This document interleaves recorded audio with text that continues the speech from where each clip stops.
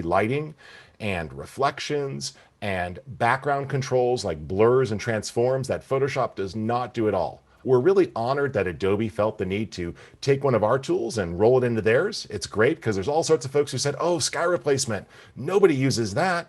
Well, Adobe seemed to think a lot of people needed it and they put it in Photoshop, but we pretty much invented it for the desktop, and you're going to see how awesome it is a little bit later today. But that's only one tool of about 60 that's in Luminar. And today with the deep dive, we're going to try to show you every single tool and tell you how they work. Now, if you have questions, please put them in the Q&A. A lot of you have figured this part out, and you can just type your question in, and that will allow us to see what's on your mind. Plus, if there's a question you love, I already see this happen, there's an upvote. For example, Peter asked, how practical would it be to develop a mobile iOS or Android version? Peter, it's very practical. And actually, on our last deep dive, we publicly confirmed that we're already working on it. Now, I can't tell you when it's coming because it's actively being built right now and researched and planned and developed, but there's a team in place and we are working on mobile. So you will be excited to see that. I'm not even going to remotely promise you a timeline because they're hard at work, but I can confirm that we are working on mobile versions. So you'll be excited to see that. And that also came directly from your feedback, our users, who said it was really important to you. So that's been really awesome. If you guys have been paying attention, a lot of you might have even been invited to some of our recent surveys, particularly if you're in our insiders group, where you've been invited to provide feedback on new technologies that we have in the works to let us know which ones are most important. So I hope that helps. All right. Well, I don't want to get in the way of Vanelli's demo, but I did mention that if there's anything you want in the store, just use that code DEEPDIVE2. It's good through June 30th, and it will take $10 off any item. And if you buy multiple items, it's $10 off of each. So if there's been something you've had your eye on, this is the best deal because we never really put everything on sale. And this is everything on sale. So I hope you guys enjoy it. And when you go in, you would just click the coupon code field, type that in, deep dive 2, no space, click apply, and it takes $10 off each item. Okay? And if you're not a member, please feel free to join our insiders community. I'll be putting a direct link to join so you guys can jump right in if you're not in there. But this is where we post freebies from time to time. We also have special events that are only for our inside members. And we also have articles, tutorials, and if you join the groups, these are awesome. Now, Vanelli, I know you belong to a couple of groups like the Portraiture group. I love seeing the astrophotography group, the product photography group, where people can connect with other users who do the type of editing that they do and learn from each other. What are some things that you've learned within a group, V? I mean, I know you love talking to other people, and there's nothing like having 100 or 300 other photographers who are into what you're in to talk to on a daily basis. Well, okay, so a lot of the macro photographers got me really excited on macro photography and water drops. So imagine me of all people being patient with the water drops coming down, and it's a totally different level of what's what I'm looking for, of discipline to sit there and take some of these shots. And it's really cool because it's like Facebook for photographers, like-minded people, without all the garbage of the political stuff or the hate stuff. Or ads. Or ads, yeah. And so it's neat. But like I said, I really got excited about macro photography and the water droplets that I'll be doing. So it's a great source of inspiration. Awesome. Awesome. Well, make sure you guys check out AI Insiders. You can go at insiders.skylum.com, but in just a moment, I'll put a direct link in the chat pod. And why don't we kick things off? So, V, if you're ready, feel free to invoke your screen share, and you could just take over here. And I'll go ahead and let you do a short demo. I'll answer a few of the questions in the Q&A pod, and I'll get a couple of links queued up for folks. So you should be in good shape there. Yep, now I got it. Great, all right. Well, one of my favorite features of Luminar AI is the AI technology, and we built it right into the very beginning of any of our images, or editing process. So here's a great example of a loving couple during a wedding. If I click on templates, what's going to be really cool here is AI automatically begins to work. So it's looking at this image and it analyzes it, sees that there's people in this image, and then it gives me suggestions on which template or tools will make this look its absolute best. Now I could choose from here, and then let's just say come down here and select one of these templates as a starting point or even as a finishing point. So let's say flawless, for example. So I'm looking through this, and from here, if I feel the effect is too harsh, I can come right down here to the master slider and dial it back. And now I just went from an unprocessed image to a processed image. Now I don't have to start there. I can And B, also before come you down. leave that, I just want to emphasize that that slider at the bottom there, that lower right corner, people miss that one. That one's amazing because it just totally allows you to basically, I call this the anti-troll slider because we've all faced this. We post a picture to social media and someone goes, oh, it's over edited. And that's what happens. You get into the moment, you get tired, you tend to over edit. I always, not always, but 90% of the time, I just back my edits off to 80% or 85%. And it feels awesome at that point because it's just a little more natural. Awesome. And actually, that was one of the things I learned from you on that. You said it was like a video thing. And you're right, because you get into editing so much that you have to walk away and come back to it. So I can select any of those. And again, AI looked and knew that this was a portrait. This image, in my opinion, is screaming for black and white. I just the timelessness of a black and white, I love. So again, I can just click on a different template, and what it does is it'll replace everything I just did, so there's no confusion, and boom, it gives me this. Now at this point, if I click on the edit tab, I still have control. So a lot of misconception is that AI takes over your complete editing. No, it gives you suggestions on what it feels, hey, this image can use these tools. Now, if I come up here to the essential tools, this is where us photographers are going to live. This is our digital darkroom. So the black and white tool was already added. So if I come over here, let's say the light, for example, and some of the highlights on his forehead, I could just dial that back. And look at that. It's instantly back where I want it to be. So it did a great job getting me where I want to go. And now from here, I can just add other tools. Let's say like a vignette. So I can come in here with a vignette tool. And what I love about this tool is I can actually choose where I want the center point to be. Now I'll do an extreme so you can see it. If I go to an extreme, look at this.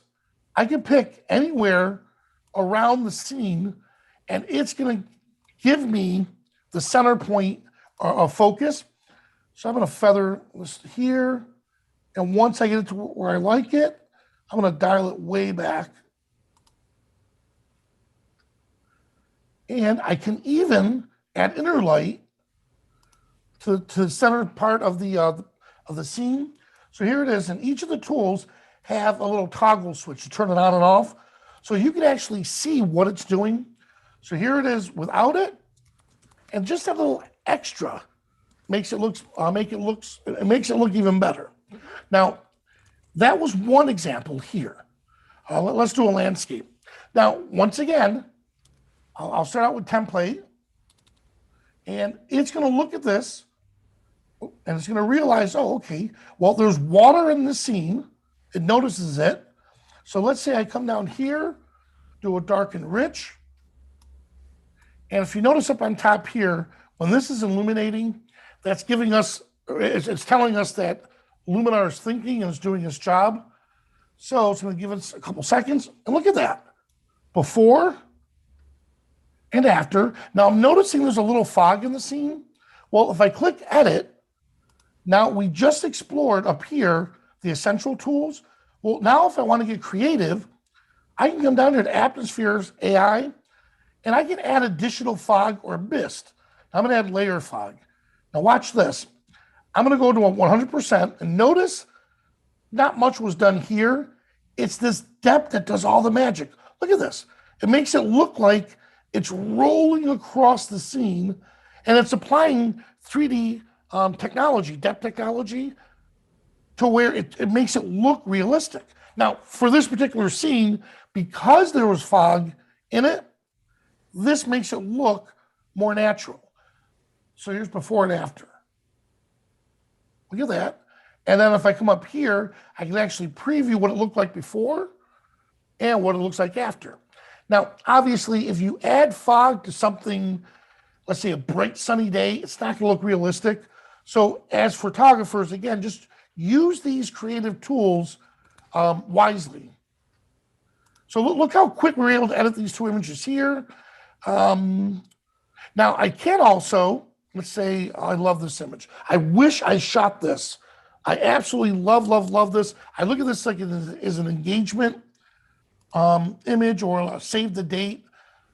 Well, again, if I come over to templates, I already know which template I think is going to look great for this. So I could bypass the suggestions up here, and I'm going to come down here to the purchase ones, the cinematic right here. I absolutely love what the cinematic one is doing. So I'm going to look at that. One click, and I'm extremely happy with what I have before, after. And Rich, what I really love about this is in the past, a lot of the old tools that I used to work with, I would apply something like this, but had no idea how it created it. It was its tools. It just used the tools and it came in, boom, and it applied it. Well, here, once I apply it, I can come over and I can actually look at these here. And if there's a dot next to the tool, then that tool was used in helping to create this. So I can actually go through and teach myself, well, what did this person do to this particular image to make it look as cool as it did? And I just look for those dots and I teach myself what the tools did. That's awesome, B. Yeah, that's a great looking image. I love that. I'm going And to I show a appreciate couple talking. quick things here for you guys, and I think you guys will enjoy this one. But we're going to give away a free item here. I'm putting into the chat pod a link for our light leaks overlays that are in our insiders community. We did give these away last time. We do have some unique ones we're going to be giving away here in just a moment. V, go ahead and stop screen sharing for just 1 second. And Doug or Hillary, when you get a chance, if you wouldn't mind, if you promote us to co-host, we could just then not have to worry about the screen share. So that's awesome. Just making sure that you guys are not seeing my Zoom interface windows, but you are seeing my computer desktop. Is that correct? Yes, I see light leak. Great. And you're not seeing any Zoom windows, correct? Um, Like the Q&A it's window or not, any of it's that? not, yeah, it's not full. Okay. Want to make that a full screen? Yep. All right, good. So There you're we seeing go. light leaks. Awesome. So if you guys go to that link we put in the chat pod, there are some light leaks here, and I'm going to show you how these work. But this is a cool thing that you're able to use. For those of you that are raising your hand, please use the Q&A feature. Just click the Q&A button, and that's the best way to enter your questions. So that'll really allow it. But what we're going to show you here is how we can add overlays with the local masking tool.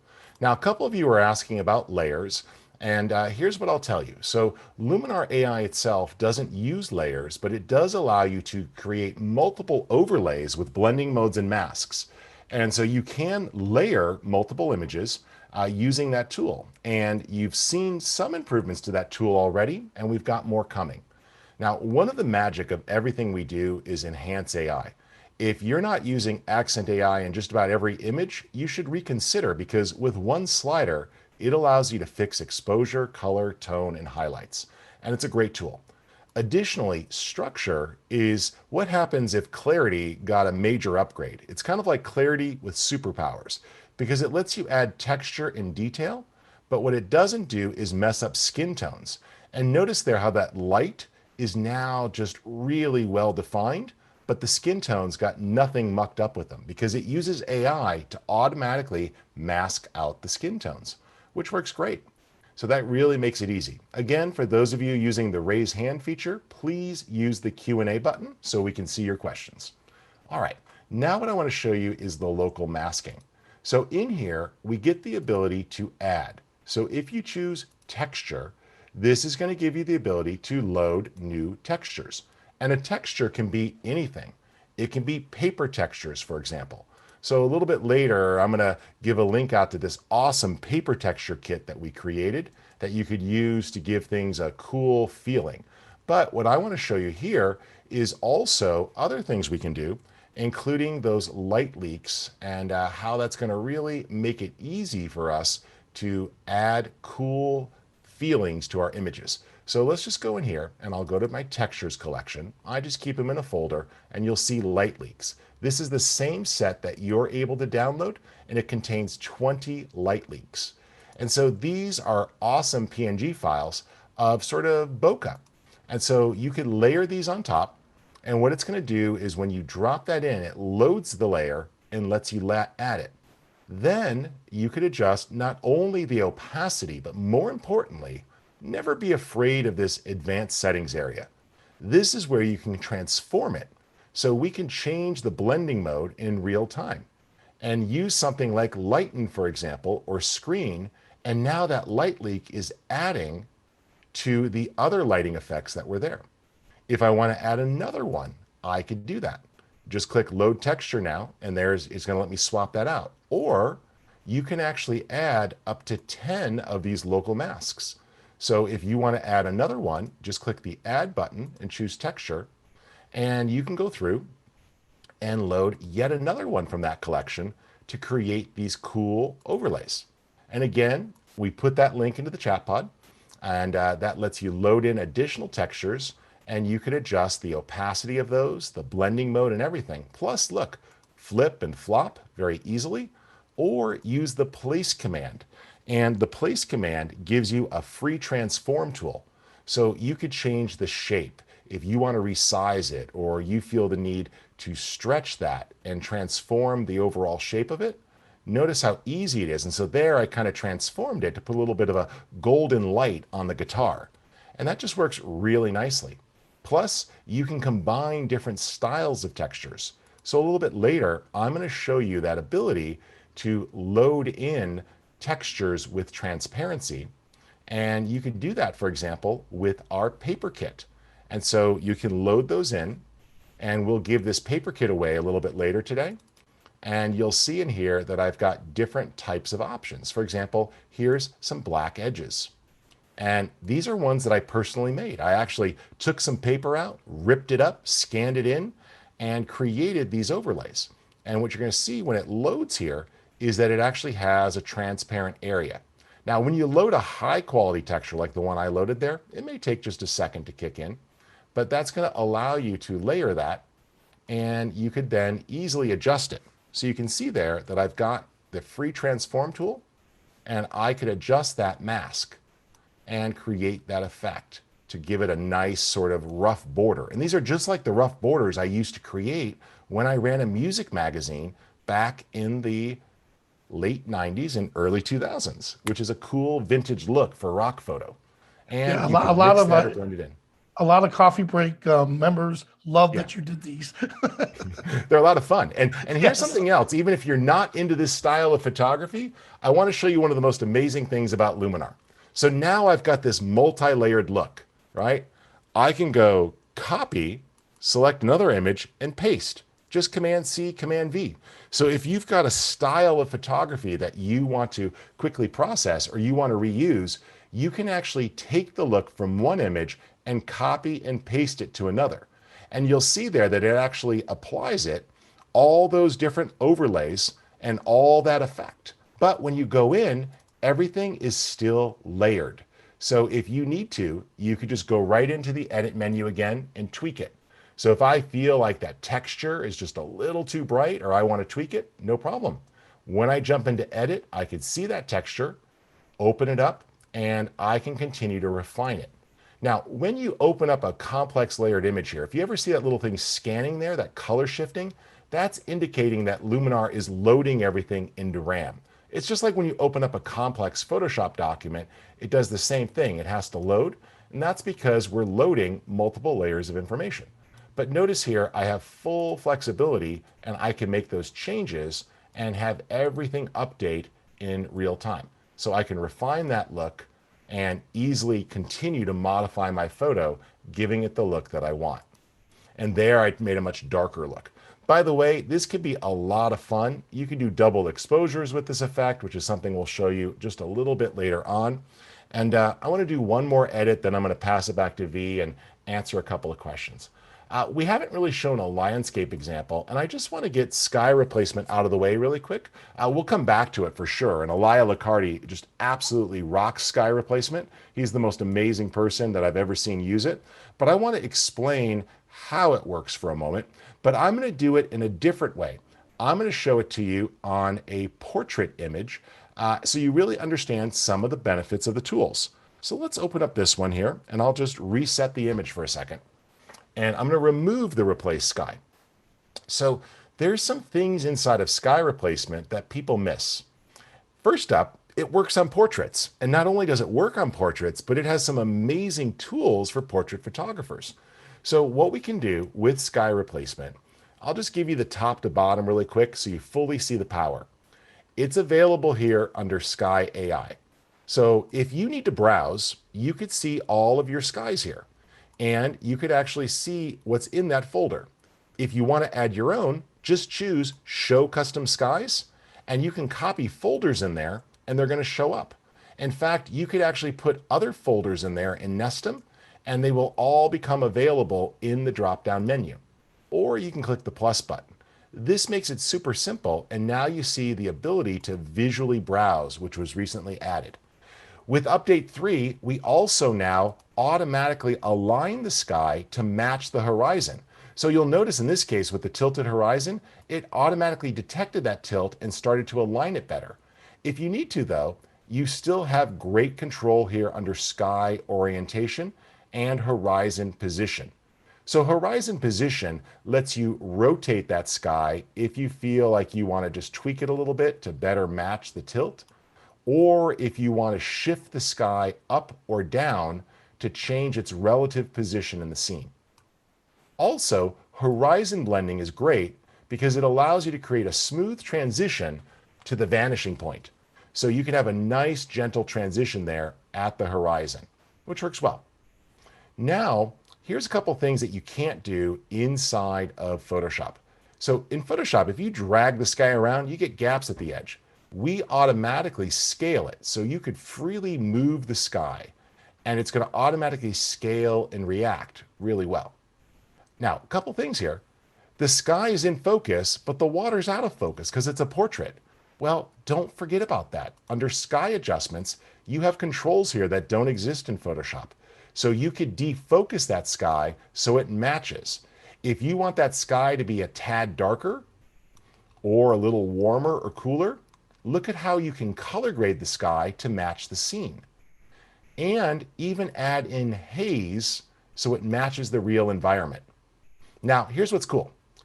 Scene relighting has 3 awesome sliders. Relight strength is going to transfer the light of the sky onto the rest of the scene. Relight saturation is going to transfer the color of the sky onto the rest of the scene. And then relight human affects just the person. So as we start to change the sky, you're going to see that the lighting on our subject changes to match. So if I'm using something that's a little bit more sunset-like, you'll see how it warmed up the image. Now, if you ever don't have perfect edges here, although I really think all those little tiny hairs on his head are looking pretty darn good with the default settings, a couple things to note. Use the Relight Human slider if you've got a person to create the perfect transition. And under the Mask Refinement tools, this is where you have Fix Details. This is going to analyze those really fine areas like hair, leaves, or grass to make that perfect transition. So you can see there how we were able to really blend that very seamlessly and easily. Plus, now you wouldn't have it in this water here because it's rough seas, but we do give you the ability to add reflections and even blur the reflections to match. So I'll just show you a landscape example with smoother water for a second. But V, were there any questions about sky replacement or anything we showed here to make sure that people got it? Nope. Okay. So far looks really good. All right, then let's do a smoother example here. What I'm going to do is copy these settings from this image and paste them to this image. But here we've got smoother water. Remember that copy and paste option works really well. Now what we can do here is transfer some of that sky to the water. So I'm using everything that I previously used, except one new tool we didn't talk about. And that is the ability to add the reflection. So you can see here, as we increase the reflection amount, it's transferring the color of the sky, and it can even blur a little bit. Plus now, here's what's awesome. If we move that up or down, what you're going to see is that look at the sun, right? As the sun went up, it moved in the water. Now I moved that too high there, but you could see that I did it on purpose, how the sun actually reacted to that movement, which is cool. So as you start to move things around, the reflections, look at that sun there as it moves across the water, and it even as it passed behind her, did a proper reflection on the water, which is pretty cool. So it's going to react to the layering of the scene there, and that's really complex under the hood, but should be easy for you to use from the controls. So don't be afraid to open this tool up and really get some things done. All right, V, are you ready for me to pass back to you? Yes. I can do one more if you need a second. Oh, All right, then I'm going to pass back to you, and I'm going to tackle a few of the questions that you guys have in the Q&A pod. So thank you for that, guys. I hope that very good. helps. Well, one of the questions I think you'll answer great is why, like, especially with clone and stamp tool, why when you apply it, if you had any edits to it, it reverts the original first, and Sure. then. So if you want to answer that, Sure, let me tackle that one. So we have two tools for removing blemishes. One is erase, and one is a clone. So they kind of have different purposes. And let me show you both really quick. So there's a really good reason, and the biggest reason is that it's now non-destructive. So I'm terrible with lens spots, but I'll save that for a little bit later. Vanelli's laughing because he always gives me a hard time. But let's say we were using this photo here, and we wanted to touch up some of the scratches and dings in the background, okay? First up, like Vanelli said, templates are a great time saver. So, I could use this as a starting point. I don't have to, but I see great options. Or I could say, you know what? I love some of these easy portrait ones. Go ahead and just do a really nice vignette. Or go ahead and do tack sharp, and it's going to go in and quickly fix. Now, a couple things while I'm here, before we do that, I'm going to use Enhance AI here just to really get the right exposure. And one thing that I like is smart contrast. Smart contrast is great at adding or subtracting contrast intelligently. And you can see there how easy it was to bring that out. Now, I told you might hear a doorbell. Some of you might be hearing a fire station nearby. So let me fix this here. And there's two things. So if I use the erase tool does not need to revert the image here. And that's because it's analyzing the image as is. And as I add this, what it's going to do is just look at the surrounding pixels and make new pixels. By the way, with update 3, both Mac and Windows users have non-destructive erase tools now, so you can use the undo command to change. And you see how it took out that blemish. But if you go to the clone tool, and I want to emphasize, this is on purpose, by design, not a flaw. I'm going to explain the logic to you, and hopefully it makes sense. What happens when you choose the clone tool is the image is going to revert to the unedited image. That's important because if you go in and you start to do things like lens correction, or you've got distortion applied or upright, it doesn't want to create a section where you can't see the whole picture. And particularly for things like lens correction, cloning could produce really bad results. So now what happens is I'm basically modifying everything under the edits. So now when I click, what I'm able to do here is, easily target exactly where I'm sampling, use my left or right bracket key to make that edit, right? So I could say, hey, Option or Alt click, line that little crosshair up there on that same position and fill that in nicely, right? Option or Alt click, line up the target and paint. And that just made it super easy to be very accurate with where I was sampling from. Why did we do it that way? Well, now when you exit that tool and you choose any other tool, all of your edits are reapplied fresh. So if you did extra editing to this picture, color changes, transforms, everything now applies like it was a brand new raw file. So imagine if you had a vignette on there, right? So if I had a vignette on there and I went to use the clone tool, oh, I see a spot down here, and I started cloning, then I went to edit the vignette, you would actually see a line where the old vignette was versus the new one, and it would have to create a new layer every time. So you actually want that if it's going to be non-destructive, which it now is, it never was before. Now, when you go to the clone tool, it goes to that clean image so that things like lens correction and vignettes will not screw up what you're doing. And so you have total control here, as you see, boom, to get rid of all of those scratches, right? Left bracket, smaller brush, and I got it. Now, when you're done and you exit, boom, it goes back to normal. Notice too, by the way, glow, one of my favorite ones if you've never tried it before, Orton effect. It's lovely on portraits and landscapes. It produces this nice brightening glow that adds light to the scene. That one's cool. But if you want light that sort of richens the shadows, use mystical. And mystical gives you this nice rich dark light. Now, you could add color to it or you could have it warm up the scene, but mystical and glow are like adding lights to your scene. It's kind of like instead of having to carry strobes into the field, although I do recommend you still use actual flashes or reflectors, but this is beautiful at just filling in that light. So there you have it. And V, I hope that that made sense. Is there anything you want to Yes. add about cloning versus erasing? No, no, you hit the nail on the head. And I know I see what he's asking. A lot of times, if that disturbs you, like in his case, it bothers him that it does that, we'll Hmm. do all the cloning ahead of time. Then Sure. then start with your start with your cloning first. And like you said, it's non-destructive. We can always go back. And then apply the changes. So Yep. just change up your workflow to see what's best for you. Yep. And remember, you've got the history panel here, so you can see what you did if you have to go backwards or choose and undo. So you've got that ability, which works really, really well. All right. V, Awesome. you ready for me to pass it back to you now? Yep. All right. Let me share my screen. All right. And we should see a portrait. Yep. Awesome. All right. So believe it or not, Rich, this was a throwaway shot. And what I mean by a throwaway shot is, and I can't believe I'm going to be showing you guys all this. I totally messed up on this particular image.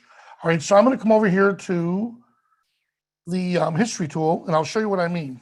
So this is the actual original image. And let me get down to it. There we go. So here's the original image. And I messed up. I'll be the first to admit it. Look where the light source is. It's down here. So I never even bothered using this image until recently. I realized, well, you know what? If I crop the daylights out of this, ooh, look at that. Now it's looking much better. And I'll show you what I did, and I'll go back and revert. Is once I did this, then I created a template based on my work. And I like to do that a lot to where if I'm experimenting, I'll create different versions, version 1, version 2. Well, this is what we're kind of turning this into. So once again, this was a throwaway shot. In other words, a shot that was rejected, and just spending about 15 minutes, boom, we're able to recover it. All right.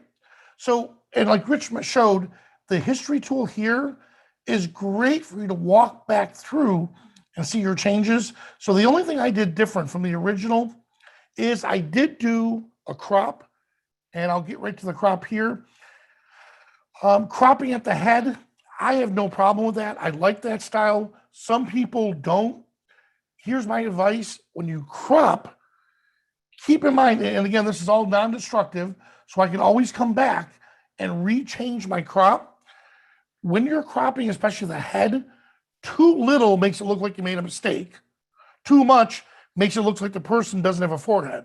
So you have to kind of add it to your taste and go from there. All right, so image looks great. First thing I like to attack, and again, this is if I decide to do the enhancements on my own. Accent AI is like my best friend. that automatically improves color, detail, tone, and depth of an image. Just that one slider, look at this. That one slider is actually, I'll come down here to light tool, is helping replace all of these. All right. Now you still have those because if you feel that guilty feeling of, oh shoot, I did one slider and the image already looks great. Oh, I got to do something else to it. They're asking me more. If you get that guilty feeling, then open this up a bit, enrich the blacks a little, and you can continue from there. Now, it's a portrait, so we've already discussed the essential tools, the creative tools. Well, if we come down here to the portrait tools, let's work on her face. And this is so cool. I'm gonna go to an extreme. Look at this. I could face relight. So if I didn't put enough light onto the subject's face, if I didn't have that reflector bouncing light back, I can always fix it here. Ashley already is slender, so I don't need to slim the face. Eyes, she already has beautiful eyes, but with the way I shot it, again, they're a little too dark. So let's enhance them. Here's eye enhancer. And I love this. Removes the dark circles under the eyes. Look at this. It may not look like there's a lot there, but there is. And now, one of the new features is the iris flare. So now I can actually add, look at that. Right on the bottom of the eye, I can actually add a little flare as if I had a cross lighting bouncing light back into her face. Now I can go so far as changing the eye color. Now her eyes are brown, so if I look at that, by clicking on brown, and I'm going to dial this back a little bit. Now I just made the eyes look even richer. It's like making it. I mean, isn't that incredible? I love this feature because a lot of people think it's only for changing the eye color, but actually matching the eye color just allows you to fill it in. And photographing brown eyes is really, really hard, especially on a dark background, because they're gonna start to reflect that darkness and they're hard to see. And V, just show them that magic iris flare there, how awesome that is, plus the eye enhancer. So watch how the new irises can add a beautiful flare, and go ahead and rock that eye enhancer back and forth there. You could see how the new composited one just really takes on nice sharpness and clarity, which is great. So I love that. And then, of course, don't forget the vignettes for the eyes. That eyebrow enhancer. I'm one of the few people in the world who doesn't need thicker eyebrows, but most people love them. Yeah, and again here, I'll go to an extreme so you can see it. But look at this. It's able to target the eyebrows here. And then I typically have the models put, we usually have a makeup artist. If I don't have a makeup artist on set, I always try to get them to put a little lip gloss. In this case, let's say, well, she didn't. So I could still come in here and just make the lips look a little richer.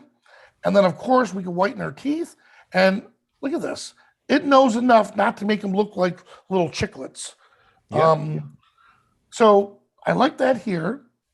She already has beautiful While you're skin. queuing it up, let me just tackle two questions that were burning.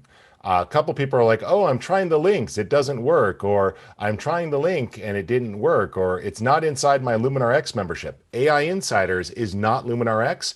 AI Insiders is a social community. So in the chat pod, right near the bottom, there's a link that you can click to join. And then we'll be accepting you throughout the day. Then those links to get the downloads will take you right to the post, or you could just search for Light Leak with the search menu, and it'll take you to the post that's there. So that'll make it easy to find. So feel free to use it that way. And for those of you on mobile devices, we'll be leaving those freebies up after the event for several days, so you'll be able to access them. Go ahead, V. I didn't mean to interrupt you there. It was just a lot of people were getting nervous about that they were going to miss out on those freebies, and we didn't want them to do that. Gotcha. And then here's our skin. I'm going to give it just maybe halfway. And I like how it keeps the pores in here. The shine removal is great. In this case here, there's not too much shine. But look what it just did to there. Look at that little shine.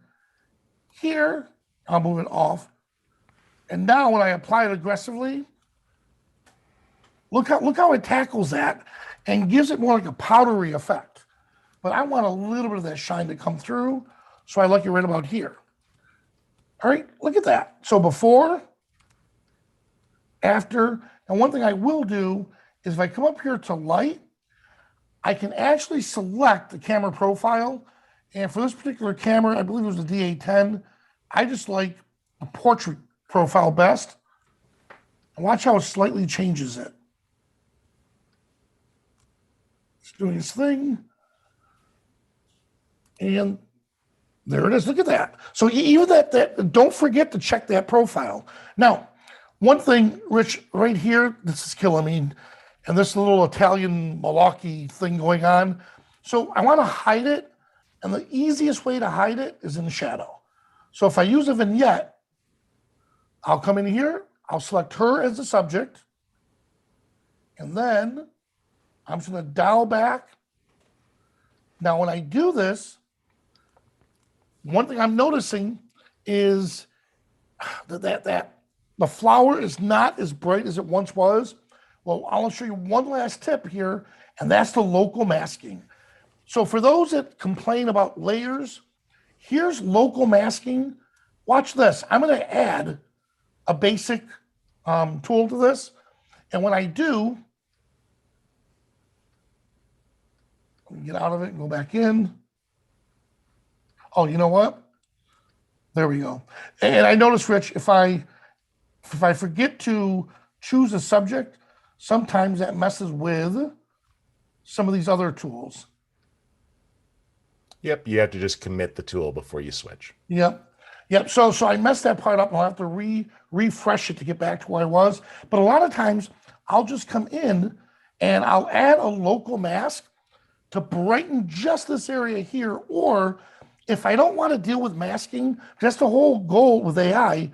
I can come down here to super contrast and then This just effect is attack the amazing, guys. shadows. Yeah. Right. Yeah, And this then is like shadows and highlights plus curves got married and had beautiful children. yeah. And what's neat about it is so we got that going here. And I'll go right about there. Now, I just did a global change. Well, each of these tools does have a layer mask. So I can click on the mask and I want to paint in the effect I just did, but I only want it to affect just the rows.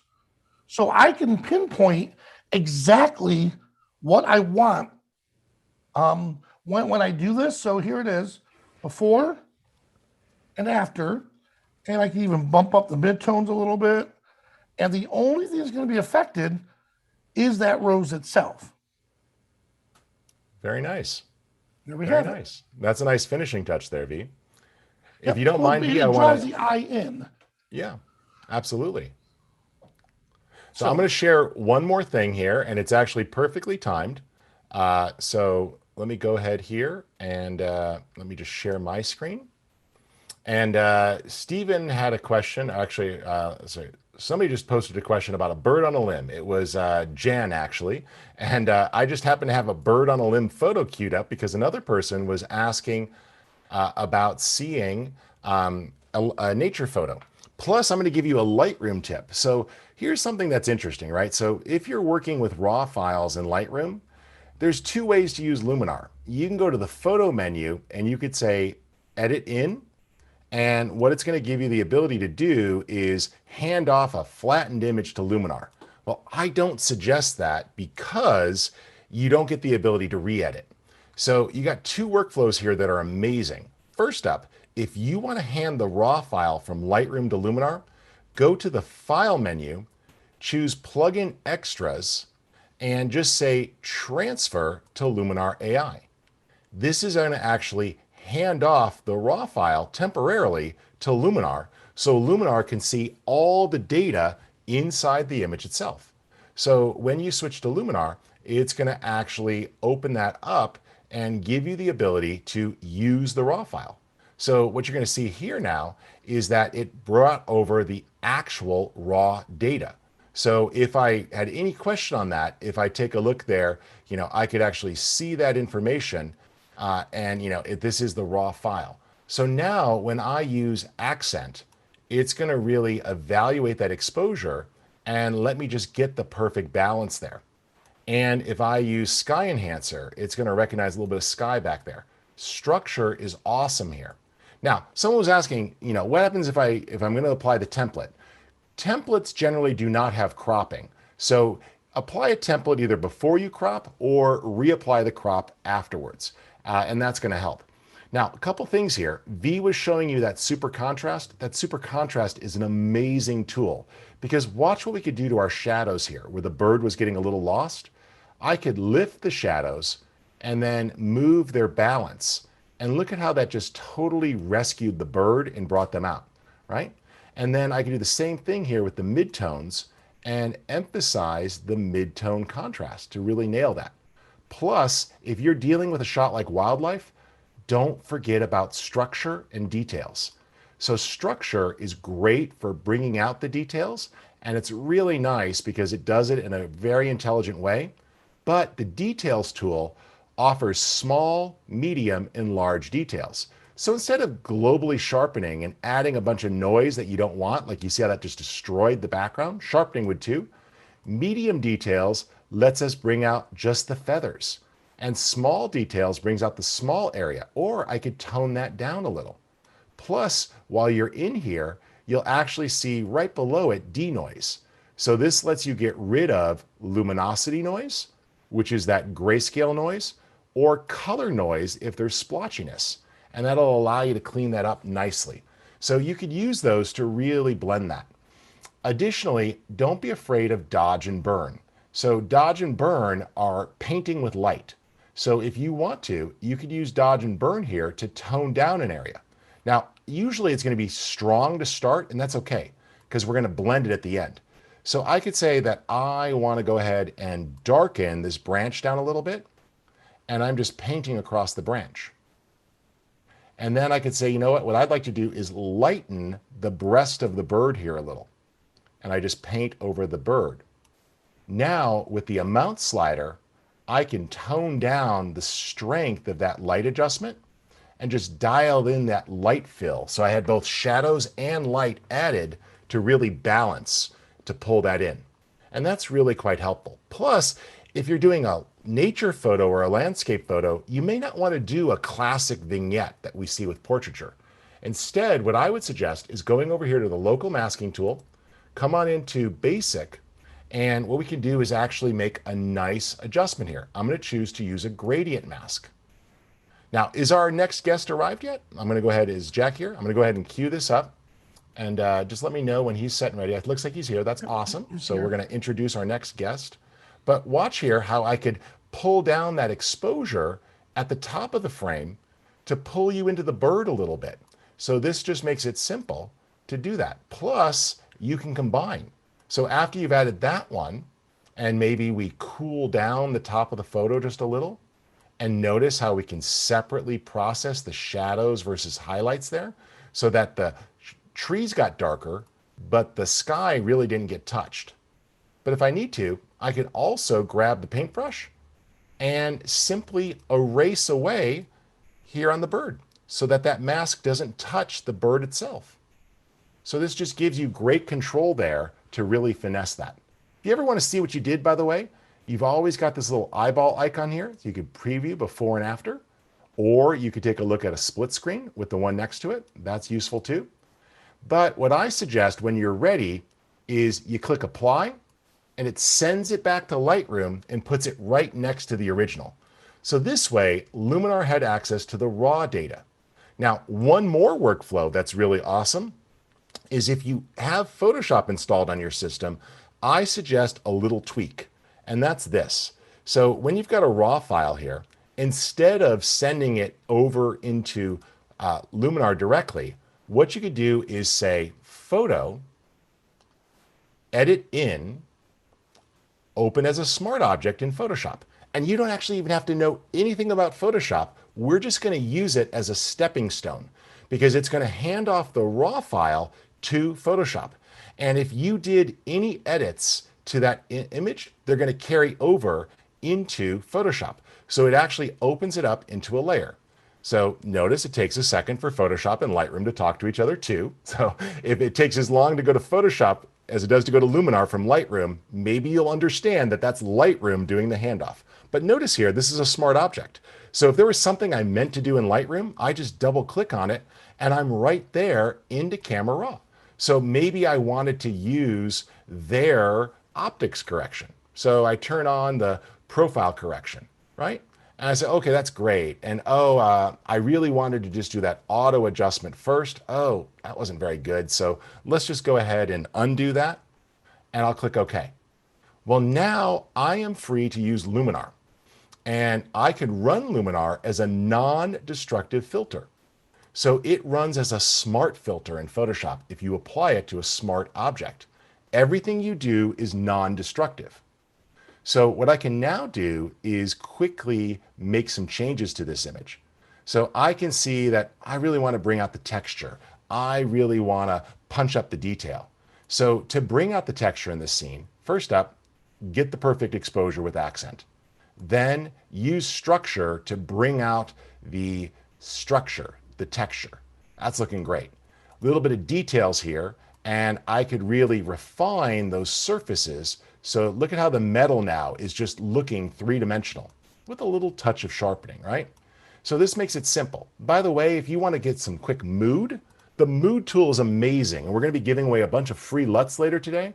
But these are color recipes, and you can mouse over these to preview. Now, I know a couple of you want to see improvements to the mood tool. We've heard you loud and clear, and those are in the works, but they're not out yet. But these give you great recipes that you could use to apply. And when you find something you like, it's super simple to adjust the strength as well as the contrast and the intensity of the color for that, and you're all set. Then you click apply. It drops it back into the Photoshop file or the layered TIFF, and then you close and save. But here's what's amazing. Nothing is destructive. So when you return this to Lightroom, it is a layered TIFF file. So you see there that all 12 of those effects were dropped onto the Photoshop file. Takes just a second, passes it off. That's great. Boom. Close and save. Now, if I go into Lightroom Classic, you're going to see that it drops it right next to the original. So it's going to return that to my library there, and it put it right next to the original in a group, which is cool. See, they're right side by side, grouped. But look at this. Now you could say, Photo, edit in Photoshop, and just open up the original. Because when you do, look, bam, you've got smart objects and smart filters. So you could double click and edit the raw file. You could double click and re-edit Luminar. In fact, when you do that, it's going to open up Luminar exactly where you left off with all the settings applied non-destructively so you can change. So the destructiveness of plugins in Lightroom is 100% how Adobe built Lightroom. But if you just pass the image through Photoshop, you get non-destructive filters. And when you open them up, you got the full ability there to jump in and tweak. So if you realized you missed something, or you really wanted to pop something here, or you forgot to add that awesome mystical glow we showed you earlier for those rich, beautiful shadows, well, no problem. Click apply, it updates, close and save, and it's going to hand it back off. And when it does, don't worry, you can still use those Lightroom tools. So when I hand this off, I realize, wow, there's this really cool, wacky angle here. And that was by design. It's a Dutch angle, but maybe I want to use upright to fix that.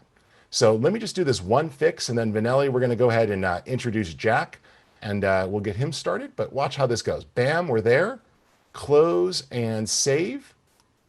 And now we are absolutely free to continue here. So if you realize that there's something you forgot to do, no problem. You could simply open up your develop module and make any changes that you want. So there we have it. I can go right here and easily go to transform, and I say, oh, I meant to do level, and it's going to level that photo, or I meant to do a balanced one. Look, I'm still free to use Lightroom. So Luminar, Lightroom, Photoshop, they all play well together. So we know not to tell a photographer to choose sides or to pick their favorite child, but we want to be one of your favorite children. So you take us to the picnic and we have a fun time together. So, all right. We're going to tackle some of those questions here in a moment. And I know, Vanilla, you're going to be taking a short break and coming back in just a second. But I'm really glad that, Jack, you're here. Jack, feel free to turn on your camera if you've got it. And love to welcome you to the show. And feel free to bring your microphone on. Awesome, Jack. How you doing? Hey, how's it going, Rich? I'm doing well, thanks. Great. I'm excited. We're glad to have you. Yeah, it's been it's been crazy lately. I think everyone's kind of coming down into that, figuring everything out for the rest of their summer. So I think it's a really good timing for this event, as everyone's going to be looking for a lot of inspiration to get outside and take some photos. Absolutely. And you take one of my favorite types of photos, which is astrophotography, beautiful shots of capturing nature, correct? Yes, thank you. Yeah, I focus solely on astrophotography. Kind of that vampire lifestyle where I'm just awake all night and drinking lots of coffee day and night. So I've got my cup now, but yeah, Awesome. it's a lot of fun. So And folks, you're going to learn techniques here that don't just apply to astrophotos, but Jack, you know how to work in challenging situations. You know how to sharpen perfectly without over sharpening, because if we over sharpen stars, we just destroy them, right? yeah, sharpen and noise reduction are both very critical in any type of or photography. But with astrophotography, we said either over sharpening stars, or if you denoise an image too much, then you're removing stars. So it's you know editing with a careful hand for sure. Awesome. Well, I'm going to get out of your way. I'll ask a few questions along the way, but I'd Sure. love to have you share a bit about your process. And I'm personally excited about this because next week I'm taking a couple of weeks, not off, but I'm moving my office because I've been cooped up at the house for the last year and a half, like so many of us. And I've actually rented a cabin in the mountains. So I'm going to be Oh, able to nice. actually finally get some of these astro photos because I'm Awesome. tired of living in Washington, D.C. So I'm going to where I could actually see the night sky again. So That's awesome. good. So take it away. And Cool. along the way, if I see relevant questions from folks, I might interrupt you as they have Yeah, questions about your absolutely. workflow. Yeah, for sure. So You should have a screen second share here. button at the bottom if you want to share your screen. Yep.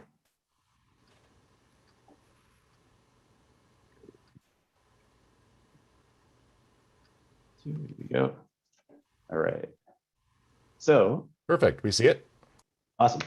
So we're going to kind of do a bit of a crash course here, where we're going to talk about you know planning your astrophotography photo, and then dive into kind of a couple edits, because both of those things are critical to taking astrophotos and differ a little bit from the rest of the photography genres.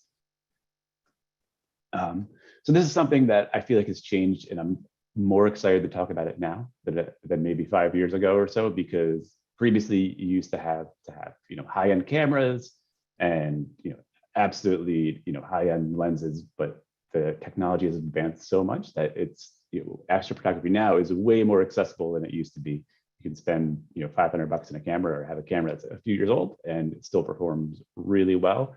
Even mobile phones are even taking some great photos of the night sky. So for your camera, as long as you have something that you can control all the settings, we're going to be in manual mode the whole time, you're good to go. So don't let that keep you from heading out under the stars. For our lens, we want to use something that has a fast aperture because we're shooting in total darkness. So ideally f2.8 or faster, just to kind of pick up all that starlight and hopefully some cool detail in the foreground if you're shooting somewhere.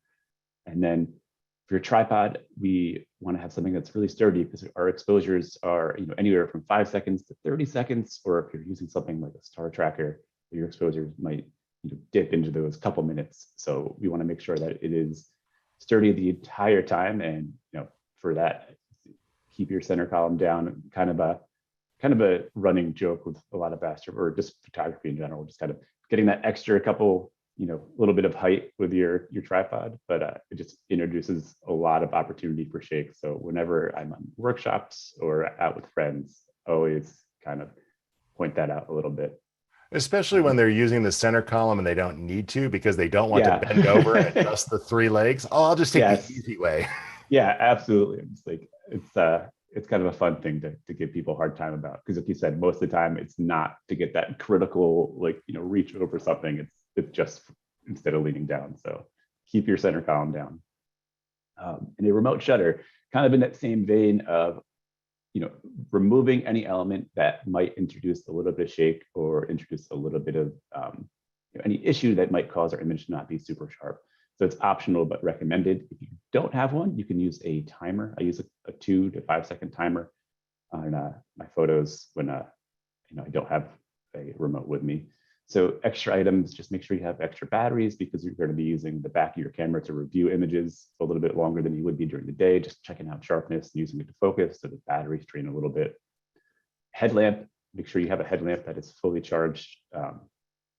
You can use your phone if you have to, but that kind of takes that away from any emergency situations. So headlamp so you can see in the dark, a GPS so you don't get lost in the dark because if you're not used to headed out to these places, it's very easy to lose the trail. So always kind of safety minded. Food so you don't get hungry in the dark because you're traveling, hopefully far away from light pollution. That means you're not going to be near anything else. Just you want to be able to get out there and enjoy it. And then appropriate clothing. Even in some of these summer months, the temperature drops a ton at night. So if you're heading out in t-shirt and shorts and the temperature drops by 30 degrees somewhere, or if you're headed out into the mountains, the temperature changes quite a bit. So all about being prepared and being comfortable. I get a lot of questions about the gear that I use. I shoot the Sony camera bodies at the moment, but the last photo I posted was with a Canon R5, but it switches around a little bit. The one thing that doesn't change for me is I primarily use Sigma prime lenses. Anything from the 14-1.8, which is their ultra wide, and then all the way through 85. That's another thing that I try to talk about a little bit is don't feel like you have to have a certain lens to head out for astrophotography. It's even though traditionally astrophotography is done with wide, ultra wide angle lenses, some of my favorite images were taken with a 35 or a 50, and it gets a really cool perspective at night. We kind of change our approach from maybe a typical astrophotography to something a little bit more like a landscape photo, but at night. So we can produce some really cool results. Tripod, I mentioned that I don't have a preferred tripod brand. I tend to break a lot of tripods. For the longest time, I didn't think it was me, but I'm pretty sure it might be me. So whatever isn't broken is what I use. Bags, if this is in person, I would normally ask everyone to say, raise their hand if you have more than one camera bag, and everyone in the room does. So if you have more than one camera bag and you want to drop a note in the chat, I think every single person here will be dropping that. The brand headlamp I use is Black Diamond. It's just the one that I have found that's lasted the longest. No allegiance to them. And then time-lapse gear. If you're headed out, you can do a lot of cool move, shoot, move type stuff. And then I edit on a laptop all the time. It's a Dell XPS, and I use Roam clothing when I'm headed out. So I know we're flying through this. I only have a half an hour. So if there's questions, feel free to drop them through, and then we'll catch up later on. So to take a great photo of the night sky, you need to have great night skies. You need to get away from light pollution. So you need to take a look at light pollution maps and then check out a couple other key things. So checking your travel dates around the moon phase. So hopefully, Rich, when you're headed out to that cabin, it'll be after this full moon phase that we got here. So you have some actual dark skies. I'm there for 3.5 weeks, so I'm optimistic. Okay, cool. But I have learned that the hard way, where I planned an amazing trip out to Zion to do some night sky, and I was a total rookie, and I'm like, wow, the moon is just pretty much destroying the night sky when I try to photograph it. Yeah, it can be rough, and I always feel bad when someone sends me a message just like, hey, I'm going to be at this epic location during this time, and I really want to take a photo of the Milky Way, and it's like right on a full moon, so I get to be the bearer of bad news there. So check out the moon phase, and just take a look at the weather patterns. Don't travel to Colorado during storm season or Arizona during monsoon season, and then just take a look at what's going to be visible in the night sky, and we'll show a couple tools for that in a second.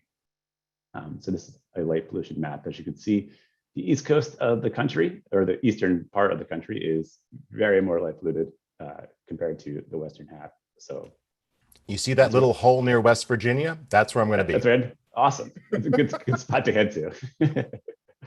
And that map is coded using something called the Bortle scale, and that kind of just ranks the quality of the night sky. So to check some of that out, It's a couple of resources. I like Clear Dark Sky, and if you kind of forget, you can just type the name of the place you go to and a light pollution map at the end of it, and that'll give you a pretty good idea of the spot you're headed and what it's going to look like and what to expect when you get there.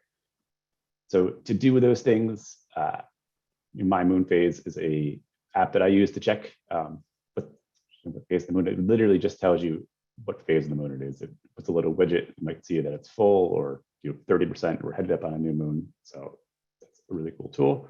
And then Star Walk and photo pills are my two favorite planning things. So for planning, when we take photos in the night sky, everyone wants to take a photo of the Milky Way, right? And I get it because it's awesome. So there's two different parts of the Milky Way that are visible. On the left here, we have the winter Milky Way versus the summer Milky Way. And the winter Milky Way is still really cool. It's often overlooked, but it's more like that cluster of stars as opposed to the summer Milky Way, which is that awesome galactic core that everyone looks for. So Jack, and before you move past this, Sure. I don't want to reveal a big secret here, but you told the app that I love. So that night sky app, and there's a couple of them out there, the Star Walks and those, right?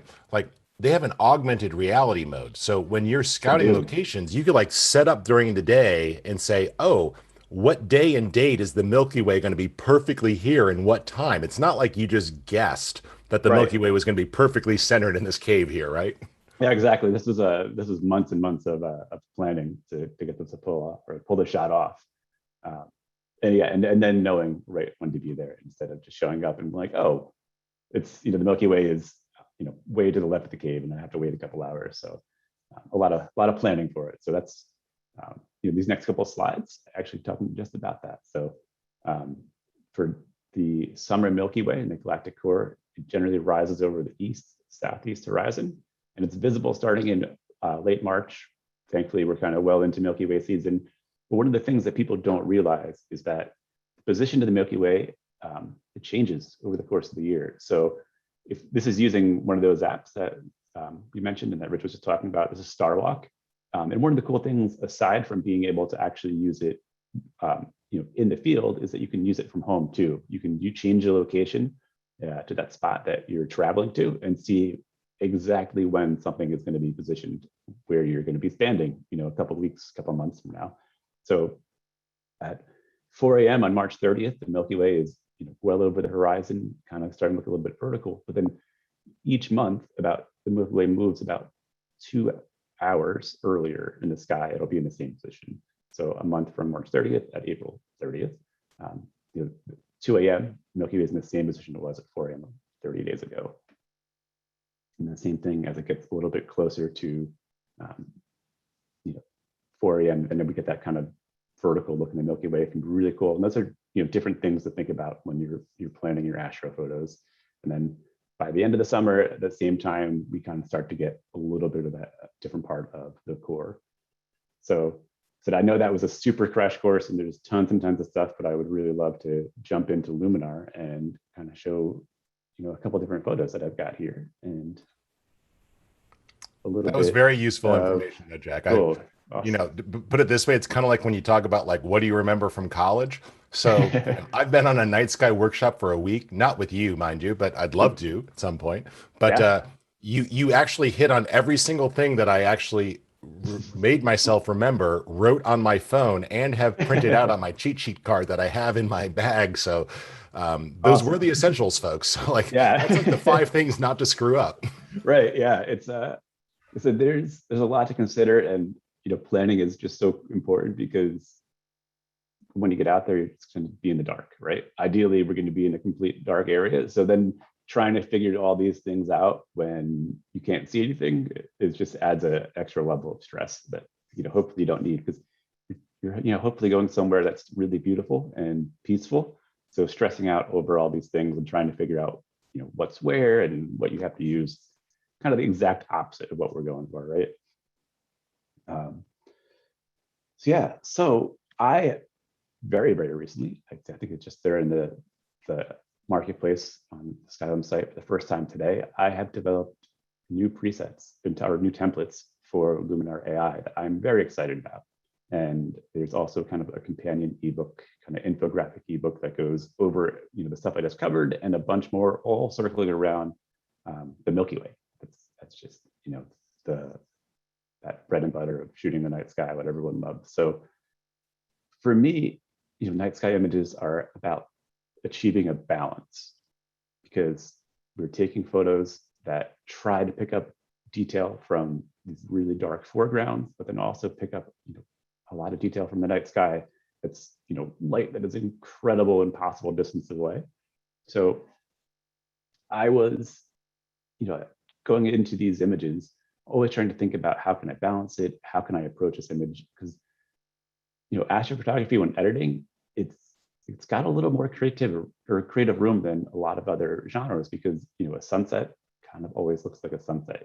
People know the colors are going to change a little bit when it comes to like how vibrant it is, but if you add some color in there that's kind of obviously not part of the spectrum that we would see, it's pretty obvious. Whereas night sky stuff, there's a range when it comes to your creative side. So you might have something that's a little more blue on the artistic side, or a little bit more of that natural side. So I developed these templates with that in mind, and trying to not just have necessarily a one click, where a lot of them work that way, but also to, I wanted to show a couple ways we can dive in and then go beyond just using that template. So I picked out a couple of my favorite images. This is Mount Rainier up in Washington.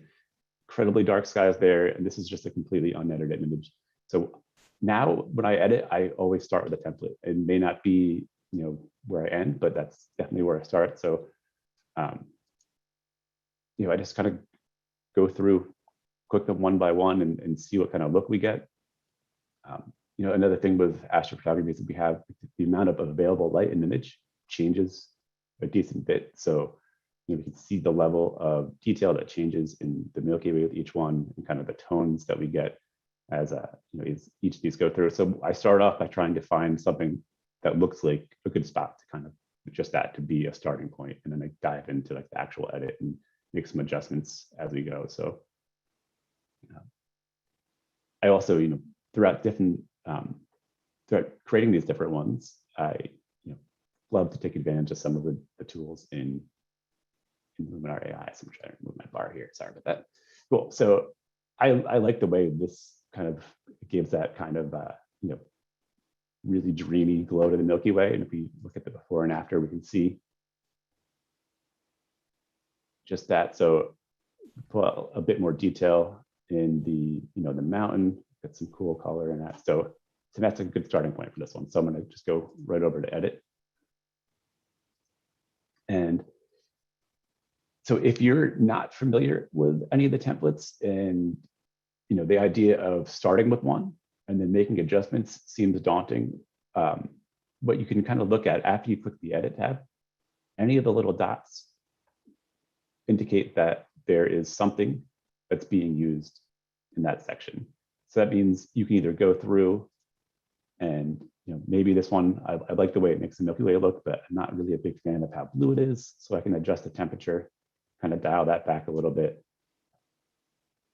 And then I go from that more artistic blue to a little bit more science, accurate color of the night sky. And that's kind of the cool thing about astrophotography, is that you have that freedom there where, if you want to appeal to just that pure artistic side, or if you want to appeal to that more scientific side and the more astronomy field, that's totally up to you. I kind of, I jump back and forth on my images a little bit, depending on, if it's something where that's, more of a newsworthy event, like a meteor shower, or if it's, comet, then I tend to gravitate towards edits that are a little more scientifically accurate. So, I think changing that white balance there is cool. On this one, I kind of reduced the structure a little bit, and that's how we get a little bit of the glow up there in the Milky Way. But if I want to bring it back a little, I think that's something also too that people are often hesitant to make changes. Like, oh, I don't like, how do I achieve that? One of the cool things is just play with the sliders and see what they do. And Don't be afraid structure to it, is right? awesome there, because I assume one of the reasons you love it for skies is it's designed to add details to details, but not to bring out noise in the flat areas of the sky so that you're not Hmm. getting artifacts. It's I love how it brought out the Milky Way there, but it didn't add a bunch of noise in the flat areas. Right. Yeah, that's it's a critical. And one of those things where you want the right note, that right edit to it. So you don't want to get rid of stars. You don't want to just sharpen you know spots that shouldn't be creating that those artifacts in the image. So I because we're kind of boosting shadows in some areas, I always do a little bit of color noise reduction in my astro images. And then also we can see here, like another thing too, like I'm sure as you were going through some of your edits, Rich, just kind of showing, the difference between, um, what any of these adjustments do and don't. And you can see right along the horizon, that cool glow that gets added in this atmosphere. And I think just the way it's that subtle look above the mountain, I think it adds a bit to the image. It helps that transition from that dark foreground sky. So I'm a big fan of the atmosphere AI.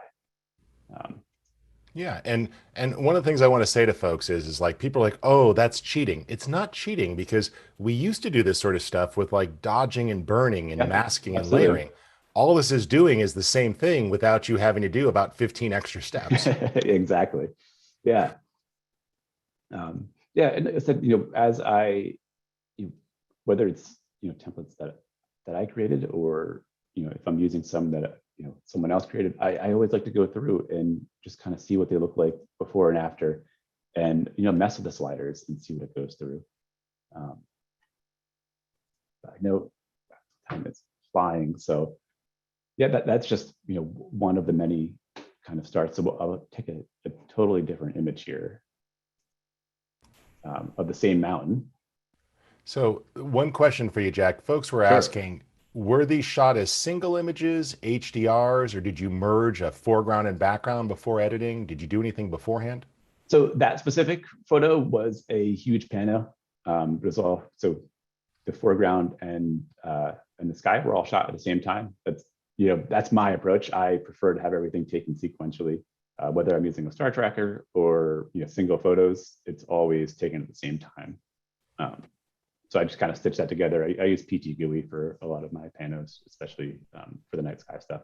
Yep, and that makes beautiful Yeah. 16-bit TIFFs, which you could hand off to Luminar with like Pro Photo or Adobe RGB, so plenty of Yep. information for color, right?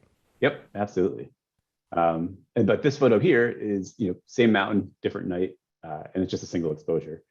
And in addition to the templates I had created for the Milky Way, I had a couple for blue hour, because blue hour is a beautiful time to photograph the night sky. It's also just a beautiful time to be outside under the stars, right? Just kind of watching them appear one by one. But it can be really challenging, because we can see here, I've got a lot of stars, some detail on the mountain, but the foreground is super dark. So the blue hour templates are focused on making that adjustment, bringing up shadows in those areas, adding a little bit of um,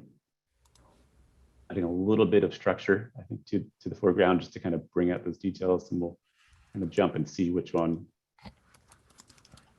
And yeah, I think we'll go back to the first one here. I like that softness to it, and then jump over into edit, and we can see all the different um, tools. This one, Accent AI, again, just see the difference that does in that foreground and the whole image. Just, we go from something that had absolutely no detail, just total darkness, to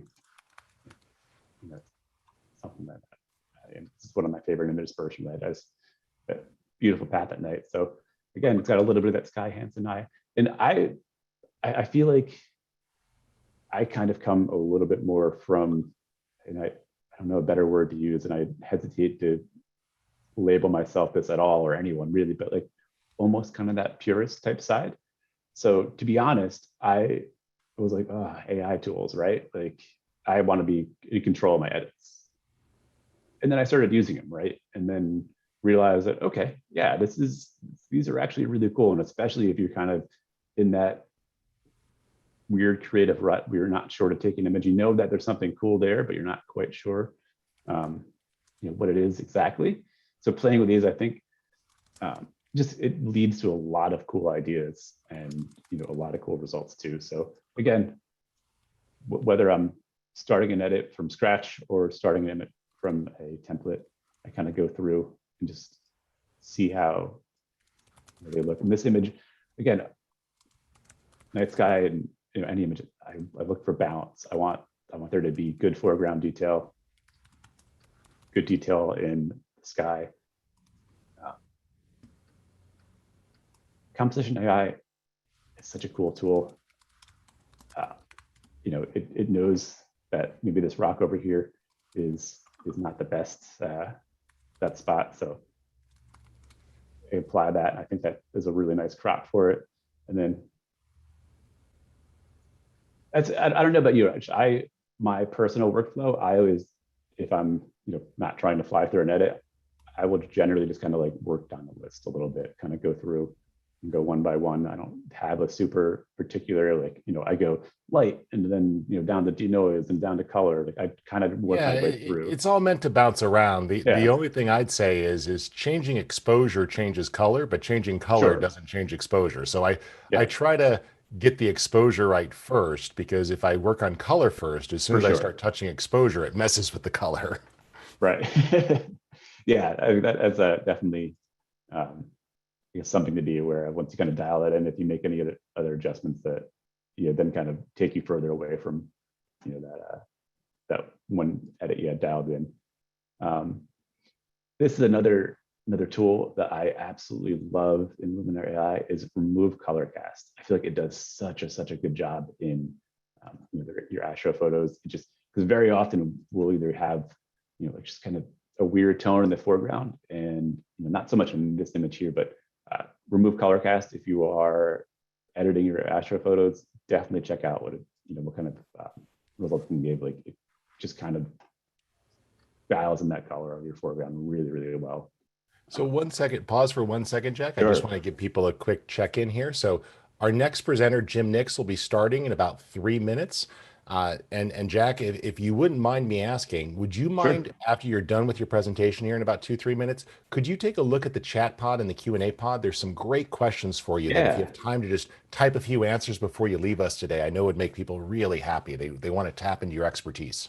Yeah, I would love to, and I'm excited for Jim's presentation as well. So yeah, it's a half hour flies through when you're trying to get a little bit of planning and editing, but yeah, You're I know doing great. Go ahead and just well, finish up this thanks. edit. I want to see where this one goes. This is so peaceful.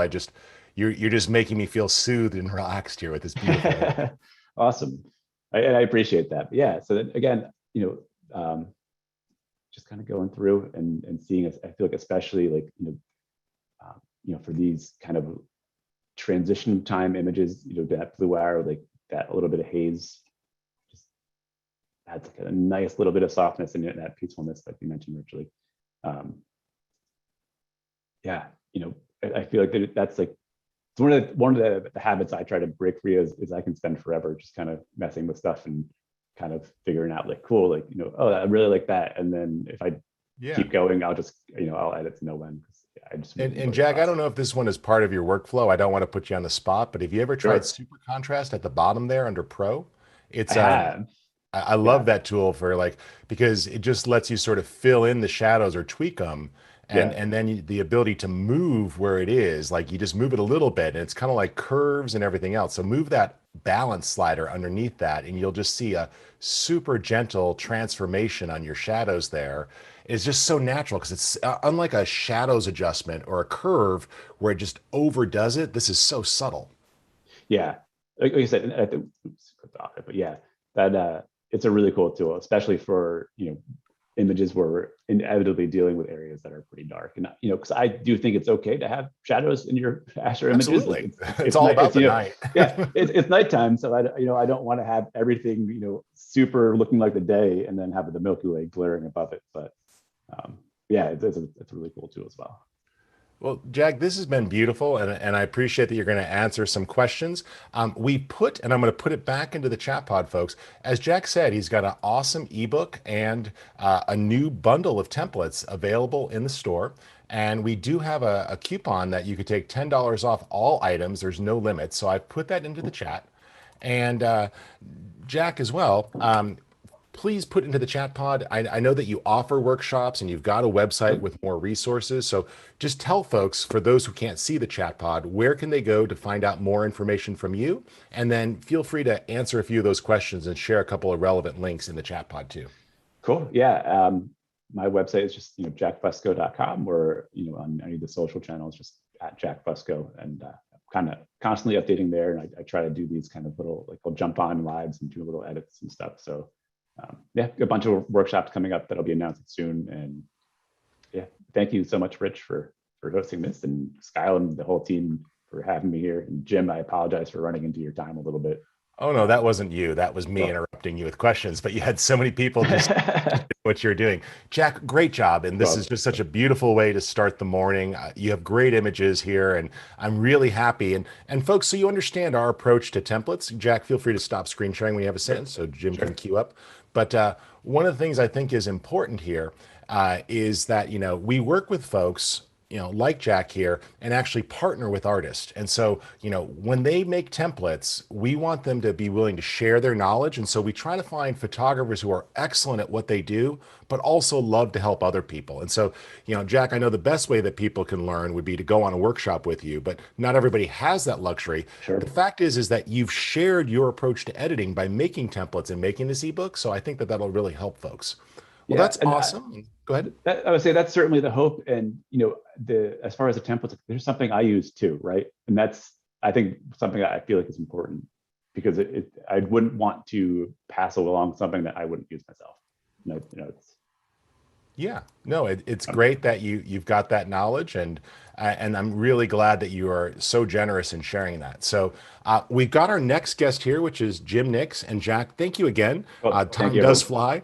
You were excellent. Feel free to answer a few of those questions. I know people are going to look forward to hearing from you. Cool. Thank you so much. Thanks, man. All right. Hey, Jim, good to see you again. Rich, good morning. How are you? Excellent.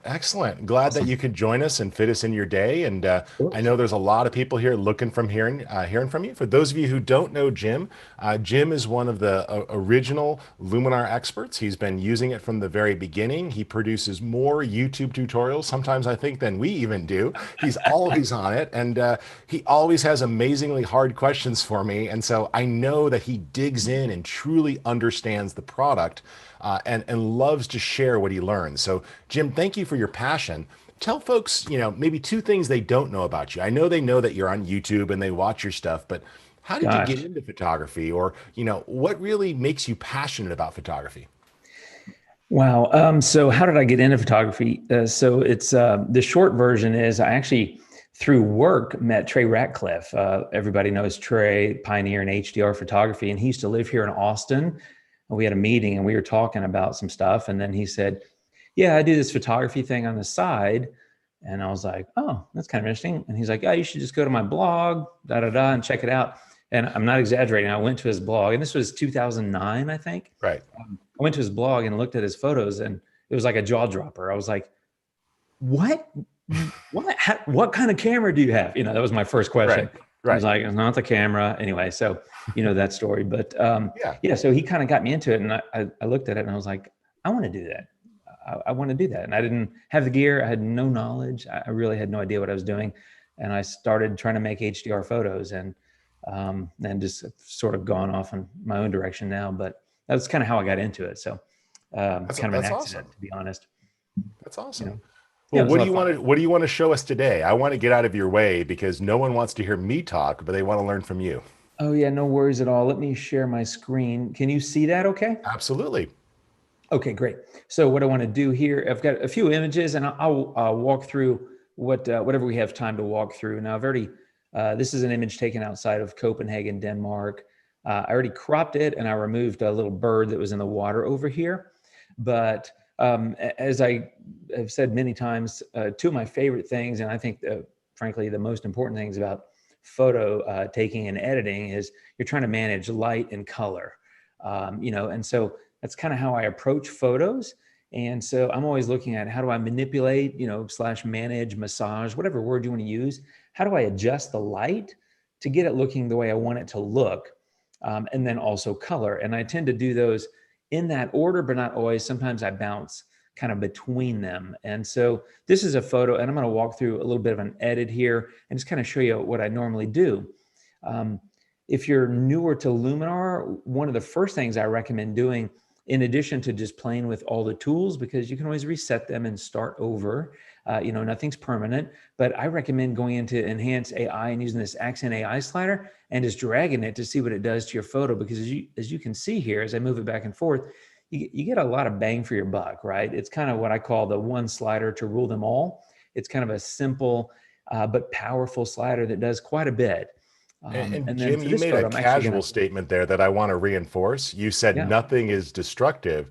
yeah, Luminar is the only tool on the market that does these type of edits to a raw file. Like Photoshop has to turn it into pixels. right, Lightroom can't do it because it can only work on raw files.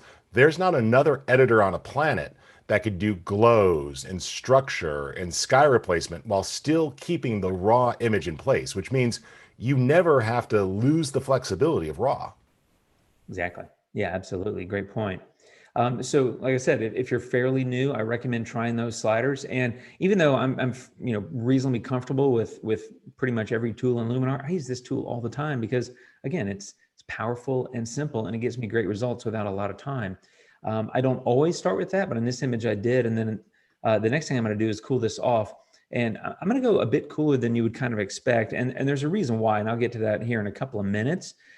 But I use light tool on, I'm not exaggerating, every image. It's normally where I start, except in this case, of course. And I'm going to pull, after adding a little contrast, pull the highlights down.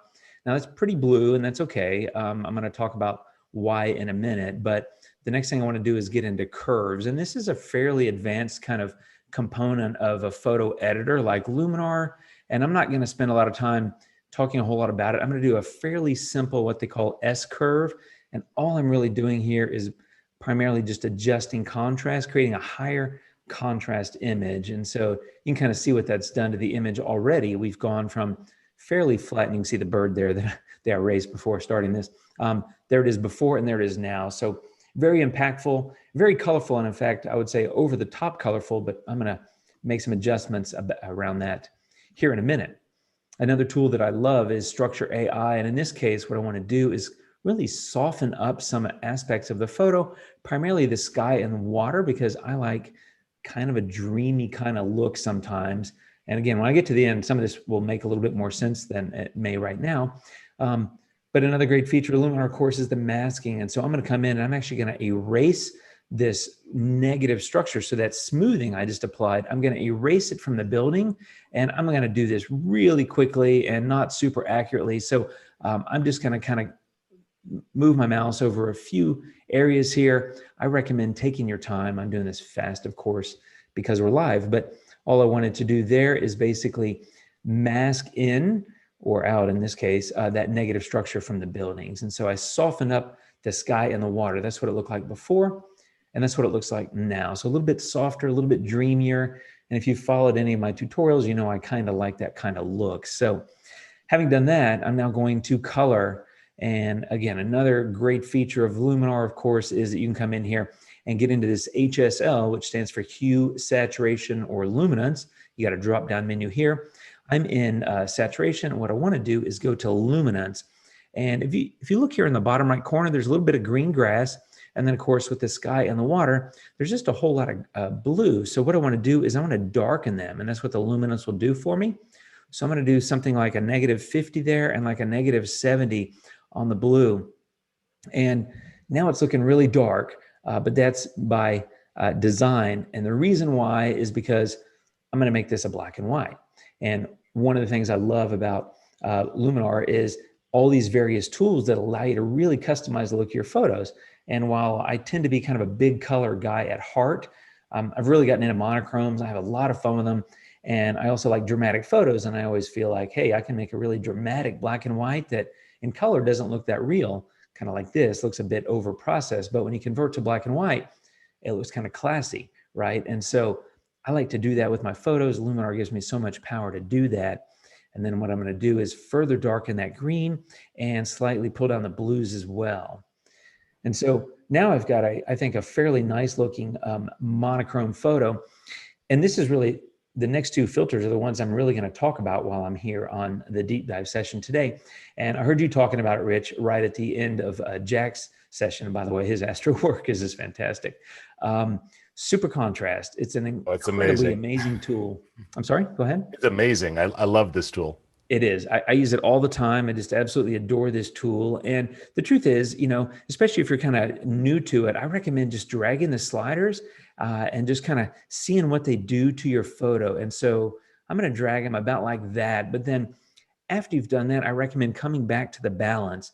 You don't have to do it in this order, but as you move the balance around, you can see what this does to the photo. And so because I'm making a bit more of a contrasty, dramatic photo, I want the highlights balance to go left. I'm going to take the mid-tone balance to the right. If I go too far, it's too dark. If I go too far the other way, it gets a little bit too light. I'm going to go a little bit like that. Actually, I think I'm going to change my mind. I think I'm actually going to go a little bit more left, and then shadows balance as well. In this case, I'm going to go a little bit higher.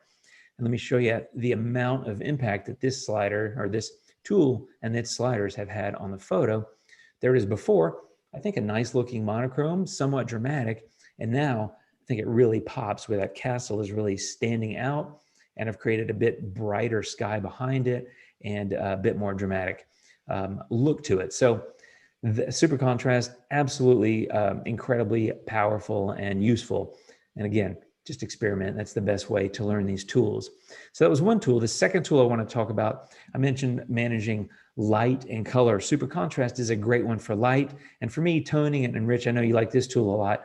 Toning is fantastic for color. Now, you might be thinking, it's black and white, Jim. So I'm kind of going for a true toning look, kind of a cyan kind of look. And so what I'm going to do is go for a little bit of a blue overall, which for me is about a 230 on the hue. And then highlights, I'm just going to drag that. I just kind of, to quote Kevin LaRue, I quote him all the time, season to taste. He said that to me many times. So I'm just going to drag my hue over here to about 230 now in the shadows, and drag saturation, season to taste. And I've got a nice, I like to call it the moonlight look. It's kind of a silvery gray, but if I turn this off, you can see that's a classic black and white. And now I've got kind of a softer, more subtle looking kind of monochrome. So that's the entire edit there, Rich. And I really, walk through some base elements to get my photo kind of started, and then popped into super contrast and of course toning to really kind of put my final stamp on it. So that's what it looked like before, and there it is now. And if I drag the slider here, you can see that we've had quite an impact on the photo, and I think made something that's, in my opinion, quite nice looking. So. And Jim, I'm sure you do this, but could you reinforce to people, like if you come up with a look that you like, could you just show them how to save that as their own custom template so they can access it again? Yeah, in fact, I should save this one. That's a great idea. Because I like this one. I might even ask you for it later. Yeah, thanks. Yeah, you can have it. So you just click here and you can hit save, and then that'll save it as a template. And then you can come in here and, whoops, hang on. My Zoom window is in the way. When you click in templates, you can go to my templates, and here it is. So now I can save this, I can rename it, and I'm going to call this monochrome something another, if I could spell monochrome, whatever, monochrome. How about monochrome? So, and you can see I've got some other templates I've saved and edited and that sort of thing. So now I've got that, so I could stick that same look as Rich just said, or template, on top and if you click that heart icon, then it's going to also be in your favorites if it's one you want to use a lot, so it's even easier to find. Absolutely. Yep. And there it says, no, it's in favorites. And if I hover there, you can see it says removed from favorites. So yeah, absolutely. So great point, Rich. I hadn't thought of saving it, so I'm glad that you brought that up. So any questions on this one? If not, I'll pop into another image. No, I think that looks great. People are loving what you're showing for sure. Oh, good. Okay. I think I'm going to do a quick one here. And this is basically just, as you can see, a cityscape. And I love to shoot cityscapes. It's probably my favorite subject matter. And I love to shoot it at the edges of the day. So sunrise or blue hour in the morning, or sunset or blue hour in the evening. This is an evening shot over the Charles Bridge in Prague. And again, I'm going to kind of reinforce the same tools that I talked about, which primarily were super contrast and of course toning, because for me, it's about light and color. And I think this is an example of where, we often end up like with photos like this, right? You're shooting into a sky that's brighter than the foreground, and therefore you got a bit of a darker foreground and a bit of a brighter sky. And so in this case, I'm once again going to start with Accent AI, and that's because it does such a great job of helping me to brighten that foreground and kind of bring that to life, give me a little bit better visibility into it. And of course, I want to somewhat darken the sky because it's a little bit too bright. And so all I'm trying to do is balance the light. And these tools are a great way to start doing that. After that, I'm going to go into light and give it a little bit of temperature and a little bit of tint. And, again, just kind of season to taste. And then a little bit of smart contrast, I think maybe around a 20. And of course, the highlights are a little bit bright, so I'm going to pull them down. But I don't want to overdo too much of that. And that's because, once again, I'm going to go down here. I'm going to go down to the bottom and get my super contrast, which, of course, as you already know, I love. So I'm going to do mid to high 30s here in the highlights, midtones, kind of mid 20s, and shadows, about halfway. And then once again, come back and kind of massage that a little bit with the balance sliders.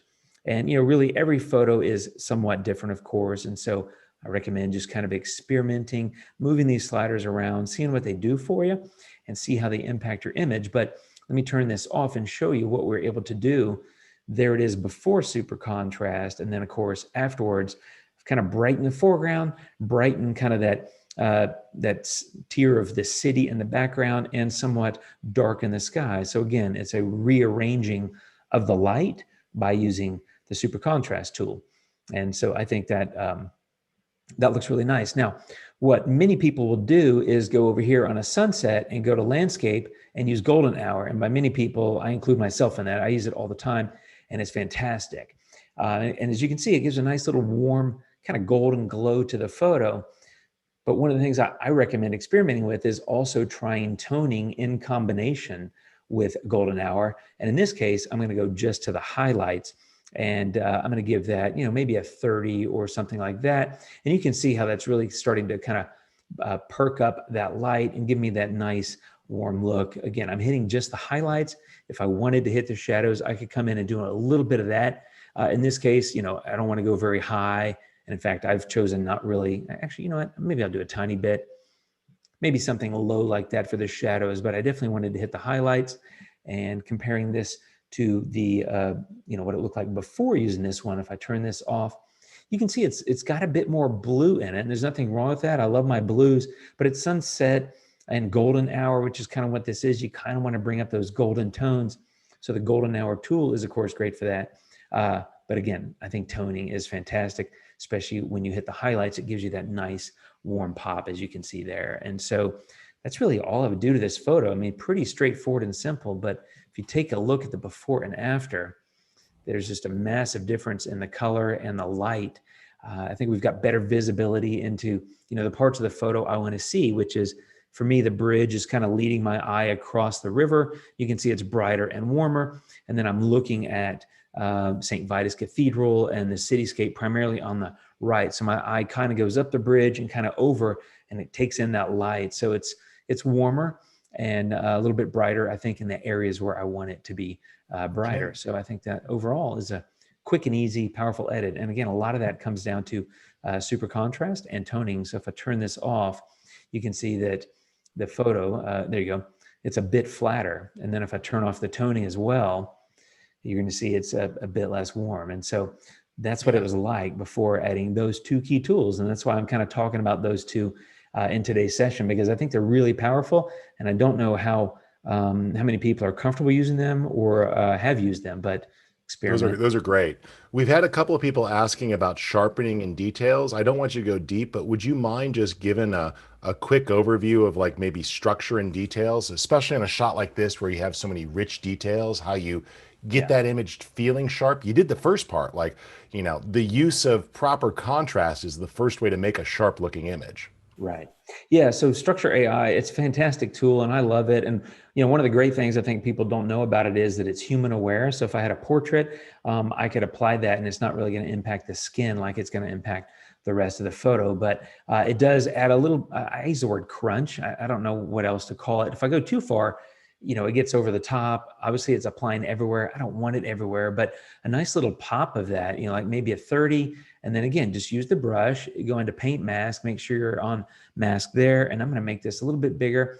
And what I would do is just paint this adjustment into the cityscape, right? The man-made stuff. So I'm going to hit some of these buildings and then kind of hit the bridge. And I'm going kind of fast. Again, I recommend I recommend taking your time and kind of doing it, applying it a bit more accurately than I am. But I skipped the trees over there on the left-hand side. I don't want to overdo too much structure or sharpening, simply because it can be fairly distracting for a viewer.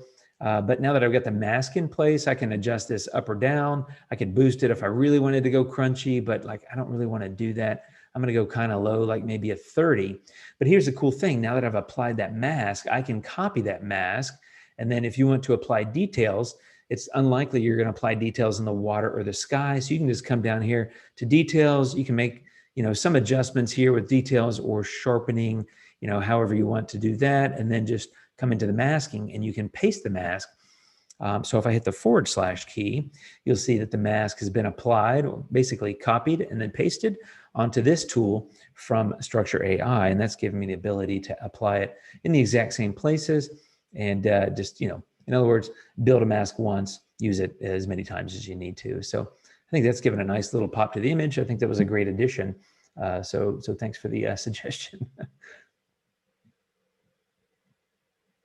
Any other User questions about requests that? go a long way. No, you're doing great. People are loving this. And they were asking, like, when do you sharpen in denoise? And, I guess what I would throw out is, you might do it early on, but it's usually one of the last things you do, right, Jim? Like, you kind of get all your editing done and then you do sharpening and denoise.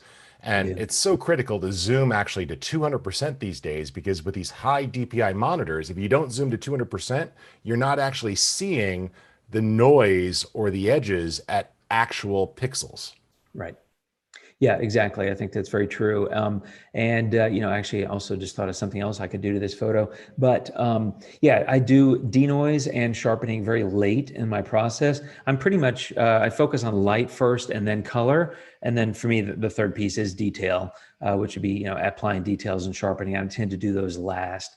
And so, that is kind of my approach. And the other thing I thought of here is local masking. So this is an example where a local mask could come in really handy, because now that I've sharpened and added those components to that city component or section of the photo, I could come in here, get a basic mask. I can paste that same mask from the tools over there here into a local mask. And what I want to do is kind of warm up some of that area because it's got a little bit of a blue to it. So I don't want to go too heavy-handed. You can see that the mask is applying there, but maybe warm it up just a little bit, take a little bit of that blue out of there. And if you wanted to, you could lift the exposure a tiny bit if you wanted to create a little bit more visibility into that part of the photo. But once again, / key, and there you go. You can see where the mask has been applied. And so I think that's something else that people may not be aware of is once you create a mask, you can use it on all the filters here on the main tab, but you can also copy and paste those masks to and from local masking, which comes in really handy. And in this case, I think added a nice little final pop. Maybe it's a little bit too bright on the exposure, but maybe a little bit too warm. But the point is something like this, where it's a little bit cooler in the city, but I've created a bit of warmth in the other areas.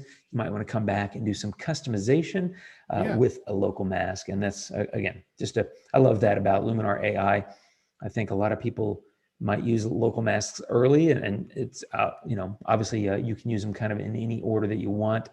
I tend to start on the main filters and then do my customization and finalization on local masking. And sometimes I'll add a new local mask, a basic one, and then just apply some things like a little bit of contrast, maybe pull down a little bit of highlights, pull up the shadows a little bit, and just apply that across the entire photo. So even though it's designed to be masked in because it's considered a local mask, you can actually just use all these sliders, which gives you the ability to duplicate some of the things that you may have used earlier on the main editing tab and use them down here instead, but apply it globally. So it's like having a second instance of that tool, which is handy.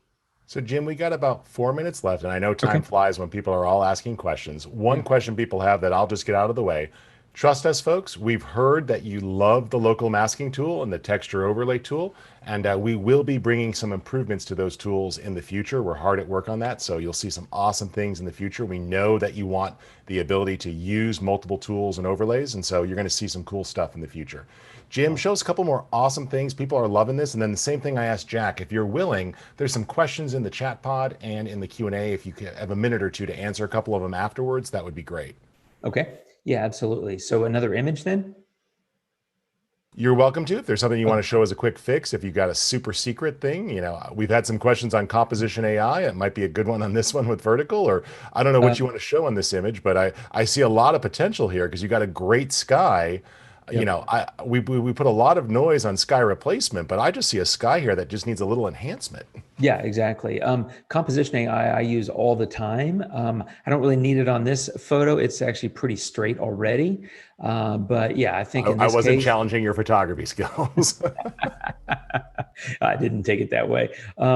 But yeah, I mean, again, my way to add some accent AI, maybe pull a little sky enhancer. I would probably come down here and pull those highlights down a little bit. And then, once again, I would go to super contrast. And again, for me, it's about balancing the light. So you can see what this is doing to the sky, as Rich said. I mean, we've got a nice sky to work with. It just needs a little bit of, control, right? So don't want to go that way. I definitely want to go that way. Maybe add a little bit of mid-tone contrast and, something about like that, and shadows. I That's don't really looking know. beautiful. You're right by color harmony. Would you mind just showing the amazing split color warmth tool in there as well? Because that's going to let you do even more there under that two down, the split color warmth. Yeah. This is another one of those secrets like super contrast that people miss. Yeah. Yeah, I love it. If you look at the like the front of the Vatican there, there's lights on right in here, and they're starting to pop along with the sky. So that really that split color warmth is fantastic. Basically lets you amplify the warm colors here without amplifying anything else, which I love. Or you could do things with the cool colors if you want to amplify them, or kind of if you go to the right, it kind of neutralizes them. I think I'm not going to worry about the cool ones, but yeah, the warm ones are great. Yeah, I And just love that you had a beautiful yellow and gold sunset there and the reds. That was just so nice. And that gold on the front of the building is now just, it has that magical feeling of warmth. yeah, it pops them quite a bit. So color harmony, I use a lot. I say that all the time about every tool. I use this tool every time, but I use it so much. I love color balance. That gets into probably a bit more than we have time for, but the amount of power and control that you have over light and color and detail, the key elements of a photograph in Luminar AI, I think is just unmatched. It's quick and powerful, and that's why I love it. And that's why I do all those videos about it that you're referring to. So yeah. Well, that's awesome. And speaking of that, Jim, before you go, where can people find you? I know they could just go to YouTube and type in Jim Nix, right?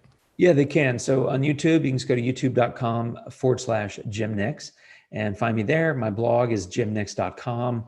And that's the primary place to find me. I don't do a whole lot of Instagram. I'm on Facebook and Twitter. I'm on everything, just like everybody else. But I spend more of my time on YouTube probably than anywhere else. So that's probably the best place to find me, along with my blog. Awesome.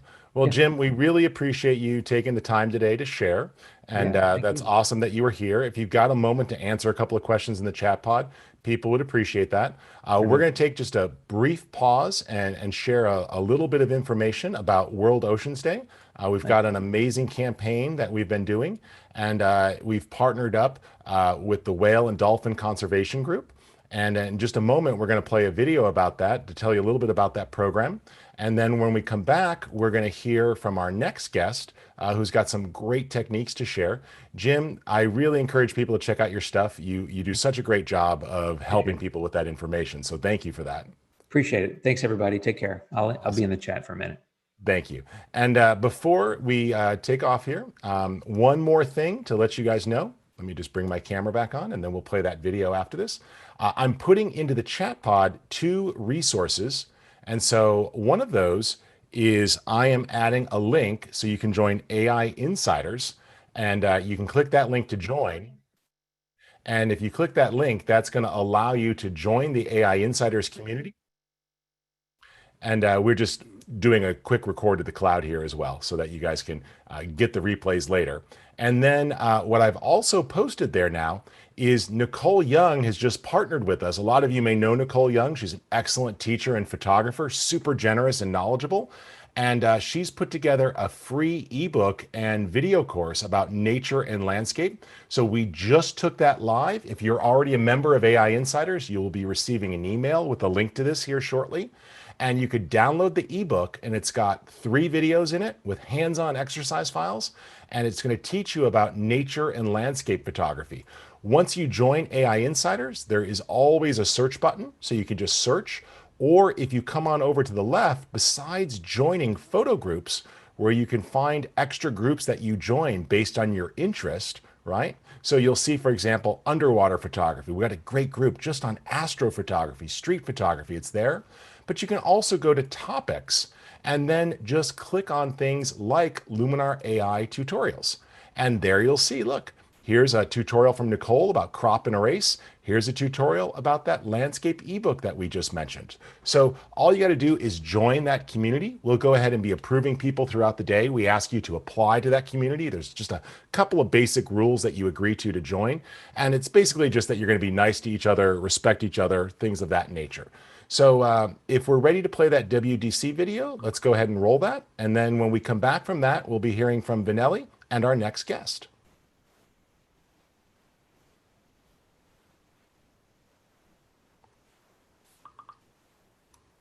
Maybe we're not ready for the video. All right, no problem. Well, we'll get that video queued up here in just a moment. And let's go ahead, V, if you're ready, I'll go ahead and hand off to you so that you could take over hosting here. Why don't you go ahead and bring your camera on? Yep, one moment. Hello, Rich. Haven't seen you in a while.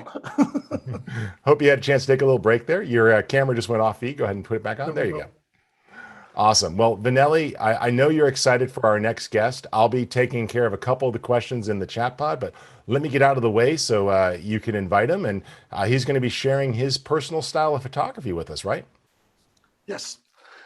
So I'm happy to introduce, here he comes, Miles Whitboyer.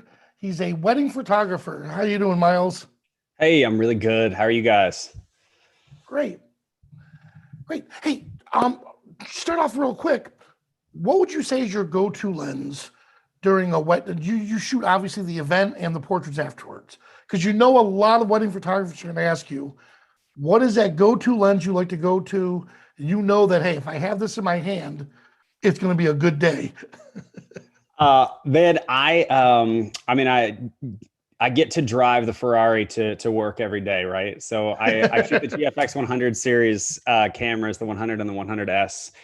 And the lens that definitely gets the most love, both of the lenses that get the most love are the 63 millimeter, which is roughly a 50 millimeter equivalent if you stepped back to full frame, which is fun to be able to say.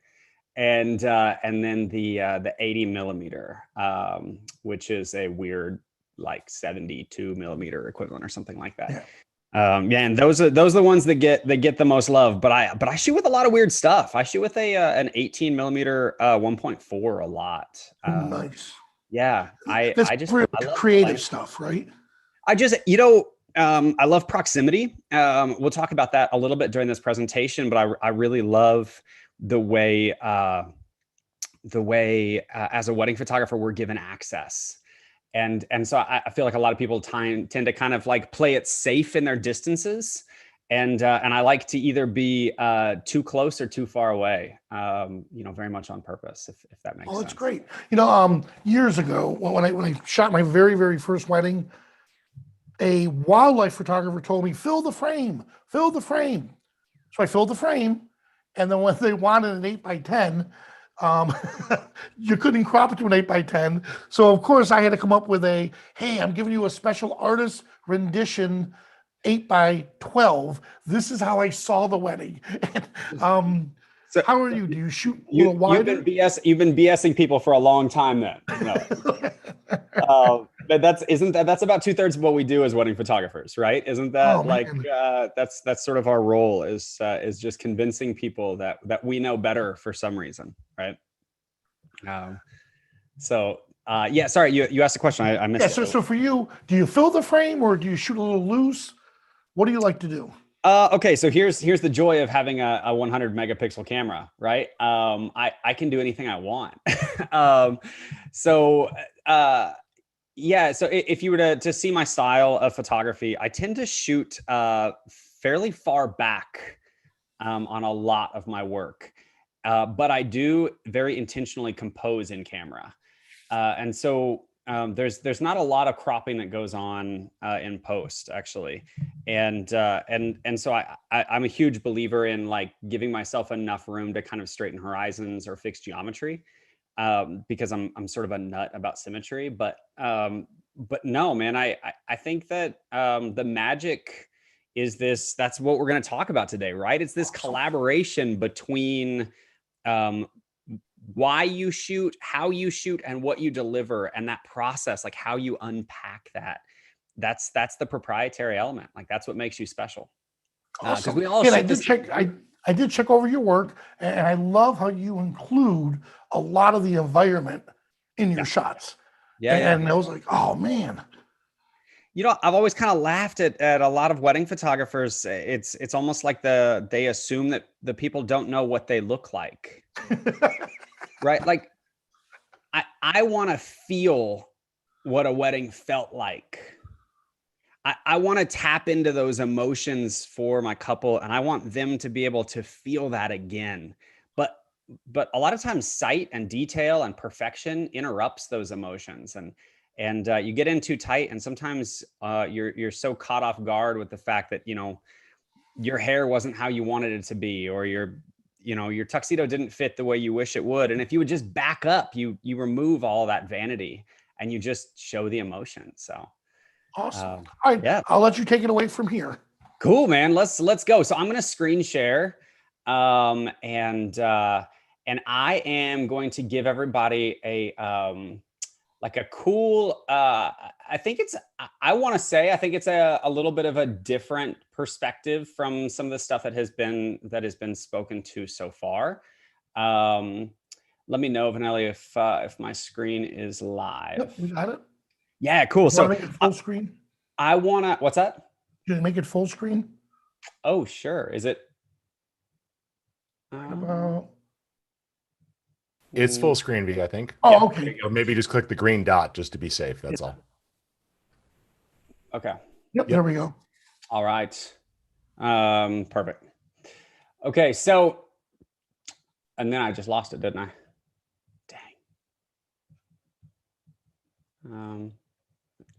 I'm so sorry, guys. Did I just peel out of it? You did. Go ahead and reshare your screen. That's all. Just click the share screen button at the bottom of the screen and bring it back up. Yeah, I'm sorry, everyone. No, it's okay. All right. It's pulling it back in now. We could still hear you and see you. So yes. Trust me. Okay. Good. It's all good. All right. We're going to do this how I know to do it then. All right. Yeah.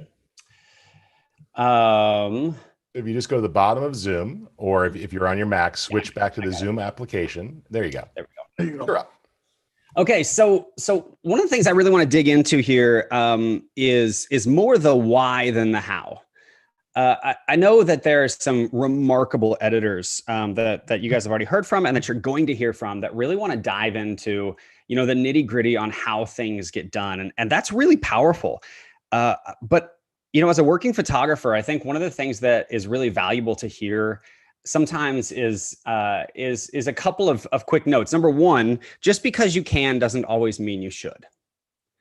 And a program that is as powerful as Luminar AI allows us to do some things that at some times, like, we need to even throttle ourselves. But it's a really powerful thing to understand where and why to use a program like this. And so as I was building this out, the thought process for me really came down to this idea of punctuation. I use Luminar AI in my process as sort of a finishing touch to everything. It's sort of that little proprietary element that allows my work to stand out. And so here's the whole point of this presentation as we walk through. I want you guys to hear me out on this, because a lot of times we get so caught up in the technical stuff, right? The gear that we use, the lighting that we use, all of the like minutia of who we are as artists, that we forget that the people around us and often our clients are just waiting for us to finish the sentence, right? Like, they're waiting for us to go ahead and tell them what good is. And And we've got to have the wherewithal to understand that, you know, as artists, we matter. Like our perspective matters. But in order to get through some of the noise, we kind of have to have the courage, I would say, to have a finished look, to have a final version of what our art looks like. And so here's the things we're going to go through really quickly. This is a short presentation. Vanilla, you guys, you know, I usually do these in 4 and 5 hour stays. So you said 30 minutes and I got nervous. But we're going to dig in really quick to who I am and why all of this matters to me. And then hopefully why that should and could matter to you guys, as well as, you know, some process images as to how I'm actually delivering images and what I'm doing in Luminar AI, you know, that kind of adds that final little sprinkle of glitter to the whole thing, right? So here's where I start with a lot of presentations like this. And I think it probably is more valuable working with Luminar AI and a presentation to all of you guys than it is in any of my branding talks or camera talks or wedding workshops. But this is the simple truth. Guys, we don't communicate who we are well. We really don't. We do a really poor job in our branding and our marketing and our social media because of any number of things, our insecurities or our shortcomings or being overconfident or a lack of education, whatever it is, we do a really crappy job of explaining who we are. And yet for some reason, we just expect that our clients will understand what we're asking them to understand about us, but we aren't actually educating them into what that is. And there's something really powerful, whether you're a wedding photographer or a portrait photographer or a landscape photographer.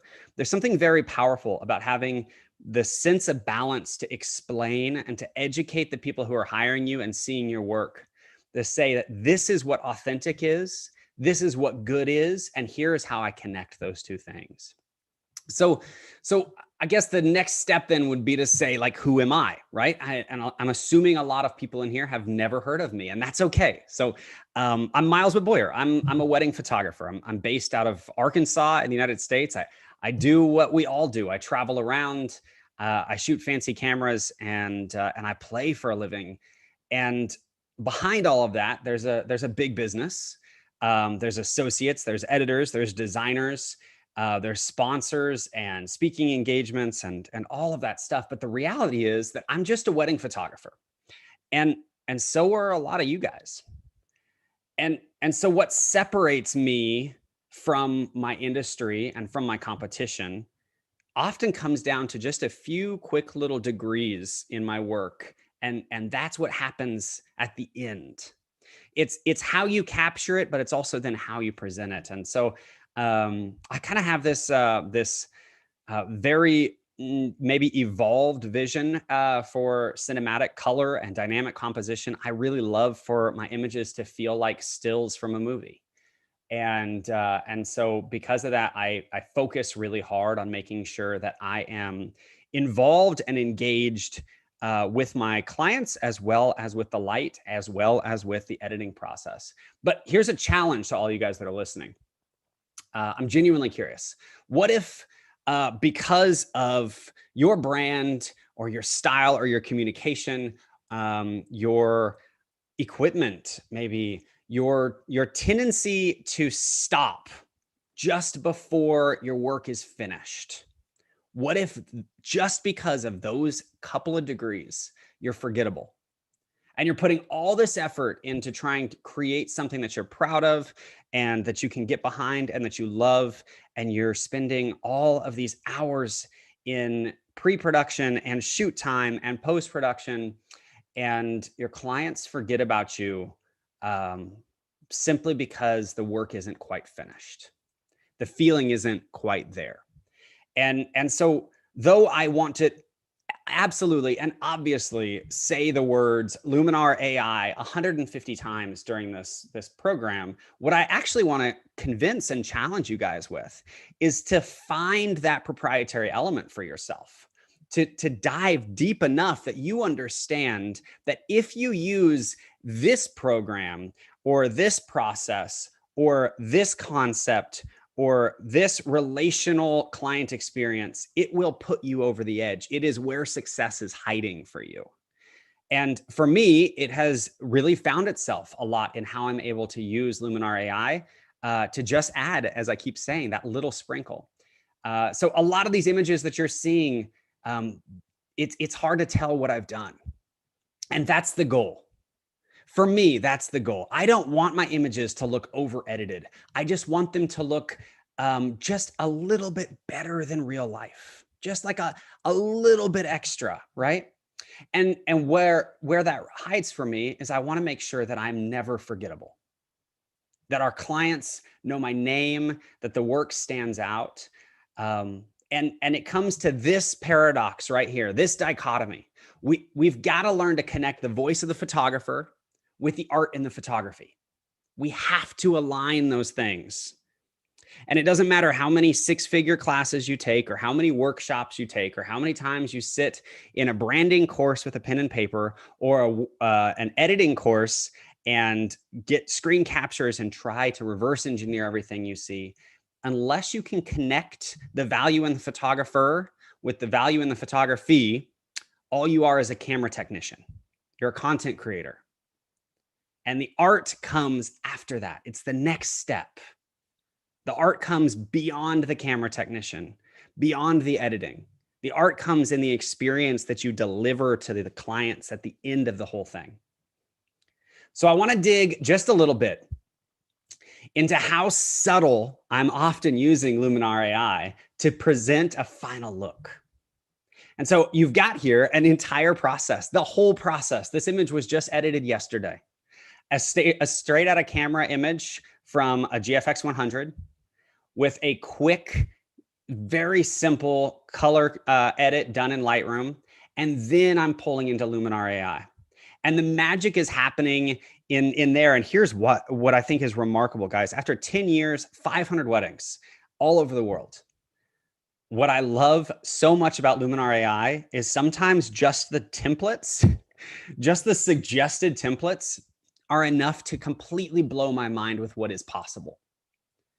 And so I'm rarely using the suggested templates because a lot of times I feel like they're a little bit over the top for my finished product, but I'm seeing things in ways that there's no way I would have seen. And so in this third image where it says Luminar AI, what I've done is I've tucked ever so slightly, but I've tucked her abdomen in, I've smoothed skin, I've kind of gone an all over cleaning look on the whole thing. But I've also brought back the sky through that smart contrast process, which is unbelievable. And I've added in sun rays, and they're subtle. But when you look side by side, it's remarkable how cool, how clean it is that you can just simply add in the sun rays and then a little bit of mist. And then I took it into Photoshop just to remove those chairs in the back. But a note here, I will say this. The cloning tool in Luminar AI is absolutely remarkable. It really is powerful. For this image, it was a little bit more cumbersome for me. So I did go ahead and do the extra step. But I want to take it over to where you can probably see it a little larger here. So I've got just a basic edit, just a Lightroom edit, and then that cinematic finished edit. And guys, it's night and day. And it's the difference in an image that is good and an image that is great. And I want to challenge that. Where I'm going to go next with this whole thing is kind of a big ask of the industry. It's something that I say in a lot of workshops and a lot of trainings. But I want to challenge you guys that are listening, that are investing your time, that are taking time away from what could be refining your process or your work to try and educate yourself, to ask yourself, when was the last time that you were really brave as an artist? When was the last time that you took significant risks as an artist? This is a before shot. This is a straight out of camera shot. This is a straight out of Luminar shot. Ooh, very nice. You guys, creativity is courage, and it always has been. That's not a new thing. But those of us that are thriving, those of us that are engaging and changing and evolving and inspiring, there's courage behind that. And when you can jump back and forth between what is already good and what could be great, and you can see them side by side, it's a remarkable process. And you know what? I was hesitant at first, and I love to admit this. I've talked to Kevin about this. I was really hesitant when I first jumped into using Luminar AI, simply because, as I said when I started, just because you can doesn't always mean you should. But in this moment, and the reason I chose this image to highlight so powerfully, in this moment when I delivered this photo to my clients, and this photo was taken the week before last, the reaction that I got back from the bride, from Luciana on the left, was simply, "Oh my God, I didn't even remember the sky being that beautiful." And you know, in that moment as a photographer, you want to take credit for it, right? But the most powerful, most remarkable thing that I was able to do was just smile and say, "That's because you were so caught up in the moment." Yeah. So yes, it's true. I could have, with a click or two, put a galaxy in the background, or a space shuttle coming out of the side, or 3 moons. We could have gone too far, but the power in Luminar AI is that you are still the artist. So even though you're using these incredible algorithms that are scanning your image and adding a little bit of extra flavor to what you do, you're still the artist. But to have done a sky replace like this without Luminar AI would have taken me hours and hours and hours. And not only would I not have done it, I would have been very against it. It would have been against my profits, against my time. It wouldn't have justified the amount of effort that went into it. And yet I am able to look at this image and say, 100% worth the extra 3 minutes that it took me to click that sky and say, "Let's go." Yeah, because you're right. There's a lot of photos that we no longer, well, in the past we gave up on. Like, if I have to put a sky in here, it's gonna take way too long. It's not gonna look realistic. Skip it, and you may not even take the shot because of that. But yeah, this came out absolutely stunning. She must have been in heaven when she saw this. It was a really cool moment. It was a really cool moment. I've got another one here in a minute I'm going to show you, but it was a powerful moment for sure. To be able to sort of see that reaction. And so I guess here's where I'm going with all of this. If you're following, and I'm hoping, Vanelli, that they will have questions and stuff. I'm trying to rush through so we can get to that stuff. But we're at the 5-minute countdown. Oh wow. Okay. When my story is intentional, guys, my clients have the chance to hire me and not my camera. But why that's important is because that gives me creative freedom as an artist. That allows me to find the creative freedom.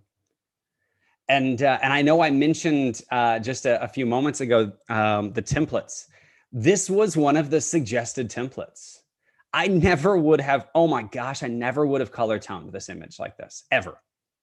In fact, actually, the Lightroom image on the top left was very similar to how I probably would have left it. And then I pulled it in and I saw those tonal oranges and pinks come out. And oh my gosh, like, guys, I was just completely blown away with what can happen in a click, in one click. It almost made me sick to my stomach because that means anybody could do this. And so that is so adorable. Yeah, right. So here's the things that I'm using the most. I think it's valuable to hear that, because a lot of times I know we're getting into the minutia, into the details, so down deep. And I really use, I keep mentioning, I really use the high level stuff. I use the body and the skin retouching because it's so fast and it's so beautiful. I use the smart contrast and the detail sharpening a lot. I definitely do some augmentation. I'm kind of blown away at that. And that sun flare finds its way into a lot of my images. And so, I'll leave this and like, hopefully we can dive in and answer a couple questions if there are some, Vanelli. But and everybody always wants this slide, so I'll put it up there just so that while we're talking, people can see it. But let's go. What's going on in the chat room? Oh, this is awesome. No, yeah. So Marian's asking, did you take the automatic first and then do the details by yourself? In other words, did you do the template first and then tweaked it afterwards? I did. Yeah. Yes. I mentioned sometimes I click around in the templates just to sort of see what's possible. I feel like there's, for some reason in that program, it's not competitive. It doesn't make me feel insecure to just sort of say like, oh God, that looks horrible, or, hey, that's interesting. There's blue tones there that I wouldn't have played with. And so often I'm removing the template and then going back in and kind of tweaking myself. But sometimes the template is just beautiful. And there's one template called Flawless that is, goodness gracious, like every single portrait that I touch, I just throw that on it because it's flawless. It really, it does everything just enough. Awesome. And Kevin LaRue brings out a good point. He says, how far were you in your career before you hit upon this unforgettable concept? Well, it was last year, Kevin. I mean, the truth is, I'm still learning, every day. I've been doing this for a long time, and we've created some really powerful, some award-winning images that I wish now I had just finished. I'm able to look back at them and say, that was close. It was like 90% done. So. Awesome. Hey, now where can we find out more about you? My name is Miles Whitboyer, right? So, I mean, basically every social media platform, everything is just that, at Miles Whitboyer. And that's probably the easiest way to find me, mileswhitboyer.com. So I'm very active on Instagram, but also active on every other, you know what? I'm not active on YouTube. I haven't swallowed the Kool-Aid yet. I definitely want to get you back. Daily, we have two shows, Coffee Break. One's at 1 p.m. Eastern time. The other one's at 5 p.m. Eastern time. I'd love to get you on those shows just to share some more of your insight. Extremely motivational. And I love how you took it to that extreme, showing people, yes, you have the tools, but the creativity comes from within. So that was awesome. That's the power, isn't it? I mean, it's one thing to watch other people be creative, but it's another thing to be creative ourselves. And I think there's something really powerful about saying, like, I know there are people listening right now that are hesitant to use anything that says AI next to it, because it feels as though it can remove the art. And that's why I actually am so passionate about working with you guys and supporting you guys, is simply the fact that because the technology is so remarkably built, it allows me to do things as an artist that I didn't even realize could be done. So it really is putting the power back in my hands as an artist, which is powerful. Well, that's awesome. Hey, thanks so much for joining us. If you want to stick around, answer some of the questions in the chat. Happy to. Our next presenter, you're actually absolutely going to love, because he is the head of the product development team. So please welcome. Now, here he comes. There he is. All right. So, yeah, we spent half the time in our conversation making sure I pronounce your name correctly. And Evgeny, correct? Eugene, yes, Eugene, it's okay. Yeah, for sure. Now, and you're head of the product development, which is awesome. And I can't wait for you to share what we talked about with the group.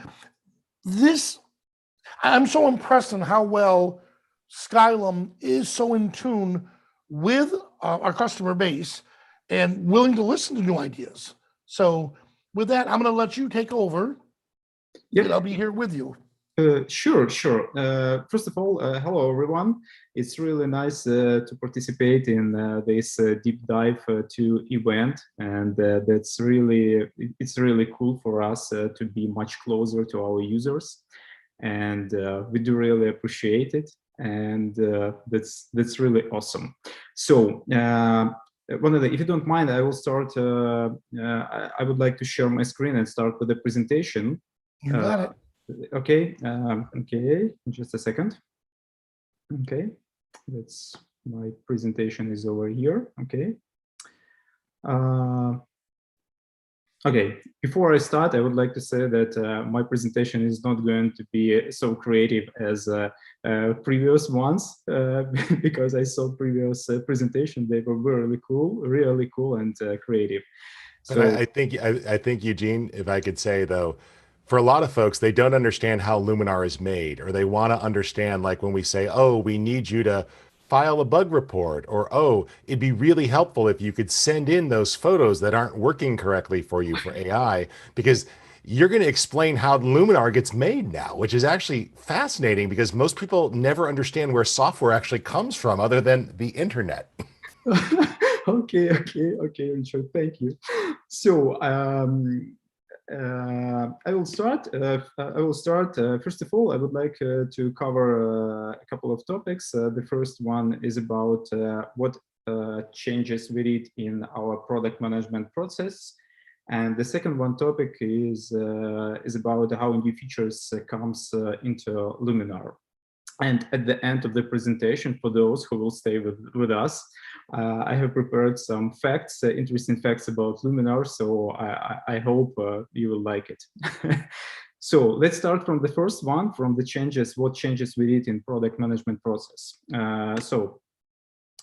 Before I start, I would like to say that we did huge changes in our product management process. And the first one is that we have started to regularly gather feedback from our users. Something that we did before, but we did it most likely occasionally. It was like occasional activity. It was not regular. Now we're putting it on the rails and we're doing it regularly. Why are we doing that? The first of all, just to identify the key pains or our users face, to identify new opportunities that we have probably missed somehow, and to solve their pains or to find that new opportunities and bring them into new AI,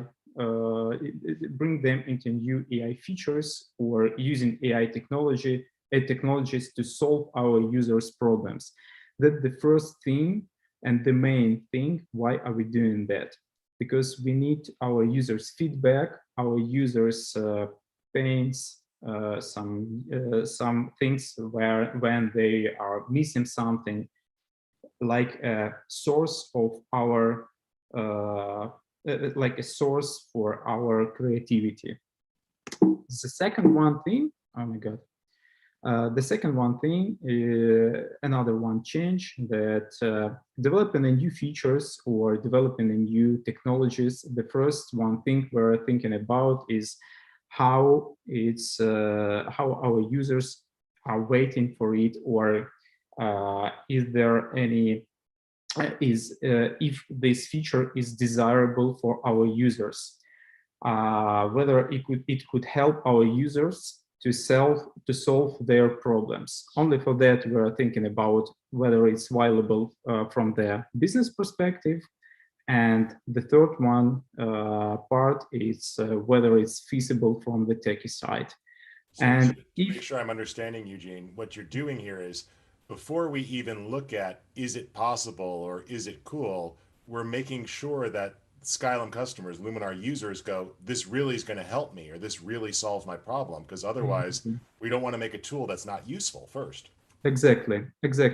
We don't need tools only just for tools. We need, you should understand that we are creating tools which solves our users' problem, which solves them to be more creative. We need only tools which helps our users to bring their creativity to the new level. So we are starting from our users' needs. That's really important for us to understand that our users are looking for something and they are waiting for some features. If nobody wants it, we don't want to add it in our product. That's really important for us. And if everything matches, that could be the most valuable solution for us and for our users as well. So that's why we continue to communicate a lot with our users, and we do really appreciate your feedback. And we want to say thank you for all our users who we communicated with and who helped us to get their feedback. So why it's important? Why it's important for us? First of all, because it helps us to be much stronger as a company, as a product, and as a team. Why? Because sometimes we are paying enough attention to some so-called attractive wow features like scale replacement, like atmospheric AI, and so many other features. And sometimes we miss something which our users are asking us for. As you can remember, Richard, he helped us to conduct this survey about how fast Luminar is, whether it's speed or not, or whether it's sorry for my English. Richard, yes, I put the link in the chat for people to take the survey and at the speed. And after we did the survey, I noticed, especially with the beta version, I wrote to you guys right away, oh my God, what did you do? Luminar is so much faster. And like you said, you listen, like, oh, okay, these are things you need us to do. Yeah, exactly.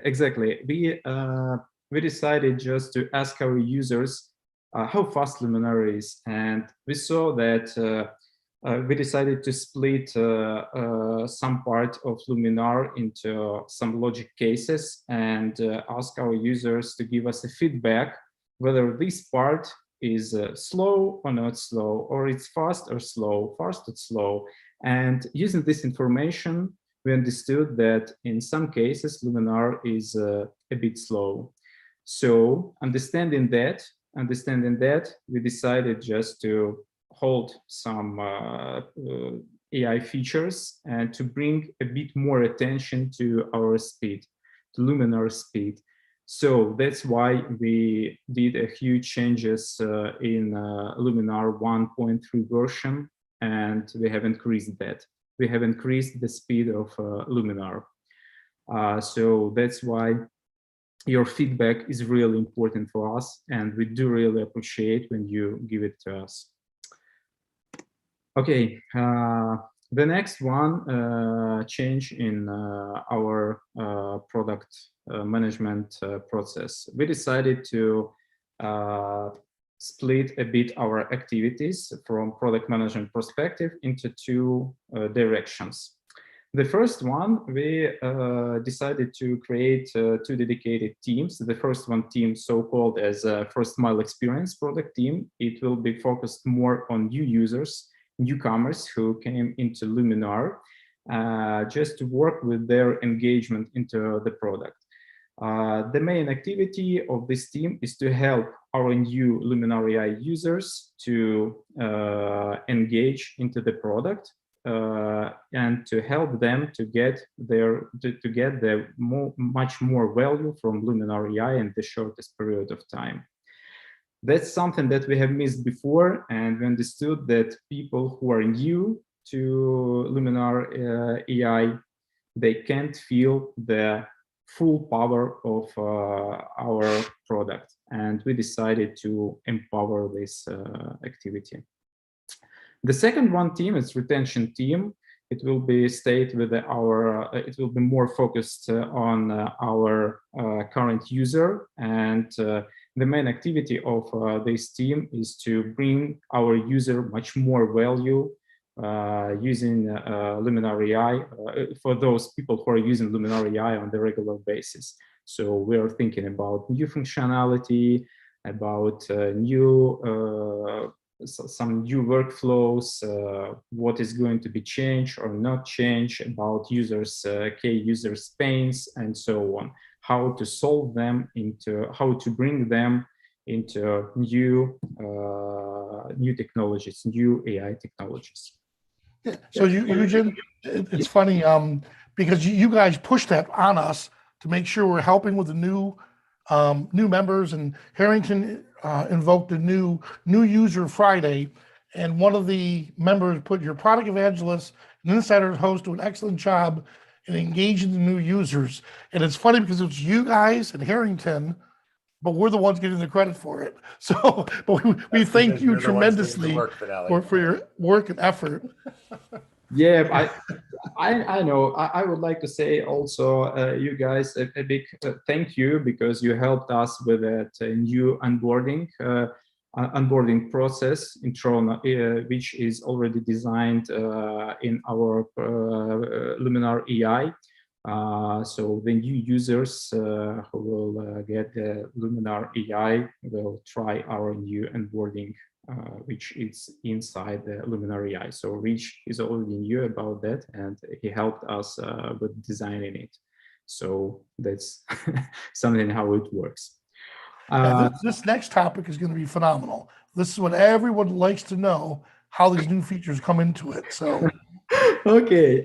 Before I'm going to start about talking about that, I would like to say that believe me or not, but it's really hard thing. It's really hard process for us. But anyway, it could be splitted into the 3 logical stages, and I'm going to tell a bit more about what are these stages. The first one stage is information gathering stage. Why do we need that? Because we are not, we do have a lot of clever and genius people in our team, but anyway, we need to feel the market and to understand the market. Also, we need to understand our users as well. We need to understand what pains they faced using Luminar AI or any other photo editing software. We need to understand new opportunities which we could bring to our users, and that's really important for us. So we are using different product management mechanics to gather information from the market, from our users, from some other users, from the whole market. So we're conducting tons of surveys, we're doing deep interviews with our users, we're doing product researches, collecting our customers' feedback, and so on. And the main idea here is to grab a lot of information about some new trends, about core pains our users faced, about some new features which some of our competitors has already launched. So it's the whole information gathering stage when we are trying to understand if there are any new opportunities which could be interesting for us and for our users in the next version of Luminar AI, or in the next release, or something like that. And Eugene, I love that at the top here, and this is important, folks, the surveys and the deep interviews. So a lot of times people see surveys and they think that, oh, they're just asking so that they feel like we're listening to us. I can verify that this information is intensely studied by the team. And when you take the time to add comments or you send in detailed emails, these are actually read, because the whole goal of AI here is to make sure that we're solving problems and making things easier for you. Exactly, Rich. Thank you for that clarification. I want to convince each user that each feedback is read by our team. It's not going to be put it on a shelf without nobody from the team read it before. So each feedback is processed, and we are using it to understand what's going to be further. So it's really important to understand that we are reading everything and we are processing everything. It's really important to us to communicate with our users, because it helps us to create these roadmaps on how our product will goes next quarter, next year, next 10 years. It's really important for us. The next one stage is to understand the value. After we have already gathered the feedback, it's really important to understand after we have gathered the feedback and created some so-called opportunities, it's really important to understand if this opportunity really solves the user problem or not.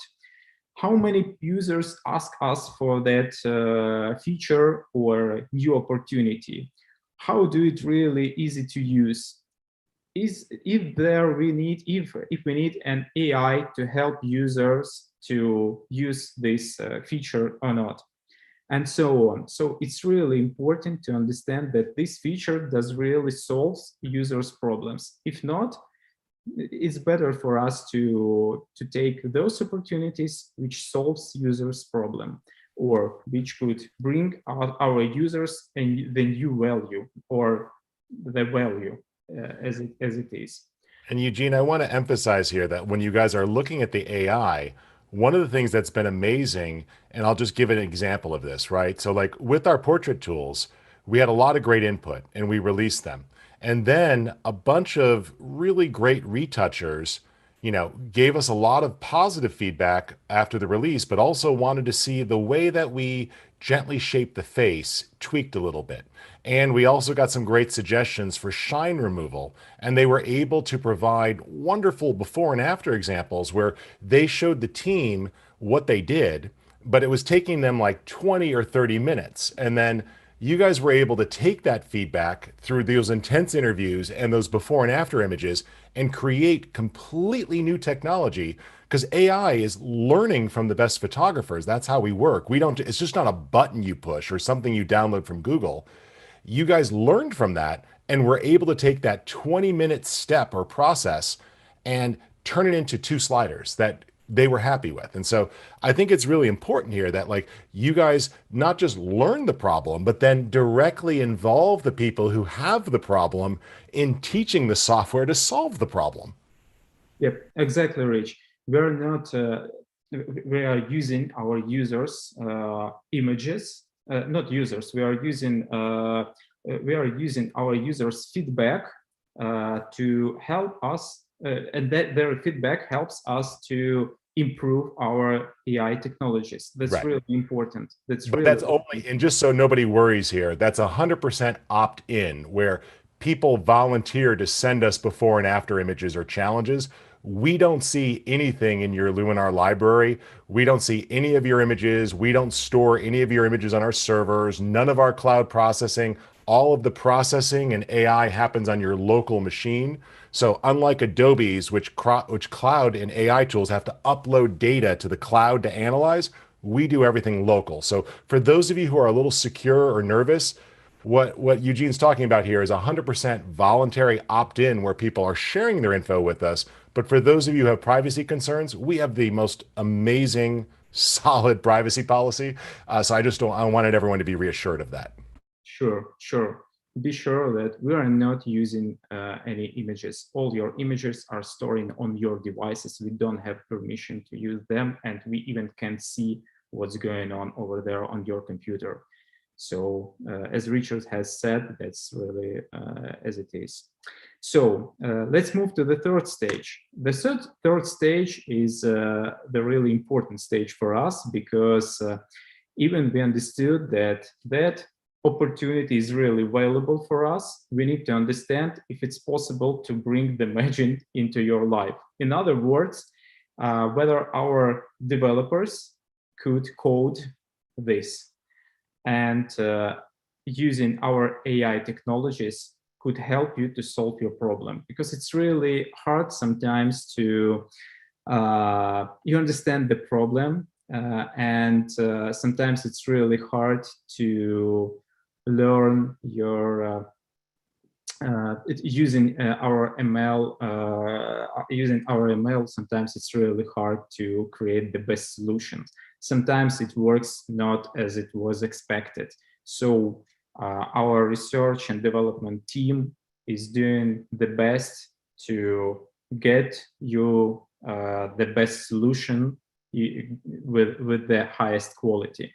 And sometimes we can't get the highest quality. So we need some time to polish everything, to bring you tools which works the best, which could cover the, I know, up to 90% of cases.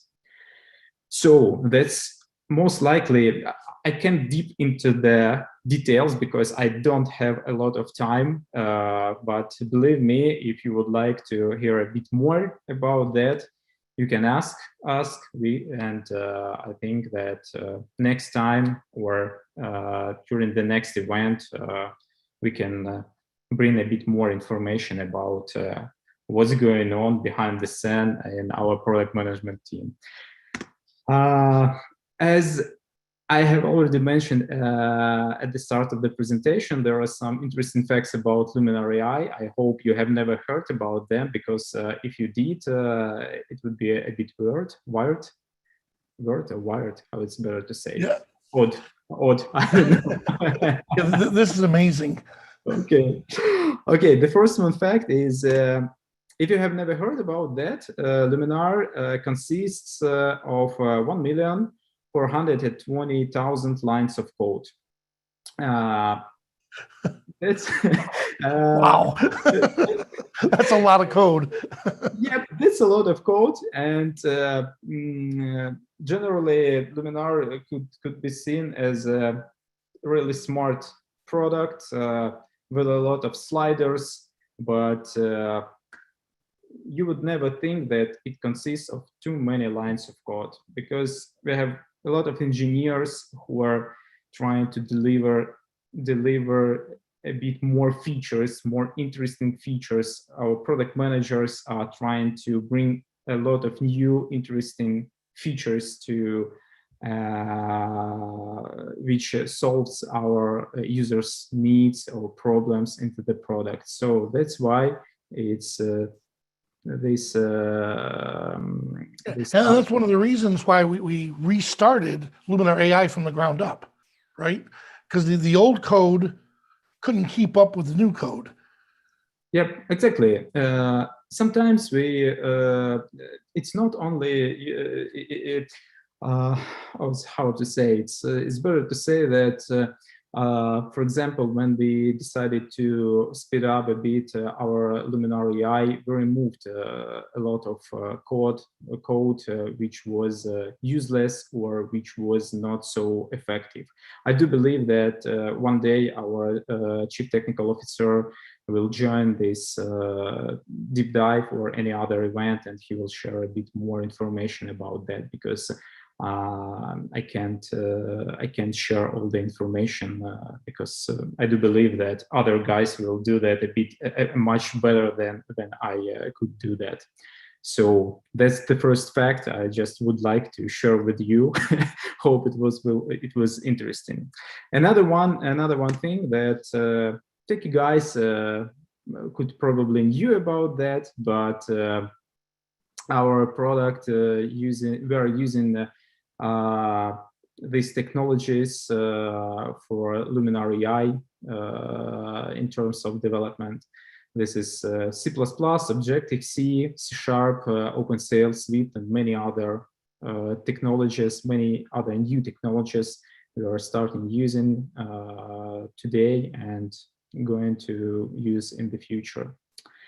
And the third one, and the most interesting fact, that at the moment we have 5 new AI features which are in research and development process at the moment, and we are working on that. I can predict that some people would ask what are these technologies, but to be frank, I would like to answer that stay tuned, guys, and keep updated. You will get all the information soon. Unfortunately, I can't share this information at the moment, but just on the amount of technologies which are at the moment on our research and development stage. Yeah, And it's what hard the because we're so research excited about it. what the research and development stage does, so everyone understands, is these are building new things from the ground up that don't exist anywhere. So like sky replacement, my understanding was that took the team about 6 years to build. And that Accent AI took about 4 years to build. And that's not one person, that's a bunch of people working. So we're always innovating and working on new stuff. But we are expecting another update a little bit later this year. That's update 4, and we've promised that Boca's coming. So, we've already teased that feature. So we do like to sneak things out a little bit. And one thing, Eugene, that I'm going to say that I didn't even see coming, and you guys snuck it out, but it's beautiful, and that's the human-aware read lighting inside of Sky AI. I'm really excited that you guys have figured out how to recognize people in pictures and let us apply adjustments just to people. So I know that that's going to lead to many other cool things in the future. I hope. Spoken like a true product manager.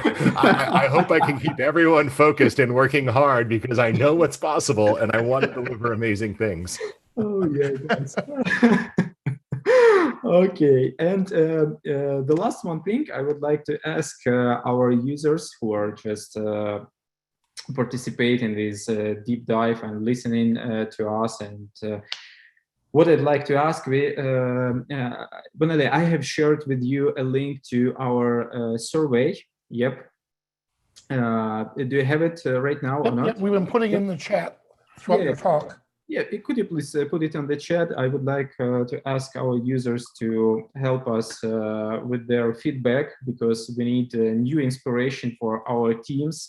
And could you please answer this survey so we can get feedback to our product management teams? And it would help us to, using this survey, it would help us to get more ideas on what else we could, what else problems we could solve using our AI technologies. That would be really useful for us in the future. So that's it. I have already finished. I hope, okay, that's okay. So if there are any questions, I can answer that one. You're my manager right now, so what should I do? Well, a lot of people are asking to have you come back on coffee break and have you guys more on the shows regularly. But that's great. Yeah, so we've been answering the questions in the chat as we go along. Of course, they're asking about the mobile edition. Are we going to someday have Luminar AI on the mobile platform? Okay, guys. What's about mobile platform? I think that in the nearest futures, our marketing team will provide some clarification about the mobile platform. Just stay tuned and keep updated. At the moment, I can't tell you something about mobile platform. Just keep updated. We'll bring that information in the nearest future.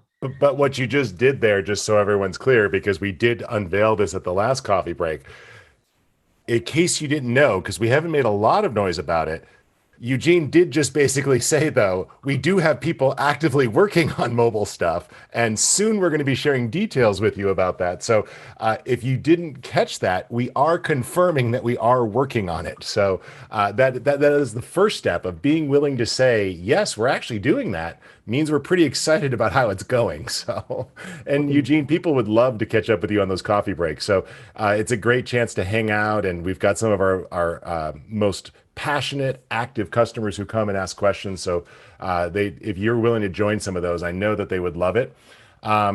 We're getting a lot of other questions from folks. One of them, Eugene, that I think is important is people are trying to understand, why Luminar sometimes tries to automate things like with AI. So could you just briefly explain the logic of why we decide to attach AI to some tools and why other tools are manual tools. If you could just kind of give us the overview of that, that might help people understand why we offer both. Sure, sure. First of all, because why are we trying to automate and using AI? Because people most likely would like. Okay, you can do, for example, it's a really easy example. You can do a sky replacement in some other software, but it would take you a lot of time to do it perfectly. In Luminar, you can replace the sky just in a few clicks, and you'll get a pretty awesome result. First of all, we don't, using AI, we're trying to enhance your creativity. We're trying to bring your creativity to the next level. Something which you even can't imagine. That's why we are using AI, and that's why we are trying to automate things. For sure, you can do that manually, but you can do it manually, spending a lot of time, and we are not sure, even sometimes you are not sure that you will get those results without an AI.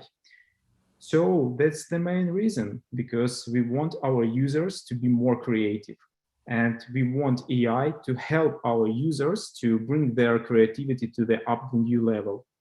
That's the main answer. Okay.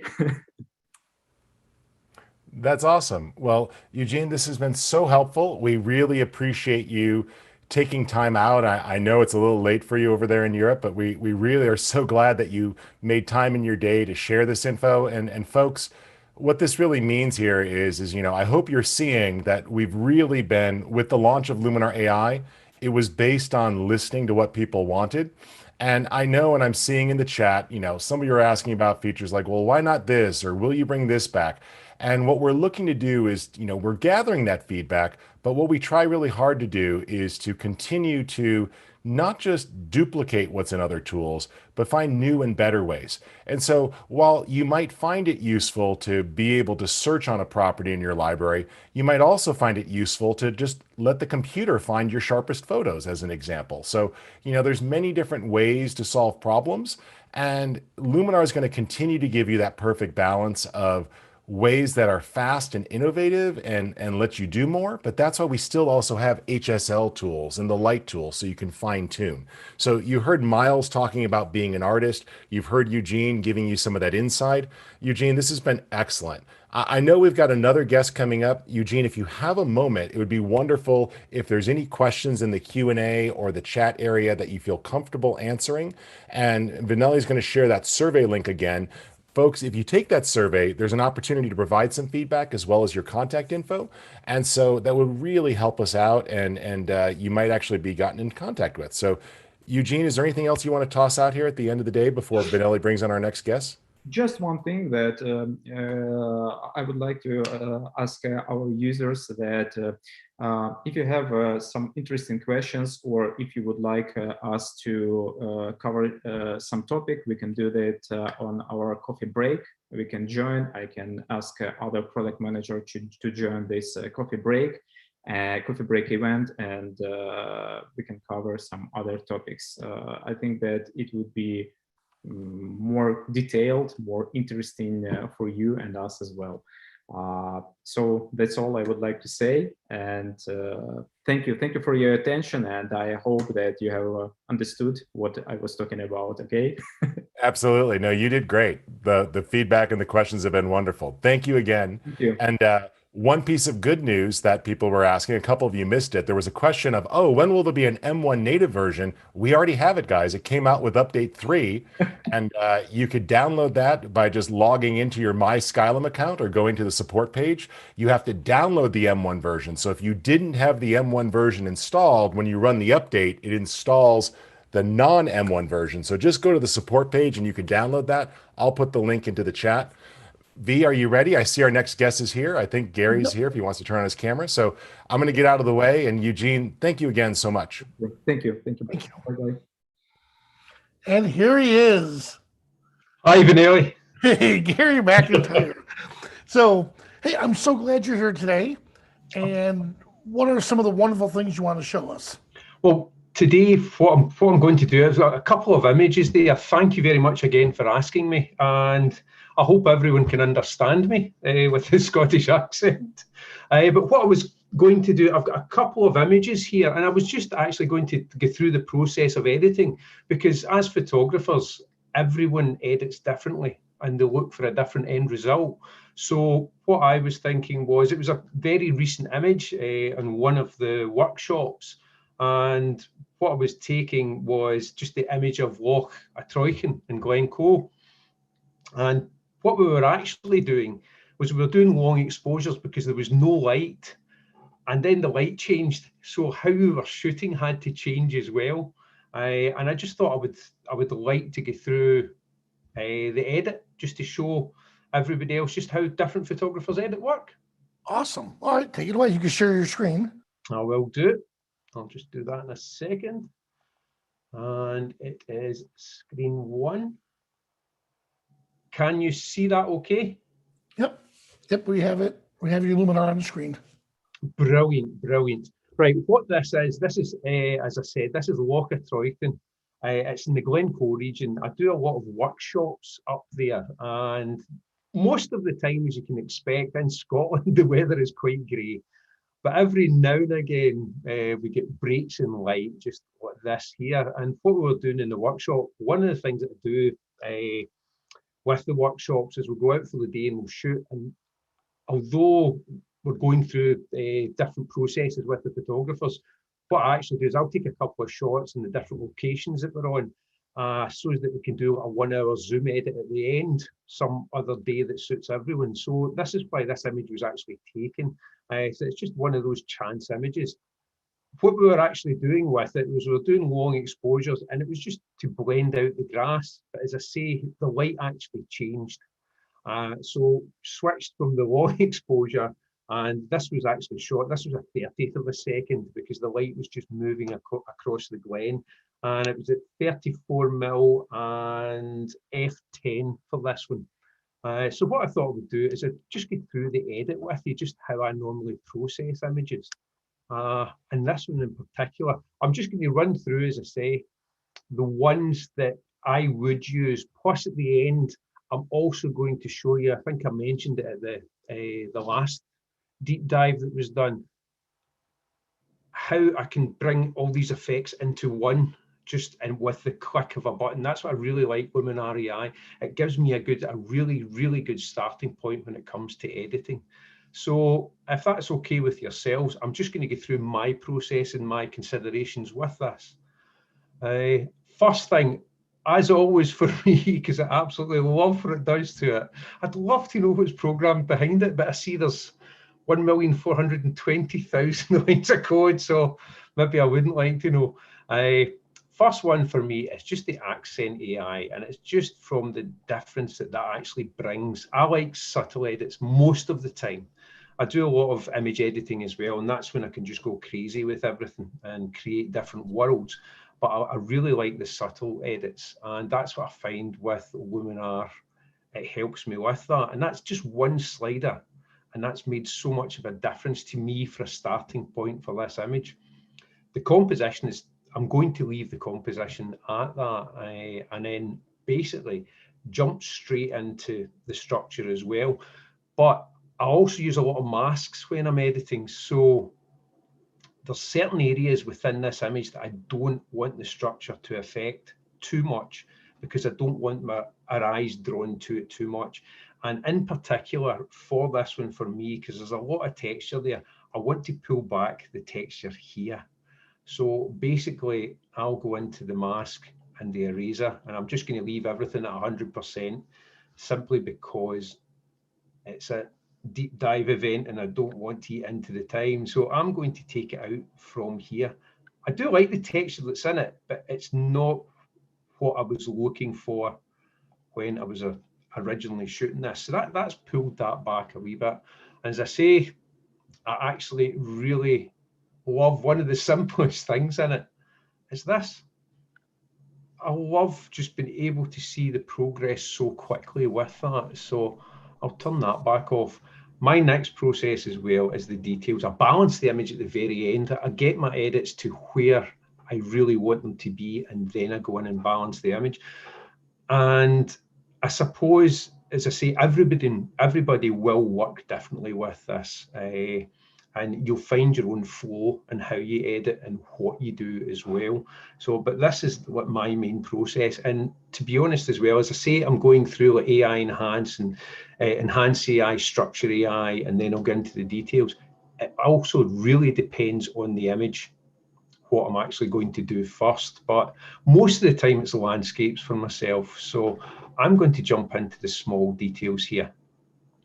And I'm just going to push them just a tiny bit, because the way I think of it is, as you can see, I wear glasses. I also wear glasses for medium distance as well, 2 different pairs. So when I look at the distance, it's sharpish, but it's not perfectly sharp. So I try not to bring that back out in the image itself, because as we go into the distance, when we're looking at things, we don't see anything in the details, away in the details, just as sharp as that. So that's why I try and keep these as the detail sliders as minimal as possible, but still just with that little touch. And it's safe to say, usually when dealing with details or defocus, is to zoom in to 200% because our monitors are so high definition now, Yes. Compared to the old fashioned ones we had. Oh, definitely, definitely. I mean, it's the BenQ models that I use. And once I moved over to them, the difference of so is phenomenal, including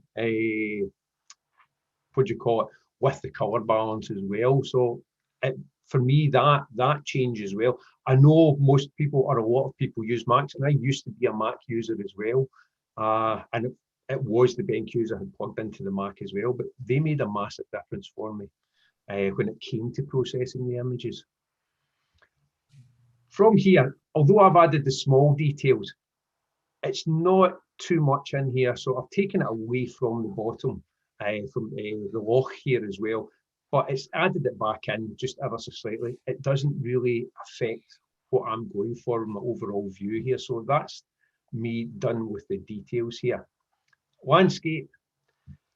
The dehaze, luckily that day, I don't really have to use it.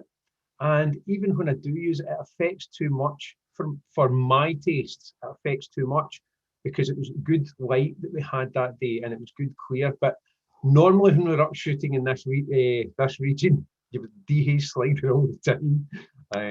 Golden hour, because of the colours in here, I'm going to warm this up just ever so slightly, just a tiny bit, just a bit that. And that's allowing me to pick out different details as well within this. It's moved the greens slightly, but nothing too distracting from the image. Right now, I'm up there next week again, but every week that I'm up, because of the time of year it is, for us, the foliage is vibrant green, and I just absolutely love that. So I try and keep them and for this now, more as natural as possible as I possibly can. So what I'm going to do. I like how you're a surgeon. You're very, very delicate on the amount that you're selecting. You know what I mean? Yeah, I like how you're taking more of a surgical approach to where it's like, okay, I want to bump this up just a bit to where you notice it, but it's not overbearing. Yes, it's one of the things as well, as you know, I teach at college as well, and it's one of the things that I noticed, especially with for example, the brand new students that are coming in. One of the things that they jump into straight away is, for example, clarity, or in this case, it would be like enhance AI or structure, and they just ramp it right up to 100, and it pops in your face. And we've all done it, and we all do it at certain points, but I kind of tend now to go for a more natural look than doing that, and kind of let them, for example, let them play around with it, and then get them to edit their images so that they can compare the two of them and see what ones they prefer. So I really do, unless it's my composites, I really do prefer the subtle editing. I don't know whether I can't actually say that comes with experience. I can only say it comes with taste, and your tastes change the older you get. So that's why I do that. For me, I'm going to play with the super contrast. There's a couple of things in these panels here, in the professional panels, that I really, really like. So I'm going to play with the highlights contrast just slightly. Again, as you're saying, it's just the subtle work. So I'm going to play with that just slightly. And I noticed, I don't know if you can see it on screen just now, but there's just a subtle difference in there. And what I'm going to do is I'm going to pull that right back just to there, and then dial it in slightly, because I don't want it to overtake anything. But that's the kind of thing I'm looking for. I suppose, as I say, it's just the styles that I like now. So I'm watching the image and I'm looking at it overall. I'm not going for local edits at the moment. I'm looking overall. And I think, to be honest, once I come into the contrast as well, these will be pulled back slightly. So shadows contrast, for me, just helps soften out any of this. So that, to me, that's softened that slightly. And I'm going to pull that back. So I'm going to close that down now. And then I'm going to get into color harmony. Don't worry, we're nearly done with this. And I'm going to get into the color harmony. And again, I'm going to warm this up just a touch. And you can see the greens are really beginning to pop now, and the sky is beginning to pop. And that's only up one in there, but you can see the difference straight away. What we had originally to what we have now. And a few subtle edits. And don't get me wrong, I do like both of them, but that's the original image. It's brought in as in this case, it's brought in as a JPEG, but I do like the difference that is brought in, and it's Luminar that does it. I'm working normally with Lightroom, and then I use Luminar as a plug-in to Lightroom, and also use it as a plug-in to Photoshop as well. So that's where it works for me. I can just tweak things and then bring it into Luminar, use everything, and then save it back into Lightroom, ready for either printing or export or wherever it's going. So for me, for this, that is how much I am going to push that with that edit, and it's quite a difference, as you can see. So what I'm going to do now is I'm going to get into the light, and after doing all those edits, I'm going to bring the highlights back slightly, because of something I'm going to do next. I'm going to bring the highlights back slightly, and that helps balance this out compared to what the edit was. And we're very lucky, because I try and time, in this case, we time it with the sun at this time of year, and you can see that the sun's over towards this side, up above one of the three sisters coming down. And we're just very fortunate, as I say, we were actually shooting long exposures here, and it's just very fortunate that the light had changed. And then I'm going to get into the smart contrast here, and it just gives that tiny bit of pop. So I'll go in here, and we have the before and the after, and the vibrancy there, Wow, is such a difference. And as I say, at the moment, it is really vibrant up in Glencoe. Normally it's not, but right now it's really, really vibrant. That could be a touch too much, but I'm also quite happy with the effect. If it was, I can just go into color and pull back the saturation slightly. And again, it's just slightly, just to keep the more natural feel to it. So again, there, the two images, and it's Luminar that makes this pop. That's the thing that I really like. As I was saying though, I've got one more thing to do with this. I'm watching the time here. I've got one more thing to do with this one, just to show you how the editing process goes. For me, the sky is now the wrong tone. It's the wrong tone. There's a bit of touch of magenta coming in there, which is increasing the blues as well.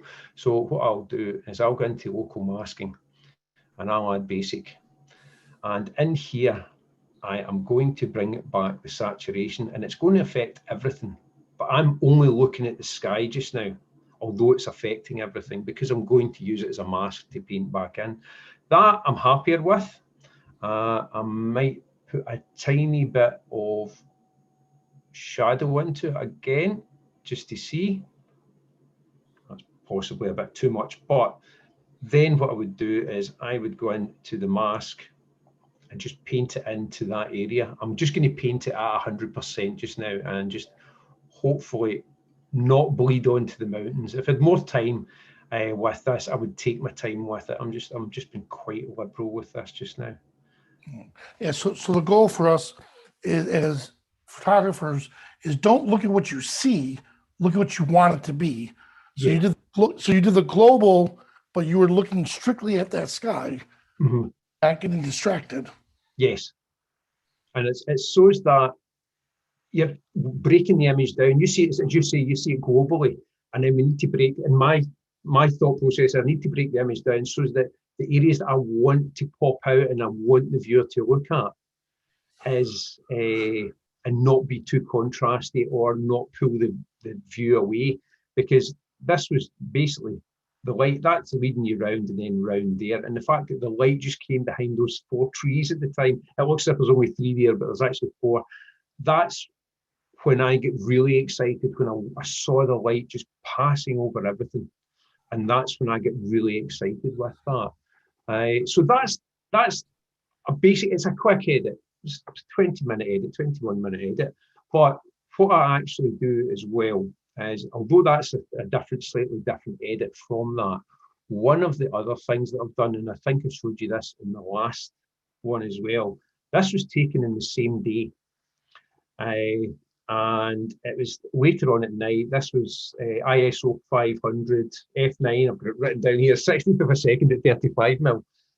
Most of those edits there, though, I store them now. And it won't be exactly that one, but I store them now just to give me a straight edit and a good starting point. And a lot of those ones that I've used there, apart from any of the masked areas, because they're set up are in a template here. This is going to really pop, but this template here that I've created, and that there for me is a good starting point for most of my images, for the style that I like just now. So that gives me a massive time saver, because I now know I can go into any of these at all, and I can go back in here and you can see everything that's been used. And here, vignette, landscape, everything, and I can go in and now edit the mask areas of them. So that's what I really like about that. I've got a template set up for, I suppose, what you would call my style of editing. Now where was that taken? It's all Glencoe. It's Glencoe's only 2.5 hours away from me, and it's, as I say, it's where I do most of the workshops at the moment, because we've got people coming up from Wales and down south, down in England, and all over Scotland come down to Glencoe. It's probably the most photographed place in Scotland, apart from Skye. So I kind of tend to do most of my workshops there. Beautiful. And that was that. That was all I wanted just to show. It was just to go through just an editing process and just show basically that template. I find very, very useful in my workflow. Now, do you save a lot? There we go. I noticed you do a lot of masking. Yes. So, do you save a lot of templates, or do you like starting? I do save some of them. Yes, I like the fact it depends if it's an area like that Glencoe, and for example, say most of the day had been clouds like this and light like similar to this. It's going to change during the day. I would go in and I would save a couple of the templates just to see in case there was any that I really, really liked, and I thought I could apply these later on, although the light is constantly changing. But if I thought about that and I could apply them later on, I would keep them for similar circumstances. Yeah. Well, that's awesome. So, when I come visit you in Scotland, where are we heading first? To the castles or to this spot? You really like the castles, and I can see a castle from my window actually. Just I've got a castle just 5 minutes away. Take you to the castles up the coast. The castles are gorgeous, but round from this location, about 20 minutes away from here, is a lot of people say Kilchurn Castle. It's Clun Castle, and that's round 20 minutes from here, and that's a stunning castle, absolutely stunning castle. Awesome. Well, now where can we find more about you? For me, most of the time it will be YouTube, and it's Gary McIntyre Photographer, or Instagram. That's where I do most of my social media, between the two of these. Also on Twitter as well. I've just recently started kind of using Twitter. So it's Gary McIntyre Photographer. Well, that's great. Hey, thank you so much for sharing your knowledge with us. Oh no, thank you. We can't have you. We can't wait to get you back on Coffee Break again. They've been asking for you. Oh, brilliant! Yes, well, that's to be honest, that's college finished now, so all the grading and marking's done. So yeah, I'm free again. You got it. Well, hey, thanks again. Now, if you could stick around, there's a few questions people are asking in the chat. All right. Cool. Yes, I will do. And Vinelli, before you go to our next presenter, I'm just going to do a couple of housekeeping announcements really quick, if that's okay, while you cue things up. And Gary, excellent job as always. I love your work. That was very creative. People were so happy with what you were sharing, and you have wonderful tutorials online. So I'd encourage people to check those out. Thank you very much, Richard. Thank you. Sure. I just want to do a couple of housekeeping announcements for some of you who weren't with us when we kicked things off. For those of you who were here at 8 o'clock, I'll do this the fast version. So first up, this is Deep Dive 2. So welcome. This event is being recorded. We will have the videos posted to our YouTube channel and the AI Insiders community early next week. So if you missed any sessions or you want to see them again or share them, absolutely. You can also find, since this is Deep Dive 2, Deep Dive 1 has already been posted, and that's another 13 hours of content, so you'll want to check that out. We are putting a special focus on some of the features that are in Update 3 with this. If you missed that update, it shipped a few weeks ago, and it included support for the new M1 Mac chip, some amazing changes to the Sky AI tool, and some other great stuff, including improvements to Augmented Sky. And we've had other updates with Update 3. Some of you were asking about Update 4. We don't have an exact date, but I can tell you it's getting really close, and that is slated to include the Bokeh AI update that some of you are asking about. My name's Rich Harrington. I'm the Chief Product Evangelist for Skylum, and it's my job to connect with you, making sure you know about our product and that we get your feedback.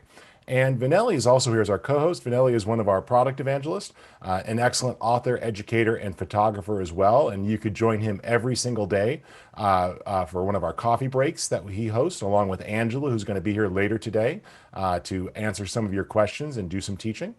If you want to see the full schedule, just head over to skylum.com/deep dive.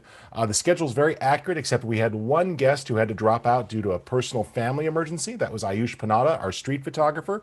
But don't worry, Pete Van Endine is going to be joining us from Belgium here shortly, and he's going to share some wonderful techniques. He's also a street photographer, so you're going to get some wonderful information with that.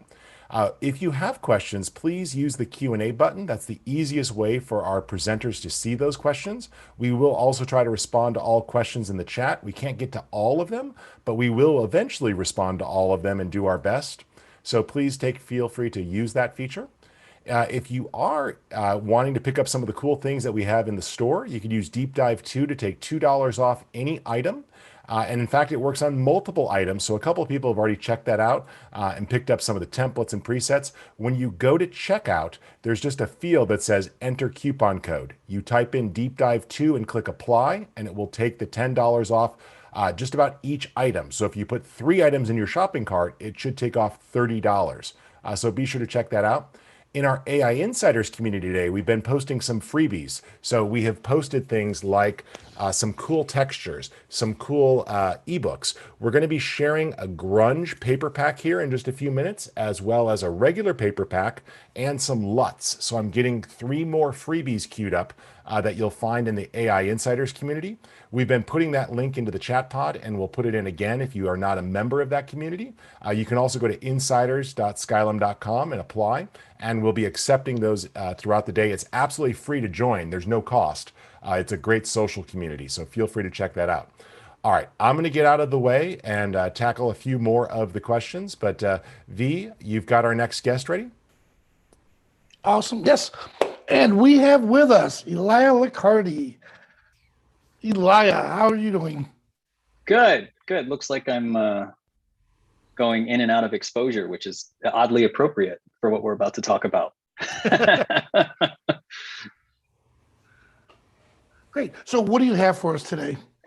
I thought we'd sort of lead things off with a little bit of hair care tips. A little bit about.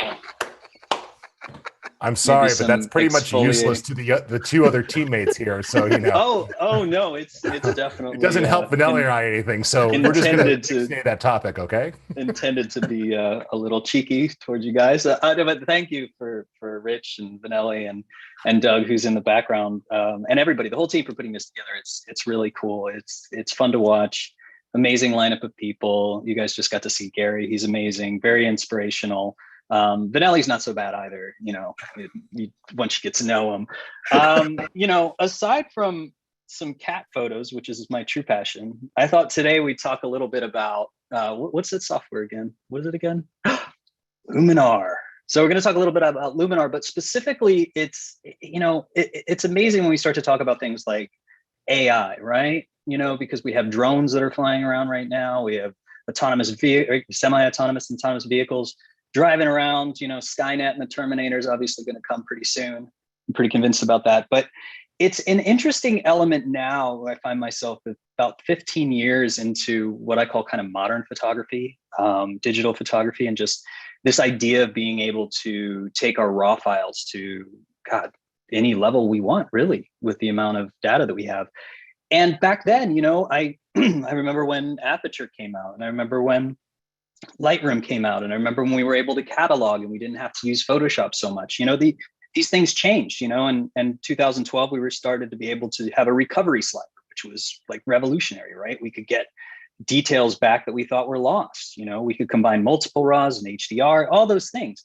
But I think what was interesting to me is how ingrained that process became, whether or not it was actually the most useful, adjusting shadows, midtones, highlights, brights, and stuff like that. I'm really starting to think of things now, like if I had the tools I had now, back then when I was starting, would I be using the same process? Would the post-processing be the same? I'm hoping the result would be the same. My vision would be the same, but would I be using the same tools? And if I was using the same tools, would I be using them the same way? And I've been thinking about that probably for about 6 or 9 months. And what's interesting is when we start to apply that logic of sort of not starting over, but starting fresh. And I'm going to go ahead and share my screen here. We'll optimize it here too. We start to think of what was going on. Hold on. Okay. Sorry. There it is. Start to think about this as sort of, I call the creative beginner's mind, right? Like the beginner's mind's a cool concept. We should assume that we know nothing, right? And I've been married for 20 years, so I just assume I'm wrong all the time. But that's a different story. When you start to think of things from a new perspective, you sort of gain insight that you don't have if you think you know how to do something. And since I've been doing things so long, I constantly reassess whether that is the most efficient way or there's a better way. Drones have replaced so much of what we do in cinematography, and they're amazing, but I don't have to rent helicopters as much anymore. That was an easy one. When it comes to post-processing, we're really looking at the tools being there to achieve a result. And when you first get started, it may seem a little intimidating, right? We have a lot of sliders, and it's sort of like being at the eye doctor. Better, worse, better, worse. Okay, better. Is this one better or worse? And eventually you slide around many times, or you put too many lenses in front of your face, and you're like, that looks the same. And what happens is we start to just kind of tweak things for the sake of tweaking them, hoping to get something that we like.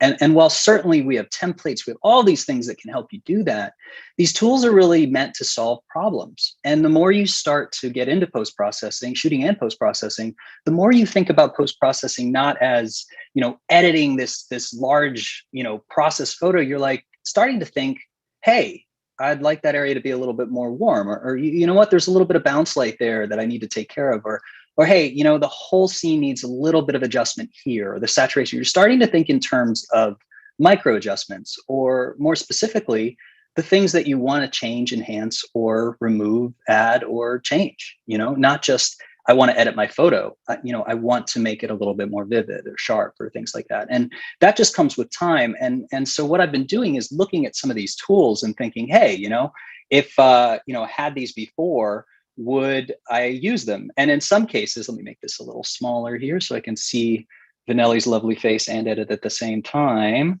If we start to look at this as a before and after, you know, obviously these big things that Luminar has, you know, there's no doubt that Sky AI is awesome. Like it really is. And we're going to take a look at that, obviously, because that's a game changer, right? I've taught this in photographing the world. I've done this extensively. Clients all over the world ask me to change skies, add skies, and it's a painful process. And now it's easy. But there are more things that we can start to think of. If we start to look at things like this and we think about it in a classic perspective. And the reason I like to do the sky replacements and the demos because, well, it's really fun and there's actually a procedure to it that I want to show. Now, when I'm shooting these, and you can see inside of the catalog here, you know, these are all beautiful landscapes, you know, maybe not Santorini, it's hideous. I know nobody wants to go to Santorini, but most of these are really pretty landscapes. But my shooting is pretty standard once I find a composition. And if you followed some of my work, you know that, you know, it's almost like Douglas Adams said, the answer to life, the universe, and everything is 42. The answer to landscape photography is pretty much F8. I mean, it sounds simple, but I'm really like, I know I want this shot. And what I'm really concerned about is capturing everything that I need in the raw file. Not that I want to do a severe amount of editing, but I know that if this is the single file that I have, the highlights aren't going to be too blown out. The shadows are recoverable. And you can see as I start to slide this away, even with the sky, we have this balance. Every single photo that I shoot, no matter what it is, landscape or cityscape architecture, I'm always adjusting those things. So if I actually think about this a little bit different, we go to the edit, let's go ahead and reset this. And this is really where I've started to think of AI as not this, well, I mean, it is pretty amazing, magical rainbow unicorn kind of thing, because we do have rainbows and unicorns in Luminar too. That's a different story. But where I'm really starting to think about this is it's solving more problems that I didn't know I had. So in other words, if we go to the light panel, we're going to see what we're all used to. If we've ever loaded a raw file into pretty much any program, even from Apple Photos directly, we have shadows and midtones, highlights, blacks and whites. This is sort of the core of the adjustment of a raw file that I call balancing, not even editing. I don't even consider it post-processing because when I shot this, you know, I could have done an HDR. There are other ways to do it.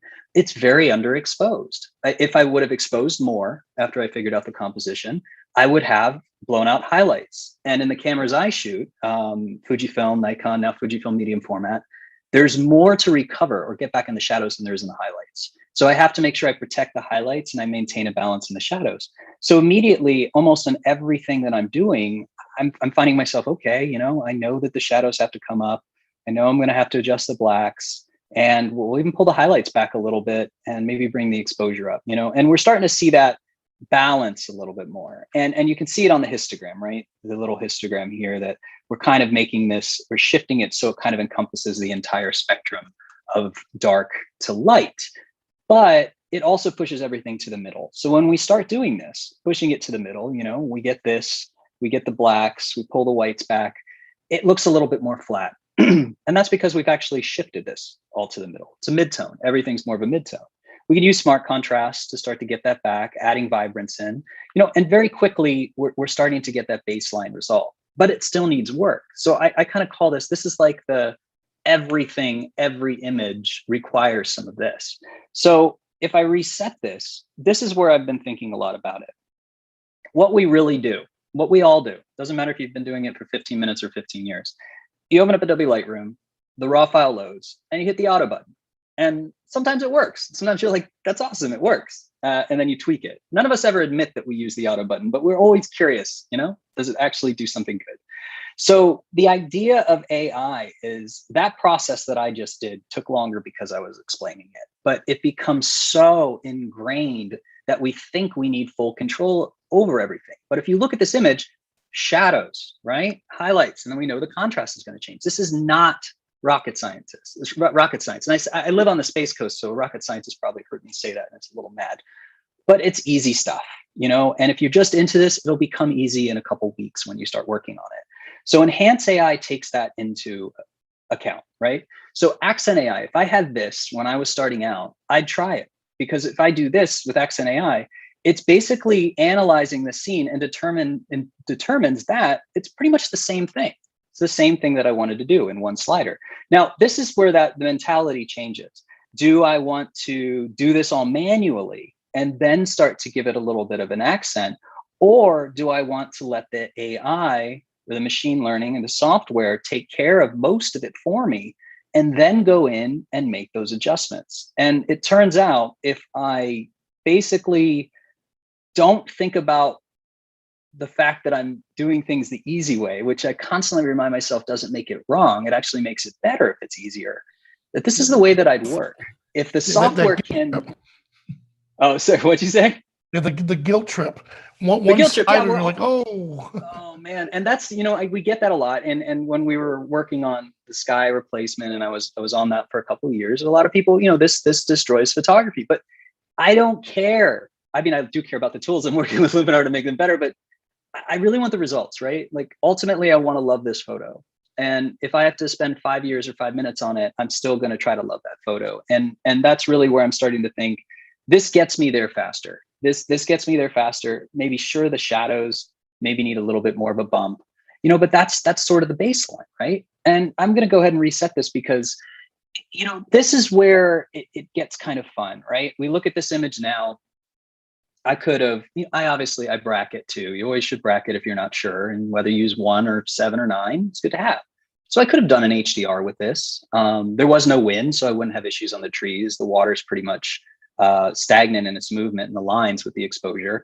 So, there are different techniques for doing this. And so when we start to think about that again, we can start to think about the simplest way to do something, right? Like enhance AI, simple.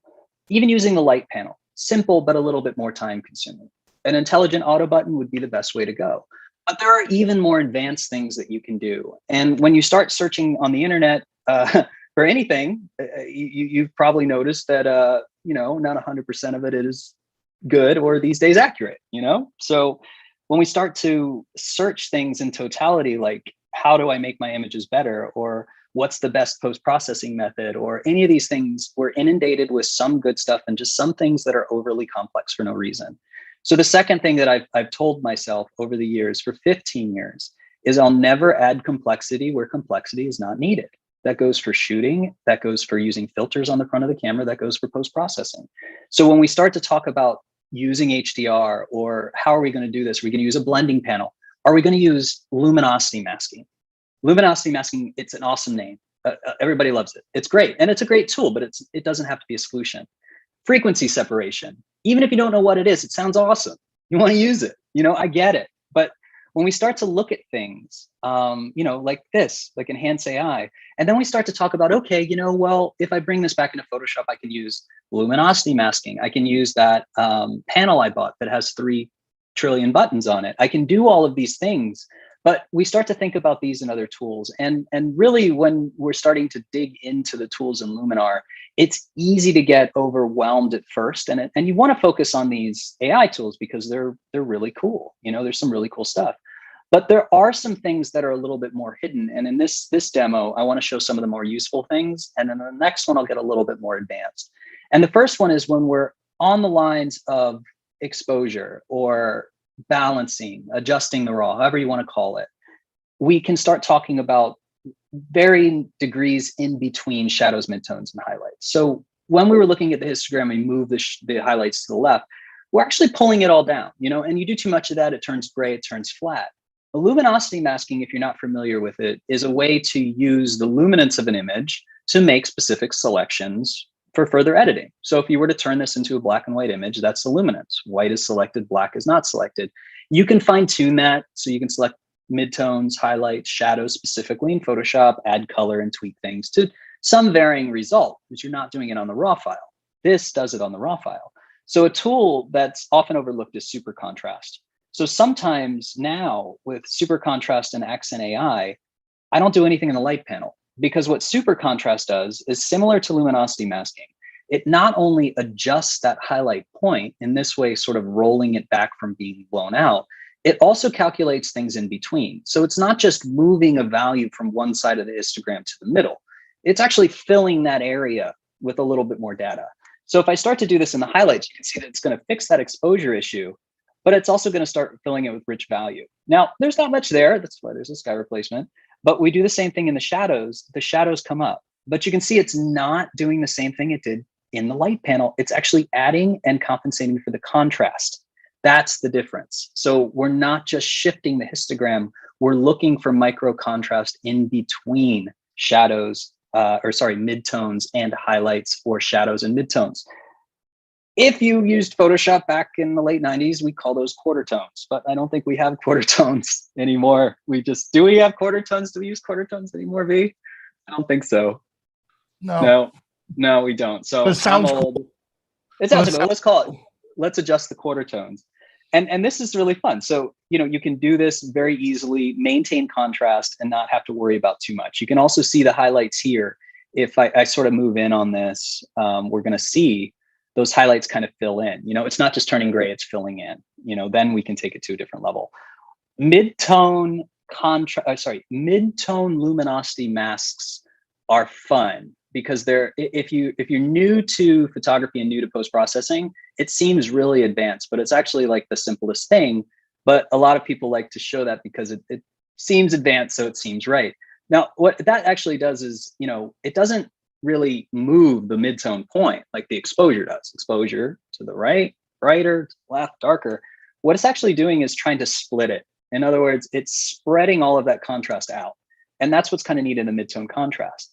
So we're actually going to start to see sort of these rich values in between. So when I start to do this, you can see that we're getting more of a value change here, more of a value change here, while even if we push it to the ridiculous degree, those sharp highlights stay intact, those shadows stay intact.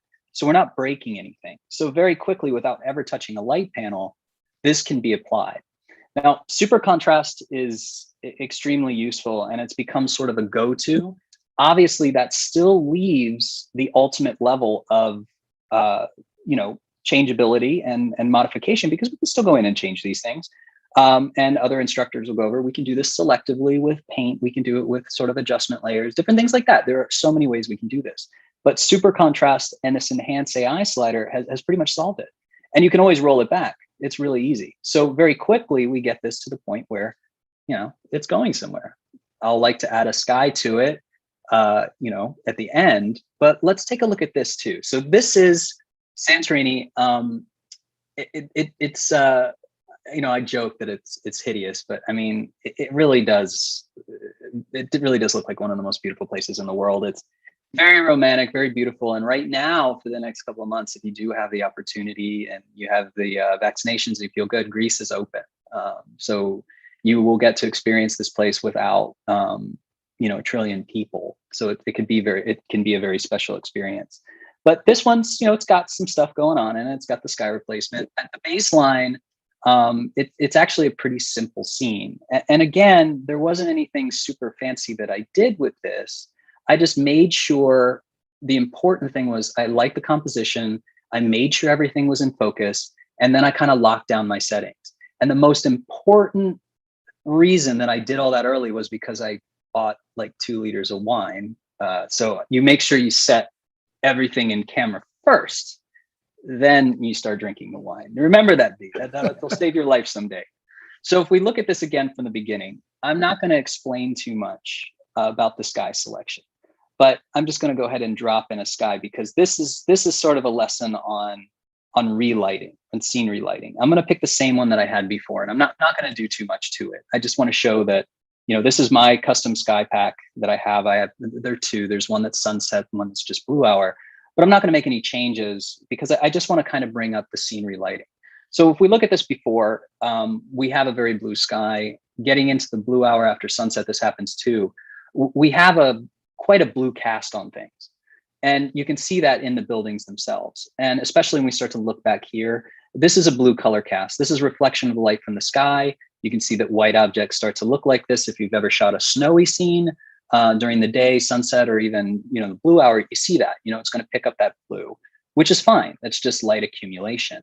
When we start to talk about sky replacement, what's often overlooked when, sky replacement is awesome. We just did that with one click and I don't really have to change too much, but we start to talk about relighting.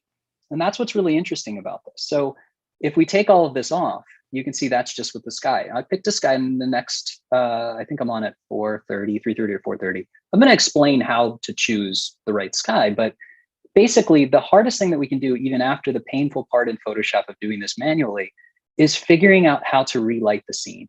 So this does a really good job of relighting it, and it's something that's often overlooked. And the other things that I find that I'm usually doing after I find everything, fine tune everything here with the relight, let's just go ahead and do the same things that I did before. A little bit of Accent AI is going to pop this together. Also note that it's doing it to everything. So it's treating the composite of the sky and the foreground as one, as it should, which is great, which means we could use Sky Enhancer now and just affect the sky. Let's go back down to super contrast really quick. And you can see if I do the highlights here, we're getting more tonality here instead of just rolling it to be less blown out. The shadows, same thing. We're going to get some contrast and we're going to bump those shadows and a little bit of contrast in the midtones. Well, that's great. But if we really start to look at this, there are more things we can do. Sharpness, if you really like, cloning out people, it could be an all-day process. We could go into that. In this case, there's so many that they're kind of part of the scene. But what usually happens when I get to a point of, this is balanced in the raw, it's edited, it looks pretty good, I'm really starting to look at color cast. And that can be from a fiery sunset to where the whole scene's red, or it could just be the normal blue. Now, there are ways to fix this. So again, what I usually do is inside of Photoshop or, using one of these things, I try to adjust. Let's see, it's here in landscape.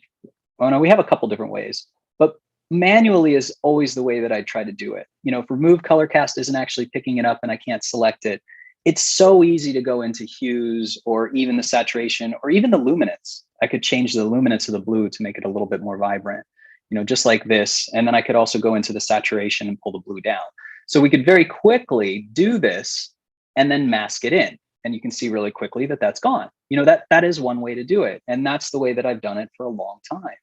But I started to think about this too, because if you think about color correction, we don't talk a lot about color correction anymore. We talk about, effects, and we talk about treatments, and we talk about looks and styles and LUTs and all that kind of stuff. But I mean, it's all basic color theory, warm versus cool. So when something's cool, you fill it with warm and it neutralizes it, and vice versa. And we're very used to having things like temperature. So if this was as easy as changing the temperature, and you can see if I do adjust the temperature, that's going to find that white point, but it's also destroying the rest of the scene. We could do this selectively as well, but this all comes down to simple color correction, warm and cool, but we can't really treat it that way. If we look at it in a different way, under color harmony, we have a lot of great tools. Brilliance, we have warmth. You can see that the warmth works a little bit more intelligently than the shift of the white balance. It just thinks about the shadows, midtones, and highlights a little bit different. We have color contrast, which is kind of a nice way to really pop everything out.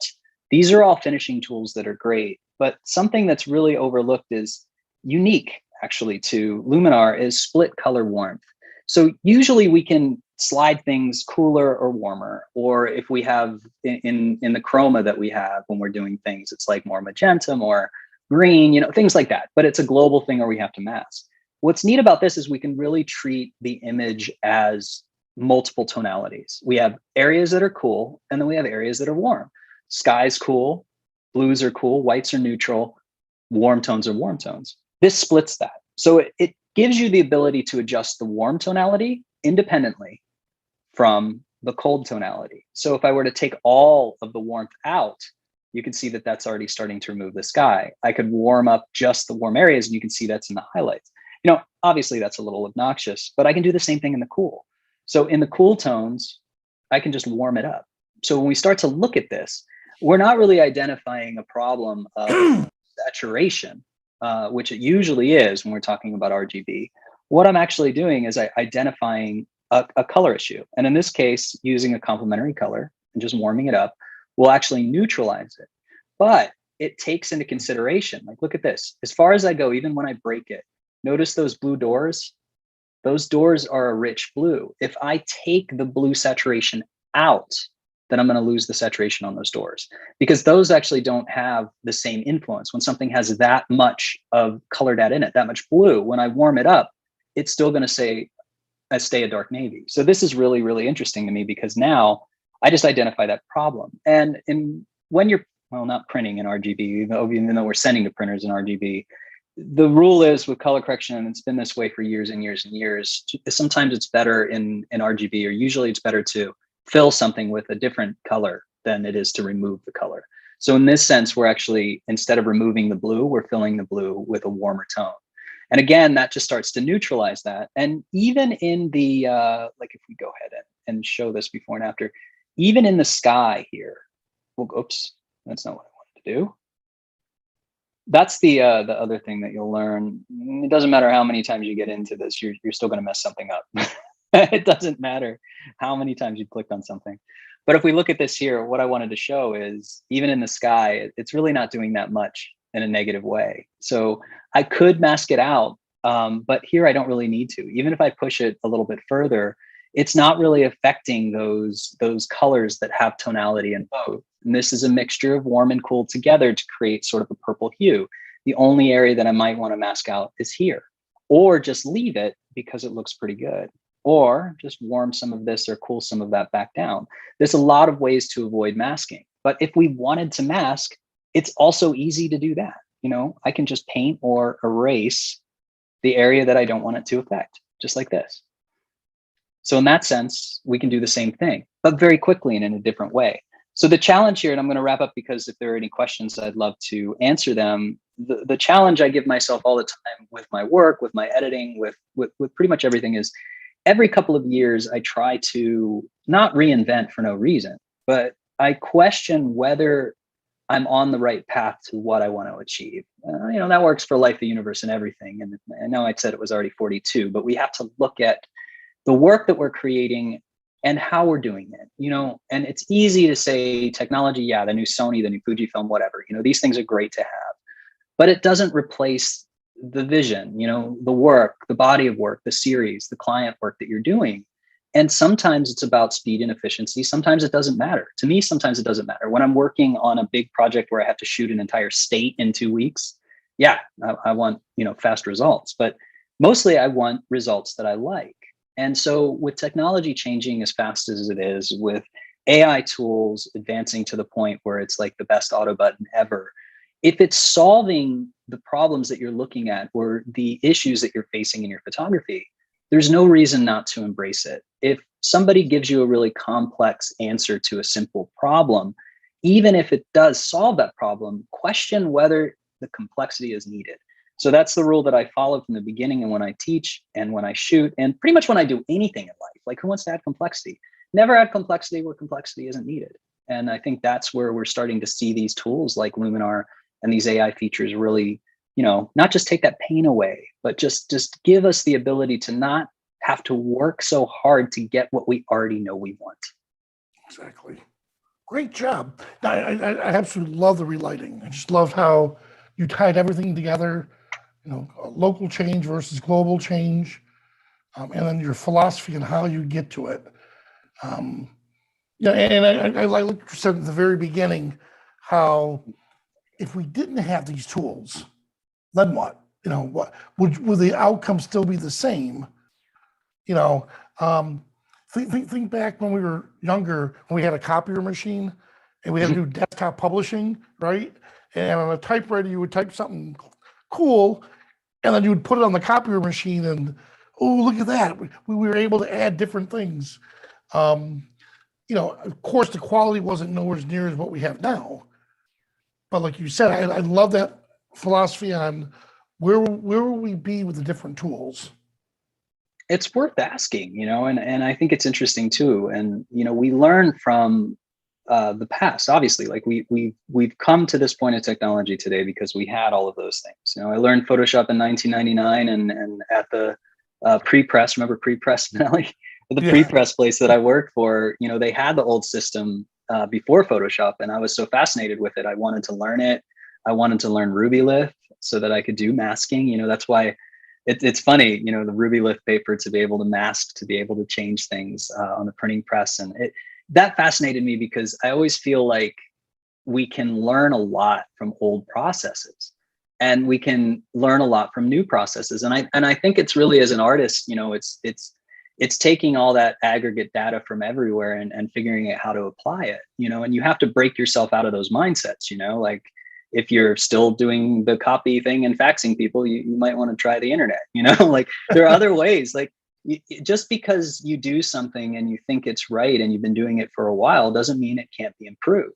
And I think that as artists and photographers, that's really what we all share in common. I've been shooting for a while. If you've been shooting for 15 minutes or 15 years, we all share a commonality, and that's we want to make our photos better. And in order to do that, we have to be willing to change, willing to adapt, and even excited. Like you treat this as genuine curiosity. That's what got you into photography in the beginning. Wow, this is cool. Look what I'm capturing. That curiosity, and you can do that with everything. And if it works, it works. Some things are just fads. Some things are, useful to you and not to somebody else. But you have to kind of approach it that way. Make sure that you're still treating the work as fun and being curious about it. That's sort of what I would like to end on. And the more like feel good part. Well, that's great. Hey, thank you so much for taking time out and sharing your insights with us. Yeah, I'm gonna fix the camera before the next time because it was working before when I tested it. It's not Fujifilm's fault. It's total user error. But thanks, right? guys. Yeah, always user error. Yeah. Doesn't matter how long you've been doing it. It's always fun. Well, Alaya, we're looking forward to having you back. And Anne, I'd like to welcome you. We're really glad to have you as well. And this is excellent. So, Anne, how are you? I'm great. How are you doing? Great. We're really glad to have you. We're looking forward to including you on the show here and learning from you. I know that you have some interesting things to show us here. You're also going to continue a look at landscape photography, but what's sort of your specialty when it comes to landscapes? What do you enjoy the most? I love landscapes, of course, but what I really like is the whole package, and that includes the culture of the area, the food, the people. And so when I do my workshops, our groups work in a group setting where we try to give everyone the whole experience. We try to stay we usually are in a remote location like the Isle of Skye or someplace. And it's helpful to stay together like an Airbnb or a small hotel where we can interact with each other almost 24/7. And we get a chance to eat together, to join locals. We usually have a local person with us, and it gives you a better sense of how you want your landscape photography to go. Today, I'm going to focus more on travel photography, but also with the focus on landscapes. That's awesome. Well, we're looking forward to seeing this.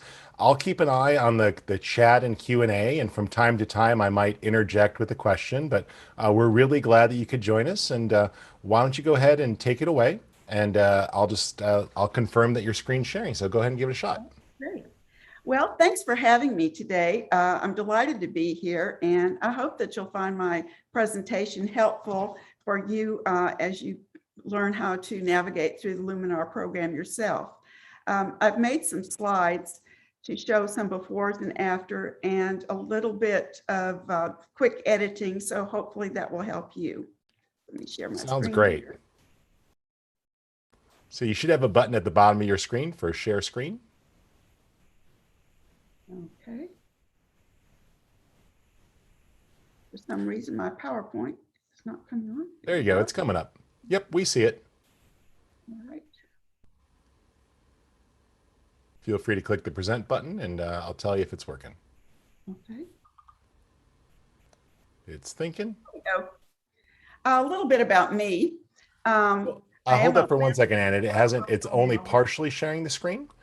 Go ahead and stop screen sharing for a second, and maybe share your whole desktop. That might help, because I think what's happening is that it's only sharing the one window. Yeah, now it's sharing your other monitor with presenter mode. Okay, so you see the whole thing? Do you have two monitors up or one monitor on your side? Okay, it's sharing your other monitor where we see presenter's view. So if you click swap displays, it'll work. See that little button at the top that says swap displays?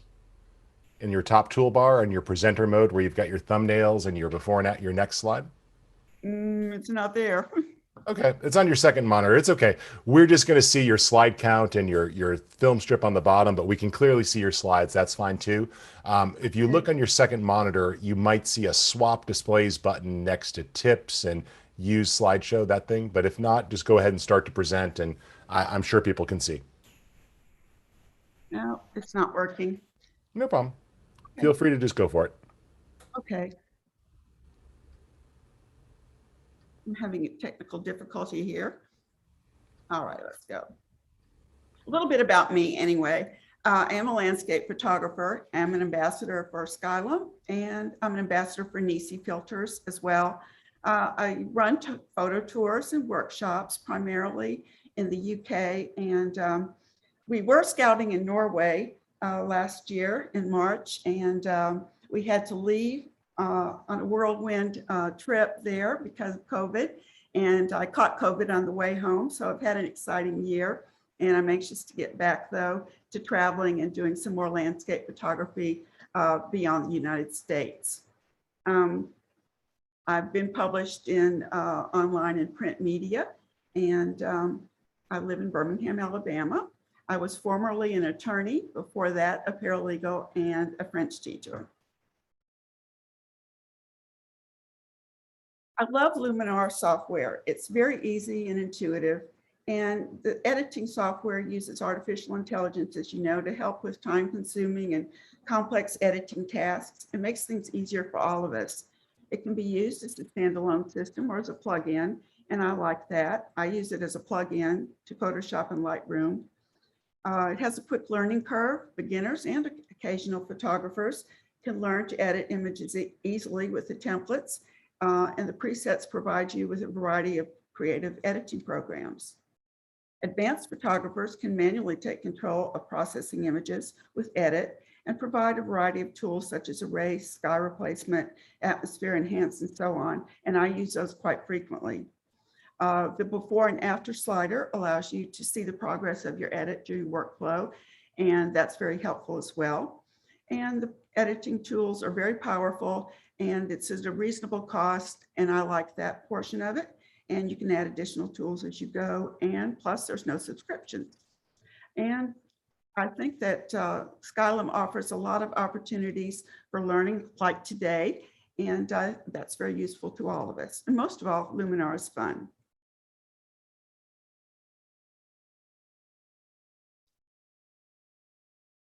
Who would I recommend Luminar to? Well, beginning and non-photographers who don't want to learn complex editing skills.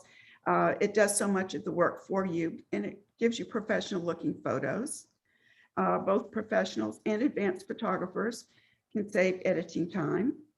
Photographers who want to make their images, landscape images, really pop, and social media influencers. You can get some really eye-catching photos with minimal processing time. Business photographers to make quick edits, but you're short on time. Portrait photographers, or anyone who just needs a well-rounded system. How do I use Luminar to edit my images? I have a very easy, simple workflow. I generally just open my photos up in Camera Raw, and I'll make any adjustments to the images there. Then I bring it into Photoshop, and then finally into Luminar, which I use as a plug-in into Photoshop. And I use both the templates and the editing tools to process. So enough about me. Let's get into looking at some photos that I have processed with Luminar. These are just some before and afters that I've recently taken or had in the past. I took a trip in March to Oregon, and I was really excited about that, but my week didn't turn out to be quite the week of epic sunsets and sunrises that I had hoped for. And I had some nice mellow skies, I would say, but nothing really epic like I was hoping. This is a before photo of Brandon Beach. What I like about this is the soft sky, and it's just a bit of a dreamy landscape. I edited this photo with using structure, light, and enhance. And what I did was bring out the water here. It was more contrasty, and I just added a little bit of contrast to the sky up here. Enhance really helped my sky feature here. Yeah, a lot of folks think they have to replace sky, but we use the same intelligent sky identification technology with the enhance tool so you could bring out the sky. And you had a beautiful sky there. It just needed a little hint. I think a mistake a lot of folks make is they push the vibrance too far and then it looks fake. But here it's just very natural. I love how the reflections and the color carry onto the sand in the foreground, those beautiful pastels you have there. Thanks, Rich. This is another shot from that trip over at Thor's Well, and that was a very exciting place to be. It's very dramatic, and it's kind of, I don't know how many of you have been there, but it's kind of a scary place because you're up there with this big hole and there's water blowing out and there's waves, and it's a little bit frightening, but it's also very exciting. And so I wanted to have a photo that captured the exhilaration that I felt and the excitement. And this photo I like, but it's just not quite as dramatic as I would like for it to be. And I think it needed a little bit of a punch. So I edited this photo with the Easy Landscapes template, forest stream, and then I just added a little bit of dodge and burn here to lighten up this water and bring out the foam. So I think it makes it look a lot more dramatic than the original photo. And for those who haven't used the dodge and burn before, it's basically painting in light and shadows, which I like how you brought the water out there and the rocks a little bit. By just increasing the dynamic range, it really came together nicely. Thanks. This next photo is one of my favorite places, Dorset, England. We go there pretty often with our groups, and this photo of Durdle Door was taken at 4 a.m. when you have a real early morning sunrise there. And I love the pastel skies, and it's a little bit muddy though. So I was able to bring out the color by using the color tool, dodge and burn, and then punched up the sky with the enhance tool. I dodged and burned this area here, bring out the whiteness, and then to bring out the color of the sea.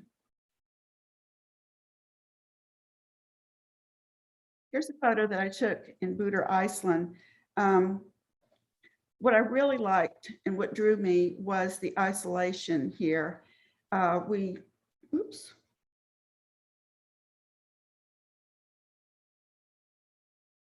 We had arrived here the night before and it was a blinding snowstorm. We barely thought we could make it to the hotel at Búðir, and we got there and it was very quiet, peaceful, and still. And this photo was taken just when the sun was coming up, which is about 9:30 a.m. in the morning in February. And there was a beautiful indigo blue sky. But what doesn't show up in this photo are the ridges, which drew me to the photo or to the image. I liked the shadows here and ridges, and it gave a nice leading line to the mountain here. I edited this photo using the Waterscapes collection, Deep Focus. I replaced the sky to bring in some more drama up here and to show how it actually looked with the indigo color. And I erased this smudge that was down at the bottom with the erase tool.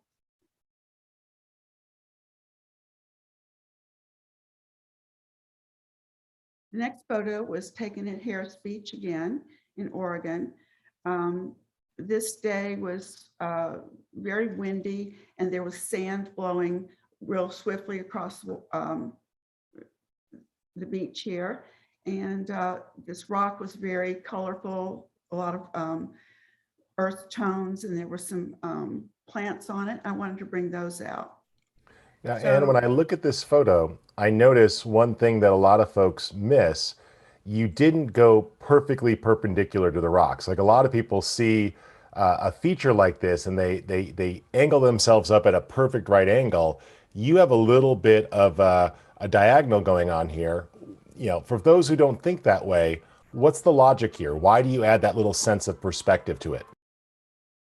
I just think it makes the photo look more dynamic. I'd agree. It gives it a little bit more sense of energy and a little bit of sense of perspective of going off into the horizon there. And it looks like to me that that little part at the far right there, is that another island that's a little further away? It was another a rock, a sea stack, I suppose you could call it, another rock that was out in the water. What I did here, I lightened it, of course, with light. And I wanted to show the sand, so I used, I lightened it, brought in the color to show the beautiful colors on the rock and in the sky. And then with the enhance tool, I was able to punch up the structure on the beach and to show the blowing sand. I used mystical just here in the corner where you spoke about that other rock ridge. I thought it gave it more of a dreamy feel. And that's what I was going for here. Yeah, I love both mystical and glow. They both add extra light to the scene. Mystical sort of darkens the light and increases the shadows and makes it moody. And then glow or Orton kind of just adds to it. But they're both very natural and they don't tend to blur the image. They just add soft light and they kind of improve the shadows and the highlights. So I like how you did that there. And you know, we could just see so much more texture in the sand here, and it's very inviting. You could sort of see where the wind has been blowing it and those little curving lines caused by the wind patterns. It just pulls you sort of windingly into the rocks. It's very visually interesting. Thank you. This photo was taken at the same beach that same night. And this photo I probably should have deleted, but I wanted to show our viewers how you can take a photo that is pretty much a throwaway photo, and with Luminar you can make it more artistic and a useful travel photo. I used sky replacement to enhance the sky, and because it was totally blown out, and I used enhance to give some texture here in the water. Now with this next set of slides, I'm going to show some photos that I have used the software with, and I'm going to go through more steps in detail. This was a raw file that I had taken of a place called Black Church Rock in Devon, England. And this was a place that I had been looking forward to going to for a long time. I don't know exactly how far it is to hike there, but it's a bit of a strenuous hike. And once we got down there, there are rocks like this that parallel across the beach, along the beach. So you have to walk across numerous rock formations like this to get to the spot. But what was really disappointing was that we had absolutely no color in the sky. It was totally whited out like you see here. So this image has just been sitting on my hard drive for the longest time. And I thought this might be one that I could play with in Luminar to see what we could do to make it an image that was worthwhile.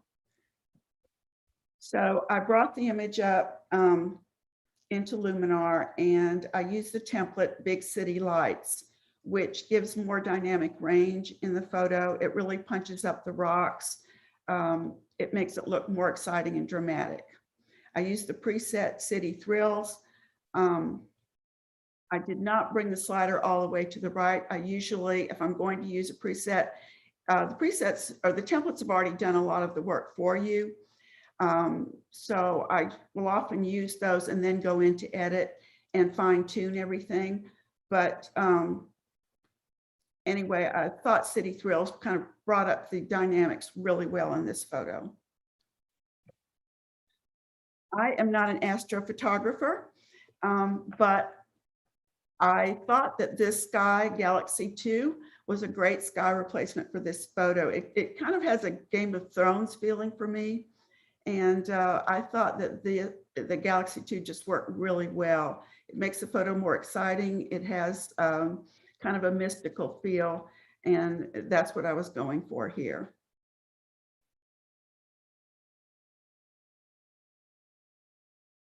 Then I decided to punch it up even more. So I just increased the slider, the City Thrill slider. So here was the original file. And here's the final edit.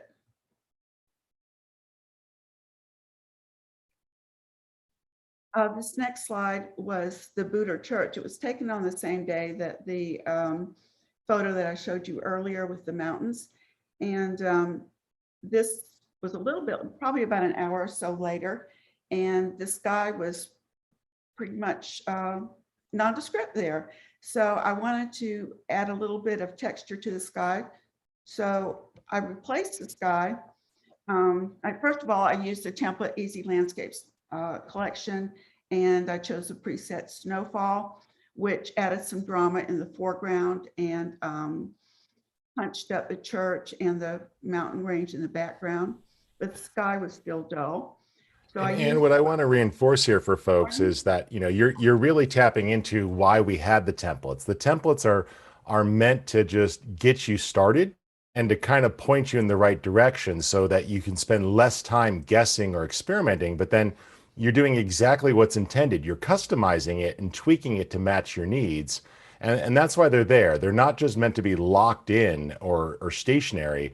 They're just meant to jumpstart you. And I love how you are being open to trying out, you know, things from different categories just because you like the color or the contrast or the mood that it was going for.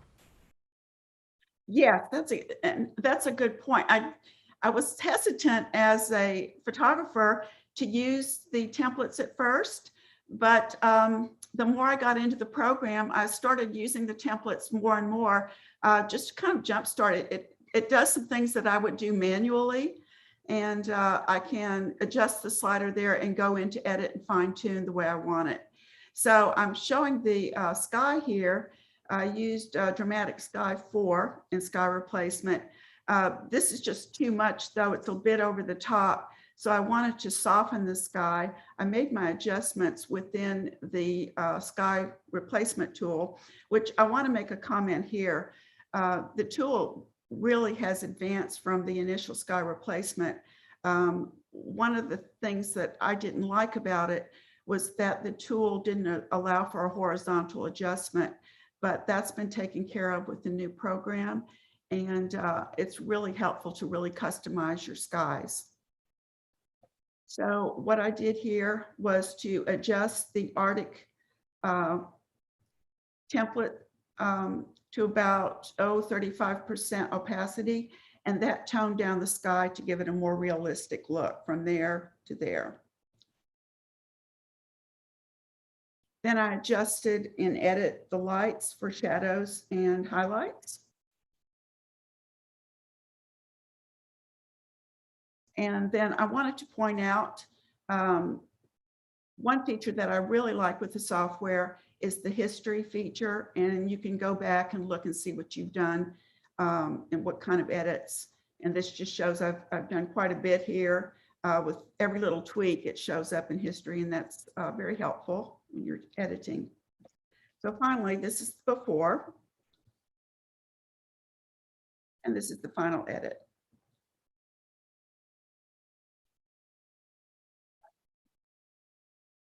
A few years ago, I went to Bow Lake in Banff National Park, and I was so fortunate to have this place all to myself. There's usually tons of photographers there, but this was a morning in July, and I was all alone here. And I really underexposed this photo. I was using filters, and I must have left it on too long or something. But anyway, this is the photo. And I thought this would be a good one to see if we can repair it. So I used the template Scenery Collection, the preset Clear and Sharp, and that did all the sharpening for this photo that I wanted.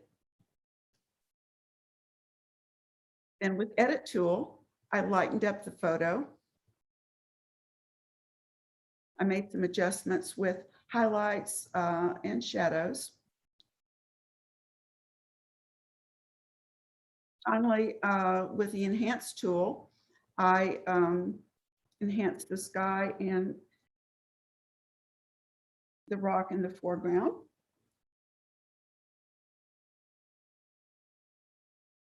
That day was a very beautiful summery day, and I wanted to punch up the color as I really saw it that day. And of course, if you've been to Canada, to Banff, you know that all of the water has this beautiful turquoise color. So I was able to bring that turquoise color back in with the edit tool Color Harmony. And this is just to show you my before and after with the before and after slider tool, which is very handy. So my before and my final edit. Another one of my favorite places in Dorset is Corfe Castle. And this was a ruin from, I think, about the 16th century.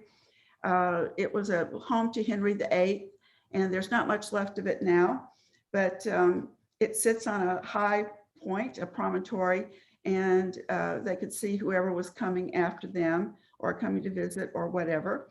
And there are a few man-made objects now around the castle. As you can see, for some reason or other, my mouse has decided to die. So if anything can go wrong, I guess it has today. But you can see here on this photo, on the far side of the screen, there's a cell phone tower, and there is a parking lot and a modern home, and there's a shrub down at the bottom, which is a little bit objectionable to me. So I first opened this photo in the template Easy Landscapes collection, and I used the preset Forest Stream. And then I took the edit tool Erase, and those items that I was talking about earlier, I have masked to show you what I've erased.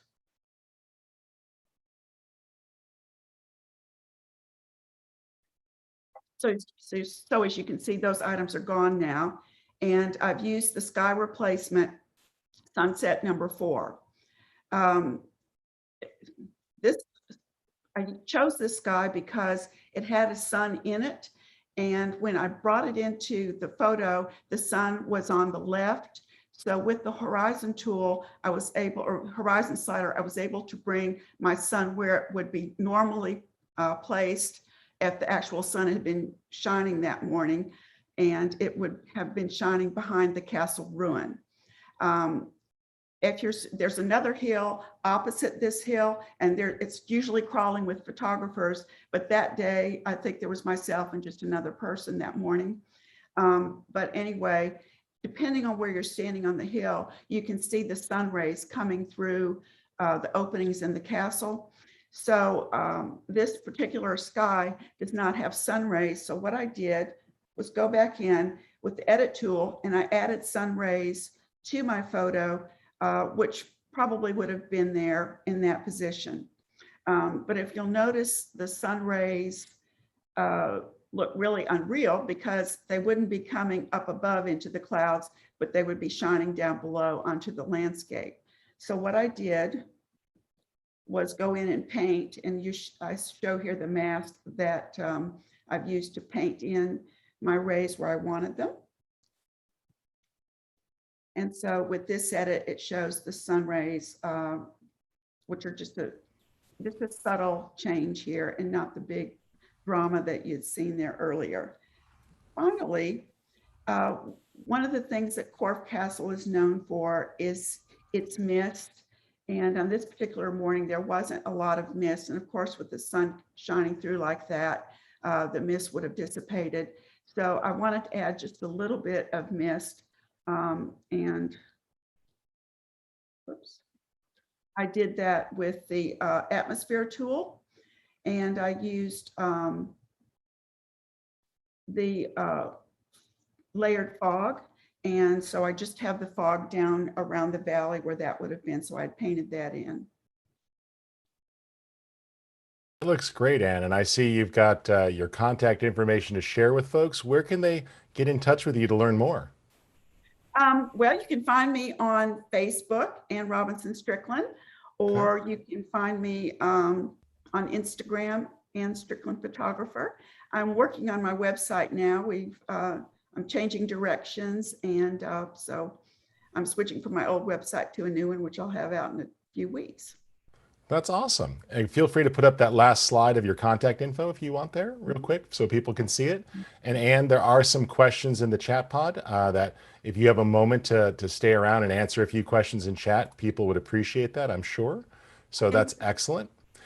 Folks, we're going to be, I want to first off say thank you to Anne. We're going to be going to our next guest in just a moment. Anne, that was a very thoughtful presentation, and I love how you were very willing to show where you started and where you ended up. It's very helpful for people to see that, you know, a lot of folks mistakenly think that, oh, everything works perfectly in camera and it always turns out just right. It's great to see that, you know, how you dealt with the challenges that nature threw in front of you and got the photos that you wanted. So I think it was very helpful that you revealed where you started and where you ended. So I really appreciate that. Thank you. Thank you for having me this morning. I hope that our viewers will find some of these tips helpful. I'm sure they will. I'm sure they will. So thank you, guys. Well, we've got a quick freebie, and Anne, thank you again. If you can answer a couple of the questions in the chat pod or Q&A if you have a moment, we're going to bring our next guest on. Before we do, I've uploaded a brand new pack of textures that we're giving away for free in the deep dive in the Luminar AI Insiders area. And you can see here how I've layered these on with the texture tool. What's really cool about these is that, you know, you could just overlay these. There's both PNGs that have transparency. So if you want that scratched grunge look or aged look, we've put up a really cool one here. And you can also see how we can mix in other paper textures and whatnot. And this allows us to really do some very cool things like this, where we're able to layer that. So you're going to see how that comes to life. And so I'm going to put that in the chat area here in just a second to share it. But we're going to give you these for free over in AI Insiders. And I just want to share a couple of real quick resources before we bring on our next guest. So if you guys have not had a chance to look, remember you are watching the AI Insiders. I'm sorry, you are watching the deep dive event here. So thank you again for checking this out, guys. We appreciate you tuning in today for this. And if you want to, make sure you download the Update 3 version. You can get that at skylum.com/support if you need the latest version. That's going to help you. And my name is Rich Harrington. I'm the Chief Product Evangelist. We're going to be hearing from Vanelli here a little bit later, and Angela as well. They're both hanging out in the chat pod and answering questions to help you go deeper. If you want to see the full schedule for today, we've got the deep dive event. So be sure to check that out. That's going to help you really explore more. If you've got questions, you could drop those into the Q&A area, and we'll do our best to answer those. That really helps us see it. You can use the chat pod to interact with each other, but the Q&A is the best area to get your questions answered. So please feel free to take advantage of that. If you head on over to the store, just enter the code DEEPDIVE2, and you can save on those things. And we've also got, you just enter that code DEEPDIVE at checkout, and it'll take $10 off each item you put in your cart. Head on over to insiders.skylum.com where you'll find articles and inspiration and other cool things to help you out. I think you guys are going to definitely enjoy that. So we've got all that all set. I'm going to stop sharing my screen here and just get ready to bring on our next guest. So I think you guys are going to enjoy here in a moment. We're expecting Pete any moment here. So when he gets logged in, guys, let me know if you guys can track him down. I believe he's going to be joining us here in just a moment. Hillary or Doug, feel free to chime in. I'll go ahead and do a little bit of demos in the meantime, but if you guys can send him your link and get him logged in, that would be very helpful. And Rich, it's Doug. We're following up with him now. Okay, no problem. Thank you for the confirmation. Well, while we're waiting for that, there is a survey that's open as well. So about half of you have voted. We're going to run a couple surveys for today. It's a great way to hear more from you guys about what's happening. And, we asked, do you own Luminar AI? Well, right now, 99% of you did. That's good. I think a couple of you are considering it. But we're hearing what you use with it. And I do see that Aurora is popular, that half of you are using Aurora with Luminar. Good news. We're going to cover a little bit with Aurora things later today. So you're going to see some cool things there on how you could use Aurora. I think you guys are going to enjoy that. And so we'll run through some of those techniques a little bit later today in my session when we talk about using Luminar as a plugin. I'll show you how Aurora works as well. And you're letting us know how you enjoy learning. So we're really glad to get that input. We'll have a couple of other surveys throughout the days as well. While we're getting Pete logged in, I'm going to do a couple of techniques here and just show you a few cool things that we could do with Luminar that you might not be familiar with. And here we go. Let me share my screen here really quick. 1 second. And when we get him in, guys, just feel free to interrupt me and we'll switch on over to him. All right, let me go in here, and everyone's seeing my screen, correct? Just let me know in the chat that you guys are seeing Luminar open. That'd be helpful. Perfect. All right, cool, awesome. So here we go. Let me show you a couple of cool things we could do. I want to talk about LUTs for a moment. We're going to be giving away a bunch of LUTs a little bit later, but LUTs are color recipes, and they have their origins in Hollywood. To use them, we have a really cool tool called the Mood tool. Now, I've got a personal connection because about half of these LUTs I've actually authored. I'm really passionate about them, and I'm going to give you a bunch of free ones later too, so you can expand it. LUTs allow you to experiment with color recipes. Notice how we're changing the mood of this picture. Well, what's cool here is you could use LUTs and you could use these tools together. So if you start with a template to kind of drive things where you're thinking, right? You know, you're thinking, hey, I want to kind of get things a little bit closer. You might remember earlier that Miles says he loves Flawless, that Flawless just helps him with all of his portraits and just does a nice little pop on his images. You could see there how it just really made the skin tones great and even things out. Well, after that, you could still use the Mood tool to quickly experiment with different color recipes. And when you find one you like, it's so simple to lean into that. So we've got an amount slider, so you can control the intensity. You could change the contrast of the color, and you could even change the saturation of the effect. So what's really cool about this is it totally allows you to dial in a color grade. Now, Lightroom recently introduced some color grading tools. They had these 3 little wheels. Those were invented in the late 1980s and were originally shipped with Final Cut Pro and some other video editing tools. That technology is literally 30 years old. You want to use LUTs. LUTs are amazing because they let you encapsulate color recipes. And we give you the ability to load extra ones here when you choose Load Custom LUT File. Now, I know some of you are like, wow, I really wish there was visual previews like you have with skies and such. We've gotten that message. I can't confirm anything, but I can tell you we've heard you loud and clear that you want to make it easier to browse and work with color recipes. But look at how much fun these are. They just quickly jumpstart your color grading process and allow you to get in there. But they don't overtake it. So you could still go down here to color harmony and use that incredible color contrast tool.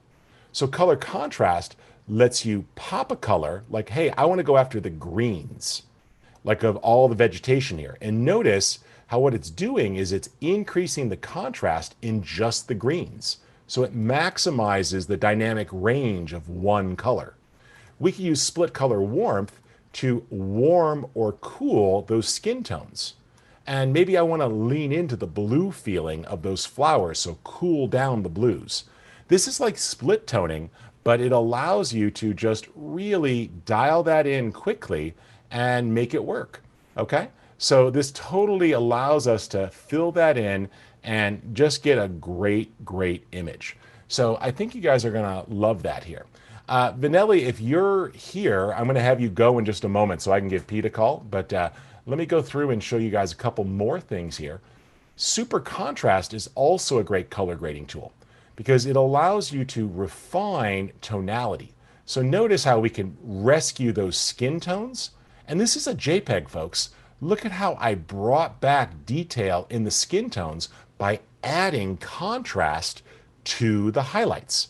So a lot of people mistake normal contrast, right? Normal contrast, bluntly, is ugly as heck because it globally boosts contrast. Now, we have smart contrast, which is a little bit better. It allows you to change contrast without shifting colors. But notice here, sometimes I'll do a little negative smart contrast And look at how all the hair now stands out.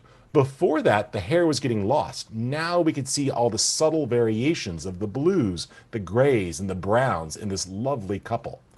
By the way, our portrait tools can still recognize side profiles. So using face light here, we can easily add or subtract light to just their faces.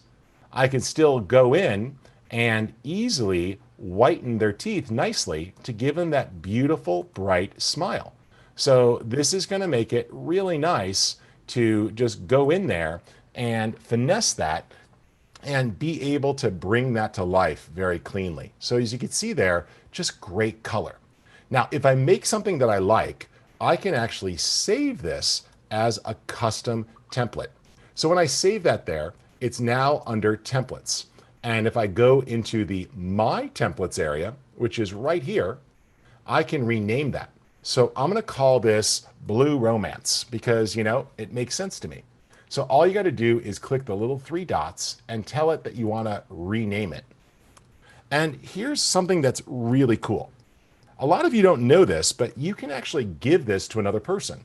If you click these 3 dots and say Show in Finder, that's everything you need right there. Let me just hide a little bit of this clutter really quick here. 1 second. There we go.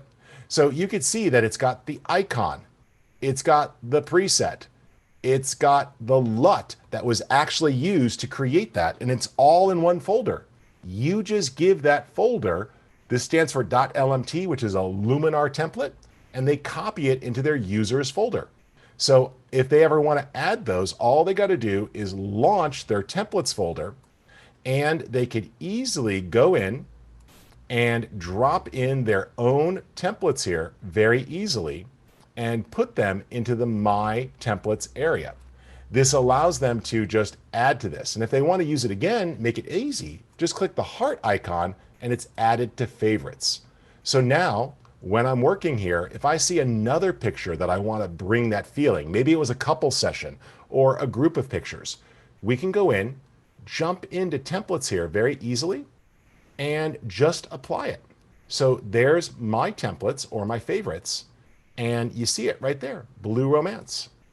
And I get that lovely color and the shift there, and we brought it to life. But everything is still 100% editable. So if I want to tweak this a little bit, I can.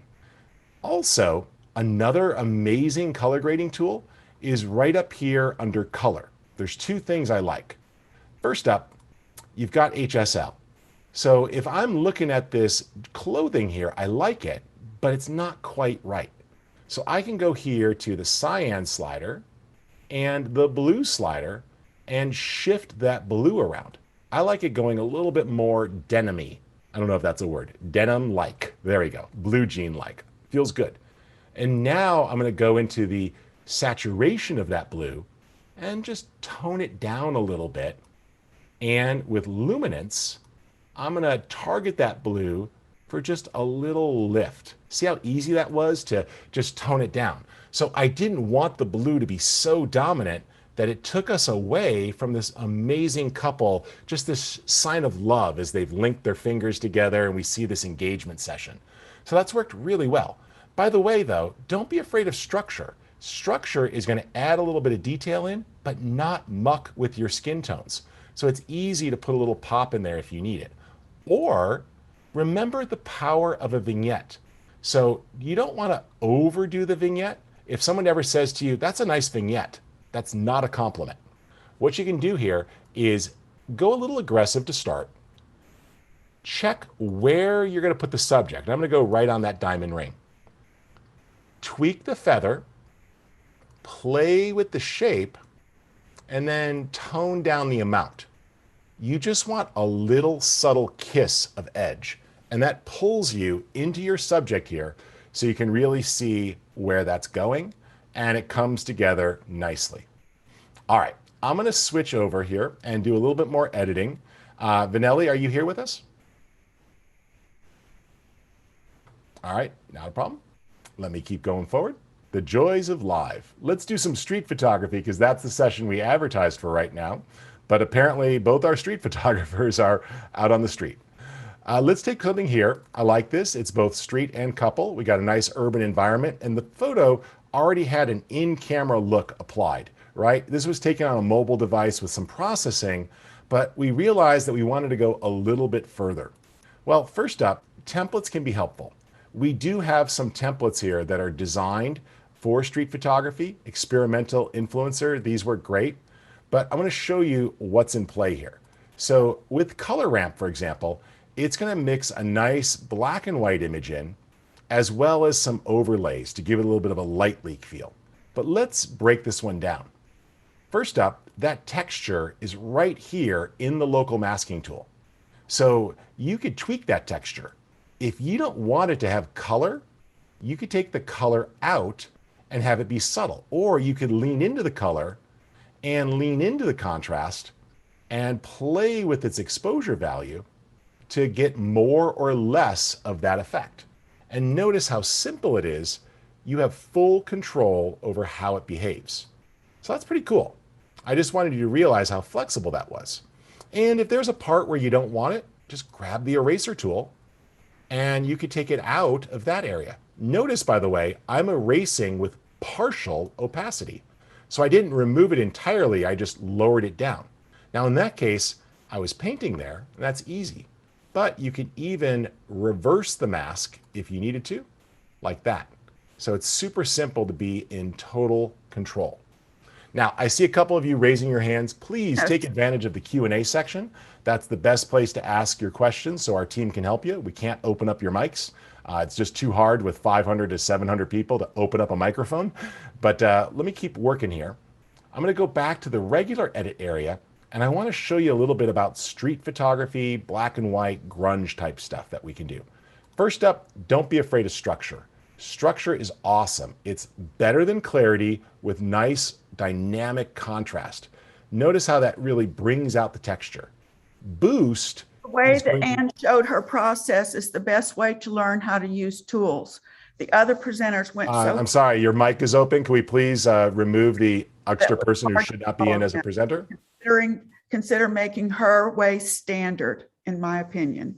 I'm sorry, we can't have your mic open right now.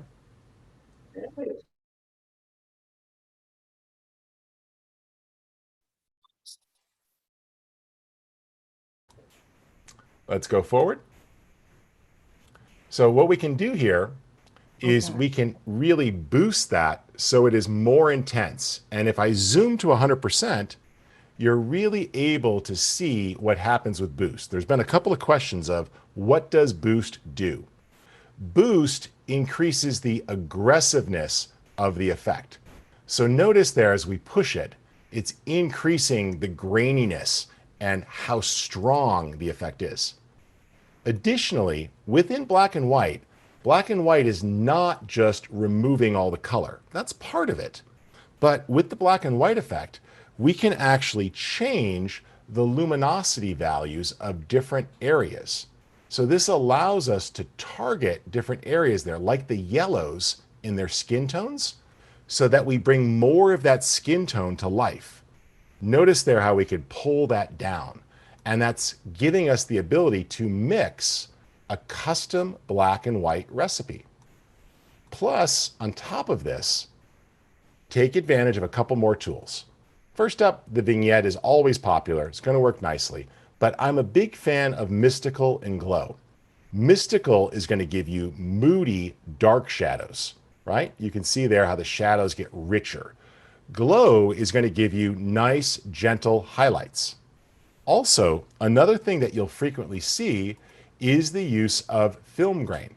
Film grain is going to allow you to really bring this to life a little bit more and add in just a bit more of that organic feeling. Now, that works nicely. I mentioned as well that we're about to give you another texture pack. I'm going to post the link as soon as we're done here. And what you could do for that street photography is give it the feeling of paper. So by adding in a little bit of texture here, you have the ability to load extra textures. And we can go in and browse those. And so what I'm doing here is just looking at these, and we got the message too that you guys would like to be, these would be visual. So, you're going to continue to see improved browsing experiences. but these are some film type papers and stained water papers that we're about to give you the download link for. And you can layer those in, take them up to 100% to start, and then play with your blending mode. Blending modes mix them together. And what you can see there is it starts to create this really interesting sort of overlay effect. So I like the soft light here. I think hard light actually works better. It's giving a nice little stain. And you can adjust how that comes together there, like so, and really finesse it. So this just gives you that opportunity to bring it to life. And remember, everything's non-destructive. So if you decide you don't want that hint of color, turn it off. And now we've got a nice effect. Now, I want to talk about two more things before we introduce David, our next speaker, and welcome, David. What we're going to do here is take advantage of Composition AI. So Composition AI is 3 tools in one. First up, it's your crop tool. So you could manually crop all day long. So if you're targeting something like Instagram, you might want to go with a 5x4 actually, rather than a pure square, because it gives you a little more screen real estate. If you want to post this to Facebook, for example, you see that we actually have presets designed so that Facebook won't auto crop your photo when it shows it in the feed, so we can get you there. Or you can use the original. And when you click Composition AI, it's going to analyze the image and adjust the crop. And here it applied the rule of thirds to better frame our subject. So that works nicely. Additionally, if you've got issues like a non-straight photo, you can analyze that and look how it's straightened the picture ever so slightly to have a perfect horizon. Or with another click, we could fix the verticals so that we've got good, clean vertical images. And so that's just going to allow you to put that into play. You can press the return key and it will apply the effect. So you can see there how we were able to just fix minor issues with the picture that were getting in the way of enjoying it. So I think you guys are going to like that. I've got time to do one more thing, and then David, are you about set to go if we come to you? Perfect. All right, let me just do something fast then. So one of the other things with Street that I like to point out is taking advantage of syncing. So if you've got one picture developed, all you got to do is press copy. You can now totally go through and find any other pictures that are similar to the ones that you want to edit. And it makes it really fast and simple because you can grab those pictures, and we'll just take a few different ones here. Some of these are lifestyle portraits too, and paste.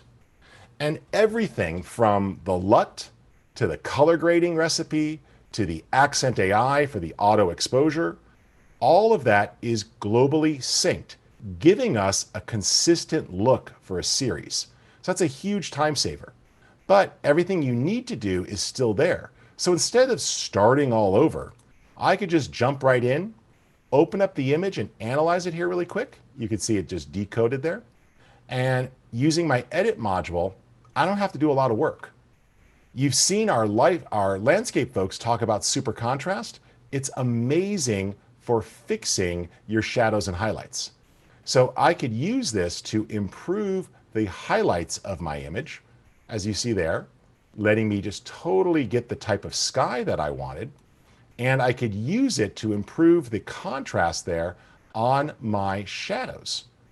So notice how we've just got that perfect balance there of still seeing all of the detail with the rich black and white, but it just allows you to really dial that in. And so instead of the regular shadow highlights, please try out super contrast, because what it does is it allows you to tackle shadows and highlights while also restoring contrast. So you don't get that washed out look that's really key. And there's nothing wrong with taking mystical and the Orton effect, adding rich shadows and blown out highlights. Notice there how we really bringing that feeling of film to life, where we've got that nice luminosity glow there in the highlights. And you know what? I actually like that. So again, I'm going to save that and just give it a good name, because that's worth using again. So when you come up with something you like, go to your templates and totally save that in there. So I'm just going to call that luminous black and white. And now I've got it ready to use. All right, well, I'm going to stop screen sharing here so we can bring out our next guest. And also, let me go ahead and close the previous poll that we had. And thank you guys for that. I'll let you see the results if you're curious there of what people are using and what other tools other folks like to do. I am going to launch another poll here after this presentation, and we'll share a few more things. But David, you're there. Go ahead. Awesome. Let me go ahead and get you pinned, and we're going to add you to the spotlight. So David, glad to have you. You are both a YouTuber and a landscape photographer. I've seen you cover Luminar a lot. I know that you love to travel. Tell us some of the reasons why you're so passionate about landscape and nature. I think landscape and nature for me is kind of an escape. When people say I'm a photographer, everybody expects you to be out in the field all the time. And especially if you tell them you're a nature photographer, they expect you to be hitting the trails, putting in 10 miles every single day. It's not the reality. I still use landscape and nature photography is really an escape. When you're doing it full time, it's still your hobby. Shooting is still your hobby, and you spend a lot of the time working in your office, like where I am now, is where I spend the majority of my time. But it's still just a fun activity for me. And I'm passionate about the places that I go to photograph, whether that be for conservation reasons or working with the Nature Conservancy, or just going to local places in Tennessee, North Alabama, Southern Kentucky, and even making some trips out west. Yeah, you've got some beautiful mountains down there they're really quite nice, which is awesome. So what do you want to show us today? What sort of things have you brought to tell us? So first I want to talk about actually getting out into a location and photographing without any expectations. It's a big problem that I think a lot of people struggle with when they first get into landscape and nature photography. So I want to talk about that and show you a couple examples of that as well. And then I want to show you my bread and butter is really waterfall photography. And I was just recently up in a really cool waterfall location. And I want to take you through some steps of how you can actually edit some waterfall images specifically using Luminar AI and what tools you can look at to really bring out some of those fine details. Because I think waterfall photography and a lot of the genres of nature photography kind of stand alone in some of the specific tools you can use to bring out the details.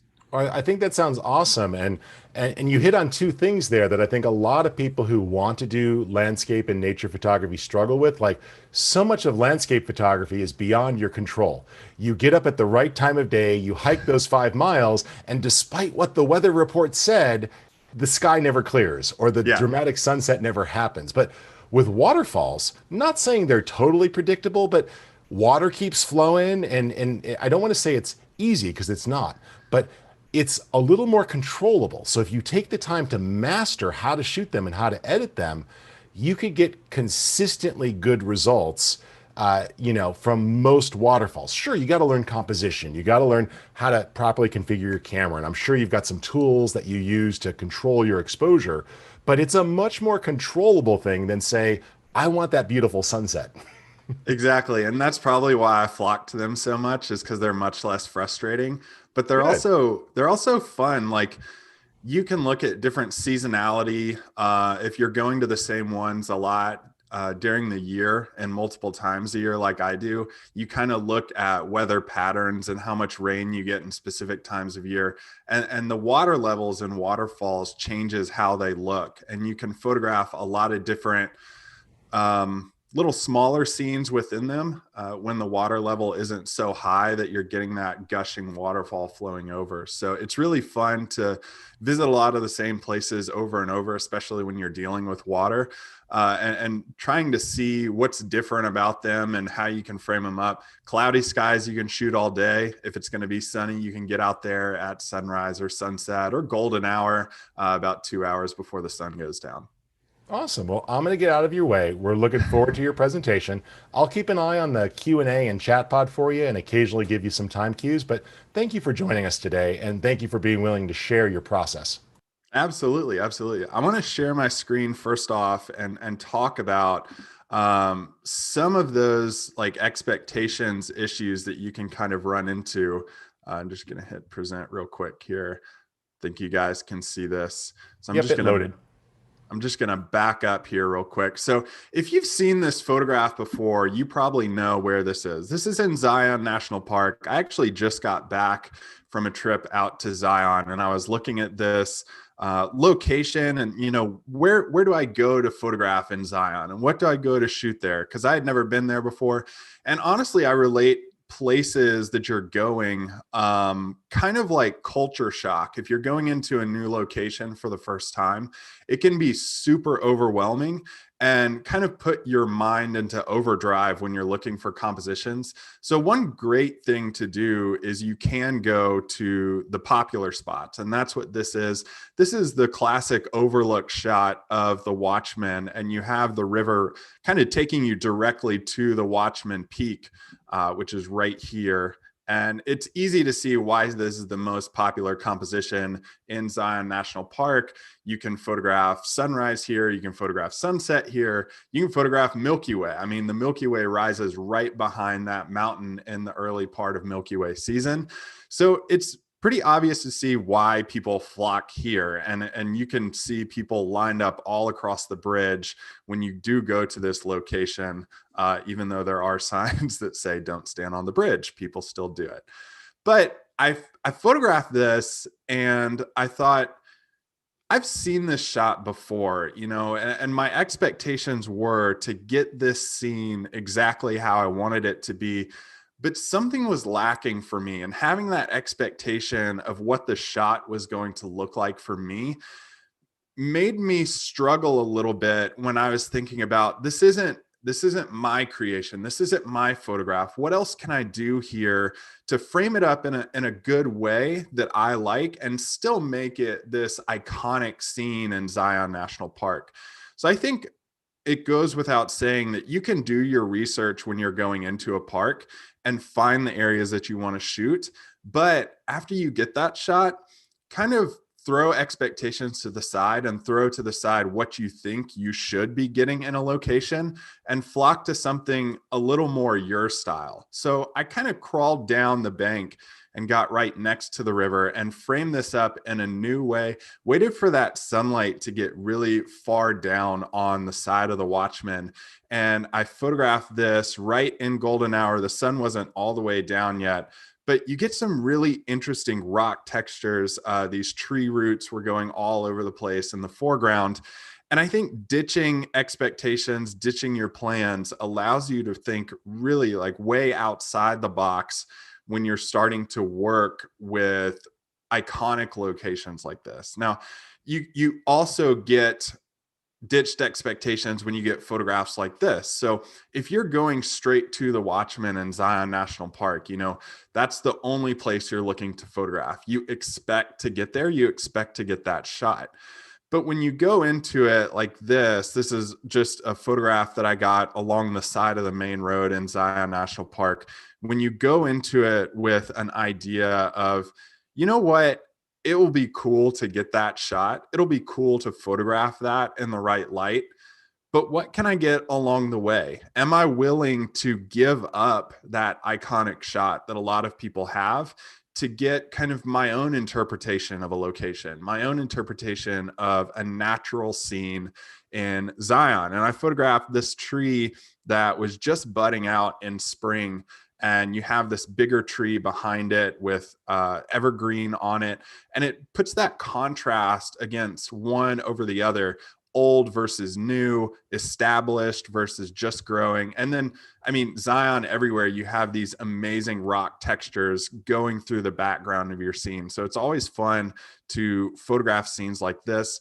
And then even further, ditching expectations of Zion National Park. So what I noticed when I was here, I was photographing this scene actually, and I started to see storm clouds building behind me and kind of off to the southeast of Zion National Park. And I said, you know what? Am I willing to give up an entire national park that I came to visit? And the answer was yeah, because when you start chasing storms, you get some pretty interesting cloud cover like you do here. So this is an old gnarly, scraggly tree against some crazy storm clouds that were going on in the background, and switching this over into black and white and just pulling out tons of contrast and tons of detail within that tree and what makes it so interesting and scraggly. And then pinning that against a storm behind it just makes a really good black and white photograph. And there's so many thoughts from people about, hey, you probably hiked miles to get this shot. My truck is literally parked right behind me. I'm on the side of an interstate, and there are tractor trailers going right behind me. So this wasn't the most peaceful shot to photograph, but it was one of the most epic storm clouds that I've ever photographed in the desert Southwest, with kind of this shrubbery and the foliage that you typically get in the desert Southwest too. Expectations can be the same for desert locations. I went to some Bureau of Land Management area, BLM land as it's called, and photographed some other rock striations in the landscape. And it's really interesting. This is probably one of the most popular compositions you can get in the location that I went to here. And you just get these white lines along the red rocks. And then at a certain elevation, there's a drastic shift between red and white.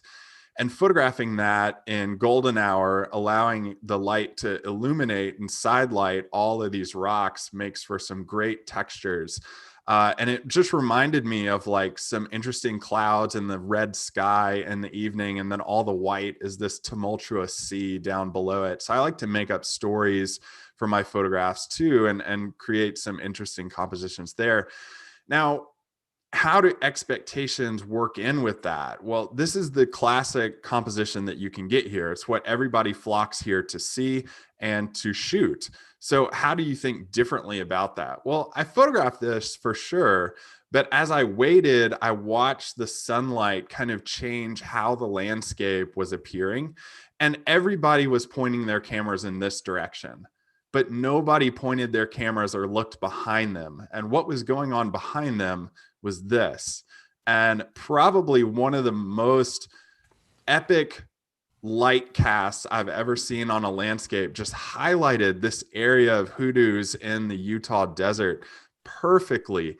And I think that goes in with these expectations. You know, we see all these images on social media that we want to go to these locations for, but when we're so fixated on capturing that same image that we've seen and have that expectation of conditions and location and composition, we need to instead start looking around at what the light is doing in the landscape, what's happening all around us. And it made me laugh because I just kept shooting this and watching the light cast on this landscape.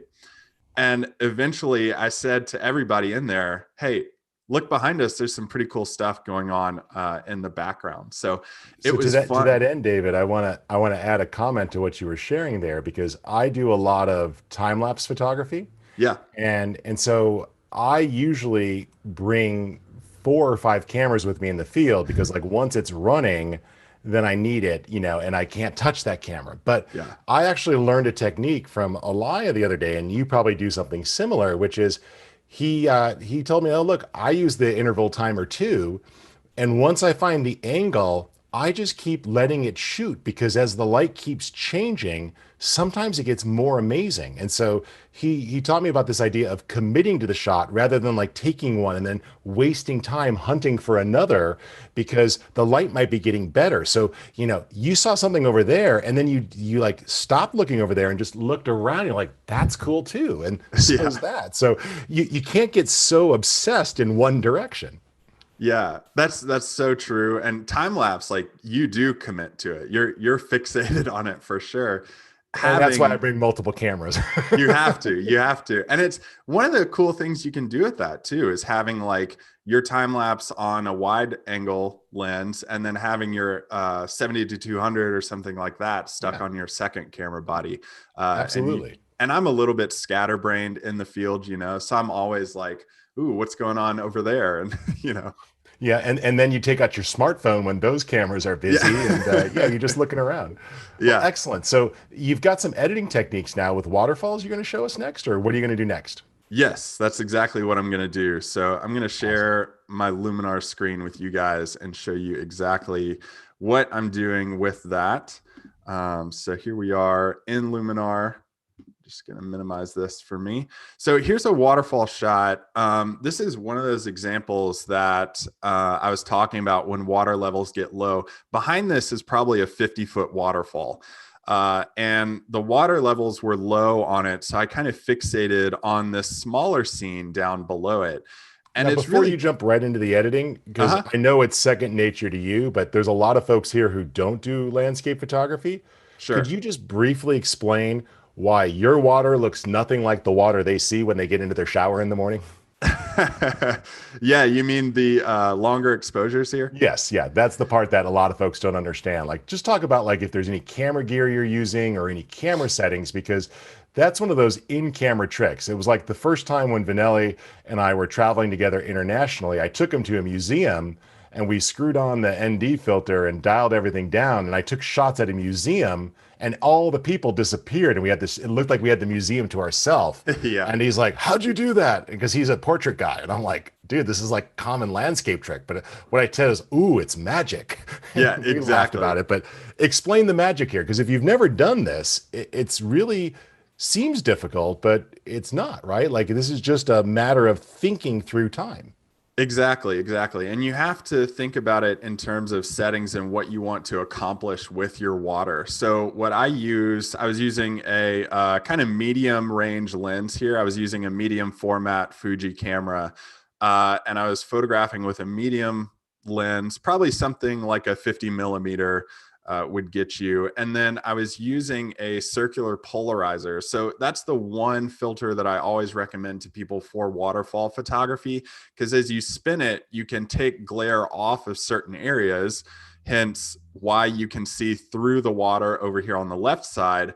And as you take it off certain areas, you can put more gloss from the wet parts of the waterfall on other areas, which is why you can see some of this reflected light on the rocks over here. So you balance that filter and get it just right. But I always tell people, if you're struggling with waterfall photography for the first time, just put it on f16, ISO 100, and balance your exposure to it. I try to get my exposure right at the point where you can see the movement of the water. So something like half a second to 1 second, but you can still see that water detail in like kind of the outflow, and you can see where that water is traveling to, which complements the composition. And you can use an ND filter to do this, but you're going to get more of like a 2, 3, 4 second exposure when you do that, depending on how dark your ND filter actually is on the entire image that you're creating. So that's kind of the trick of the trade here. You definitely need a tripod when you're photographing long exposures with waterfalls too. So I'm using a Gitto tripod when I'm doing this too, which holds a ton of weight, which what I typically have on my ball head that I'm photographing with in the field. And I just like this composition overall because you can follow this rock swirl over all the way to the waterfall, and then that outflow detail that you can follow over here, and this rock detail down below. Using the circular polarizer, you can see the rock detail down below, and it brings you back. So your cyclical composition is always something great to have in your photography, especially with waterfalls, because there's so much movement. You want to complement that movement in your composition too. So just getting this edit started off, I always go to Enhance AI, and I just play around with this because it does so much with contrast and clarity and just some of the fine details in your waterfall, and works with those highlights and shadows. Now, when I start working with things like Enhance AI, we can work with light and getting that exactly how I want it. This is a little bit dark, so I'm going to brighten it up just slightly and use some smart contrast to dial down the shadows and bring up some of the highlights too, and create some more contrast in. And I just want to explain the difference for folks between Mhm, regular contrast and smart contrast. If you could mhm. rock that a little bit left and right, it actually is a really cool tool because normally contrast changes color, and this lets you change exposure without shifting color. And it can be used to open or close up your shadows without destroying the image. So it's so much better than a regular contrast or an aggressive curve. Most people hear contrast are like, oh, that's a total beginner's tool. But smart contrast is kind of like contrast version 6. So it's a Yeah. pretty useful tool. Yeah, exactly. And thank you for bringing that up. Like you can see it, like Richard was talking about, as we pull this up and down, just how much it kind of it maintains the shadows and highlights that you're working with, which I think is really beneficial here. I am going to cool this off just a little bit because it kind of evokes this cool scene. So temperature, I'm just going to bring it down a little bit to the blue side because the water is a little bit blue, and down here you get some teal tones. And you do get a little bit of magenta popping out on these rocks over here as well. So once I get to kind of like this point in my editing process, I always look at my image and think, okay, what do I want people to look at? What do I want them to see? And that's how I approach the rest of my editing process within this. So if I want people to see the waterfall specifically, having that as my main subject, I also have secondary subjects of these rocks and tertiary or third subjects as the rocks down below the water surface that you can see thanks to the circular polarizer. I kind of want to go in that order. What do I want to see? What do I want people to see first, second, and third? So the next thing I want to jump over to is structure AI, and just basically put a little bit more structure and get some more fine details out of this. And what I like to do with this is pull it up, and you can see how much detail, texture almost it puts on some of this area of the waterfall. What I like to do is pull it up, and then I gently bring it back down to a point where I'm like, okay, I'm satisfied. That's kind of what I saw in the field. So something around like 19 or 20. Yeah, and for those of you who are used to clarity, Mm, structure is like clarity, but the difference here is you'll notice that even as David cranked it up, it didn't add weird noise to the water. So mm. it's trained to ignore water and sky and skin tones so you could be more aggressive on other parts of your image. So instead of clarity that you then have to erase on half your image, it's clarity with a smart mask. And we call that structure because it's unique. Yeah, that's a great point. And that's one of the problems with clarity. Like I always tell people, don't go above 20 with clarity, but AI structure, you can kind of pull it up to extensive levels and you're still not breaking up your composition and breaking up the natural look of your image as well. Next up, we have color. Color, obviously, you can add saturation and vibrance. I think the saturation and vibrance in this image looks really good. What I like to do to kind of get more fine tuning on my specific colors is go to these HSL sliders down here, and you can go to your hue, saturation, and luminance by clicking this drop down menu. I'm going to go to saturation first because I don't want to mess with any of the hues that are going on in here because it looks right to me. And I want to look at this down here below the surface of the water where you get some cyan in there, some blue and cyan. So I'm just going to pull that up slightly, maybe pull up some greens just a little bit on that saturation. And because, I am getting some more blue in here and in the water specifically, since there is some blue in cyan, I'm just going to balance that out by pulling the saturation of my blues down. And then maybe if there's any magenta, pulling that up just a little bit. And there's some speckled leaves on here. So I'm just going to pull up my red and orange saturation in that too. And that's pretty good. Now, remember, I talked about what do I want people to see? I want them to be attracted to the waterfall first. So if I go to my luminance of my colors, I mentioned that these were a little bit blue.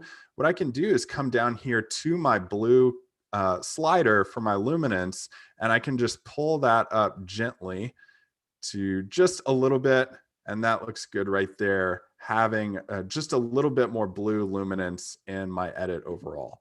So I think that looks pretty good with my colors, just very slight tweaks. And that's kind of what I like to do with a lot of my editing.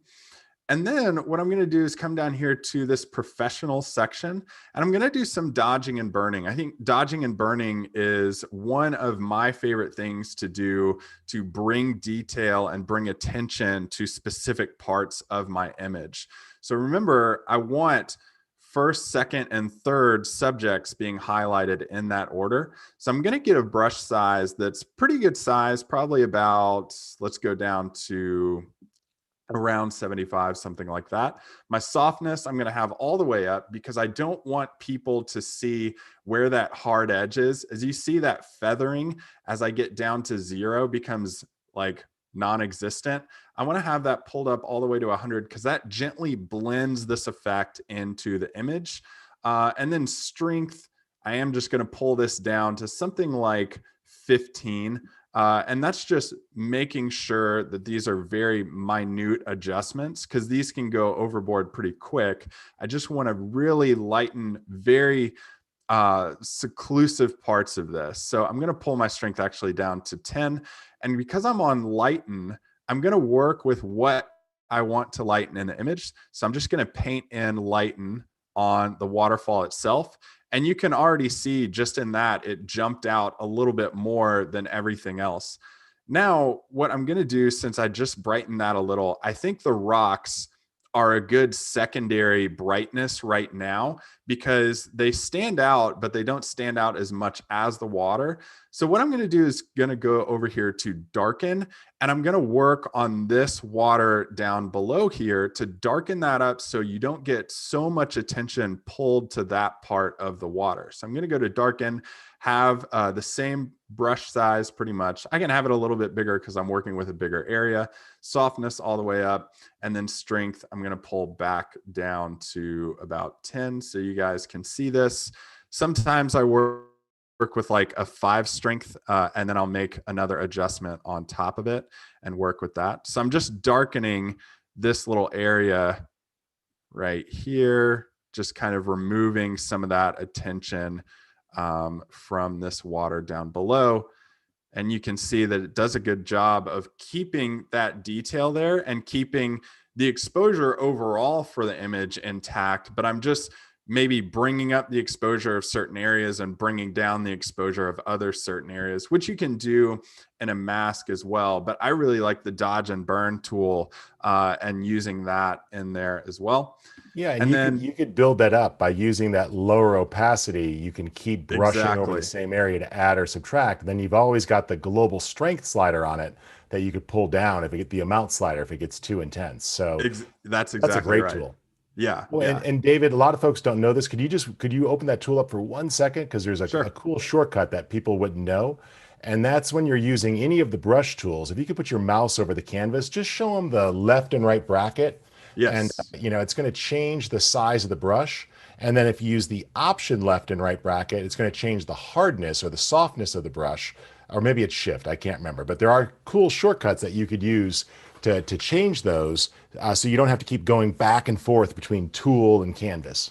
Yeah, that's a really good point and a really good shortcut. I love shortcut keys. So that's always beneficial. Yeah, and if you guys open up the user manual, we actually have a whole section with all the shortcut keys listed. So I'll put that into the chat area for folks. Perfect.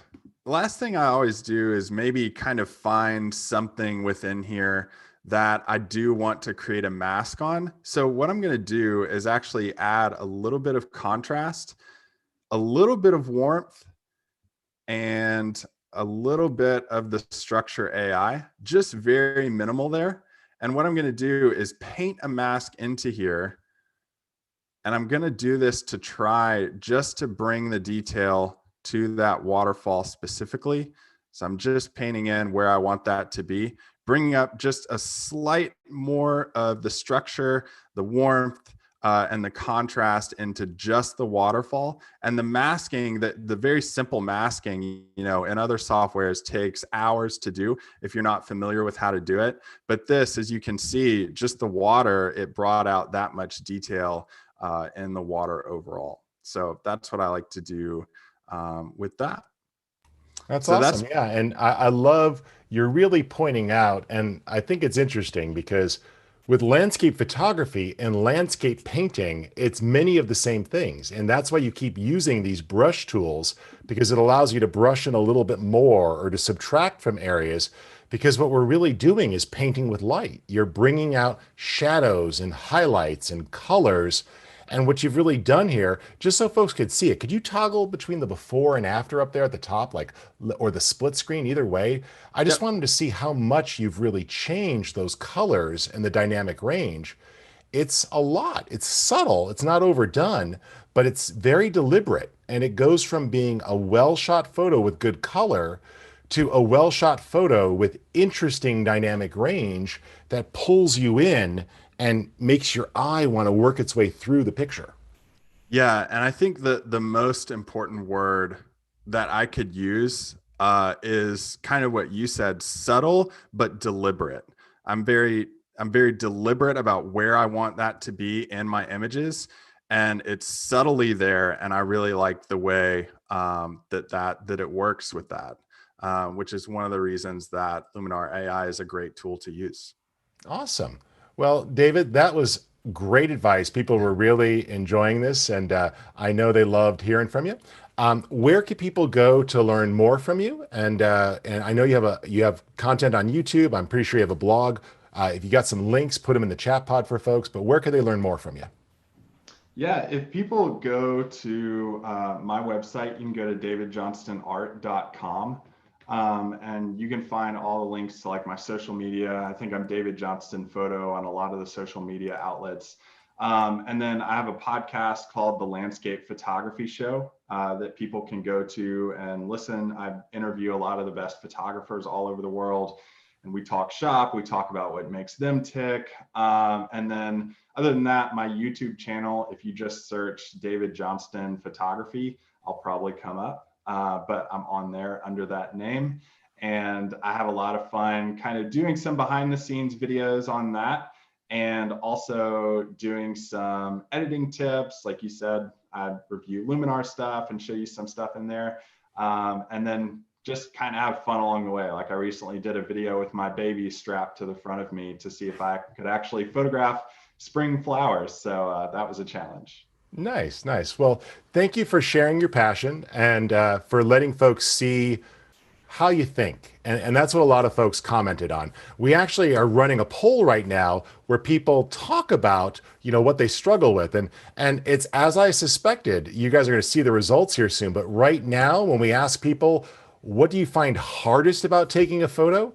It's not the editing, although I think that's partially because you're all here using Luminar. It's actually not getting the camera settings right. The number one thing you all find hardest is coming up with the idea. And that's what you shared here. You talked about looking around differently and looking for things and looking in a different direction. Being willing to not get the same shot that everyone else gets and go, you know what, I'm willing to try something different. Let me go find a different angle. So that was great. I really appreciate you sharing that. So many folks are saying the same thing. So if you have a moment, David, take a look at the chat pod and the Q&A. You might see some things you want to respond to. And thank you again for joining us today. We really appreciate you coming. Absolutely. Thank you guys so much for having me. I had a blast sharing this. It was great. Good, good. Well, I'm going to do a handoff here in just one moment to Vanelli. We're just going to do a quick housekeeping announcements here so we're all on the same page. So let me just bring up my housekeeping slides really quick. There we go. 1 second. Perfect. And play. And so here we go. Let me just share now. I'm just going to share my desktop. That'll be fine. So I think you guys are seeing some slides here. And here we go. Let's go back to the beginning. Perfect. Welcome to Luminar AI Deep Dive. We're glad you guys are here. We've also had some international events today for Germany, and we had some content produced in French and also Dutch. So we're super excited that different people are able to share in multiple languages today. We are celebrating some of the things that were recently released in Luminar AI Update 3. If you missed out on that, maybe Vanelli, could you post the link in the chat pod to the What's New section for Update 2 and Update 3? Because a lot of folks have missed those and they didn't realize that we shipped brand new features that weren't with your original software. So take a look at that. My name's Rich Harrington. I'm the Chief Product Evangelist. It's my job to make sure that everybody knows how Luminar works and to also get your feedback integrated to make the product better. I'm about to hand off to my co-host today, which is Robert Vanelli. And Vanelli is our product evangelist. We've also got Angela coming here today to help out. They're going to be hosting later on this evening together. If you want to see the full schedule, you can go to skylum.com/deep dive and you'll see all of the presenters we have slated for today. Up next is going to be Tim Engel. Tim is a great photographer who focuses on fashion and portrait, if my memory serves me right. I hope I didn't just give you a new job, Tim. You're nodding your head yes, that's good. Okay. And also, feel free to put your questions into the Q&A. I see a couple of you raising your hands. We can't really unmute mics. A couple of you saw what happened when mics get unmuted just a little while ago. It just disrupts the whole class. So please put those in the Q&A. We'll gladly tackle them and get you answers. If you've seen any products that you love, you can head on over to the marketplace and use the code DEEPDIVE2 and take $10 off multiple items. So you want a new sky pack, you want some new templates. By the way, in the marketplace, there's also free things. So even though it's called a marketplace, it's kind of like going, I don't know, to Trader Joe's. And if you look around long enough, you'll find some cool free stuff. And there's actually free LUTs and textures and some sky objects up there. So even if you're on a budget, take advantage of that. We've also been putting all sorts of freebies into the chat pod today, ebook, textures, LUTs. So I just put some of my favorite sepia tones in there. When you do go to checkout though, enter the coupon code there, DEEPDIVE2, and click apply, and it will give you that $10 off per item. Feel free to join us on AI Insiders. We'll post the link in there. This is our ongoing community where Vanelli and Angela host 2 shows a day to help you learn more about Luminar. And we've also got articles and tips and photo sharing communities. So I think you guys are going to enjoy that. All right, let me get out of the way. I'm going to pass it off to Robert Vanelli and our next guest. So the show floor is yours. Hey, thanks, Rich. Well, welcome, Tim. Glad to have you on. Could you unmute your mic? There we go. There we go. Great. And now you, as Rich said, you're a portrait and fashion photographer. Correct. Sacramento, So California. Yep, Tom. I'm reviewing some of your images, and I love how you shoot in between people.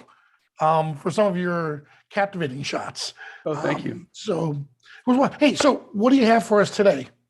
Well, I actually came up with the idea Monday to do a 5-minute little demo shoot, which I recorded. And then I have those images in Lightroom, and then I was going to talk about my workflow using Luminar AI. So if you're okay with it, I'll do the little video first. Yep. Sure. When you share that video, just make sure when you click the share screen button, there's a little checkbox at the top that's going to say share audio and optimize for video clip. Otherwise, we'll see your video, but we won't really hear it. So just look at the top of that box before you share the video. There we go. So yeah, I got it on the yeah. So see if this works. Is that working? Not quite yet.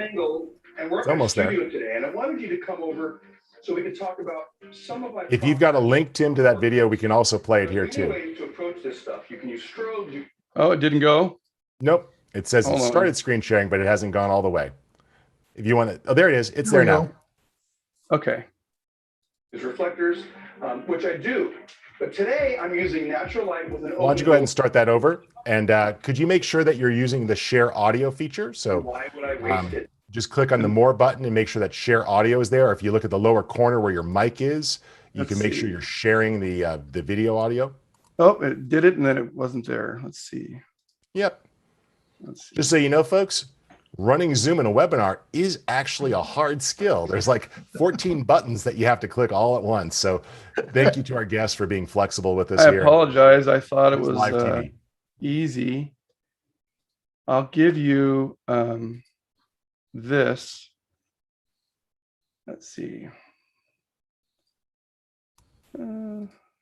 Yep, no problem. Just click that share button and make sure he goes ahead and gets that. So if you click the share button, there'll be 2 checkboxes, Tim, one that says optimize video clip and one that says share video audio or something to that effect. They're right at the top of at the bottom of the screen. It'll say share Yep. sound and optimize video clip. Oh, it says, please restart your audio sharing application. So it looks like it wants to do so. So I just sent you the link. Is that okay? Yep, we'll go ahead and play it. Not a problem. Yeah. Where did you put it, Tim? Vanilla got it. Rich. Oh, perfect. Then D, I'm going to let you do that. And folks, if you haven't, go ahead and put your answers in on those final questions. We'd love your feedback on those 3 questions. And I'm going to go ahead and turn my mic off now, and it's all you guys. And some of the discussions while you're working on playing it. So what I did is I did just kind of a natural photo, natural light photo shoot. Probably, I don't know, 80% of what I do with portrait sessions is natural light. Just because I like the result. I have plenty of strobes. I've used strobes for years. But having sometimes that in between me and my subject where I'm fumbling with strobes takes away from the connection with the individual. So I definitely enjoy, the natural light work quite a bit. Did you get it? Did you find it? Yep, I have it right here. Okay. There, I shared it, and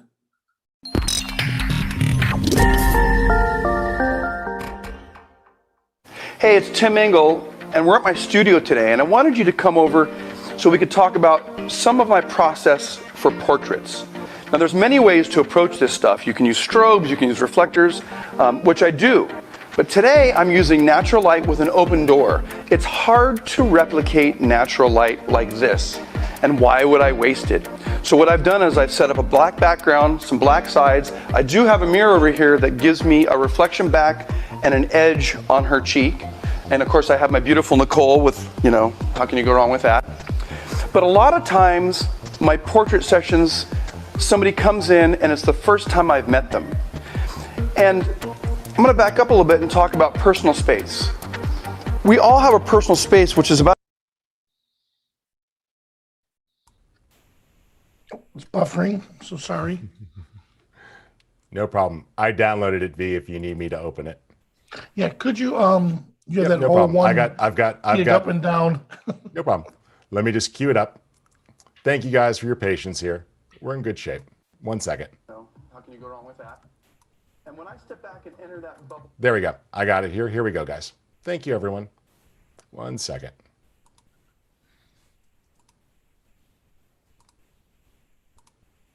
Okay. And here we go. Artificially, sometimes if I'm not in that, it's not as personal a feel of an image. But I can't start that close because it's intimidating. If I start out right out of the gate, I'm like right in somebody's face, that's intimidating. And they may close up and shut down and not give me what I want. And another thing to keep in mind is that I don't necessarily say, hey, let's have a photo shoot or let's do a photo shoot. A lot of times I say to my subject, hey, come on over to the studio, let's hang out, let's talk, and in between I may take some pictures because that seems to put them more at ease. So a lot of times I spend, let's say, 10 minutes getting to know that person first, and in that process, I'm watching for physical cues. They may do certain things with their hands, with their body, with their shoulders, that I'm going to use later on, because if I ask them to do things that aren't natural, it doesn't feel natural. So I want to take the cues that they're giving me. So let's say that I'm starting out with a shoot like this. A lot of times I'll say, hey, I'm going to do some test shots while I get my settings. And a lot of times those test shots are really good because they're relaxed. They don't feel like they're on the spot. So I get good stuff out of that. So Nicole, I'm just going to start with some test shots. I'm going to get my exposure set. In this case, I'm at ISO 200, 1/25th of a second at 4.5. And I'm going to open up a little bit. I think there, yeah, I like that. Beautiful. So I'm going to just do a couple quick tests, Nicole, to make sure these are good. Beautiful, gorgeous, good. And then I'll go back and I'll review those. Those look great. Good, then I'm gonna go back in and start with some of these portraits. Beautiful, lean towards me some. Beautiful, right there. Now, looking straight past me, down towards that wall, look right at one of those white bricks. And another thing that I've discovered in giving directions is I try and give them physical things to look at. If I just say to somebody, hey, look left, a lot of times they're gonna go, and they may not go where you want. So if you pick the point in space for them to look out, a lot of times that's more helpful. So looking right through me again. Good. Square up to me a little more. Beautiful. Good, looking right at me now. Good, little smile. Gorgeous. Beautiful. Good right there. Refocus. Good. Strong, almost like, kind of like you're glaring at me, like you're angry. Gorgeous. Gorgeous. Bring your hands kind of like up to your chest like you're shocked. Good. So I work through a series of images like that, and then a lot of times I'll switch lenses. So now I'm going to go from an 85 to a 35. I'm using Sigma today, and I do love my Sigma glass. Good, and now it puts me right here with a much more wide view, and I'm actually in that personal space. So the intimacy of this image changes. Good, beautiful. Lean forward towards me a little bit. Beautiful. Shoulders again squared to me. Good. Wonderful. And the nice thing about using a setup like this with natural light is if I just rotate a little bit, the shadow fall, rotate a little more this way, it's quite dramatic and instantaneous, so I'm seeing it. Good. That's basically kind of a quick portrait session in a nutshell. Obviously, I have a phenomenal subject to work with. With Luminar and what it does with the eyes, for her, it's going to be quite dramatic. And with amazing skin like this, the skin work that Luminar does is going to be a very nice gradient. So now we're going to talk about the process, how I use Luminar in my workflow, and the results that I get from that. So here we go.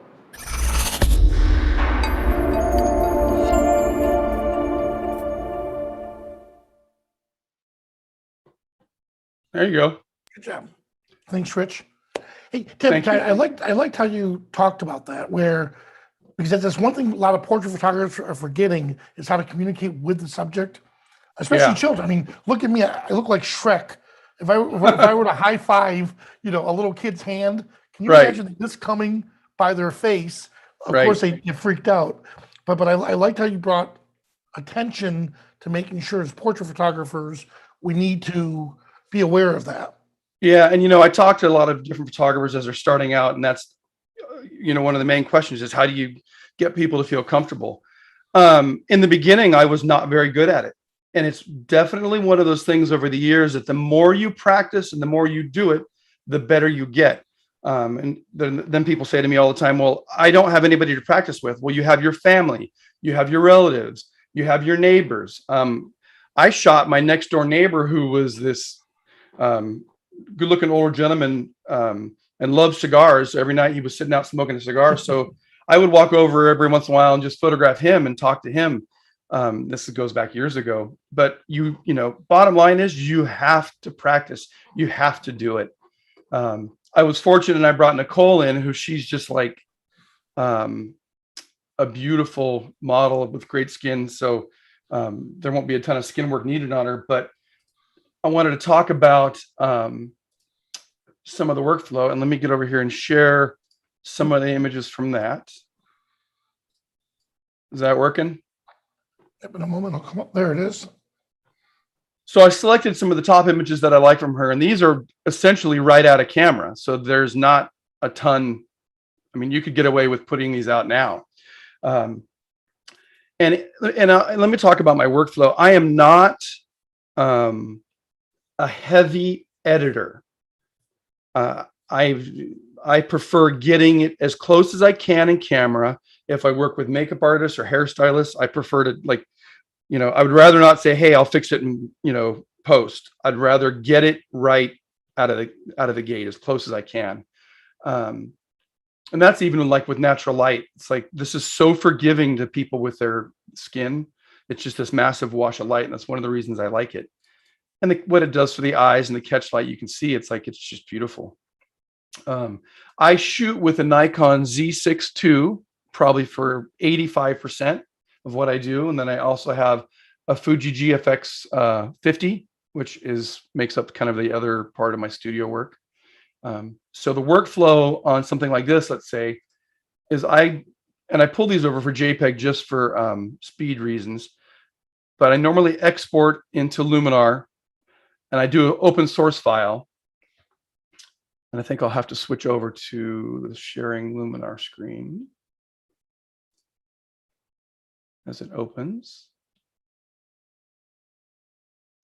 You can also just share your entire desktop and it will show all windows on that computer if Okay, you let want me to do choose that. that option. I wish I was a better Zoom guy. There we go. That work okay?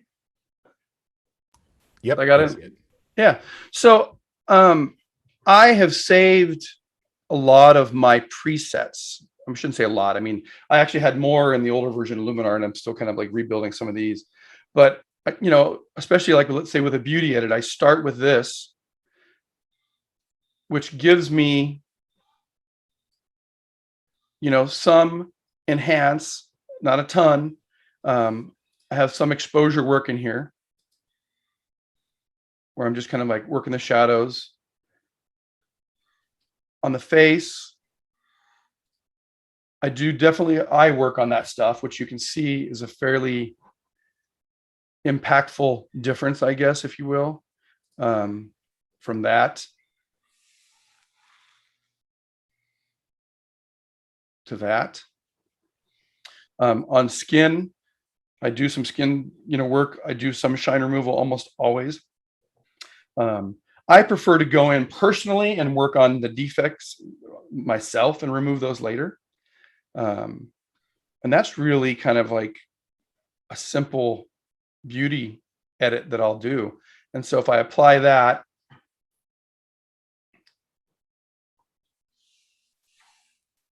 it kicks it back to Lightroom. Yeah, so Yep. you're using a template as a starting point. So yeah, and your I'll typical tools you'd use. yeah, and I'll fine tune within that. So if we look at the before and after, I mean, there's the before, there's the after, and there's still areas that I want to work on. So I don't like, I'm so much faster than pushing this over to Photoshop.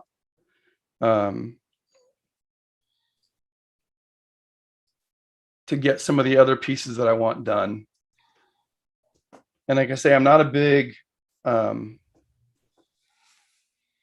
editor, but there's like areas like in here with the with this stuff, and I could use some. I do some of the work in Luminar, but things like this, I just am much more proficient in graphics program.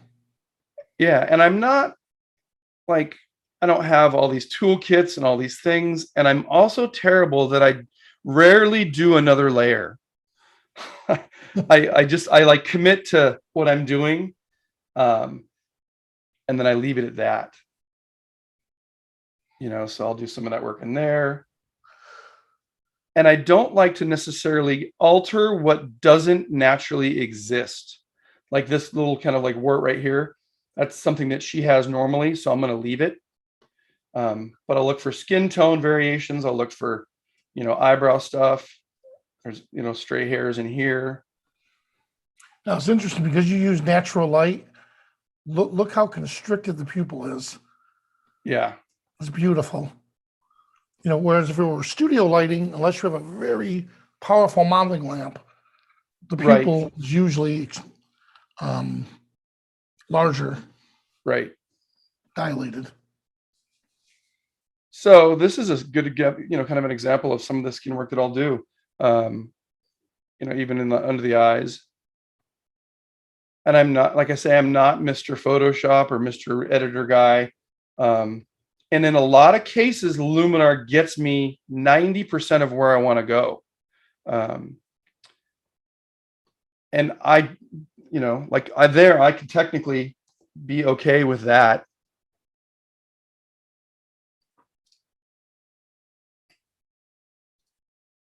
And go there. And then the last process I do in Lightroom, which is typically working on any color tone, because I don't like committing to a color tone until I've worked through a majority of the project. So let's say I have 10 images. I don't want to like commit on the first one where I can't change the color tone later. So a lot of times I'll just do it in here, and I have some of these that I've added for kind of like the LUTs. Let's say that's my final, and then you know, then I can copy and paste all those over to, on the on the rest of them. So let's see. And then all of my black and white conversion though is done with Luminar. So let's export back over there. Now, what did you start out with originally? When you first started photographing, you went the traditional Photoshop Lightroom, or did you start? Yeah, I mean, well, if you go way back, it was Aperture for Apple. Yeah. You know, and then Photoshop, and I was a very slow transition over to Lightroom. And of course, now everybody's telling me that I should use other applications, but it's like I'm so set in my workflow that I don't necessarily have the time to stop and redo it. And I found for my black and white conversions that the presets that came with Luminar get me a lot of the way there to begin with. So it's always my jumping off point. You know, it's like, let's say I like this one, and then I go in and I do my fine tuning on stuff. And what's cool about that is, so you're using a template that was created by, Skylum, of course, and other professional photographers. But at any point, since you make these changes, you could always go down and save it as your own template. And that's what I do on a project. So I should show another one that was exactly that. And I'll tell you about it. So I did a local business, which didn't require a ton of skin work. It was showing kind of like office spaces in their work areas. So I went and started with a template. What's that? No, keep going. I'm sorry. Yeah, so I started with a template, and then I adjusted, and then I saved that template so that all 20 images that I had could be exactly the same. Gotcha. Now, could you tell people why, and this is so cool, you're in the black and white tool, but yet you're changing color? Yeah. So depending on the person's features, let's say blue eyes or, red lips or whatever, the different sliders are going to bring some of those things out. So you can see when I do the red with the skin that it kind of brings more, I guess gradient or, enhances her makeup on that stuff. The blue, a lot of times will affect some of the white tones. And Tim, since you wanted to lean into that with the red lips, I want to show you something cool here.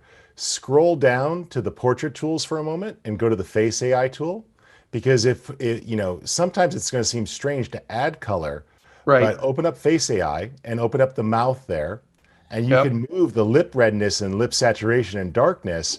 Even though you don't actually want to bring it out, you can make your lips redder so that the lips would be more contrast there on the black and white. So sometimes we fake the colors underneath the black and white effect to get more oomph to them when we make the black and white. Right. So let's say, let me go back up and see if I'm happy with where that's at. And I didn't want to push it to a way you didn't want to go. No, I was just gonna say, because of AI, you didn't have to brush and paint her lips. It just it figures it out. Yeah. So let's say that I'm happy with this, and then I would save this adjustment, apply it, and I can go back later on and do the exact same thing to all of the images. So, and I constantly get questions online about my editing, and it's like, I just don't have the time or interest to spend hours on the editing. And especially in a lot of the clients, it's going to be a small image on their website or their social media. If it's going to be printed, I treat it a little differently. I give it a little different effort. But 90% of the time, that's all they're going to see. Like that's, something small. Well, because you're doing a lot of that in camera with your lens choice, right? Yep. So you started out with an 85. What did you start with originally? Yeah, I started out with an 85, and like I say, I that gives me a distance with somebody that allows me to start to feel comfortable with them, and them feel comfortable with me. Because and I love my 35. I think this was shot with the 35. And you'll notice I leave space in the top always, because if I go dead center, there's a slight bit of warp that I could get with that 35. And this also, from an editorial standpoint, editors love because they love it when I give them top space. I was terrible early on in my shooting career where I would crop in camera how I liked it. And then editors or art directors come back and say, hey, do you have this image with more space? And I'm like, no, sorry. Yeah, shooting a little loose. Yeah. So I've learned over the years that I shoot a little more than I necessarily need, just because it gives me a safer space to work with. And it's interesting you chose a 35, because typically it would be an 85 or a 50, but I do like the 35 because 35 is like the old-fashioned natural, the old film cameras were a 35 is how we see the world. Well, and it's like this is, I think this is a 35 in her face. Yep.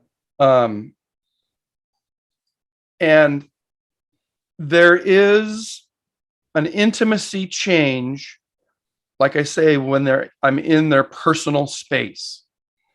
If I artificially, let's say I go to my 70 to 200 and I step back and I'm outside and I zoom into that personal space, it just feels different. And this isn't something that I read in a book anywhere. This is 100% my personal style. And I did have a 50 for years that I did similar work with, but when the 35 art lens came out from Sigma, is when I really started realizing I like being in that personal bubble. So anyway, so here's a couple of other, these are some of the ones that I've saved. This is one I used for a client, which was very specific for that client, which again started with that stuff. And I just went through and did my adjustments. I did skin work, I did face work. Yeah, I look at it like a doctor who lays out all of their instruments, all their tools ahead of time. Yeah. They're going to use these tools. And a lot of times the templates, you could do that, just a starting point. Hey, I'm going to use, if it's a portrait, the face tool. I'm going to use the iris. I'm going to use skin. And even if you put just a little adjustment, AI does all the work for you on that. Right. And it treats each image differently. Yeah. So there's just literally as fast as I want to be on that one, there's the final. So very good. Well, and then thank you so much. Yeah. And I did say these are all Luminar edits. If you wanted to kind of like see the variety. You go back to that one. That was this one? No, go back a little bit further. The girl with that stripe. Yeah. Oh, that nice. Yeah, and so that went through Luminar. These were all. And this shot right here, oh, I love that shot. See, these are the ones I was talking about. Yeah, I just love how you incorporate the foreground and the background. Yeah. With this. And this is one of the companies that I did a preset for after I worked on it. This was real clouds. This was great because this is the Luminar like made these clouds like just go. Like, if I hadn't had Luminar on this, like the clouds would not have been as impactful. It's very nice. Very well done. Tim, where can folks go to check out more of your work? I know we had your URL up a little earlier. Yeah, so englephoto.com is my URL, and then Englephoto Inc. is Instagram. It's probably the best places to find that stuff. That's excellent. Well, Vinelli, I know you're going to have another guest here in just a moment. We're just going to do a quick recording switch over. Tim, there are a few questions in the chat pod and the Q&A. A moment to answer a couple of them. We'd really appreciate it. I just want to put up a couple of resources for folks, and then I'll be handing back to Vinelli for our next presenter. We've given out a couple of cool freebies today. So first up, I wanted to mention, though, make sure you know about the Luminar manual. So Vinelli actually writes a large part of the Luminar manual, and Angela and I help with that. And what you'll find in there is tons of great resources that are very detailed. So we mentioned how there was the keyboard shortcut, but I wanted to point out two things. One, there's a search box. So don't be afraid. Like if you don't know where to find something or what something is called, like maybe, you know, you don't know where crop is. You could type in crop and find out about the Composition AI tool. Also, at the very bottom here is the ability to download as a PDF. So if you have to work offline a lot and you're going to maybe be working at a coffee shop, but you don't want to pay for internet and they haven't figured out how to give it away for free, this will let you download and keep the help manual with you, which is great. You can also click up top here and you'll see that we support the user manual in Japanese, Korean, German, French, and Spanish. So that's going to be useful. If you haven't gone over, you can go to skylum.com/deep dive and you'll see the schedule for today. We're less than halfway through today. Sorry to break your bubble, Vinny, but we're coming up on Nicole Young next year, but we still have a whole more 8 hours to go of great content. So we're nearing the halfway point, but we're going to hear from Nicole Young and then Evgeny Chabatarov next. And then I'll be talking a little bit about Photoshop and Lightroom workflows, as well as Aurora HDR. And then we've got a guest tutorial from a great diver over at the World Oceans Day. So check that out. Over in Luminar AI Insiders as well, if you haven't joined yet, you can go to insiders.skylum.com. This is totally free. And we've been giving away some awesome freebies. Now, one way to see that is you could just say, hey, I want to see stuff here and show it by date created, or I want to see things that are popular or from your hosts. And what that's going to do is, hey, look, there's those new grit and grunge textures that we just released today for free. So you can download those and learn how to work with them. We've got information about a lot of our presenters. There's those light leak overlays that we mentioned.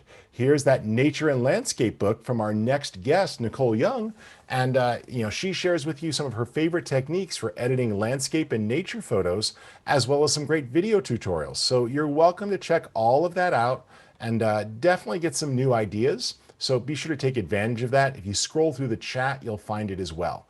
So I'm going to go ahead and get out of the way, pass things off to Vanelli here, and he's going to be inviting our next guest on, who we've had on before, not for Deep Dive, but we're really glad to have her here today. But you might have seen her in a lot of our tutorials on our YouTube channel. And V, take it away.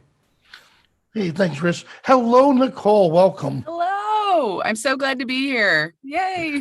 I made sure just in case you start showing your food photos, I ate before you and I were talking. Oh yeah, this is definitely food photography heavy. So if all those out here, I know it's lunchtime out where I am, so I'm gonna be eating like right after. Thank goodness. Awesome. So cool. What do you have for us today? All right. So I'm just gonna go ahead and share my screen and just kind of get right to it, if that's all right with you. Perfect. Okay. I have a mini presentation and then I'll get into doing some editing here. So for those of you who don't know me, my name is Nicole. I'm a photographer. I live in Oregon. I actually live out in the country in Oregon. I moved out in the country about 6 months ago. I'm a photography educator. That's my full-time job. I create photos and I teach about photography and post-processing.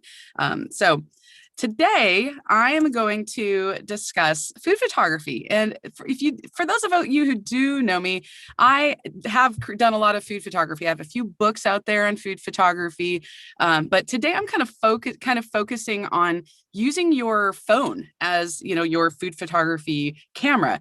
So I'm going to give some general tips on food photography because the photography itself, the lighting, the composition, everything is exactly the same regardless of which camera you're using. And I'm specifically going to talk about using a mobile phone and portrait mode because I love, and like this photo you can see here, I use portrait mode to create this photo and it just does a really good job of blurring that background.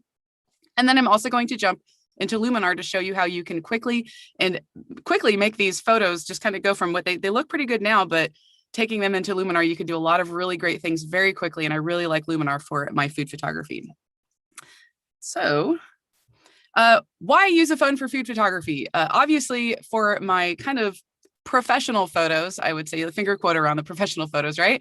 I do a lot of stuff with my Fujifilm cameras or whatever my SLR or mirrorless camera is.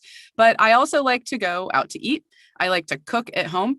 And sometimes I just want to get a really quick photo of what what was served to me. And I like to do this because I live in a really small town now, and it's fun to kind of help boost up the local businesses. So I try to get some really great food photos with my phone that I can share on either Yelp or Google reviews or wherever, that will kind of help them kind of boost their presence. And especially in times now, I know restaurants are having a hard time. So any little thing that I can do to help. And it's also a good way to kind of sketch photos and get some really great ideas for my like real food photography that I would do at home. So I like to do that. And of course, I love to create photos. So if I have something really pretty in front of me, it's hard to not photograph it, right? So food photography tips. The biggest thing with food photography, in my opinion, is going to be your lighting. If lighting is bad, it's just not going to look appetizing, because food photography is more than just the picture. It's not just a landscape or a portrait. You have to look at a photo and go, "Ooh, that looks really delicious. I want to eat that."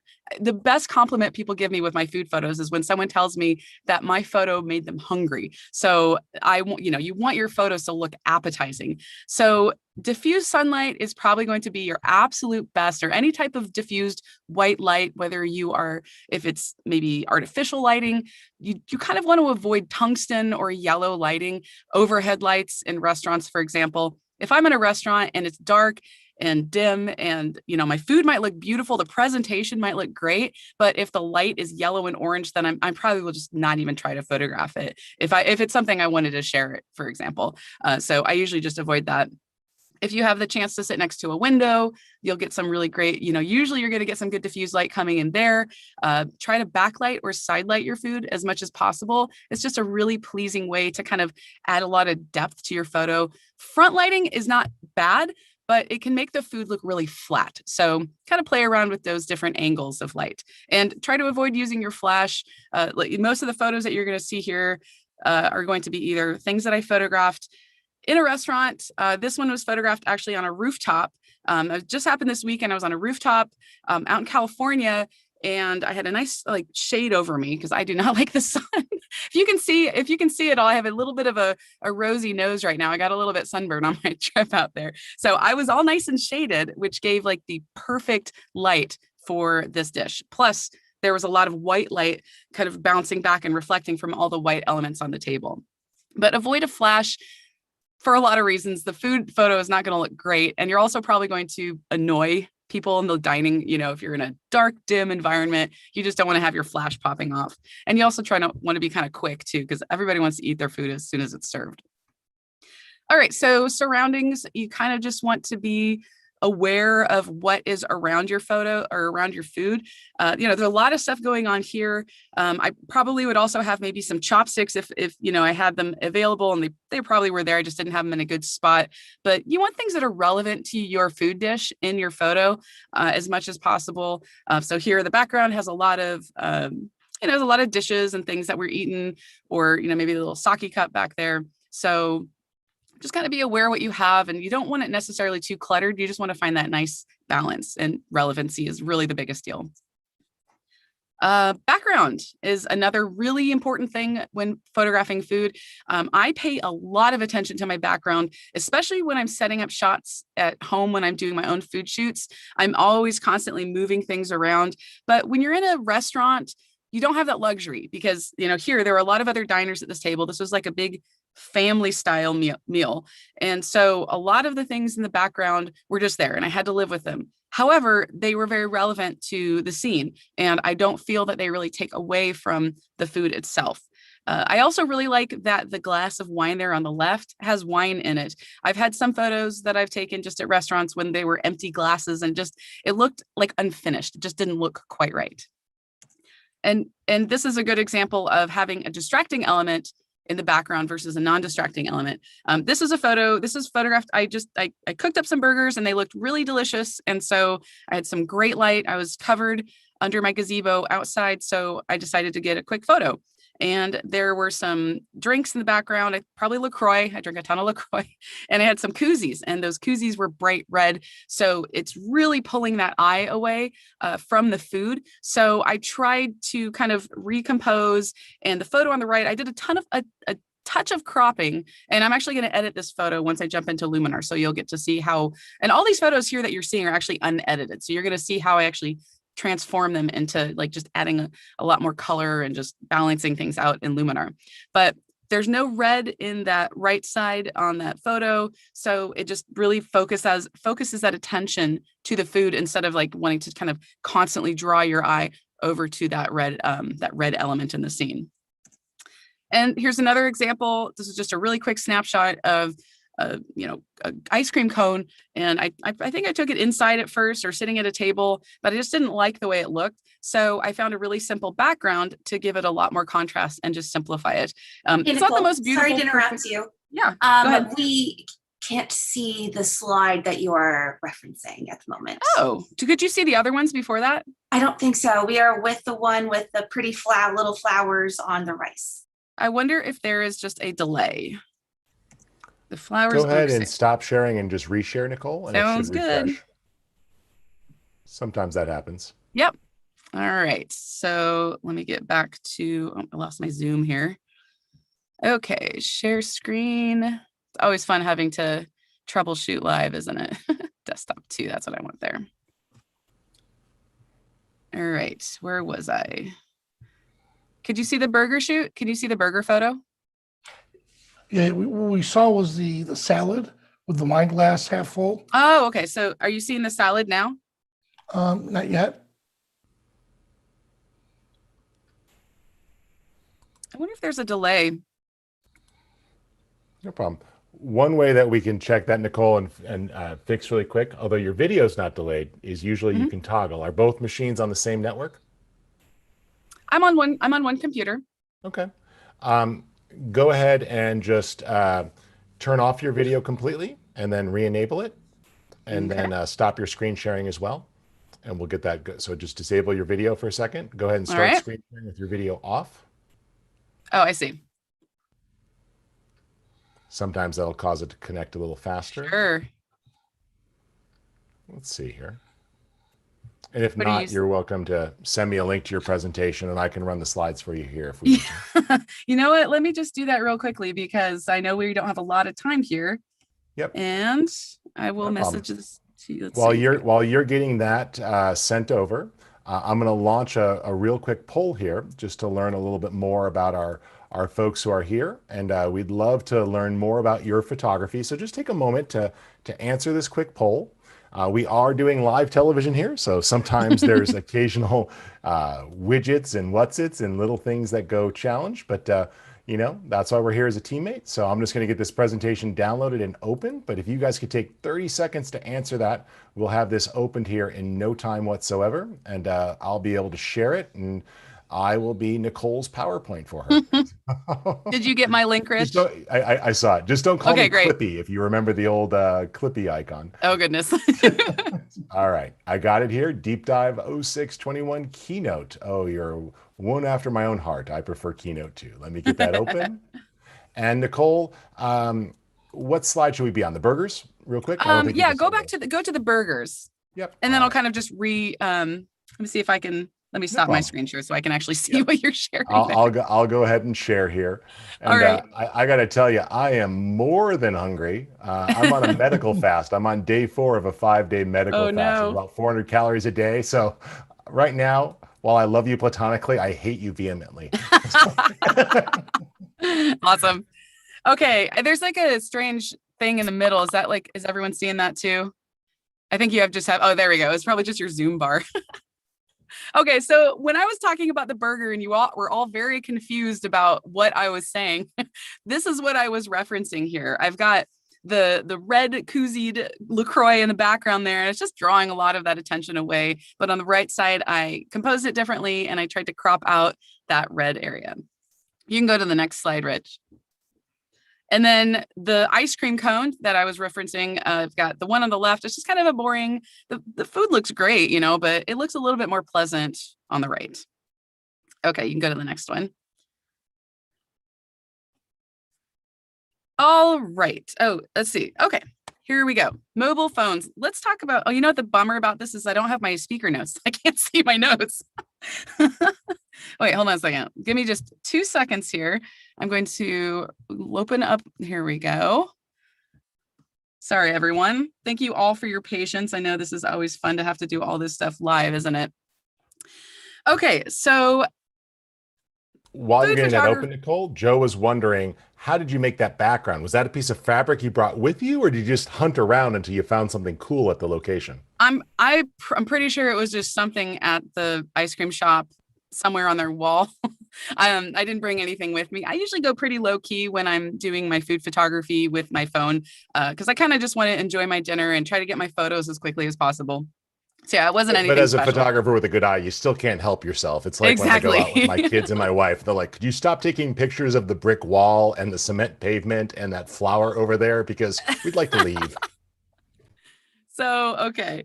So now let's see. I was talking about this slide here, and this was my food photography. Let's see, make sure we're all on the same page. I'm kind of flipping around to a lot of different tabs here on my computer to make sure that everything looks good. Okay, so food photography tips. This is the one where I was discussing the background. You know, I have that wine glass filled, and there's a lot of stuff going on back there. I couldn't control what was happening because there was a lot of people. It was a family style dinner. I didn't really know anyone, so I just did the best I could as quickly as possible with what I had. And it was a nice overcast day, so the light was really good. Okay, you can jump to the next. Oh wait, I'm sorry. I was talking about the wrong slide. I'm kind of No problem. this I'm is on one fun. that says mobile phones portrait Yes, mode. mobile phones. Okay. So if you have a mobile phone, you probably have portrait mode. Some cameras are going to do better at portrait mode than others. If iPhone XR is a good example of one that really only lets you use it with people. So Android works as well. Android has its own version of portrait mode. And if you want to try to shoot raw with portrait, I'd recommend on iOS. I'm not sure if Rich, you probably know better than I would, that the Halide app, I think it's only available on iOS. Yeah, I'm pretty But sure it's iOS only right now. yeah, Ev but is in that's a good, here too as well. I know he knows that app well. I'm pretty sure they're iOS for now, but there's more coming. that would be awesome, because it allows you to shoot raw. So then if you really want to have control over those photos, you can, edit them in raw. All the stuff I'm doing here is JPEG. You can edit on a JPEG inside of Luminar. So that's a fantastic feature. All right, we can go to the next slide, and I just have a few it's totally examples. okay, Nicole. Like if people feel the need to download Lightroom Mobile for their mobile raw camera, we're fine with that. We open those Yeah. PNG files too. We all use a bunch of different apps, I use a lot of different apps. And all right, so the next slide, if you go to jump to that next one, I just have a few examples of a kind of a before and after of a portrait mode. So on the left, I photographed this, obviously just standard regular photo. And on the right, I switched to that portrait mode. I had to kind of back up, and the crop and the composition, the lens compression is a little bit different, but it just looks so much nicer by blurring that background. You can jump to the next slide, Rich. And this is an example of when kind of portrait mode goes wrong. I find that it has a difficult time with clear glass beverages. Yeah, like the plastic there, the straw gets really blurry and weird. On the right, the background of that glass just kind of just fades into nothingness, because portrait mode is obviously built more for people. But with a lot of food stuff, you can do a great job of kind of mimicking, grabbing that out of focus background just by pretending. Sometimes, and just as a trick, usually what I have to do is I have to take my camera, and it always tells you to back up, back up, back up. So I pull back pretty far. And then as soon as the background pops out of focus, I slowly move forward and try to get a photo. It's kind of like a little cat and mouse game. You really kind of have to try to catch it while it's out of focus, but you can get some really great results when you don't. When you're able to kind of, hack it, I guess. So you can jump to the next slide. So if you guys want to learn a little bit more about food photography, you can go to nicolez.me/food. That will bring you over to my blog, and it'll show you some, just a bunch of blog posts about food photography and editing and things like that. So now if you jump over to the next slide, I'm about ready to jump into Luminar. And I wanted to talk a little bit briefly about why I use Luminar AI. So Luminar to me it's a tool that I use along with other applications. I use Lightroom and Photoshop.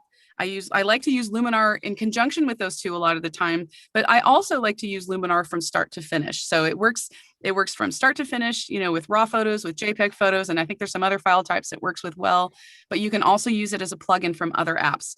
It's not one of those things, where you have to use only one thing. Like I get a lot of questions about which software should I use? And, my answer is usually, well, You don't have to just choose one, but it's great when you can just kind of, you find the things that you love about Luminar. And there are definitely some things that I love about it.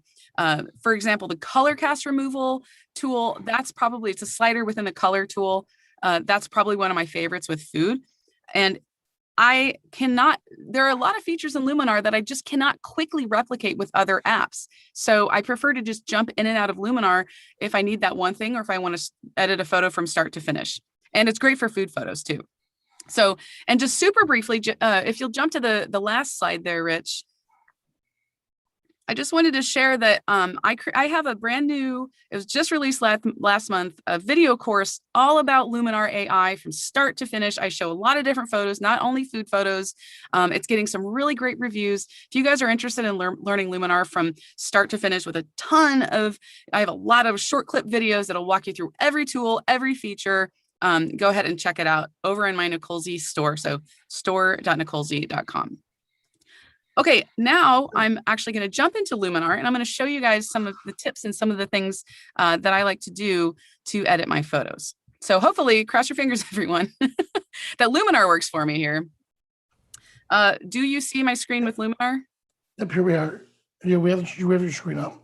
Okay, cool. So I have a hamburger photo up. You guys are seeing that, just to clarify? Yep, and you're in catalog view. Okay, excellent. So yeah, I'm in the catalog here, and I have the info down there. This was taken with my Apple iPhone 11 Pro in portrait mode. So I'm going to share with you, I have about 10 minutes or so. I'm going to share with you guys some of the tools I use almost always with my food photos. So we'll start out, I'm in the edit panel right here. Enhance AI is just one of those tools that I use all the time with my photos. I like to see what it does. It usually is going to do a really good job of adding some contrast, a little bit of brightness, and it also kind of bumps that color up a little bit as a result.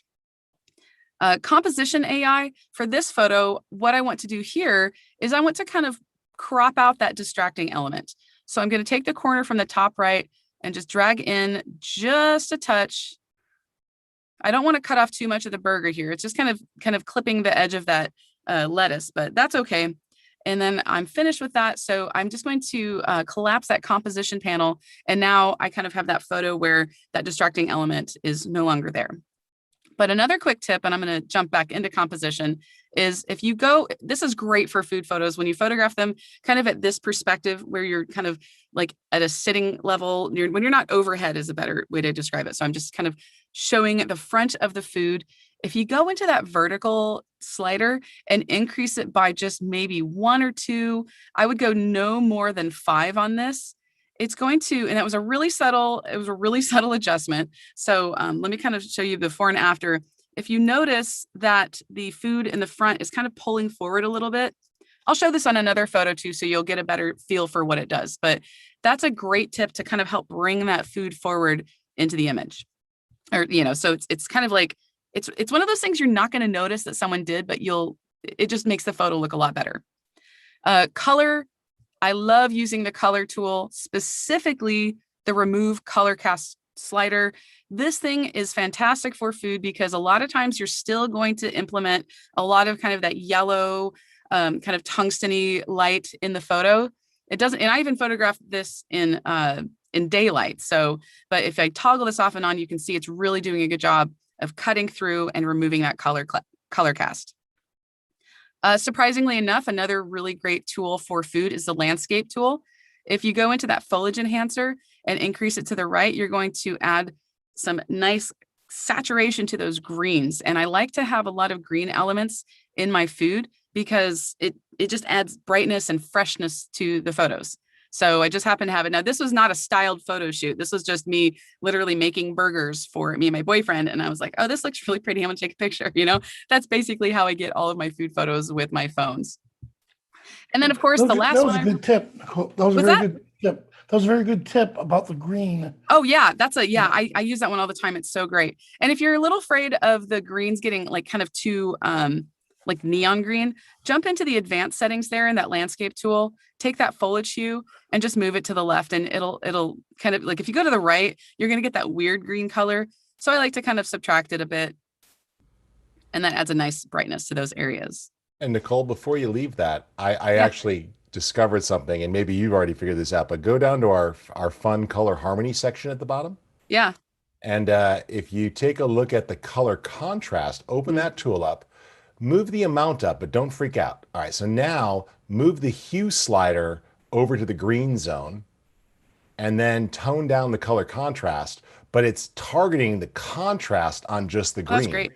That's a great tip. Yeah, I didn't know that. I use the color contrast section a lot in the color harmony tool, but that's a really great tip. I'm going to leave that one there. I like that. Yeah, there we go. I was playing with this the other day. I was actually just trying to make some trees pop, and I was like, wait a minute, let me shift that over. And I'm like, well, pine trees, lettuce, they're both kind of vegetables. One tastes better than the other.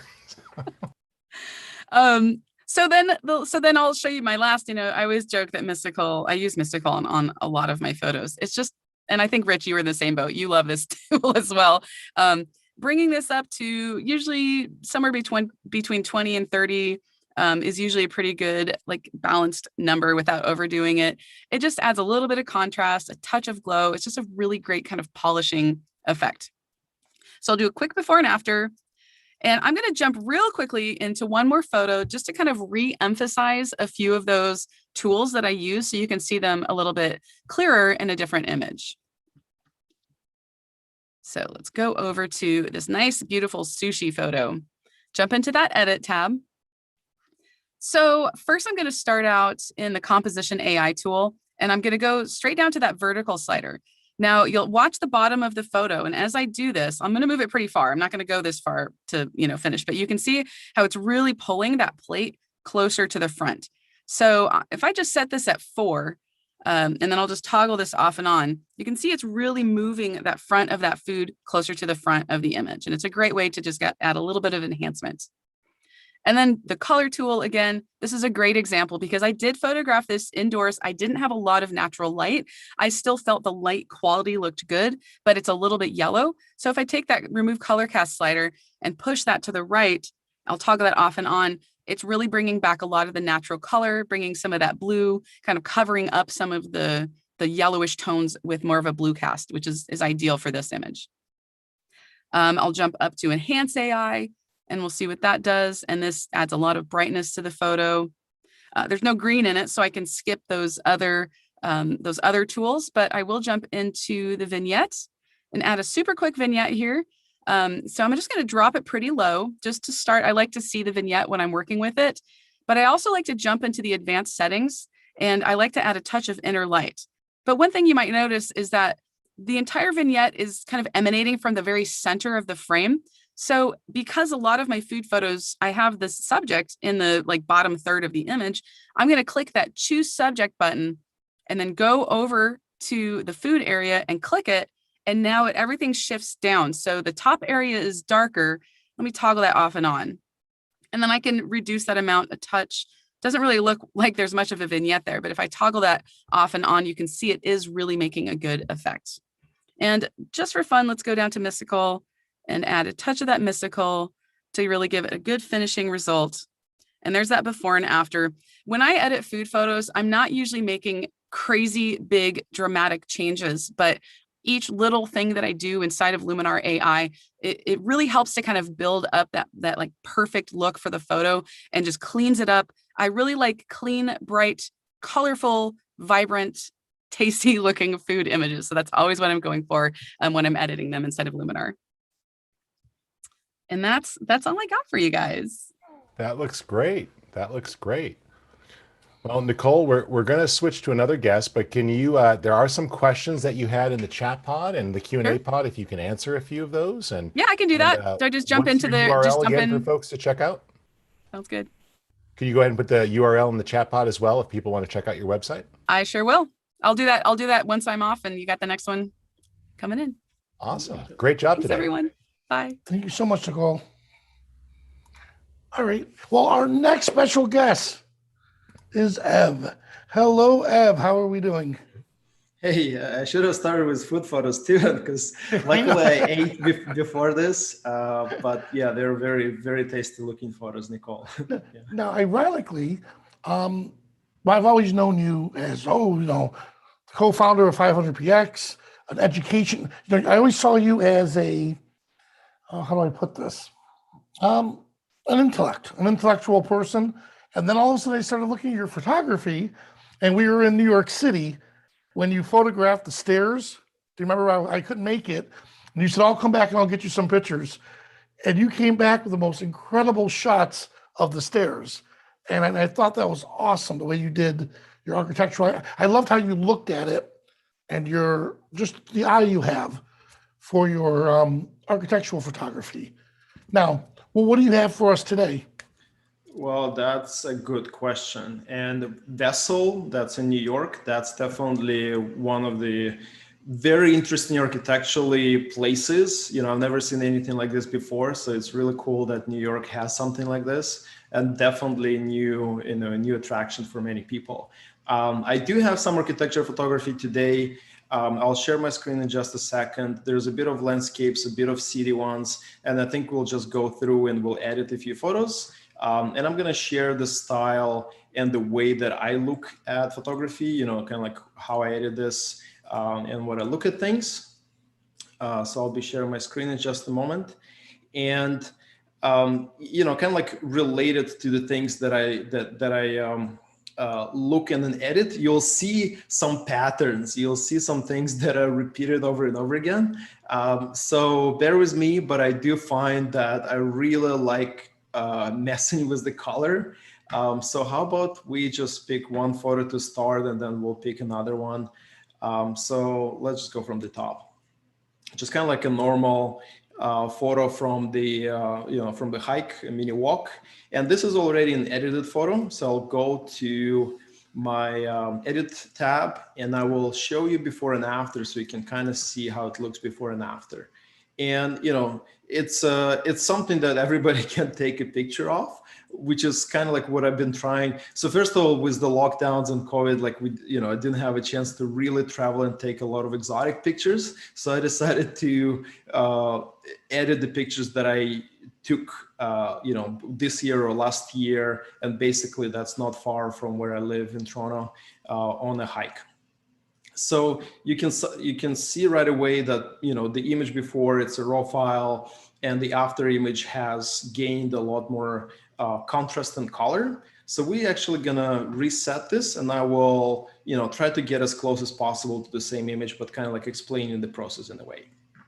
So one of the first things that I do after I reset this, and what I usually start, is Accent AI.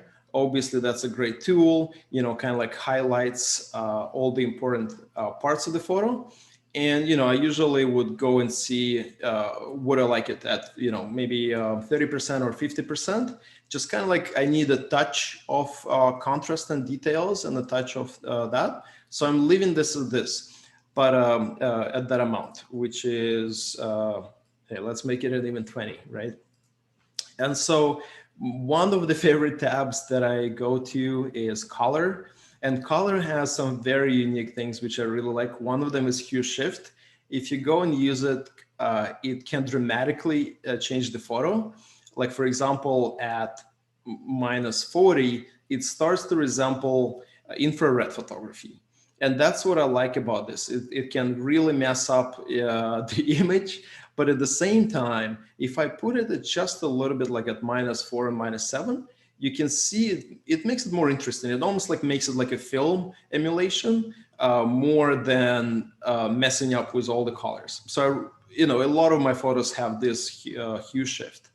But what I also like is shifting hues on the greens and trees, because even though I really like green in nature, I still feel like I like the fall colors a little bit more. So a lot of times when I have a lot of greenery in my images, I do similar that Nicole does. I kind of like tweak it a little bit to make it something more pronounced, something less pronounced.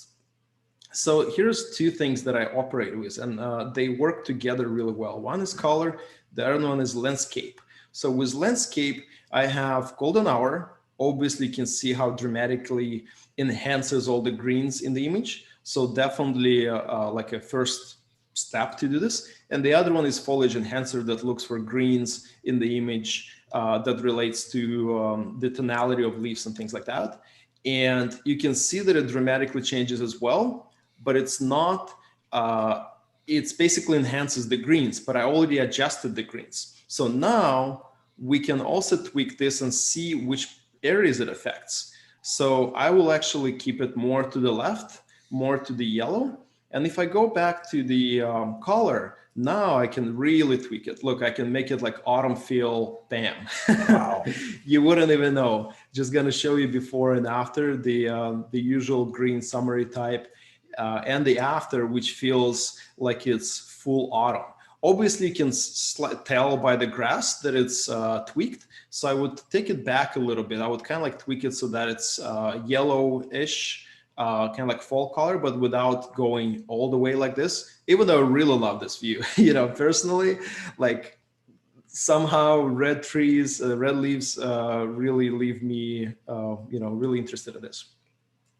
And so just kind of like a finishing touches, a little bit of vignetting to focus on the image. And I would choose subject and place it around here. So that kind of like the road is the leading part. And one other thing that I wanted to do is, let's say around here, I think I wanted to do dehaze. I think it did a pretty nice job before. On some images, it works ridiculously well. On some clear images where there's nothing to dehaze, I do find that it's better not to use it too much, or like use it, you know, use it when you think it might be useful. Yeah, or at least give it a try. So I'll put it like this. So now we have an image that I'm pretty happy with. One last touch is the blues. I do find that I also mess up with blues as well. And in this case, it's usually desaturated where they are. And they are darkened, just kind of like my way of, let me see. Yeah, I like it a bit darker. And so that would be an image that I would normally edit and post. Very simple, but at the same time, adjusting the colors and looking at the colors is something that I really take, something that I do often. So here's one of those. All right. Wow. Let's just move to another one. I really did something fun with this too. So I'm just going to show you, this is before and this is after, and we can edit this together as well. You can see that there's a new cloud in the sky. Really love this kind of stuff. You know, almost like the cloudless days a lot more, because then I know I can really mess up with the skies with Sky AI and other tools. And so what we started with was here. I'm gonna just edit. Oh, here's one more. I'm gonna start with this as a raw file, and we're just gonna proceed to edit this together, and we'll see how far we can get here as well. This is a drone shot in downtown Toronto.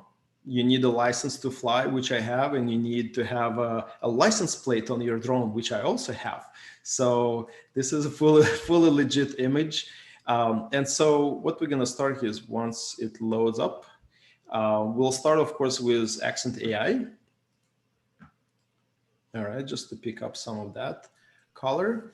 And we're gonna move to the composition. And what I like is ability, a lot of tools have this. I use Luminar, of course, for this, is to fix the perspective. And because the drone is flying, there's some wind and there's some camera that is wide angle. I think it's really important to make your images, especially architectural images, look more pronounced and more kind of like accurate. So I'll use that to correct the perspective, and you can do it automatically. It basically looks it up and makes it very clear. So after that, I'm kind of like, my usual thing is to try to correct what the camera didn't fully capture. And one of those is going into the light tab. And basically, kind of like in the last several months, I've been a fan of like anime style. And if you look at those kind of like cartoons or animes, you will see that they really boost the shadows. And it really looks a bit artificial, but the eye actually can see, you know, a little bit better than most cameras.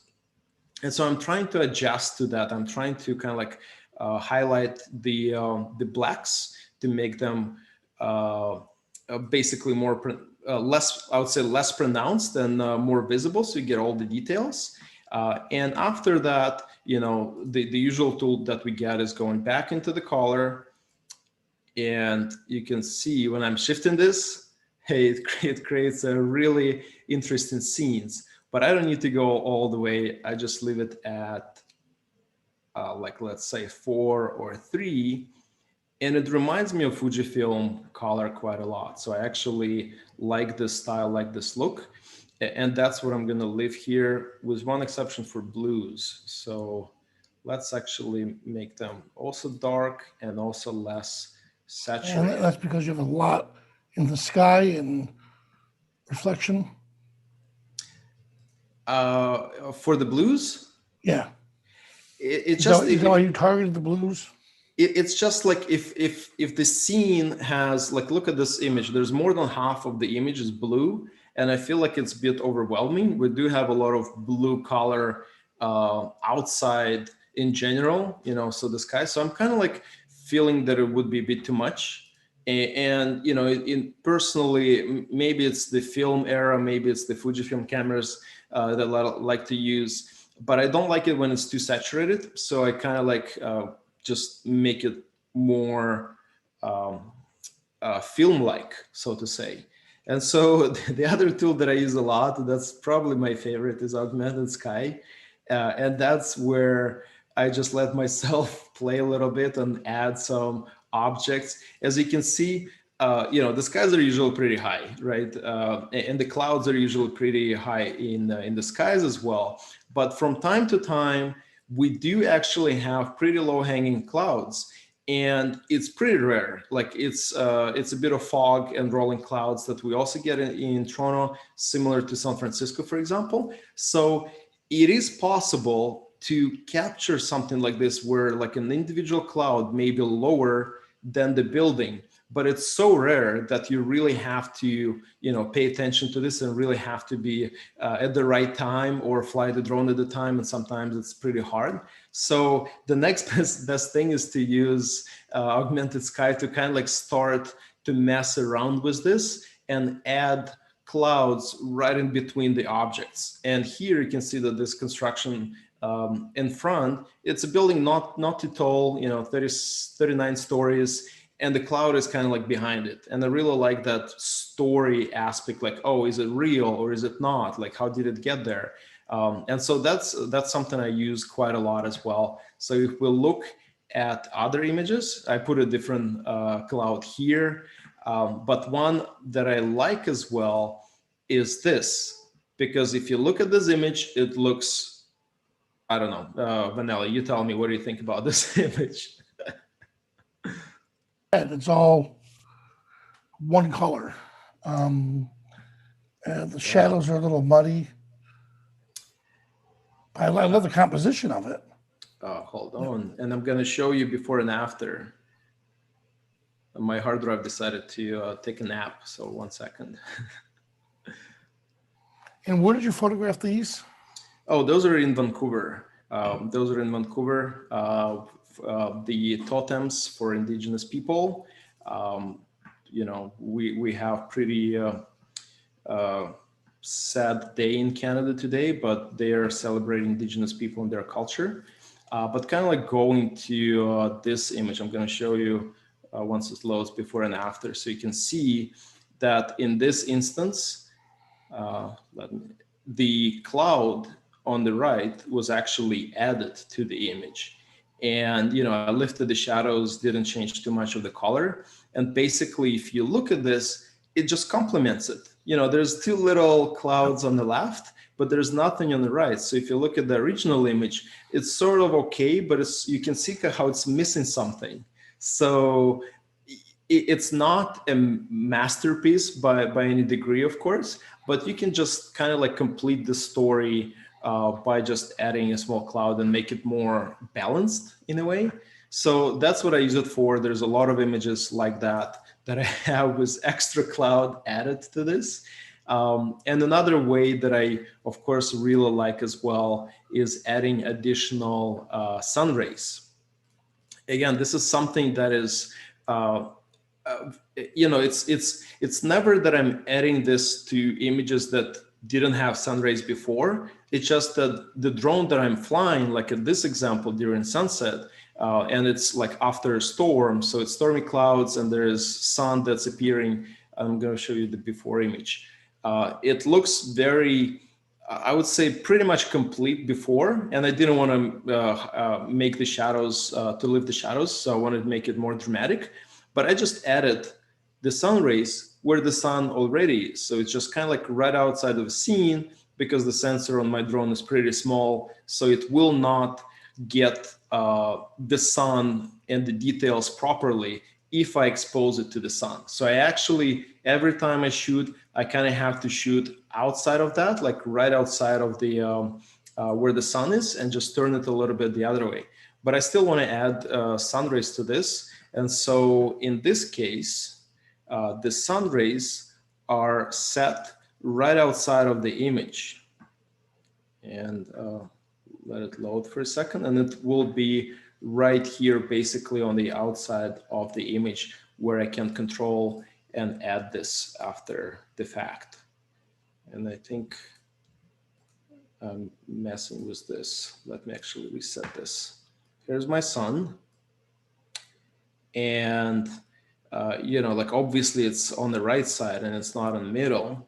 So I just let it go behind the image and then find something suitable so that it highlights in the same way as the light falls by going up and down. And when I'm satisfied around like this, then I can set the sun and then start looking at other settings, like how far, how I want to make it look, whether it's going to look a bit more dramatic or a bit more natural. So this is a very dramatic look, but I can also make it very subtle by lowering the amount that's available in the sun rays. So again, like those small little touches, they just kind of like make it more fun. So another sun was added here. On the morning walk, we had nice fog in the city, and it's not the sun actually, but the reflection of the sun.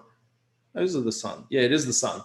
I was thinking that there's another reflection with basically the sun in front, and so we see long shadows. But I was shooting with open aperture, so there's actually not much of sun rays. So I decided not to shoot with like f11 or f16 to make sure that I get the sun rays, but actually, let's take a look at what I'm shooting at. F8, but it still didn't capture the sun rays coming from that. And so I added some of this. And I think with just the mood tool, and which basically allows to add LUTs and adding sun rays, it creates a bit of the atmosphere. Again, just something to make it more fun and exciting. Yeah. Shall we edit one more? Yep, we have time for one more. That was really good. All right. Any preferences, Vanelli? Well, you go up for a second. Yeah, how about the totem pole? Cool. Yeah, I want to see what you're going to do with the structure and details with this. Yeah, that's a great question. So again, this is something, actually, let us have some fun with this while we have a moment. Let's see what composition AI will do for us. I think it should, I'll go, that's a good question. You see, composition is something that photographers struggle with all the time. It's something that, you have to, like, what is it? I'm really against cropping really, really close, but at the same time, if I do, and make it very adventurous, hey, we can have so much details and so much fun if you really decide to like crop it in and get all the details instead of leaving it as is because I didn't take a zoom lens or for any other reason. And so for me, the key is to try to keep the texture. So those are wooden totems. And so it's, I think, important to keep some of that. Let's try to get some structure in here. I think that would be very useful for us. Okay. We can even go almost at all amount. You can see how nice and mellow it is actually. I'm not going to use the boost to make it more pronounced. And people were asking about the boost. What does boost actually do? Yeah, that's a great question. Maybe Richard can chime in, but I feel like it's dealing with a smaller. So in other tools, when there's boost, it deals with the smaller details and basically not proportionally brings them up. That what happens with other tools that have boost. But frankly, there's some tools that I've been using just like as is. You know, there's like advanced settings. I'm like, I don't need advanced settings. I'm just gonna leave it as is. So yeah, let's go do our usual blues, which I want to change a little bit. But let's see the hue shift here.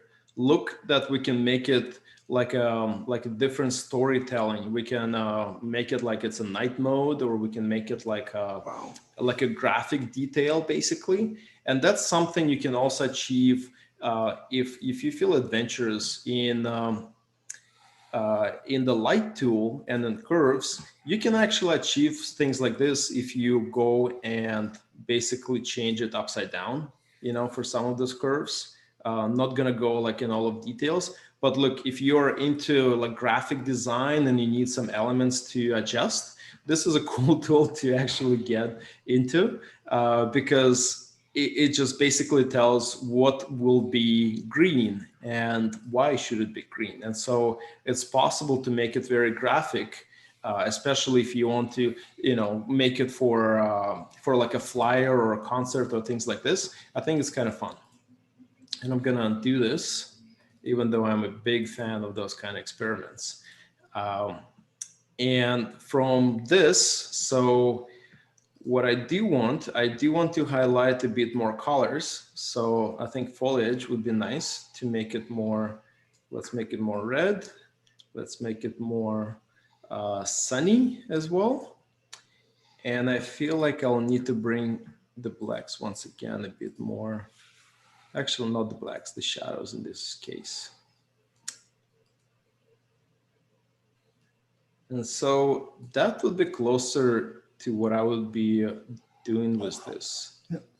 I think a bit warmer. So I really depends, you know, in recent months or maybe years, I've been starting to think not of just one particular photo, but a set of photos. So in this case, if that's what I'm doing with this shot, I would copy this and I would say, hey, I have a whole bunch of photos from this trip.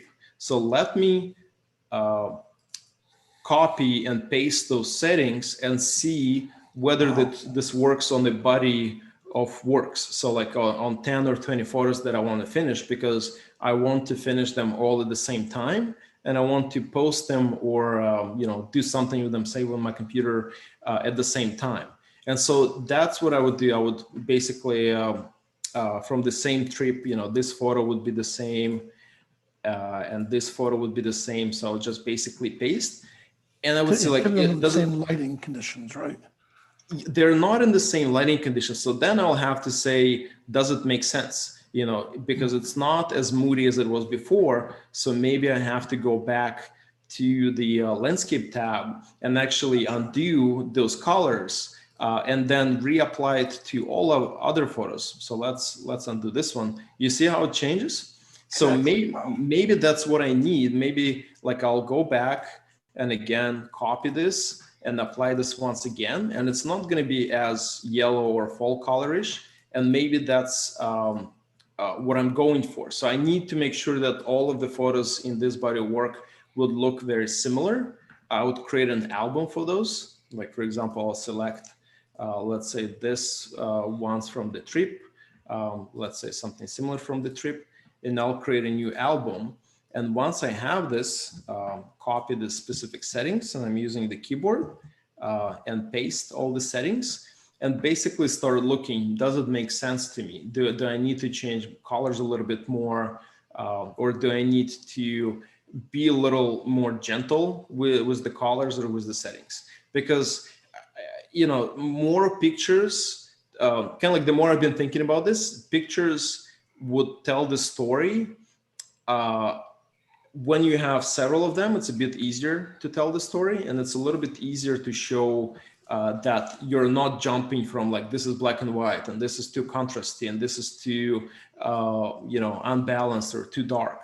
Because at the end of the day, those are the memories of the places or things or adventures that we have, and it doesn't need added clouds in every one of them. So again, kind of like, maybe I'll go back and add a cloud here, but I wouldn't be like, hey, I'm going to add a cloud here. Well, obviously, not every image needs a new sky, for example, or needs a new like crazy colors, for example. So it's fine to leave them as it is. And a lot of images, you can see they're pretty, like for example, in this set of 7 images, the adjustments are fairly mellow. They're very basic, and that's, at the end of the day, kind of like I need to show them. I need to make sure that I can see some of the details, but it's not the specifics of kind of like, let me Photoshop this little part for half an hour to make it perfect, because it's the story at the end of the day that matters to me. Awesome. Well, hey, thank you so much for sharing this with us. Yeah, you're welcome. So I think I showed a few of those tools, and I feel like we're running slowly out of time. Yeah, we're out of time, but it's neat because Alan made the comment that he's attended this a long time. It's been great. It's been a very time well spent, and I like seeing it over and over again. But what I like a lot of the stuff that you're doing is you're staying with a lot of the photographer tools, as if we were in a digital darkroom. So you're not going to the point where you look at it and you go, oh yeah, that was edited. With the stuff that you did, I had to ask, well, was that out of camera or did you edit it? And then when you reset it, it was like, oh, okay, so we did edit it. But that's, I think, is the best part, is when somebody can't tell if it was edited. And you're right. I'm usually kind of like showing it backwards, because once you see the editing process, you might say, oh no, it looks fake. But if I start from the end and I'll tell you, well, this been edited, let's actually go back and step by step and see, like in this photo, before and after, even the edits, they're very, with exception of the little cloud, which also looks, not out of place, very nicely placed. But the rest looks very natural, just a bit of adding a little bit of color, because again, the camera cannot capture all of this. This is actually JPEG in drone panorama. So that's a JPEG, so you cannot really push it too far. And I just, again, with my usual tools, I make the greens less green. I make them more kind of like full color. I change the sky from blue to more cyan, and make sure that this is not overexposed, but actually kind of like gains some color. And that's about it. This is, again, like I could go in Photoshop extra trees in there at the bottom and say like, well, this needs to be, this needs to go, or this needs to be changed. But at the end of the day, this is nature. I'm not going to mess with nature too much. And I need to show the realistic, basically what happened, but just make it slightly more fun and slightly more pleasing to the eye than the small sensor in the drone can do. Awesome. Well, Ev, where can we find out more about you? Where can we see some more of your work? So you can probably find it on FireNPX. That's firenpx.com/my last name, or Twitter. So the same, twitter.com/my last name. That's where I share some of those drone photos of the cities and landscapes. And so try to keep up with all the, with everybody else, basically. Well, awesome. Hey, thank you so much again for joining us. Great having you. Yeah. And with that, I'll turn over to Rich Harrington. Well, actually, V, you're hosting me now. Yeah, that's right. I saw Ev, excellent presentation, Ev. I always enjoy seeing your work. I appreciate it. Thank you. Yeah, when we were all in New York City, he did that with the stairs, and he said, "I'll take one for you." And I said, "Oh, gee, thanks." And when he came back and I saw, oh man, I missed that. It was incredible. Well, Rich Harrington, thank you so much for joining us. Yes, yes, I've heard this has been an interesting event. Yes. So, okay, so you're the chief product evangelist, and your job is to bring awareness, which you've done an incredible job over the year, just awareness of Luminar. What people don't realize is your background obviously was in video. So I sat in on one of your Photoshop classes or your video classes, and I learned more about Photoshop in your video class. And you smiled at me. And I was like, wow. And just for those that know, Rich is one of the only ones I have no problem editing my photos. He'll just grab a couple of my images, I'll look over, and he'll start making changes to what I've done. And I'm like, wow. And I take notes to it. So, Rich, with that being said, let me turn it over to you. Well, sure, absolutely. And actually, that's a nice segue, V, because we're going to be talking about using Luminar and Aurora as plugins right now. And we're going to show a little bit of Luminar and Aurora, as well as how Luminar and Aurora can work together. But I'm going to show you Photoshop and Lightroom Classic. And if we have time, we'll squeeze in photos from macOS.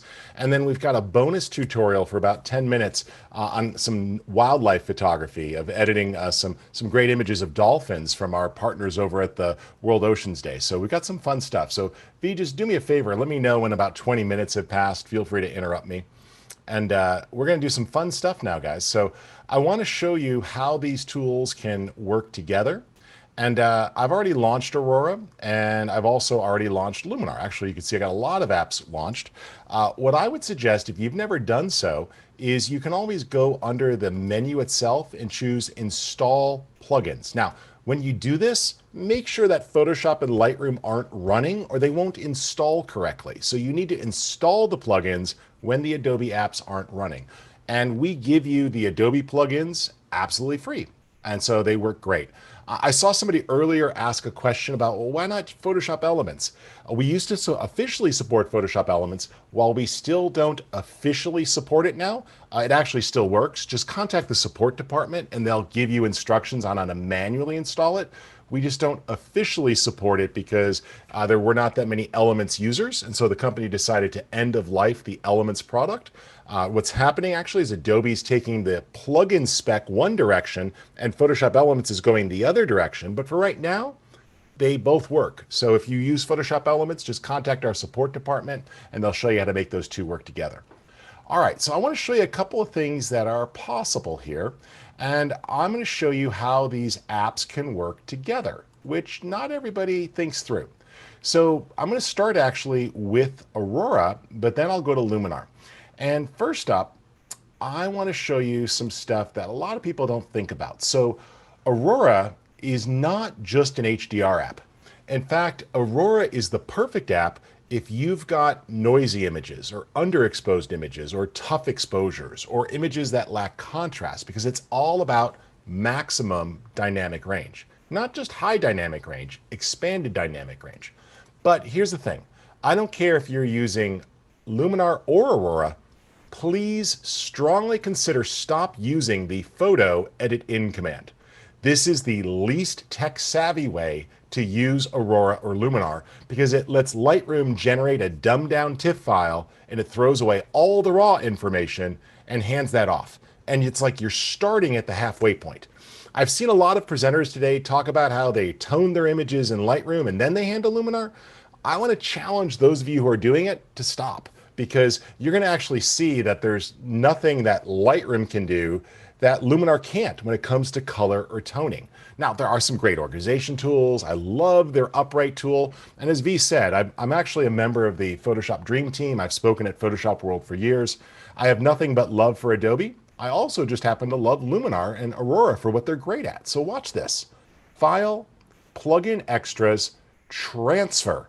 Use this transfer command. It sends the raw file from Lightroom to Luminar. There we go. Transfers. All the raw data is there. And it's going to open it up.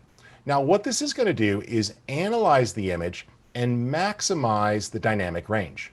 So when I tell it to create an HDR from one raw file, what it's going to do is actually what you would want it to do. It's going to perfectly move the shadows and highlights and contrast and white point and black point and exposure. This may sound strange, but I know that there's a couple other products out there that talk about being like the ultimate raw decoder. Aurora is the ultimate raw decoder. It does some amazing things. If you're willing to give it 15 seconds to fix your raw file, when it opens it up, it's basically a ready to go file. And what you're going to see here is how quickly it was able to reach into that underexposed noisy image and bring out detail. Now, to dial in the perfect tone, just use Smart Tone. Not exposure, Smart Tone. Smart Tone lets you dial down the tone or open it up. And as you see there, it improves the dynamic range. Then feel free to tweak up your exposure. Now, some of you are going like, I thought this was an HDR app. Why does it look like that ugly HDR look? That's because by default, the smart structure and the clarity are turned off, okay? HDR got a bad reputation because people overdid it.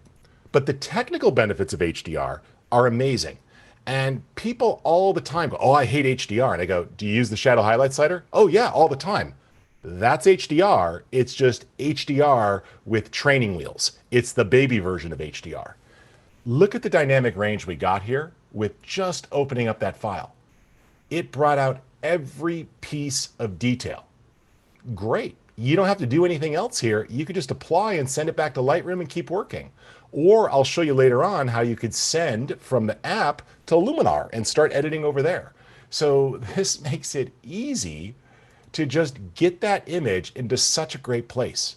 Think of it as your alternative raw decoder. And so it is so good at just bringing out those details. Now, what it's going to do is it's going to tuck it in. And if you're looking at that folder, it will automatically put it back into the same location with that folder. Now, sometimes people are like, oh, I can't see it. That's because you're on previous import. Don't look at what you imported last. Go to the HDR folder. Choose the folder it's in, and it puts it right next to it. If we look at those there, let's just open that up. That's what Lightroom did. And you're like, oh, well, Lightroom could do better. Sure. Let's go ahead and just tell Lightroom to do its thing, right? I'm going to tell it to do an auto exposure. And, we'll let it do its thing, right? Hey, do auto exposure. And, oh, look at that. It crushed the blacks. Totally blew them out. And, oh, let's put some texture in. And, oh, yeah, I really, I want some dehaze, right? Okay, that's fine, but it's overdone. All those blue pixels indicate crushed details. Instead, you can run that through Aurora, get that detail, and then you're still fine to use any of that other stuff you would use in Lightroom. But you don't have to overdo that texture and clarity, but you could still use dehaze or anything else. So use it as the excellent starting point. It's going to just jumpstart your photos and bring them to life. But where it really shines is with actual HDR. Now, I know some folks who say, well, I don't need that anymore. Lightroom has HDR. Yeah, Lightroom does have HDR. I use it all the time. The problem with it is this is a Lightroom HDR, right? It's better, but it's not best. It is a 16-bit DNG file. Now, Luminar works in 32-bit. And some of you are like, oh, that's just like twice as good, right? No, it's actually 16 times more information of color. Because every time you up the bit depth from 16 to 17 to 18 to 19, you're doubling the amount of information in the color channels. So it literally has 16 times more tonality information, which makes fixing problems so much easier. So select the files that you shot. Your camera can auto bracket. And what I want you to do is, again, send the raw files. File, plug in extras, transfer to Luminar AI. And what this does is kicks them over into Luminar and allows us to easily improve the image. And in this case, actually, sorry, transfer to Aurora HDR because we're doing the merge. So it's going to open up all that data. I did Luminar there. That was my mistake. One more time. File, plug in extras. I think I'm still hungry from Nicole's presentation. Transfer to Aurora HDR. So what it'll do now is send all of those images together with those different brackets. I could tell it to align, and because we've got a waving flag up there, I'll tell it to do a little bit of ghost reduction, and that gets rid of the flag looking like it was blurry because it's in different positions in each photo. All right, that's great. We'll get rid of chromatic aberration. A lot of people don't know what a chromatic aberration is. Basically, if you've got a high contrast area and a cheaper lens, or you've got a wide angle lens, you're likely to see some color fringe. All right, we'll tell it to create the HDR, and it's going to stitch all of that information together. It's going to look at the best parts. Now, what's different about Aurora from every other HDR tool is that it doesn't use the entire image. It only looks at the parts of the photo that are good. So in that underexposed area, it's looking to pull out the best part of the highlights. In the overexposed area, it's reaching in and grabbing the best parts of the shadows. And then it merges all of that data together into a new high quality file. So look at what an amazing job it did of bringing everything out. Now, don't worry if it's a touch overexposed, because this is a 32-bit file. It's like a super raw file. In fact, you see how it behaves just like a raw file when it comes to recovering exposure and tonality. So look at how smart tone and exposure work together. And so that just brings it to life. And then if you want just a touch of HDR clarity and smart structure without overdoing it, now when I click apply, it sends that back to Lightroom. Now, you can use upright in Lightroom. You can use any other adjustments. But the fact of the matter is that if we put that head to head with what Lightroom created, there's nothing to compare. So here's the Lightroom version, right? Look at how flat the color is. Here's the Aurora version that has been optimized. And oh, by the way, you could still use anything you love about Lightroom. So if you need lens correction, you could apply that, right? I could actually take this file here, which has the lens profile correction applied, select this one and say sync. And the Lightroom stop, that's really funny. So the sync command shortcut for Lightroom is the same shortcut for stop screen sharing in Zoom. That's what just happened there, guys. I was like, why did it stop? It's because I used a keyboard shortcut. That'll teach me to be fancy. All right, here we go. So we were back over here in Lightroom. And so what I can do is tell it to synchronize those. So easy enough, we'll just go in and we can apply that. So develop settings, and that's great. Sync settings. And all I'm going to have it sync now, let's just go ahead and say check none, is I'll have it sync all of the lens corrections. There we go. So you could take the lens corrections that you were using in Lightroom and apply it to the TIFF. So if there's something you love about Lightroom, use it. But the truth of the matter is Aurora blows away what Lightroom can do for depth and tonality. So feel free to reach into that. By the way, if you're working inside of Lightroom, same thing. Maybe you've done some basic editing and you realize that you sure would love to hand that image off to get a little bit more detail, right? Well, no big deal. You could totally do that. So let's just take a fashion shoot here, right? And this is some great photos from photographer Jessica Kubasi. And I'm looking at this and, we're fighting with Lightroom. We're trying to develop it. We want to really rescue those highlights and shadows. And okay, that didn't look good. Look at that auto, right? It got the lights great, but it totally crushed the bodice and it blew out all the walls.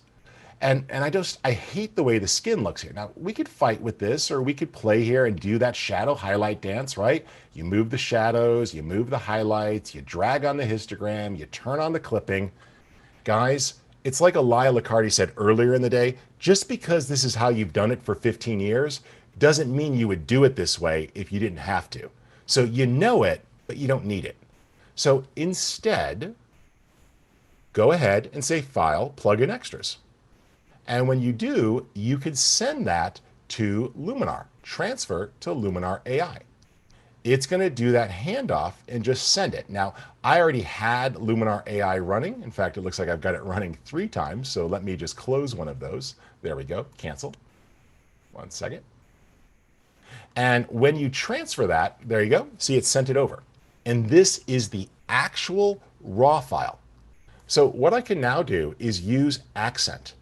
I'm sorry, but Accent kicks the auto button's butt. Okay? Accent is designed to just fix these things.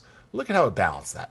A little bit of structure, and we're going to get perfect blacks and definition there on it. But using Boost, we can nail it. Then let's use details, and I could bring out the details gently. Notice how simple that is. By the way, you need to use those Luminar or those Lightroom profiles. They're all right there. Look, camera standard, camera faithful. So if you've got those installed, you can access the same ones here and actually access your camera's portrait mode or the faithful or standard mode. They're all right there. Or if you prefer the Adobe color space, there it is.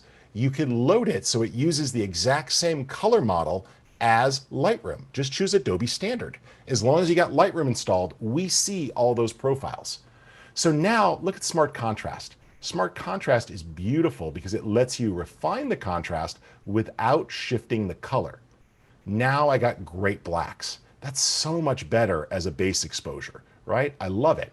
And besides fixing things, remember, we've got a sexy vignette.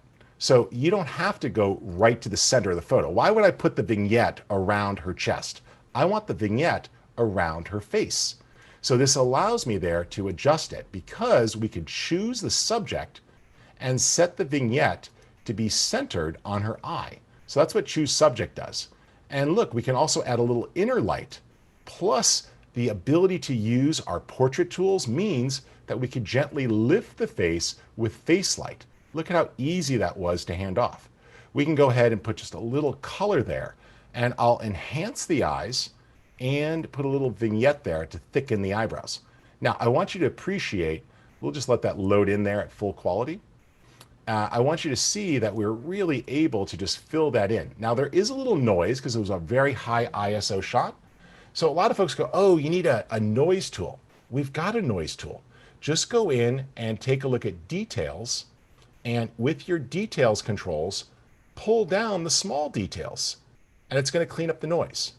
And feel free with the denoise tool to also remove your luminosity noise very gently. And that's going to clean it up. Or a little bit of color noise there because there was some color noise in the background. So at this point, I feel pretty good. And one other nice way to hide noise and make it look sexy, I know Nicole teased me about this earlier, but it's the mystical tool. This just let us put that beautiful, rich shadows and gentle, soft light. And look at it, just killed the noise and gave it a film look. Now I click apply, and it's right back into Lightroom. By the way, though, if you wish that that was non-destructive, I know we're almost out of time, V. Instead of opening it in Photo or in Luminar, you could actually skip a step and do something really amazing. And so, you know, let's go ahead. There's the Luminar version one, and there is the Lightroom version one. I think what we do works pretty amazing. And if you need to, you could still come in here and finesse. Hey, go ahead and tone down those highlights. Perfect. Now I got rid of that hotspot. There's no clipping. Now, if you're working like this and you want to send the raw file over, remember, one thing you could do is send to Photoshop, and then you're going to get the raw file transferred to Photoshop. So maybe you do this and you say, hey, I like this. This is kind of good. I feel like the midtones were right. Same thing, photo, and you could choose edit in, open in Photoshop as a smart object. Now, you're going to do nothing in Photoshop other than use it as a container because Photoshop lets you use Luminar non-destructively. Now, if I forgot something, double click and I could actually see my camera raw settings. Everything's here. In fact, I could see more than I do in Lightroom. It's funny that Photoshop has a better version of Lightroom than Lightroom does because look at this. Not only can I fix things here like, you know, the lens profile correction and, you know, go ahead and fix that quickly to get rid of distortion, but I love this color mixer look at the fact that we got this awesome on image tool. So I could say, hey, you know what? I just want to tone down the saturation here slightly on her face for that hot pink color. Awesome. Click OK. There's the raw file ready to go. Now you can run Luminar or Aurora as a smart filter. It will allow you to apply it. And V will be switching back right after this to do that guest tutorial. And what it does is it hands off this image to Luminar and allows you to use the creative edits. So we could take advantage. Earlier today, we heard from a great portrait photographer, and he said, you know what? I got to admit, I absolutely love how Flawless just helps solve problems. Now, in that case, it's a touch strong, but that's okay. Because we'd already done some work in Lightroom, I'm just going to back it off ever so slightly. That looks pretty good to me. Just take the contrast down to reduce it here. Look at how that actually negative smart contrast opens that up. I like that. And it's really simple to get things in the right ballpark. And using our HSL tools, you can still do that same thing. So if I want to tone down the pinks, I could just come in here and tone those down a little bit, which is cool. Now don't go too far. That was a little strong on the face. But the point is, even though there's that crazy color in there, the face tools still work. So we can add face light. We can go in and we can improve the eyes, even with all this crazy light going on, and just brighten the eyes and sharpen the eyes and thicken the eyebrows and remove the dark circles. Fast and simple. And Vanelli showed this trick earlier. Layer in the same color eyes that you actually have, and then back them off to almost no visibility. And then you could use the flare. Or you're welcome to experiment with other colors in there and play with those, but they're great to just bring out the eyes a little bit. Again, when we click apply, it's going to tuck that into the Photoshop file, close and save, and it goes back to Lightroom. And what's amazing is that when you're done, if you ever need to, in Lightroom, you could choose File, Open In, and hand it back to Photoshop. And your layer is intact, your raw file is intact, and Luminar is intact. So all you got to do back in Lightroom is select it again and easily take advantage of that. And you would just say Photo, edit in Adobe Photoshop, and open up the original file. And you're going to see there's your smart object, there's your smart filter. So it's awesome. All right. We've got a special partnership going right now with the World Ocean Days, folks. I'm going to tell you a little bit more about it right after this video, but we've got a guest tutorial video. A couple of you were asking about wildlife photography, and that's what we're going to play right now. We've got a short 8-minute tutorial all about wildlife photography, and you're going to learn how to edit this, and then we're going to have our next guest on. So let me go ahead and open this up. And we'll take a look. Hello, my name's Charlie Phillips. I work for the marine charity Whale and make sure that Dolphin you're hearing that. Conservation, or WDC as it's known. Luminar AI, the software that Skylum have developed, is, in my estimation, brilliant. And we've been very grateful that Skylum has sent us some copies of it. And for the work that I do, I photograph dolphins for the charity. And for the work I do, I find it invaluable. It's a very, very powerful tool.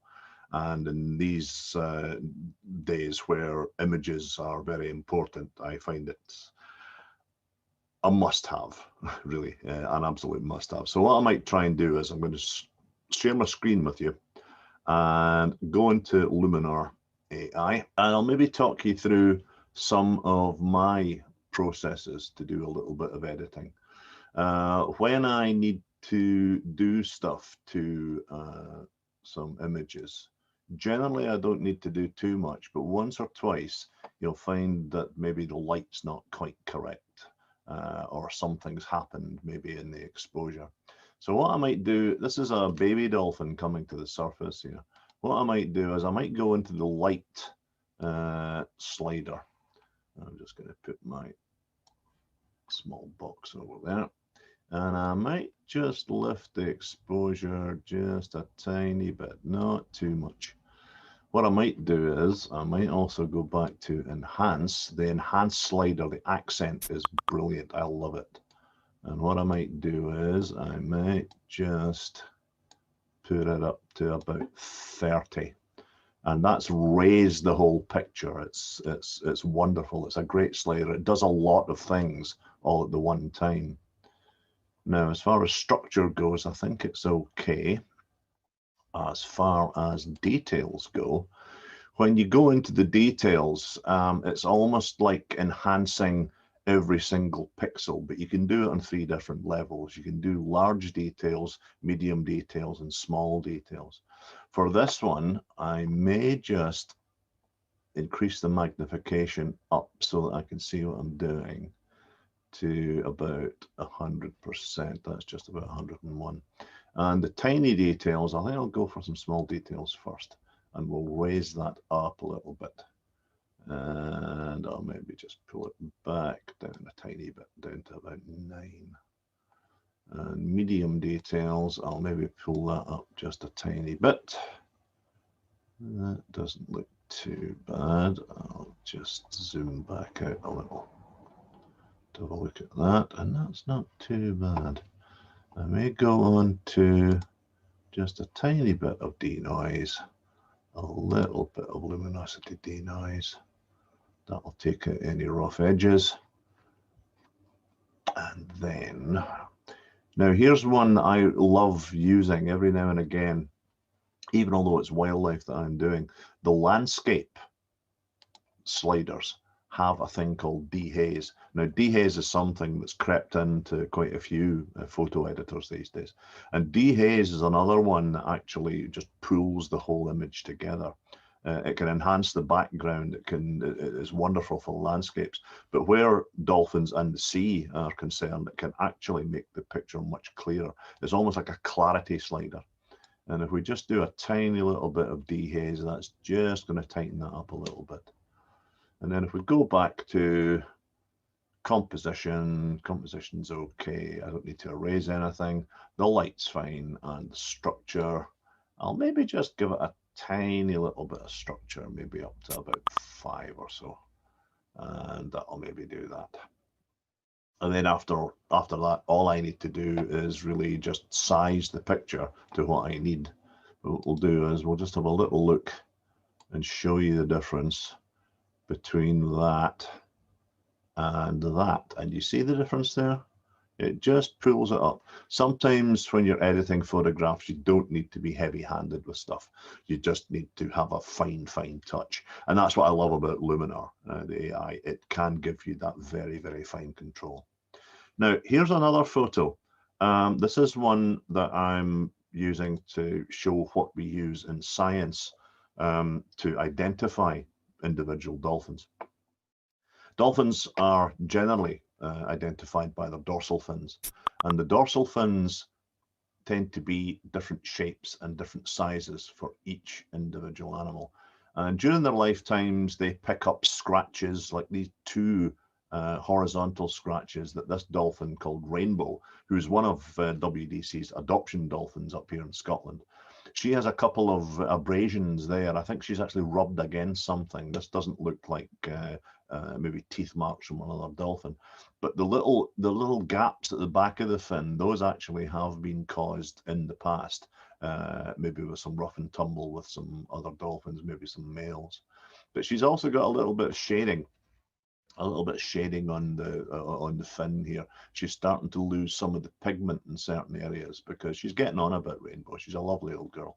So what we'll maybe do with Rainbow's fin is I'll just zoom back out slightly. And again, I'll go to the magic enhance slider. And I've already had a little look at this just to see.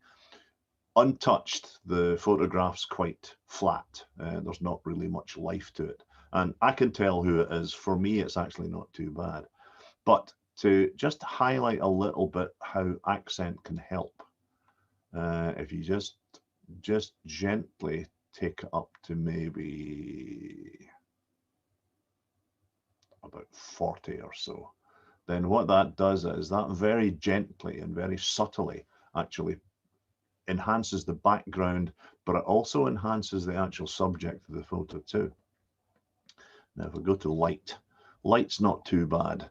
I've already had a little look at the exposure, and I'll maybe take the exposure just up a little bit, a taken down some of the highlights, because what I'm trying to do is I'm trying to accentuate some of the markings. What I might do is I'll show you an extreme version. If we actually take the highlights way up, then what I can do then is I can see some of these marks slightly better, but the background gets a little bit blown out. So I'll just take those highlights back down again. The shadows I've lifted so that I can see these details here. And then go into the details and we'll just give it a light sharpen. Just a tiny sharpen, doesn't need too much. Again, Luminar's great for doing very fine adjustments. And then back to the landscape, and I'm going to just try a little touch of dehaze on there. And that'll just pull that back in. And then if I go and zoom in slightly to about 101%, then that's actually nice. I like that. I can see that a little bit better. The edges are better. I can see the tiny little details. And these little marks have been lifted. The big marks are okay. You can see them quite well, but it's the small marks that I'm actually after here. And that's nice. That's exactly what I'm looking for. And you can see yourself, if I just move the slider backwards and forwards from what was quite a dark picture with not a lot of detail in it, you can see the difference. You can see all the detail actually creeping into the photo now. And for analysis, this is really what I'm after. So that's really what I do. After I've adjusted any pictures, then I'll basically just crop them to size and then store them. I normally shoot in RAW and convert to JPEG. And Luminar AI does a wonderful job of doing that. If you want to have a look at the Luminar website, if you go to skylum.com/oceans, that will actually let you know what Skylum have been doing in conjunction with WDC about whales and dolphins and the support, the marvelous support that they're actually giving our work. And also have a look at whales.org as well. So I hope you've enjoyed this brief foray into the marvelous Luminar AI. My name's been Charlie Phillips, and thank you very much indeed for looking. Thank you, Charlie. I hope you guys enjoyed seeing a little bit of wildlife photography there and some different strategies for editing. It's always great to hear from multiple folks. I'm excited because we've brought back Alaya now. And Alaya, did the disco lights go out, or is it still happening? Yeah, I think I got it. Yeah, it was user error, definitely. It's all good. That always happens to us, man. Like we've had a couple of funny ones today. So, well, it's also a lesson that no matter how long you do something, you're always going to mess it up somehow. Yeah, and there's nothing's better than messing it up in front of a room full of people, right? You know, the more the better, honestly. It makes you human. So, Alaya, you and I have had a chance to go out shooting before. I've watched you work. I have the immense respect because the way that you approach photography is with such great patience. You study the scene, you think about it, you keep revisiting a location, you take the time to get to know the people, because I think, I'm guessing here, but you could probably describe it better. When you're capturing a photo of a place, you really want that to be truly and honestly representative of the place. You're not just trying to get the stereotypical image from a place. You really try to look for something that you feel connected to. Is that a fair way of describing it? It is, and it's kind of evolved, I guess, because the idea behind it initially was to embody emotion or encapsulate an emotional response, right? And I learned which locations do that. You know, people see little villages in Italy, they see Greece, they see places like that, and they've either been there, they want to go there, they have memories of it. It invokes something, a feeling, and that developed the style into blending time together to try to encapsulate more emotions as far as a range of a memory from sunset to blue hour. And I think that over time, I learned that it was more the people and the experiences that I was drawn to rather than the photography, though the photography was like the initial reason to go. So that's kind of come full circle to me, to be more important to me, you know, getting to the root of the story and making sure the image, yeah, it encapsulates the beauty of a location and everything. But I want people that live there to be proud of their place too. And I think that's what I've learned is, connecting with so many friends all over the world. everybody's really proud of their heritage. They're proud of where they come from. They know there's something beautiful, or when you discover something that tourists don't know that they know about. And I'm really trying to encourage that, and while doing that, encouraging community. So it's all kind of factored into my images, and it's sort of factoring into what I'm going to create later, since I've had a lot of time to think about it. But it all does come down to, showing it in its best, can we say light, so to speak? Yeah, that's our business, light. We pay attention to the light. Well, I'm looking forward to seeing some of your techniques. One of the things I've noticed about your approach to editing is you aren't afraid to take control and take time, but you also don't feel obligated to just move every single slider and jiggle them until you find something you like. Like, you kind of study the image and you kind of make concentric circles around it. Like, you keep refining the image and you keep moving in towards where you want. But it's clear to me that I think that, you've already seen in your mind what this picture is going to look like when you were taking it. I think you have a vision that carries from planning it when you're doing your research to landing there to actually accomplishing it. But one thing I've learned from you that I immensely respect is you've taught me to slow down rather than hunting around trying to find 5 or 6 different angles of the same place. Decide on the best angle and then stay put and keep shooting, because the light's going to keep changing and you're not exactly sure which picture is going to be best because the light changes. That's the one thing we can't control. We can control where we go, we can control the angle or the composition, but light's not under our control.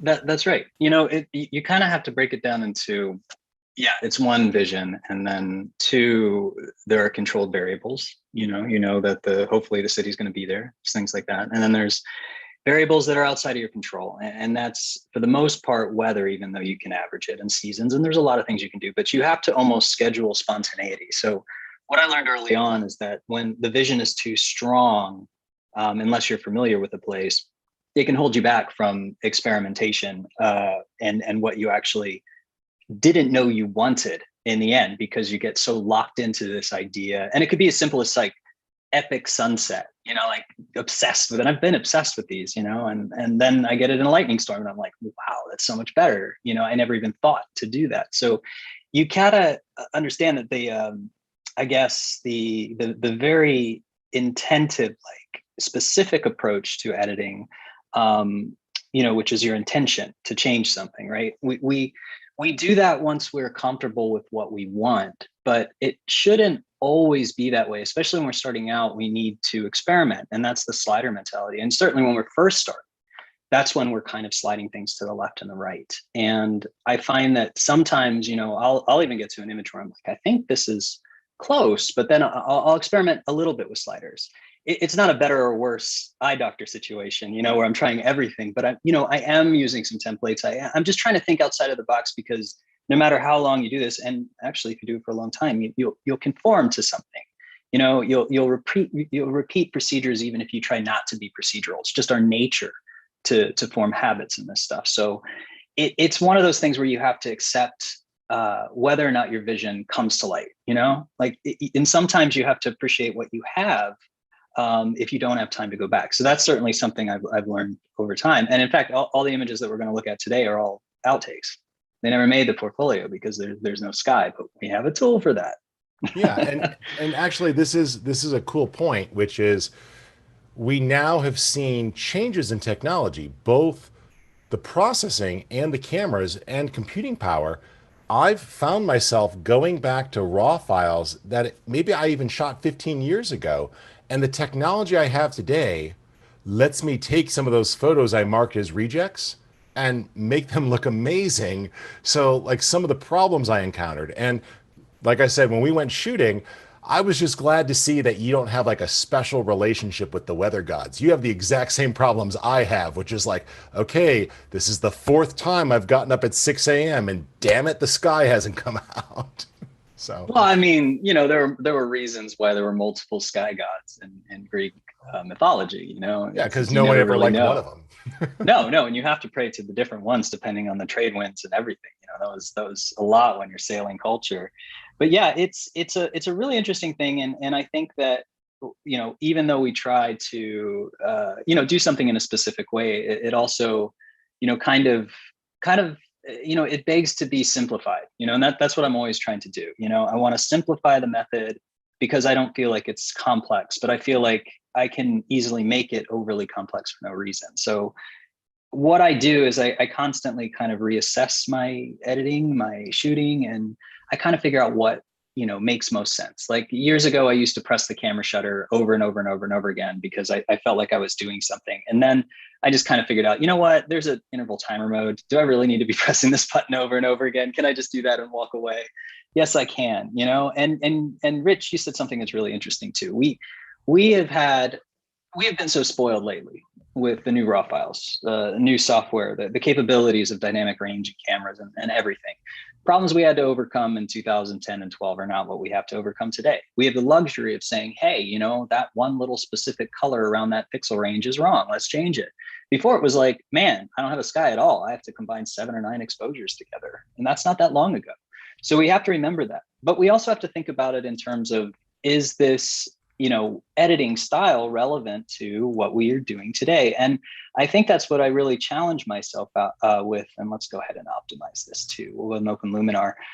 A lot of what I've kind of been doing lately is rethinking it. And rethinking it doesn't mean reinventing the wheel, right? Like we don't want to do that. And in the last session, if you watch that, I covered some different tools, and I'm going to cover them really quickly. And then I'm going to move on to how to how to really get the most of these outtakes or these sky replacements and talk about that. But the idea is, if you're old like me and Richard, who's older than me, we've been shooting for a long time. We've been using software for a long time, and basically things have changed, but a lot of the processes have remained the same. And the reason for that is because they're actually really simple. If you think about shooting in a raw file, you're shooting the raw to encapsulate all of the data, right? Like we want all of the things. It's not just what we're seeing on the back of the camera. We're able to move the shadows and the highlights and the exposure and the white balance and create what really is getting close to being a 100% non-linear shooting process. And that's even getting bigger with depth mapping and also the other things that Apple's doing. It's insane what we're coming into this world. And the AI is pushing a lot of that. We have so many more choices. And it begs to the question of, if these tools were there 10 years ago, would we be doing things the same way? And if we take a look at this screen right here, and a good way to kind of illustrate that, and I'll go over this really quickly, and then I'll get on to some new things. And I'm assuming all of this will be viewable at some point. Mine's probably going to be edited down to like 3 minutes, because that's like the maximum time I'm actually going to have useful information in any of these, but there will be something there. This is a really simple scene. Again, all of these on the bottom of the film strip, we're going to look at a couple of them. Those are all sky replacements. This one doesn't have it. But when I shoot, like Richard said, at least one of the cameras is very deliberate. It's there. I'm leaving it there, setting it in interval mode, shooting every few minutes or, every few seconds, whatever it takes, depending on the way the light's changing. And then I'll probably shoot to manual or switch to actually controlling it when it gets more critical at nighttime, or of course, astrophotography. There are times when you need to control the settings, but for the most part, I'll even automate bracketing 3, 5, 7, whatever I think it takes. These days, 3 is like more than I need. But for the most part, I'm trying to edit a single raw and not blend them together unless I have to. So often things look like this, and we have to get them to here. And that's not a really big change. But if we really start to think about this, and I reset it, the classic mentality of all of the years I've been editing is to use the equivalent of the light panel, which is universal now on pretty much every mobile device with some bells and whistles. It's in Lightroom, Capture One, whatever, you name it, it's there.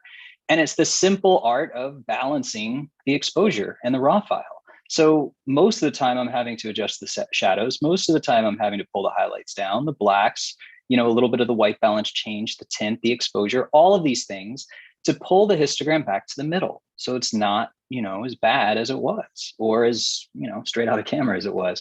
But we can rethink this, because what we all do, myself included in Lightroom, especially when I have a lot of things to work on it, I hit the auto button just to see if it works. Sometimes it actually does. It's pretty impressive. It takes things too far, but it's a starting point. The reason that an auto button that doesn't have AI technology works is it's not that complicated. Most of my images are going to require the same exact thing. They're going to need more boost in the shadows. They're going to need highlights and everything.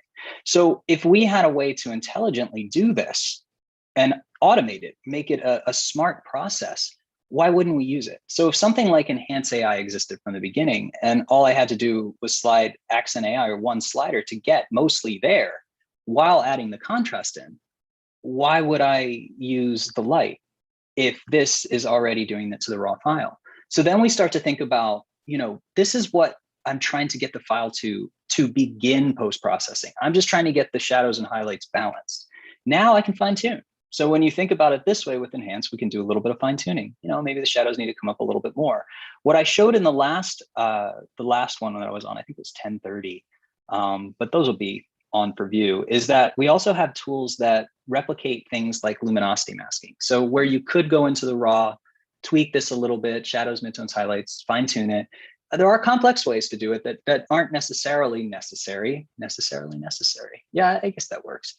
In other words, it's a complex way of doing something simple that you do need sometimes, but I try not to make things complex for the sake of complexity.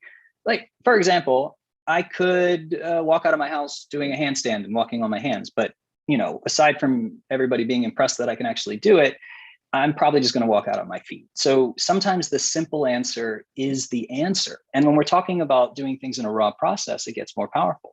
So super contrast kind of emulates the luminosity masking in that it allows us to individually isolate, select these three elements, highlights, midtones, and shadows, and adjust them accordingly. But what it's going to do is it's going to also maintain the contrast. So where it's going to boost these things, it's also going to add contrast in as well. So it's going to give a more rich result than the light panel, because we're going to have to add contrast in later globally. So this allows you to control specific areas. Now that's really important. So let's go ahead and reset this. And I want to talk about how, this was an easy thing to get to. We know that we can do this very quickly just using Enhance AI. But all of these files, if we look at them, no matter how complex they look, even this one that we use is a demo, and this was printed super large at a fine art gallery.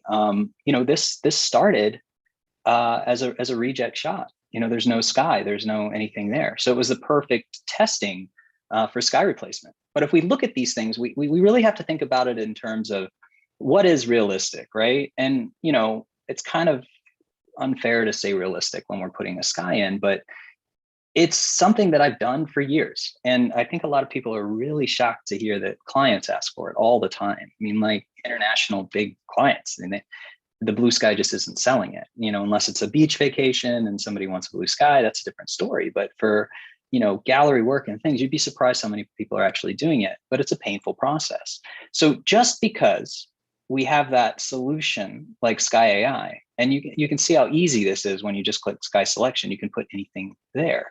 And the masking is, for the most part, really good, and we can fine tune that. But just because we can doesn't mean that it works. And I think this is the really interesting thing about sky replacement, because I want to cover in the next 10 minutes what it does very well. But I also want to cover the sort of dangers with it, right? And this is kind of a cool image to look at that.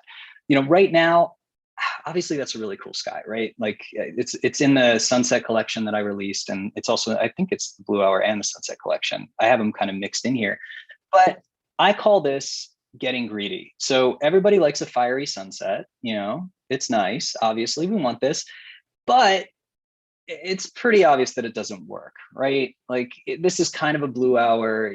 It's kind of a dull scene in that it has a lot of green.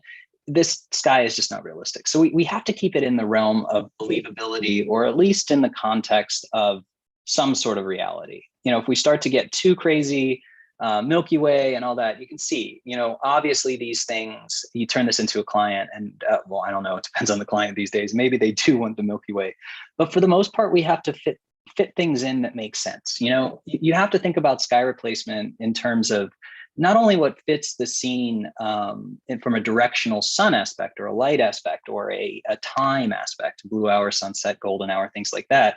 We also want to take into consideration the composition. We need to take into consideration, does this sky detract from the foreground? If I was shooting a sequence of this and I had the most epic sky, I probably wouldn't use that sky with the blue hour because it's just too much. It's visual overload. You don't want all the attention to be on the sky. You want to balance it. And that's very important.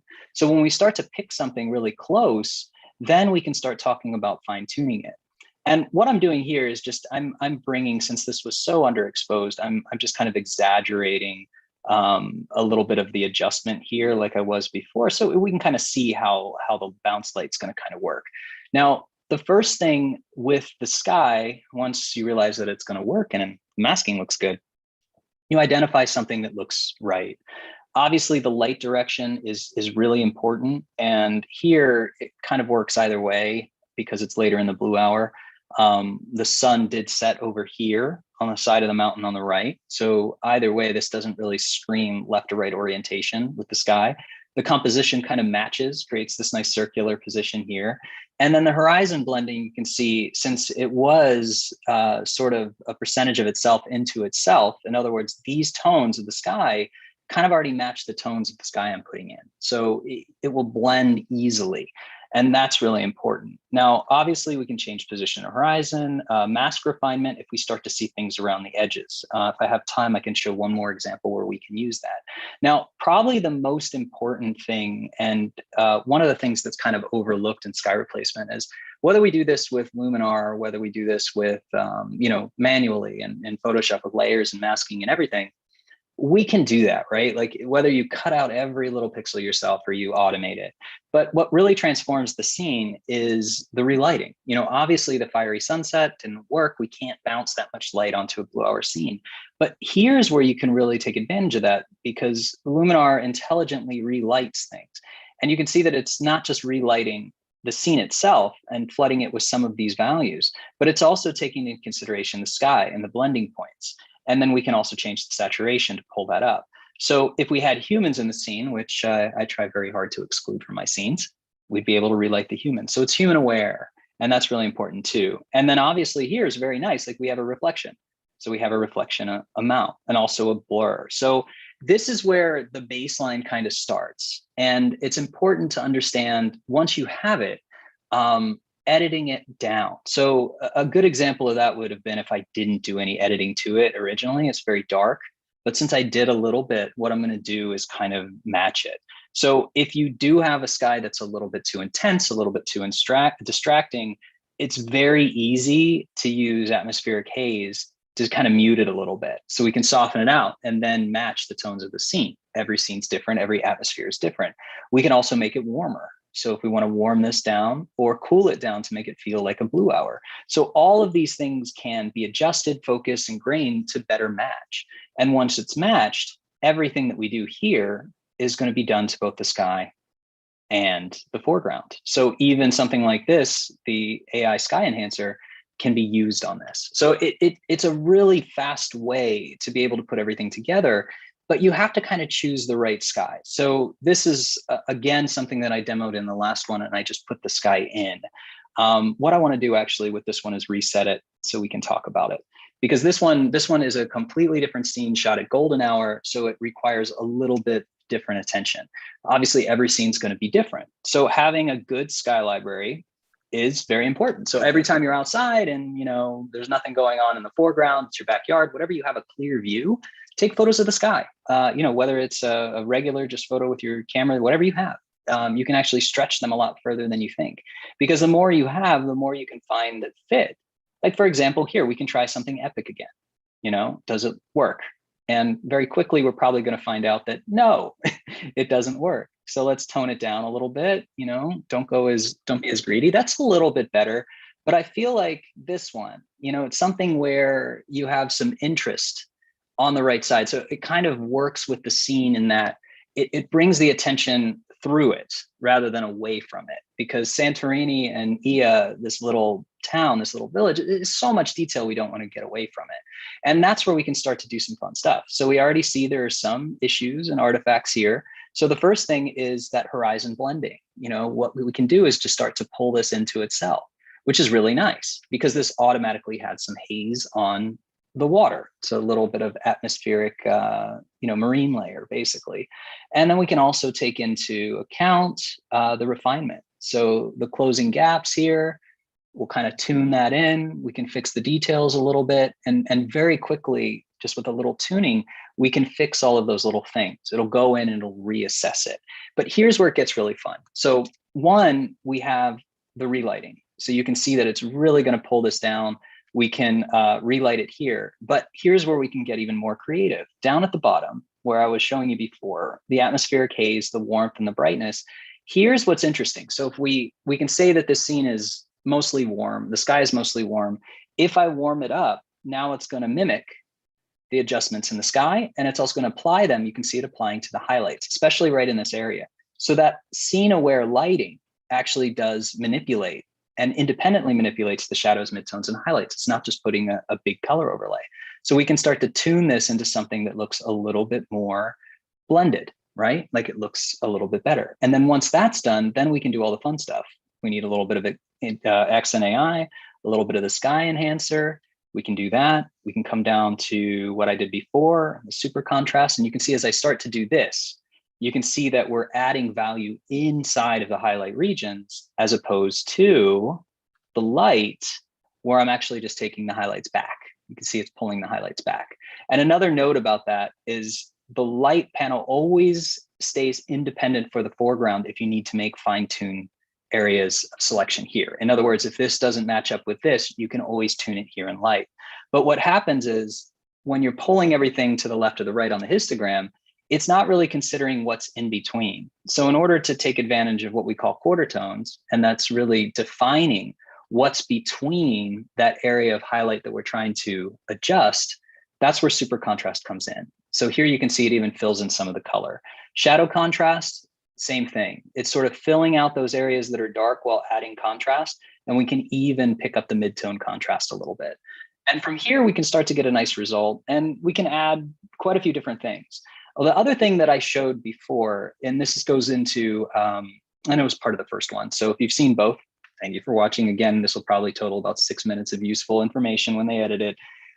I used a couple other things. Like we talked about the lighting, we talked about how that bounces to the object. We also talked about color cast. So this has a large blue color cast. So classic mentality for me is to just go right into the color channels, go right into the saturation, remove the blue so we get white buildings, and then mask it, right? Like that's a pretty safe way to do it. Done it a million times. I can do it with masking here in Photoshop, but it's all just color. So if we understand how color works and complementary color or just warm against cool, we can start to look at it in terms of what's warm that needs to be cooled down or what's cool that needs to be warmed up. And when you flood a blue value with a red or yellow or warm value, you're going to start to neutralize it. And same thing is opposite here. So I can actually manipulate the warm colors with split color warmth and just affect the sky. And you can see I can very quickly destroy it. And I can also cool it down. So here's how I could tone it down and make it a little bit more mute or closer to a blue hour. But in a similar way, the cool tones are what I'm trying to manipulate, and I can just warm those up. So another way of thinking about it, you can see here, and we'll go ahead and zoom in a little bit so it's easier to see. We start thinking about this as just moving color around on a palette. So what I always like to do is I try to add color rather than remove it. And in RGB, it really doesn't matter, but it's kind of like an old rich black CMYK thing from back in the day. I won't really date myself with that. But the nice thing is when you're flooding it with color, you're neutralizing a color rather than removing it. And what's cool about that is you can see that it's protecting all the other tones. So even when I neutralize the blues of the buildings, it's still keeping this area intact. The blues aren't that different. And if I take a look at before and after, you can see you can't really notice that difference, where when I remove the saturation, obviously every blue tone, these blues, these blues, these blues, everything, and very specifically the blues of the door, because that saturation of that blue value is totally independent of luminance, right? Like it's going to pull all the blue value out. We're flooding it with color. Even if I break all the color everywhere else, that blue is only going to turn into basically a shade of purple because it's dark. So this allows you to go in and not have to mask around all those blue doors. They're supposed to be blue. And if I get really picky and I want to keep the blue in the sky here, I can very easily just say, you know what, let's go ahead and erase that area. So we won't even consider messing with this area. So it's It's that fast to have control. And the nice thing too about loading everything in Luminar, it works great as a plugin too, but when I load these images into Luminar, every single one of these processes is actually happening to the raw file, which is pretty cool. Even Sky AI is happening to the raw file. Everything here is basically a nonlinear process. And when you work in RAW, you can get the most out of the image. Will this end up getting exported to Photoshop? Yeah, probably. I mean, there are a lot of distracting objects, these people, lots of photographers down there. They're very annoying too. We have to remove them, things like that. But I know that since I've done all this in RAW, it's going to have the best sort of pixel for pixel value. I know that if I reproduce this large, it's going to be high quality, it's going to be seamless, it's going to be really good. So even with a few minutes or just a few of these extra tools, you can do most of the heavy lifting without having to do any heavy lifting at all. Elia, this has been excellent. We're at towards the end of our window, but first up, I did share just in the chat, you recorded a ton of great tutorials with us, some long ones, some short ones, some deep dives. I put the link there to YouTube, so where people can quickly with one click search our channel, and you've just got a wealth of knowledge there, so that was excellent. I really appreciate you sharing this info. Is there any other place you'd like people to go for some resources to learn more from you? Yeah, it's pretty easy these days with social media, but my website, elilocardi.com, probably isn't updated because, it's me we're talking about. But yeah, you can find most of the things there, links to photographing the world, free tutorials, talks, and things like that. Excellent. Well, Elia, thank you for joining us. There are a few questions in the chat pod and Q&A if you're able to answer those. We're going to switch to our next guest here in just one moment.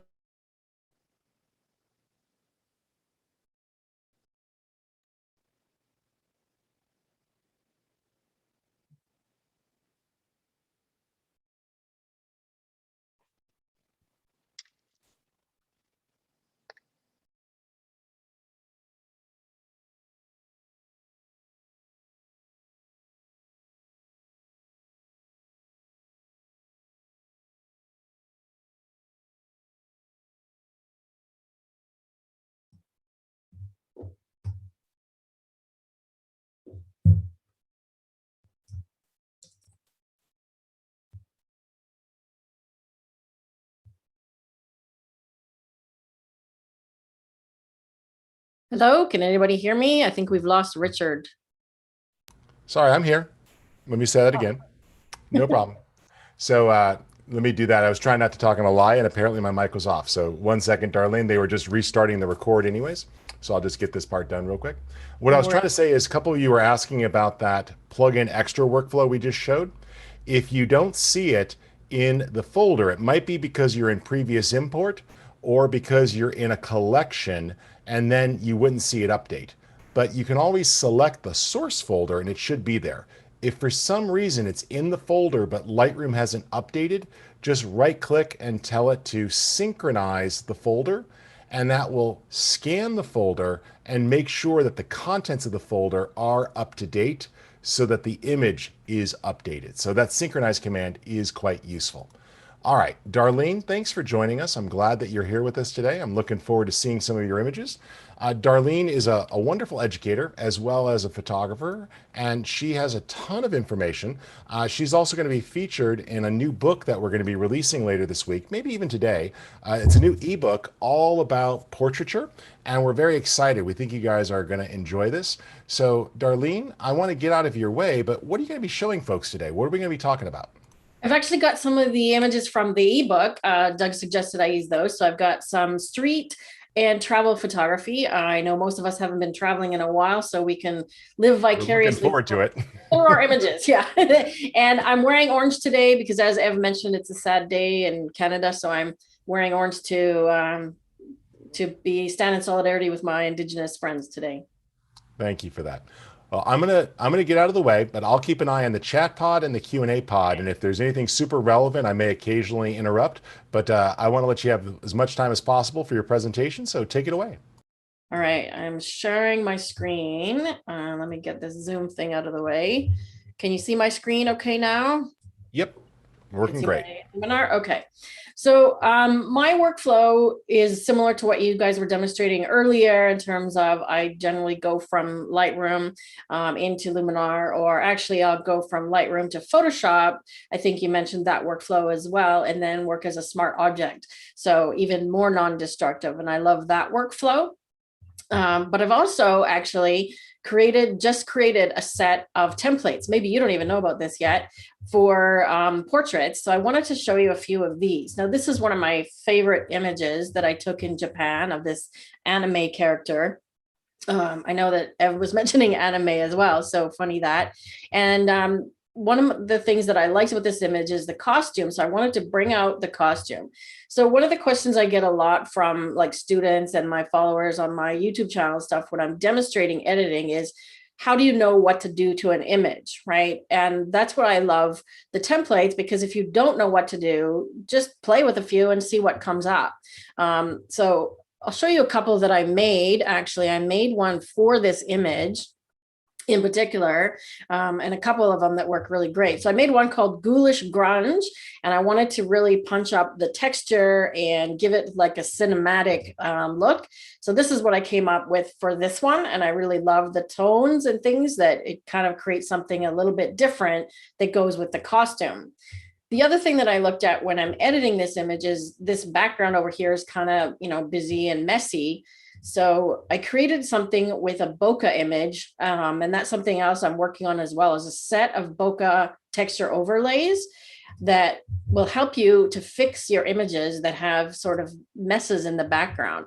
So I want to work with this one and apply this template that I created and just show you how I can quickly create a style and fix problems in this image. So just by flipping this template, so I'm over here in the local masking tool, and you can see the texture's been applied. And all I did was flip it so that it's over here on this side, right? And something else I might do is mask it a little bit, because I don't want this coming over so much onto the subject. So I'm going to use a gradient mask, and then I'm just going to drag it so that it comes over like this. Now that should work for me. Why is that not working, Richard? So that should work to mask off this part here. Yep, you can invert it if you need to. Yeah. Just click on the 3 dots. Yeah, let's see what's happening. Oh, no, I got nothing. All right, let's clear it. Let's clear it. Fill it. And let's try that again. I was having trouble with that the other day too. Yeah, it's not working for me.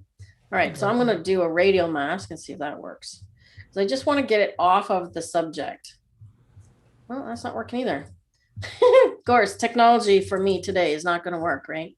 So I'm just going to get it off of her face. So I'm just using the erase tool to mask it off this part of the character, right? So I've still got the bokeh spilling over a little bit, and I'm going to lower my opacity and just take a pass down this side here. Right. So I've quickly used this little template to fill in this background, and then I can go to work if I want to go and enhance the subject a little bit more. So I might use the AI enhance under enhance AI, accent AI. I use that a lot, and that's going to help us punch up the contrast. That's doing a nice job. Let's take it all the way. That's doing a really nice job. And I think I'm going to crop it a little bit because I don't like this part on the side here. So another question that comes up for me a lot is, how do you decide what to crop? And I find that when I use the composition AI, it does a good job of sort of choosing the size that needs to be cropped, but often I just need to move it around, right? So what I'm going to do here is I want to keep the top of her head, and I want to get rid of that stuff on the right. And I might go a little free form on this one. Oh, like that. So really quickly, I'll do a before and after again, just by using this template that I've created with this overlay. I was able to go from this to this using about 2 different steps. I like it because it really builds off of the color there. And in this case, the gold works nicely. But Darlene, if there were different colors, would you mind going back to your overlay for a second? I think a lot of people miss under the local masking with the texture that you got those advanced controls there that are hidden. You could change the color of your bokeh pretty easily. Yippers, just like that. Yeah, so you don't need a million of these. You just need a couple of good ones, and then you can make them whatever color you want. Exactly. And I've dialed down the saturation because this one was really yellow. You could even take it all the way down and just have white bokeh. There you go. Nice. I can Well done. punch contrast of it. Now these sliders are only affecting the overlay, not the underlying image. So keep that in mind when you're applying your textures. Yeah, and you can actually have up to 10 textures.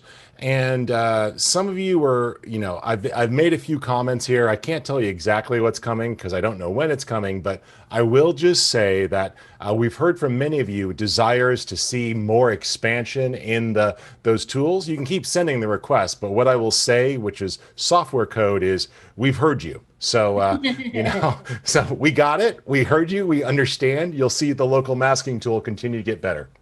Cool. Up to 10 is awesome.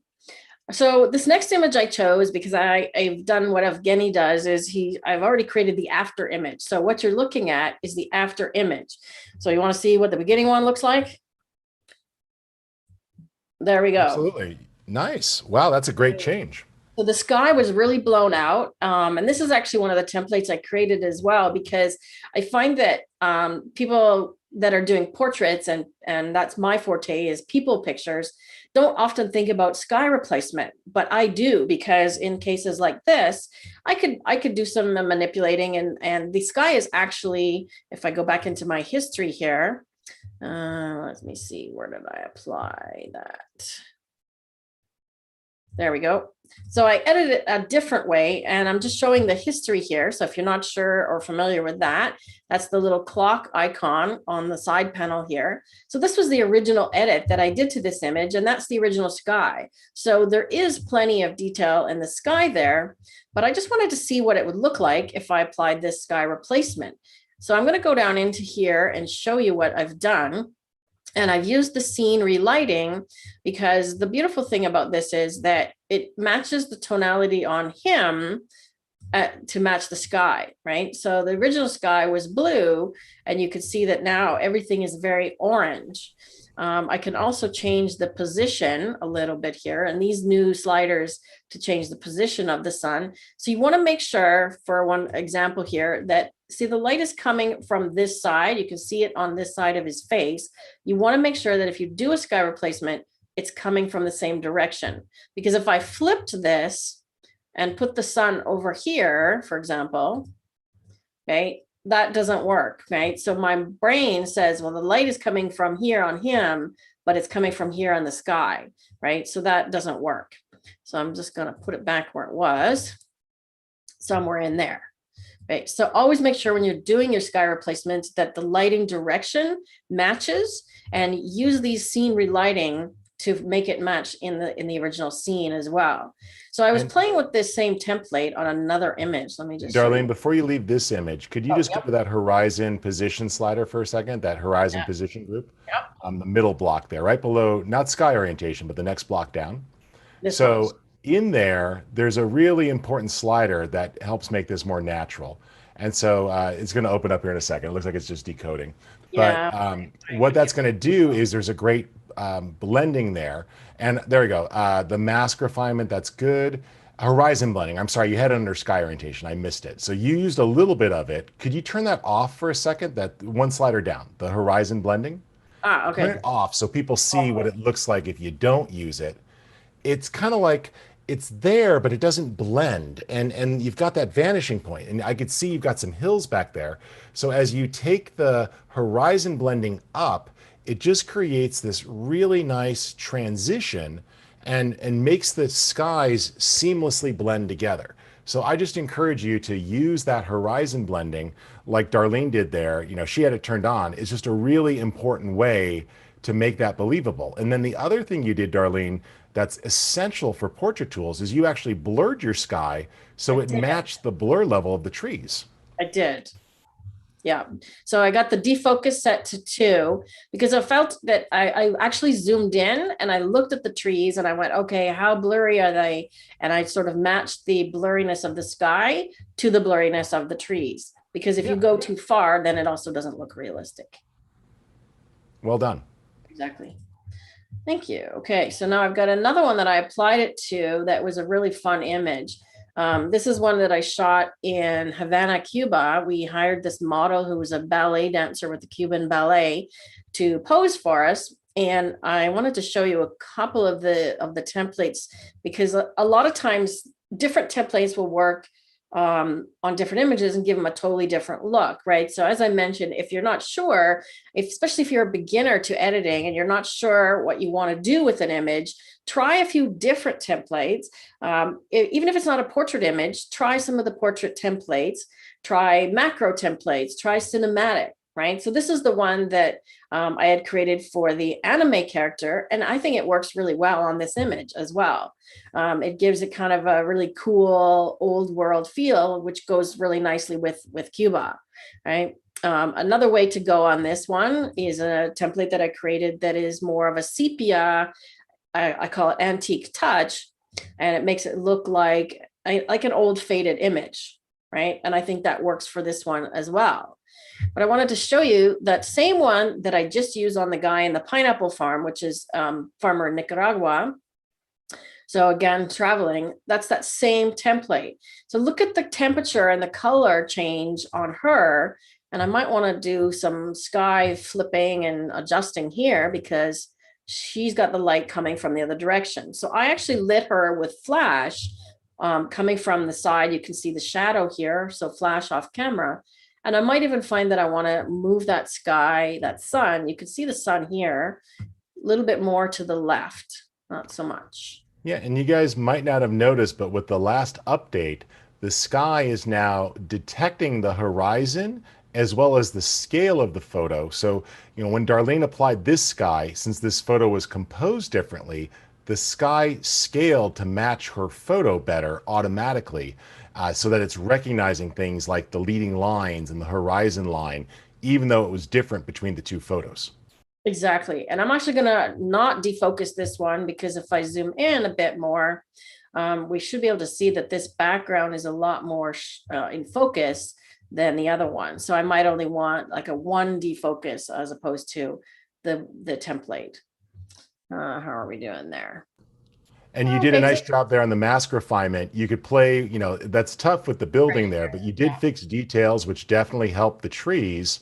And then you could play with closed gaps. I find that fixed details with less closed gaps tends to be the solution here. You got to be careful not to exactly overdo what it. I tend to use as well. Yeah. So we could play with this one a little bit, just ever so slightly around these posts here.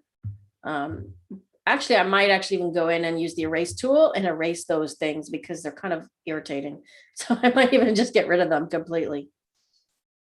But I wanted to show this one because that same template, if I don't use the relight, let's just see what happens if I turn this all the way down, okay? So the original image is much cooler and it doesn't then match the sky, right? So we want to make sure that you use that relight to your full advantage, right? Like so. All right, let's see what else we can do. I've got another one here.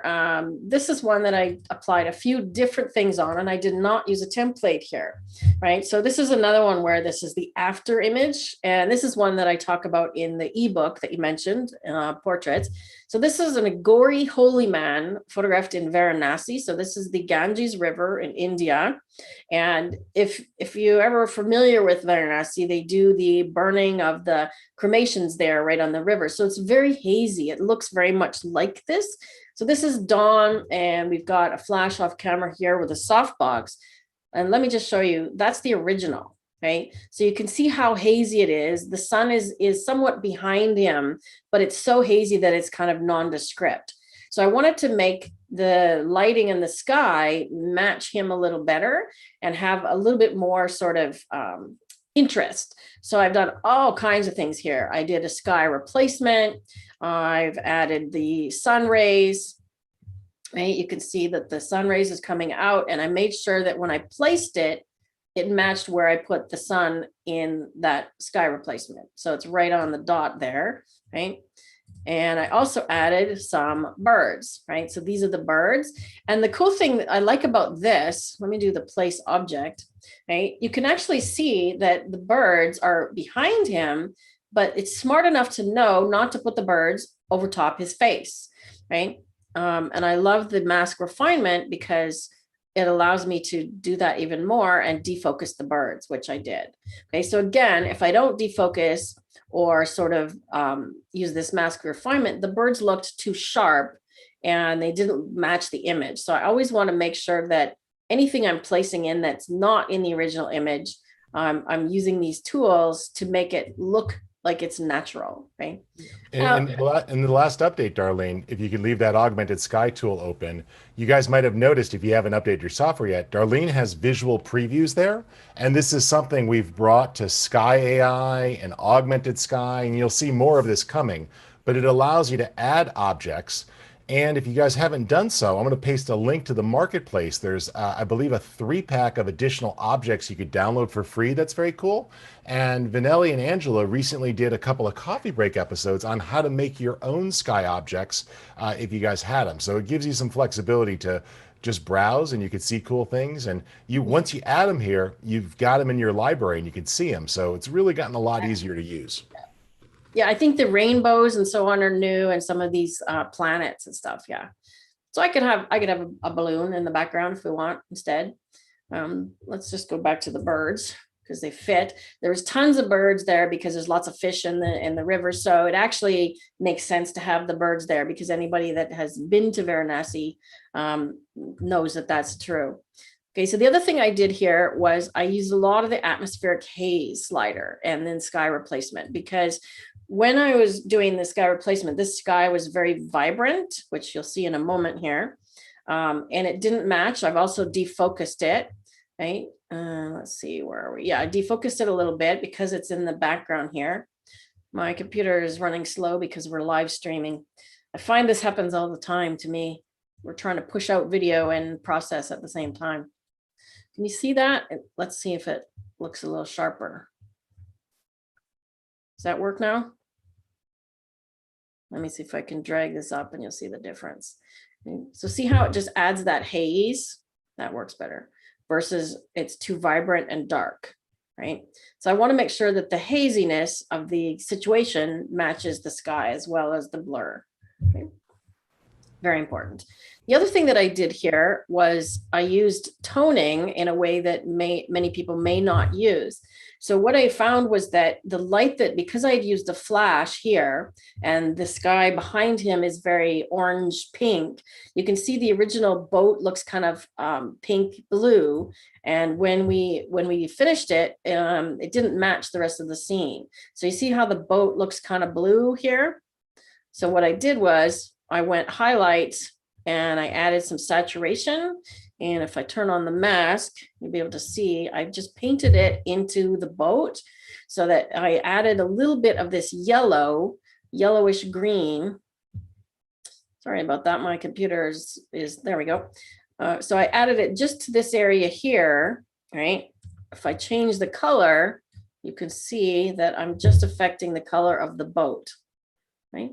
So I wanted it to match him a little better and the sky. So I just did that on the boat. And I love that about the tools in here is that every tool, with the exception of light, can be masked and applied to just part of the image. And I love that.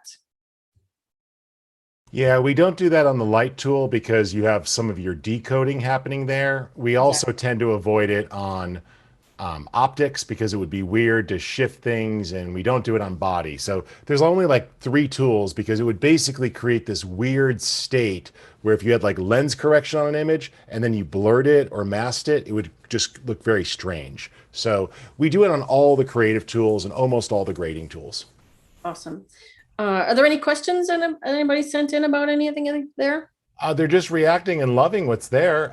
They are wondering though, how are you going to make those bokeh images available? Are you going to have those on your website, or are you Yes, putting them on yes, I Skylum am. site? What are you doing? They're going to be on both actually, and the templates were. Well, I'm just working with Skylum right now with my team with Tanya and Leona, I think it is, to get that up in the marketplace. They're going to be in the main templates page so shortly. We're just finalizing a few things, and they'll also be. I have textures available right now, and the bokehs will be available. I have a sky pack as well. You can get to those at my website, digitalphotomentor.com. Where's my chat window here, /shop. I'll pop that into the chat for everybody. And when the templates are available, you'll be able to see those there as well. I just wanted to show this last one here because this is an image that I did from an infrared converted camera. And I'm probably going to create a few for these as well.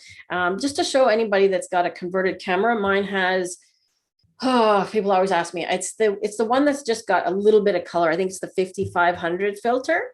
And I wanted to replicate more of a real true infrared look. So what I did was I used some of the portrait tools here on her face and her skin. But I wanted to show you, this is a little trick that I discovered when you're doing black and white, especially, even if you're doing a color image, the eyes come out really dark, and they do, especially if you're shooting infrared, right? So the original, her eyes are really dark. So what I did was I did a color replacement, right? So I can give her any color eyes I want, right? I could give her cat eyes if we want to do something really funky, right? But I just wanted to brighten them more. So I chose blue, and then I cranked up the visibility, right? So I really wanted to, we could increase the flare as well. I really wanted to punch up her eyes. And I also darkened the lips, because the same thing happens again with the infrared, is the lips come out almost white, right? So I've darkened up her lips and lightened up her eyes. And I've also added a grain here, the film grain, right? Because I wanted to also replicate that infrared. I could even go a little bit farther with it. Right? Yeah, and that film grain tool received a giant speed boost as well as high quality preview mode now. So it's basically a real-time tool. So it's been really accelerated with the last release. Darlene, we got like 3 more minutes left. There's one question from Steven here I think you'll enjoy answering. He'd like to know how you think about where and who you photograph, because he's really liking the creativity of your images. He'd like to know, do you go and find folks? Do you art direct to get them there? Or do you look for opportunities? How do you approach this? Because you've got a lot of different approaches here. I do. So I've just gone back to my gallery here, because depending on some of these were hired, like we hired the Agori man, the pineapple farmer. We actually visited his farm. I was doing photo tours at the time. The Cuban model, same thing. We hired her. This is the same model here, but then some of the others, right? Like the street scene in India, this one here, just a street scene that I captured. Same thing with this lady in Vietnam, right? Just a lady that we were walking around and she was happy to have her photo taken. The Cuban lady, she was a lady that was running she runs a tobacco farm, and she was smoking. And I think I made her smoke 2 cigars to get the shot that I wanted. I'll do this antique one on here, works well. So a mix of both, right? And when I'm traveling, I actually speak pretty good Spanish. So getting models in Cuba or Peru or Spanish speaking countries, I have a better time making a rapport with people than, say, for example, India, because I don't speak Hindi, right? So it helps if you have, in India, for example, my partner and I had a fixer, right? And I know like, Matt Brandon and Pete Van den Eyck, they do workshops in India as well. And they actually work with the same fixer we do in Varanasi. So it helps to have somebody with you, whether it's a local guide or a friend or somebody that speaks the language, to be able to coordinate some of these things. But the lady, and this is a Venice Carnival character, I don't speak Italian. but they're there in costume. So when you go to something like Carnival, they're there for you to photograph and they want to be photographed, right? So it really depends. And the same thing with the anime characters, you know, when somebody has gone to the great lengths to create these costumes, these elaborate costumes, they want to be photographed. Is it right? like Times Square where they want to be photographed and tipped, or is it just that they want to be photographed? No, in both of those cases, very much they just want to be photographed. In Venice, it's actually insulting because most of the characters are quite well to do. Some of the costumes cost thousands of dollars and they work on them for 2 and 3 years at a time. So it's actually insulting. And all they want is a copy. Like I actually have, I'll show you, I'll unshare my screen here in a minute, but I don't know if you can see me still. I've got all these business cards, and what they do is they'll give you a card. I don't have any from Venice, but they'll give you a card with their picture on it and their email. And they just say, you know, in exchange, please send me some of the photos. So I ended up with a stack of business cards, but it's brilliant that they put their photo on it so that I know who's who, right, at the end of the day. Very nice. Well, Darlene, this is excellent. Why don't you share the URL for your website, and if you could take a look at the chat and the Q&A, there might be a few more questions, and feel free to paste a few links in there. We're working hard. We should have that book out maybe even tonight or tomorrow morning. I was just going through one more quality pass, but you guys are going to like it. Darlene has a great chapter in there. Michelle Grenier, who's coming up a little bit later, has a chapter in there, as do some other folks. And what's awesome about it is it's not just editing advice. You also share your shooting philosophy. And we really believe in this holistic type of education here. We want to make editing easier, but we know that if you struggle with the shooting, it's a little bit hard. So we want to do both for you there. So, Darlene, any other resources you want to share before we invite our next guest? I shared a few links in the chat there. I also do a weekly live editing on my YouTube channel, and that's youtube.com/digitalphotomentor. /live, and that's Wednesday evenings, 6 Mountain Time, and I edit subscriber images. So people submit me their images, and I demonstrate how to edit them using a combination of Lightroom and Luminar. Awesome.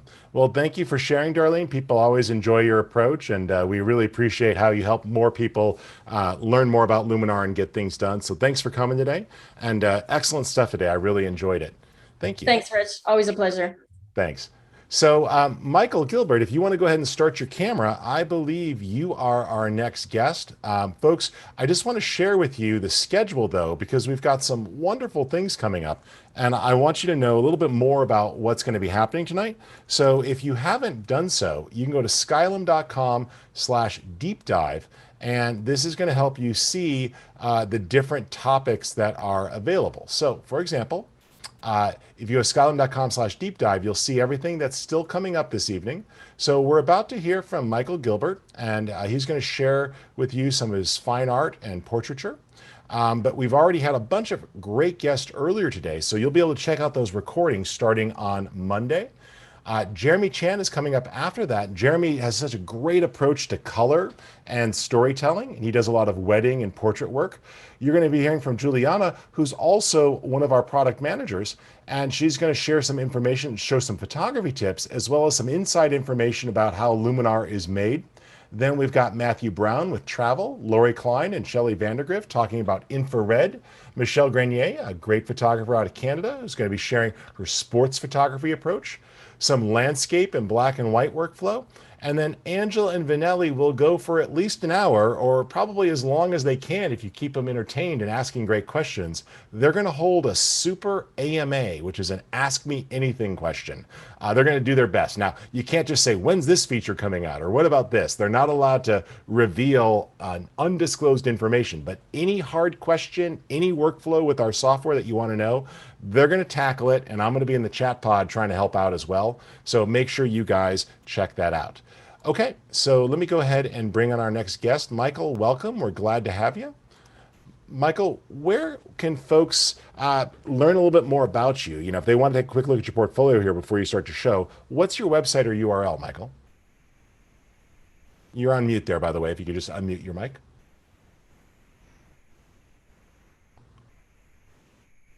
You're on mute, Michael. There we go. Just on Instagram, Michael Gilbert Fine Art. Excellent, excellent. Good. And Michael, for a lot of folks, fine art photography is a term that they hear, but they might not be familiar with. What makes an image fine art? I know to a certain extent it's the confidence of the image maker of being willing to say, you know what, I'm comfortable selling this as artwork. But are there any working definitions? Or I know if you ask two fine art photographers, they'll give you a different definition. But for you, what makes something a fine art photograph? Well, in its simplest definition, a fine art photograph is a photograph that somebody's probably going to purchase and put on their wall as fine art, as you would a painting or a sculpture on a pedestal. So fine art is just another category of photography that is something that regular photographers, or the way that I started as a portrait photographer, they've already hired me to do their portrait, so they've already had their trust. When somebody has a home, they need to put things on the wall, so you already have this communication going. It's a real short little span to go from already doing their portrait to say, hey, I have some really, really fun images. Would you like to look at them? And maybe you could put them on your wall. And a lot of times as a gift after I did somebody's portrait at no particular charge, because I print my own images, I make up a beautiful little 18 by 24 and stick it in a little tube, cost me about $8, and I give it to them as a gift. So fine art would be something that I would say that you like to do, but your ultimate attention is somebody's actually going to purchase it.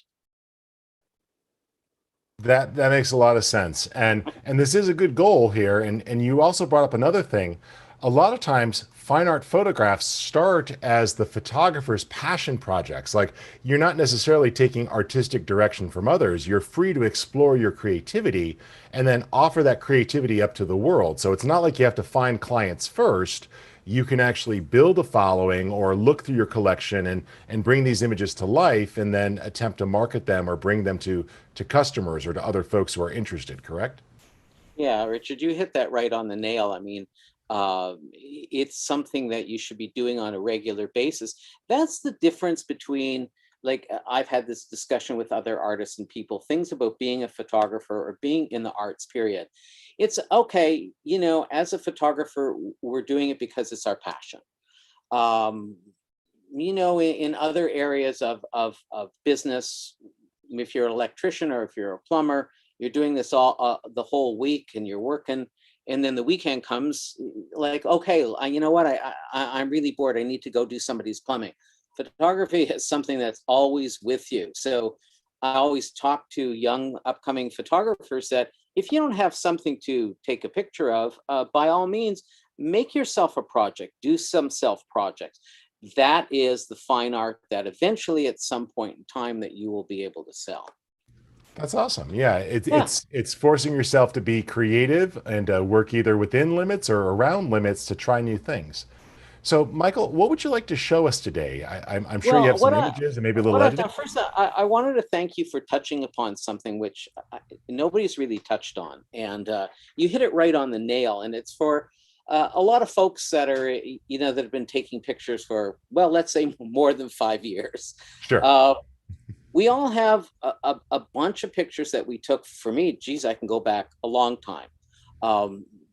TIFF files that maybe 10 years old, maybe 15 years old. But now with Luminar, which the way I think about Luminar is my paintbrush. It's my final touch that I do after I'm happy with my image. After I'm happy with my image, it's my final touch. And that's one of the amazing things. So with this new technology, you can go back to all those files, raw files or JPEG files that you've taken 20 years ago, and it's just unbelievable what you could do. So I wanted to start out, although I want to go over some different types of portraits and the type of work that I do, because none of mine follow the same path. I mean, each time I edit a picture, they're never the same. I could never use the same. That's just fun though, Michael. Like, that's part of the joy. And actually, to even make myself sound older, the other day, just to see how it would work, I scanned in some old film and some negative images and took them into Luminar and worked with them. And it was able to work with scans just fine too. So I actually went to some of my film photography from back in the day of shooting concerts, I had some great photos of Prince and some other ones that I wanted to try enhancing, and a good scan worked absolutely fine. So many of us have scanners around the house these days with our all-in-one devices. If you got some photos or old family albums or even some pictures from when you were a kid lying around, you can have fun with those too. Yeah, absolutely. I mean, you've hit it right. In fact, just to have a little fun, and if you can have a Awesome. closer look at That's this. So awesome. this, by the way, folks, is a 1936 Rolleiflex. Now, the reason I'm showing it to you, first of all, I still shoot film and have some fun. But the reason I'm bringing this up is when you load this film with 120 film, you have 12 shots, 12. That's it. So the biggest problem that that I have with a lot of photographers is they'll go on their trip, or they'll go to India, or they'll go, hopefully we'll be able to travel again. And they say, wow, you know, I shot 5,000 shots. Well, now you're going to just wind up with carpal tunnel syndrome. So the thing is to think back to the old film days, or buy yourself a camera. So if you have 12 shots in here, try to take 12 good pictures. So I think that's one of the disadvantages of the digital age is you think because it doesn't cost you any money, but it costs you in the time, and you tend to just shoot, but not focus. Well, it does cost you in the storage eventually too. So, well, It's good, come Michael. down a I'm lot. going to get out of your way, and I'm going to keep an eye on the chat pod for you, let you know if any burning questions come in, but take it away. We're looking forward to hearing from Okay, you. so can you see my Photoshop screen behind you? No, not yet. Go ahead and click the share screen button at the bottom of your screen. And Okay. share your entire desktop. Okay. Should be at the bottom of the screen. You can choose share screen. Share screen. I'm looking. Yep. And then I recommend the share entire desktop. Usually works a little better in case there's pop-up windows or other things, or you want to switch apps. Screen. Okay. And then just click OK. Okay. Okay. You It's see it coming now? up. Yep, we see it now. Yep. I see Okay, good. Photoshop and a little bit of your desktop behind it. There you go. Perfect. Okay, good. So you see the Venice picture up close here? Yep. Okay. So this is why first of all, I'm going to go out on a limb and say this particular photograph is coming up to almost 30 years of age. It's probably the first Olympus digital camera. I can't remember the megapixels or the name of it, but 25 years for sure, maybe more. One of the first digital captures. And it's a JPEG because there was no RAW back then. And I was just looking at it. And when I first got the copy of Luminar, rather than going straight into my portraits, I figured, let's just see what it can do. And that's the whole thing is Luminar is like having 1,000 paintbrushes and then some at your disposal. The only way you're going to have to learn how to use them is play with your own images. I can't, it's just something you have to do. It's just take the time and do it. But with not a lot of work, I mean a lot of work, less than 5 minutes, I went to that. So, I mean, that's... And I love the lighting there across those buildings. Right. And we just couldn't do color like that. You know, even today, JPEGs can't do color like that. So that's beautiful. No, I mean, so you're looking at like almost a 30-year-old file, and it was like, okay, you know, I did go back in and readjust the tones of the light so that the tones of the light did balance, you know, the whole overall image. But you know, the thing is that that's what hooked me in. And I thought, wow, if I could do that, can you imagine all the little subtleties and tones I could bring out with my portraits? So I want to go through a few portraits. Again, my workflow for everybody here is I start in RAW. I only use Photoshop. I don't use Lightroom. My take on something like that is Photoshop's just to get me to where I want. Once I've got my basic formulation down, doesn't take long for me to do that. Like the max would be even 10 minutes, and that would be too long. Then I flip it into Luminar, and Luminar is my final brush before the presentation. And for me, I print all my pictures, so they go to galleries and other places. So I'm always getting these things ready for print. which is a lot different than you know, an sRGB file that you're looking at on a monitor. So we're going to start here. So this particular portrait, what you can't see is there is in driving, when I'm on location, I always look for cool places. So there is one of Van Gogh's statements is there is no blue without yellow. I saw this background. This was a series of portraits. I did a Valerie. And it was like, I guess I would have to say the Marilyn Monroe picture that everybody sees where she walks over the grate and the dress flies. So this was going in my mind. So I just sort of set something up with this. Going into Luminar, going into the contrast settings and the detail was just made the thing just jump off the page in less than 3 or 4 minutes. So again, this is how I use my final paintbrush. In this one here, it's all about texture. Everything about the image has to do with texture and the water droplets. So again, bringing it into Luminar, I'm able in the detail slider to go in and adjust the fine tuning of all this and just bring out the rain as it looked to me when I was there. So there's really, if you're into textural things, and I use texture a lot in my portraits, especially with water, it's like having that program available to me. Not like I couldn't do this another way, but it's just been a miraculous change for me in the last 5 years. This is one I just finished, and it was taken on the last full moon, the red moon, on location in the lava field, no other existing light. And a lot of times I'll go up to I'm a high ISO shooter, folks. So high ISO means I will not shy away from using ISO of 24,000. So this image and a couple of others are ISO 24,000. If you were out with me on this, you cannot see your feet. That's how dark it is. So the moon was rising, and I posed her like that. Again, in flipping this into Luminar, and if you ever had to hide the noise, and I kind of like the noise. I love that texture. So going back into Luminar and using the denoise settings, using the other settings that you guys actually talked about before, and a little bit of that mystique in there, just flattens it out a bit. And then a final, you can actually then go into the face program, and even with no light, it knows where it is. I can just lighten the face just a touch. So really, these are images that I would say 3 or 4 years ago, you could not take. So I'm one that really likes to explore the options of what can I do with that file.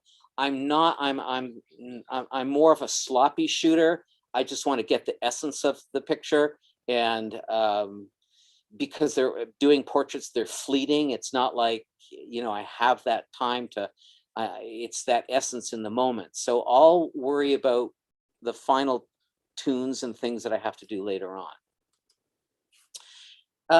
Another thing is that when I do portraits, my commissioned portraits, not everybody wants their face shown.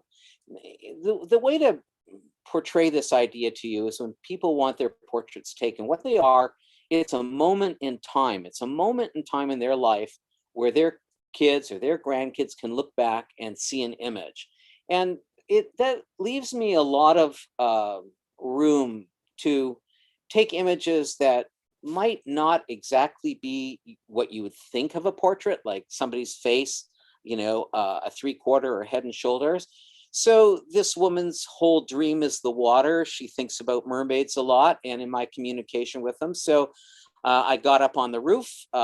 This pool has 3 depths. So that's why it goes for the 3 tones of blue. And around 12:30 to 1 o'clock in the afternoon, the water will facet. And I just said, look, you know, your cell phone will ring, your friend will wave to you, and you just swim from one end of the pool to the other. So I think this was my 3rd or 4th shot. the kind of cool thing about imagery like this is it's something I was commissioned to do. It's one of her portraits. But the cool thing about this is it's also a fine art print. And I can also, it's one of the images I would sell in the gallery. So that's kind of, you know, the ultimate respect being played, where that you have one commission, but that same commission is that you can sell it into another market. I've been working in, I have an underwater studio. I've started this more than 30 years ago. And I like that because I paint the back of the pool as black, and it's a real matte black. And again, it's just the certain time of the day. And a lot of times I have an assistant at the top of the pool with a broom, and they move the broom around, and that the broom actually creates the highlights and the shadows. But again, the amount of contrast that was in this particular piece, because the light is 12 o'clock, it's top dead center coming straight down. Again, flipping it into Luminar, and again, going into the contrast, I'm able to bring out all the things on the left and the right, but I'm also able to pull the highlights down so they're just not totally burned out. Again, it's the final paintbrush that Luminar allows me to do to create these particular images. Another one, this is one of the very first images that I used with Luminar in the sky replacement. It's not perfect, but it was just something that I shot out in the lava field, and the stars were amazing, but I didn't have any stars. So this was an image that I never really used it, but I wanted to just show this to you, because these are things that you can shoot at different times of the day. I mean, again, this is probably 1:30 or 2 in the morning. She's looking at a little shell where I dropped a little small 1-inch light cube in there, and it lit her up. But again, having the basis of an image like this, and then going back into Luminar and readjusting it to make something magic happen. Now, anybody who's listening to this and you have the program, what you need to do right away is go through your files or create new ones and start saving sunsets and sunrises and moons and all kinds of wonderful things, so that when you go in to add you know, a sky, it's your sky. I don't mind, don't get me wrong, I don't mind generic skies, but you know, then you have one that somebody else has, somebody else, and I can't tell you how many times I've probably seen this particular one. So it's something that's okay once, but it's something that you should develop your own files, and it's so easy. Shooting with the cell phone. A lot of times I will shoot with the cell phone because I like the way the cell phone breaks down. I needed to control the sky in this because it was really gray. So again, flipped it into Luminar. I call this actually my self-portrait because you can see my outline on the back seat.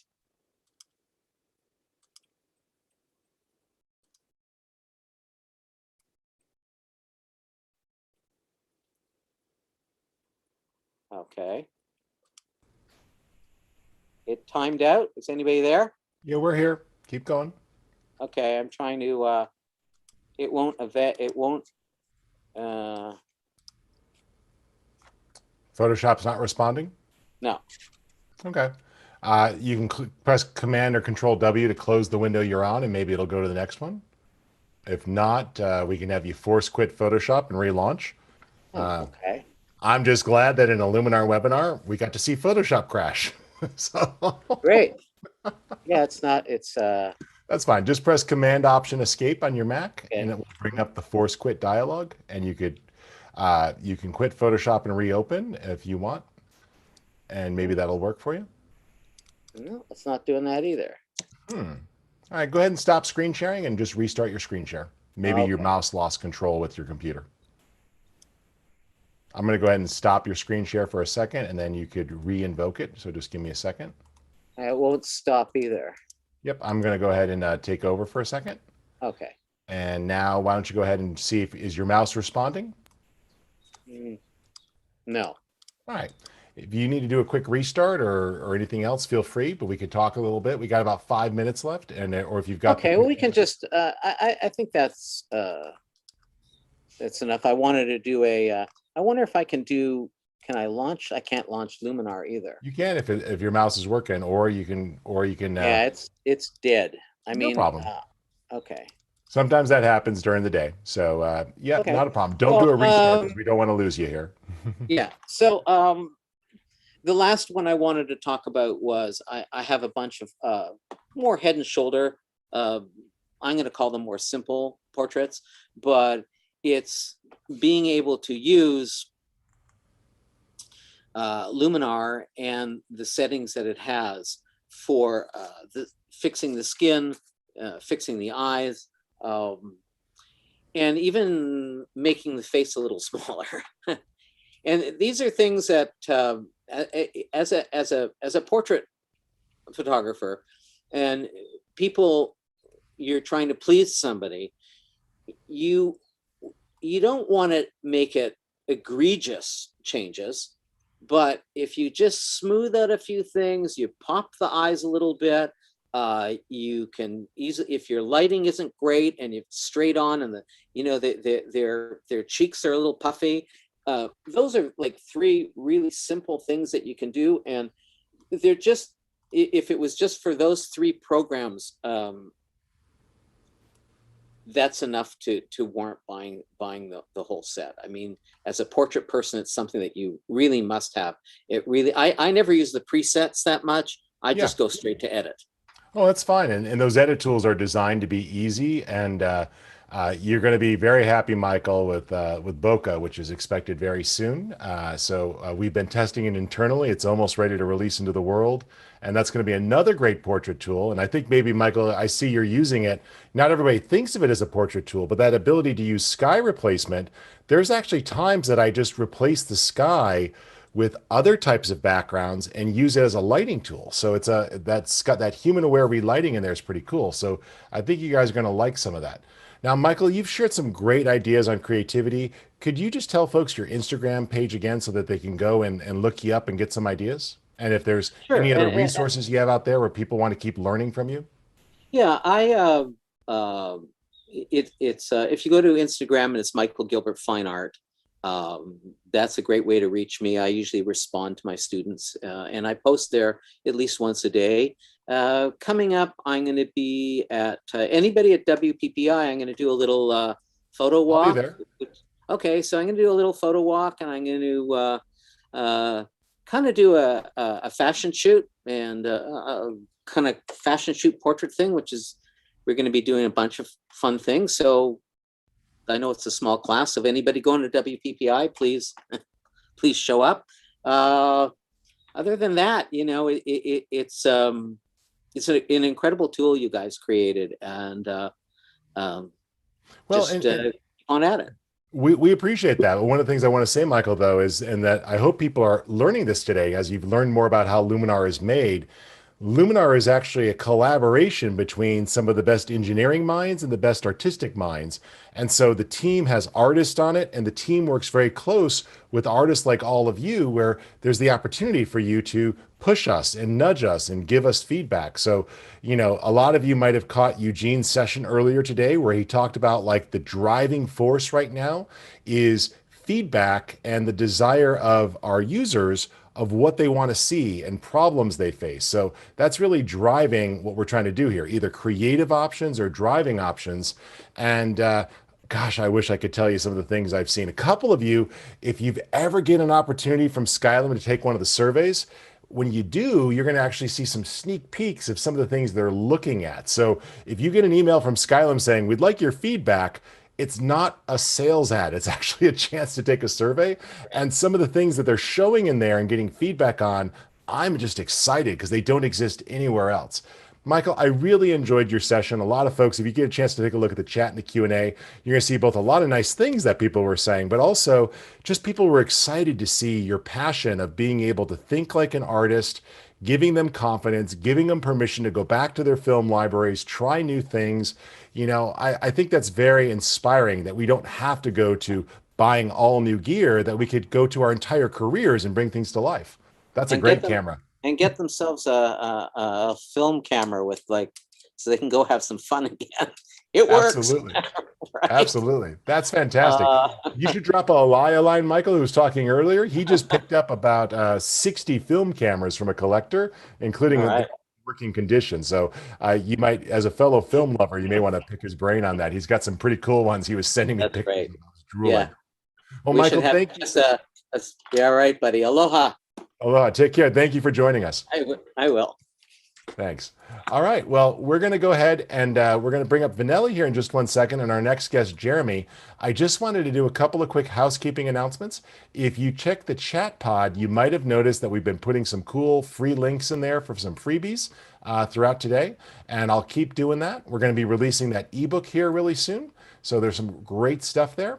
But just to make sure we're all on the same page, this is the deep dive event. We will have replays posted early next week, so you can check that out.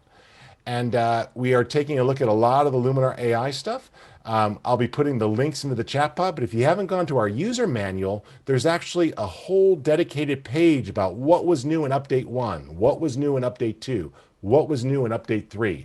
So it'll help you, really take advantage of some of those new tools. My name's Rich Harrington. I'm the Chief Product Evangelist. I hope you guys have enjoyed this event. I'd like to say thanks to my team who's put in a ton of hard work. In front of the camera, you're going to be seeing Vanelli, of course, and Angela here shortly. But behind the scenes, Allie and Hillary and Doug and a bunch of other folks back at the office have all worked on this in different markets. So a team of about 15 people put today's event together. And we hope you guys are enjoying this. You will get a survey after the event or when you close it. We'd really appreciate you taking the time to clean that up and answer those questions, because after the last event, we took all of that feedback, and those of you who went to Deep Dive 1 might have noticed some changes in Deep Dive 2, and that was based completely on your feedback.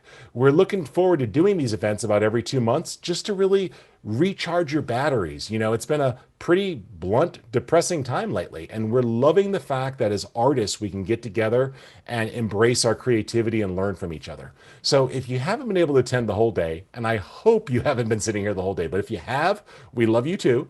Go to skylum.com/deep dive and you'll see a list of all the speakers and you'll get a chance to dig deeper. So check that out. Make sure you are using the Q&A. We've been answering all those questions today, and a big thanks to Angela, who's just plowing through those. If you needed anything from our store, Deep Dive 2 is a great code because it takes $10 off every item you buy for just about everything. So you've seen some cool things and packs and presets. That's good through the 30th. Just enter it at the shopping cart stage when you go to checkout. Just put that in there and click apply, and it will let you take advantage of that discount. And of course, please join AI Insiders. That's where we've been putting all these free links. I'll go in and approve a bunch more of you who've applied, but we hope you guys are enjoying this. All right, I'm going to stop sharing, and I'm going to actually get a chance to stop talking because I'm starting to trip over my own tongue. It's only been 12 hours. And let's add Vanelli in here. And V, how you doing right now? You holding up well? I'm doing really good. I'm watching you. I'm like, when is he taking a break? Because during my time, you're supposed to be taking a break, and I still see you in the chat answering questions right away. So I'm trying to help. It's we're just this is like our big mission day here, dude. I have stepped away. I have had a chance to take my dog for a walk and put a little food in my stomach and get some fresh air. But I'm really excited by our next guest, V. Let me add him in. Jeremy, if you're ready, why don't you go ahead and turn on your camera and so folks know you're here. And we're gonna bring you live here. That's awesome. Let's go ahead and bring you in.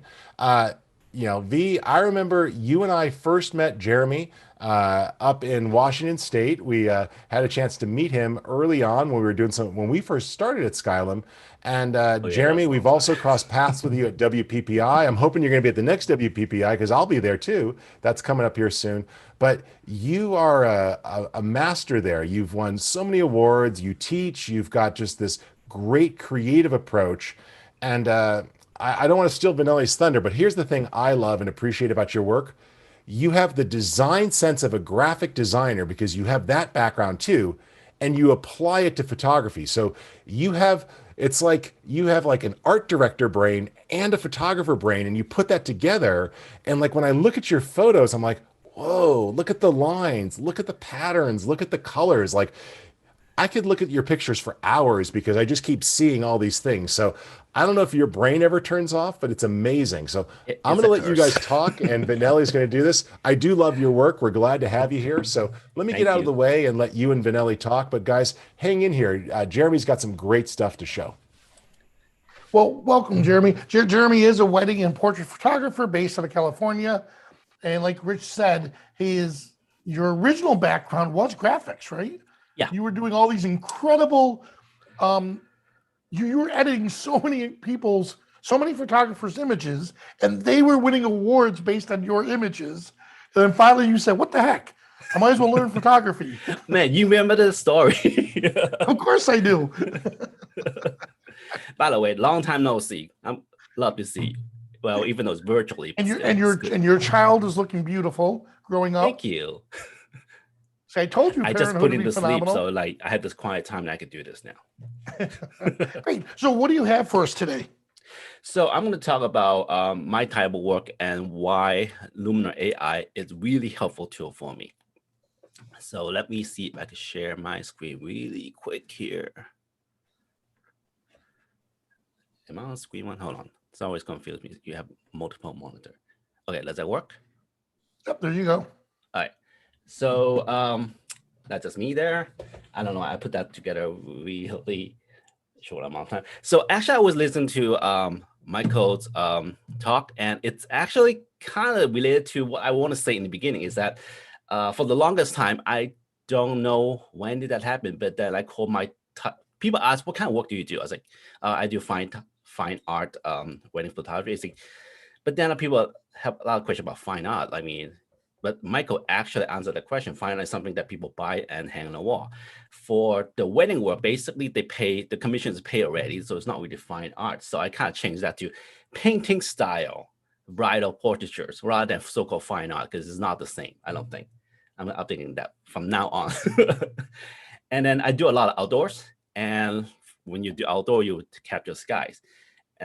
So let's see, if we do this. Come on, click. Oh, there you go. So that's me.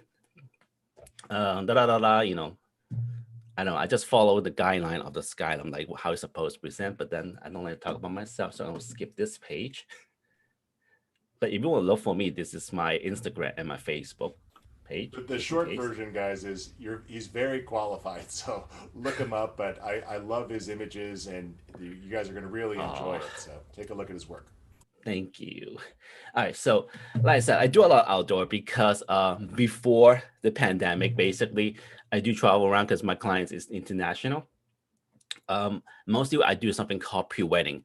It's not wedding day portrait. It's more like they like to take exotic bridal photo before the wedding day, and they wanted to print those pictures up even like for wall size during their weddings. So that's what I do most of the time, is with pre-wedding.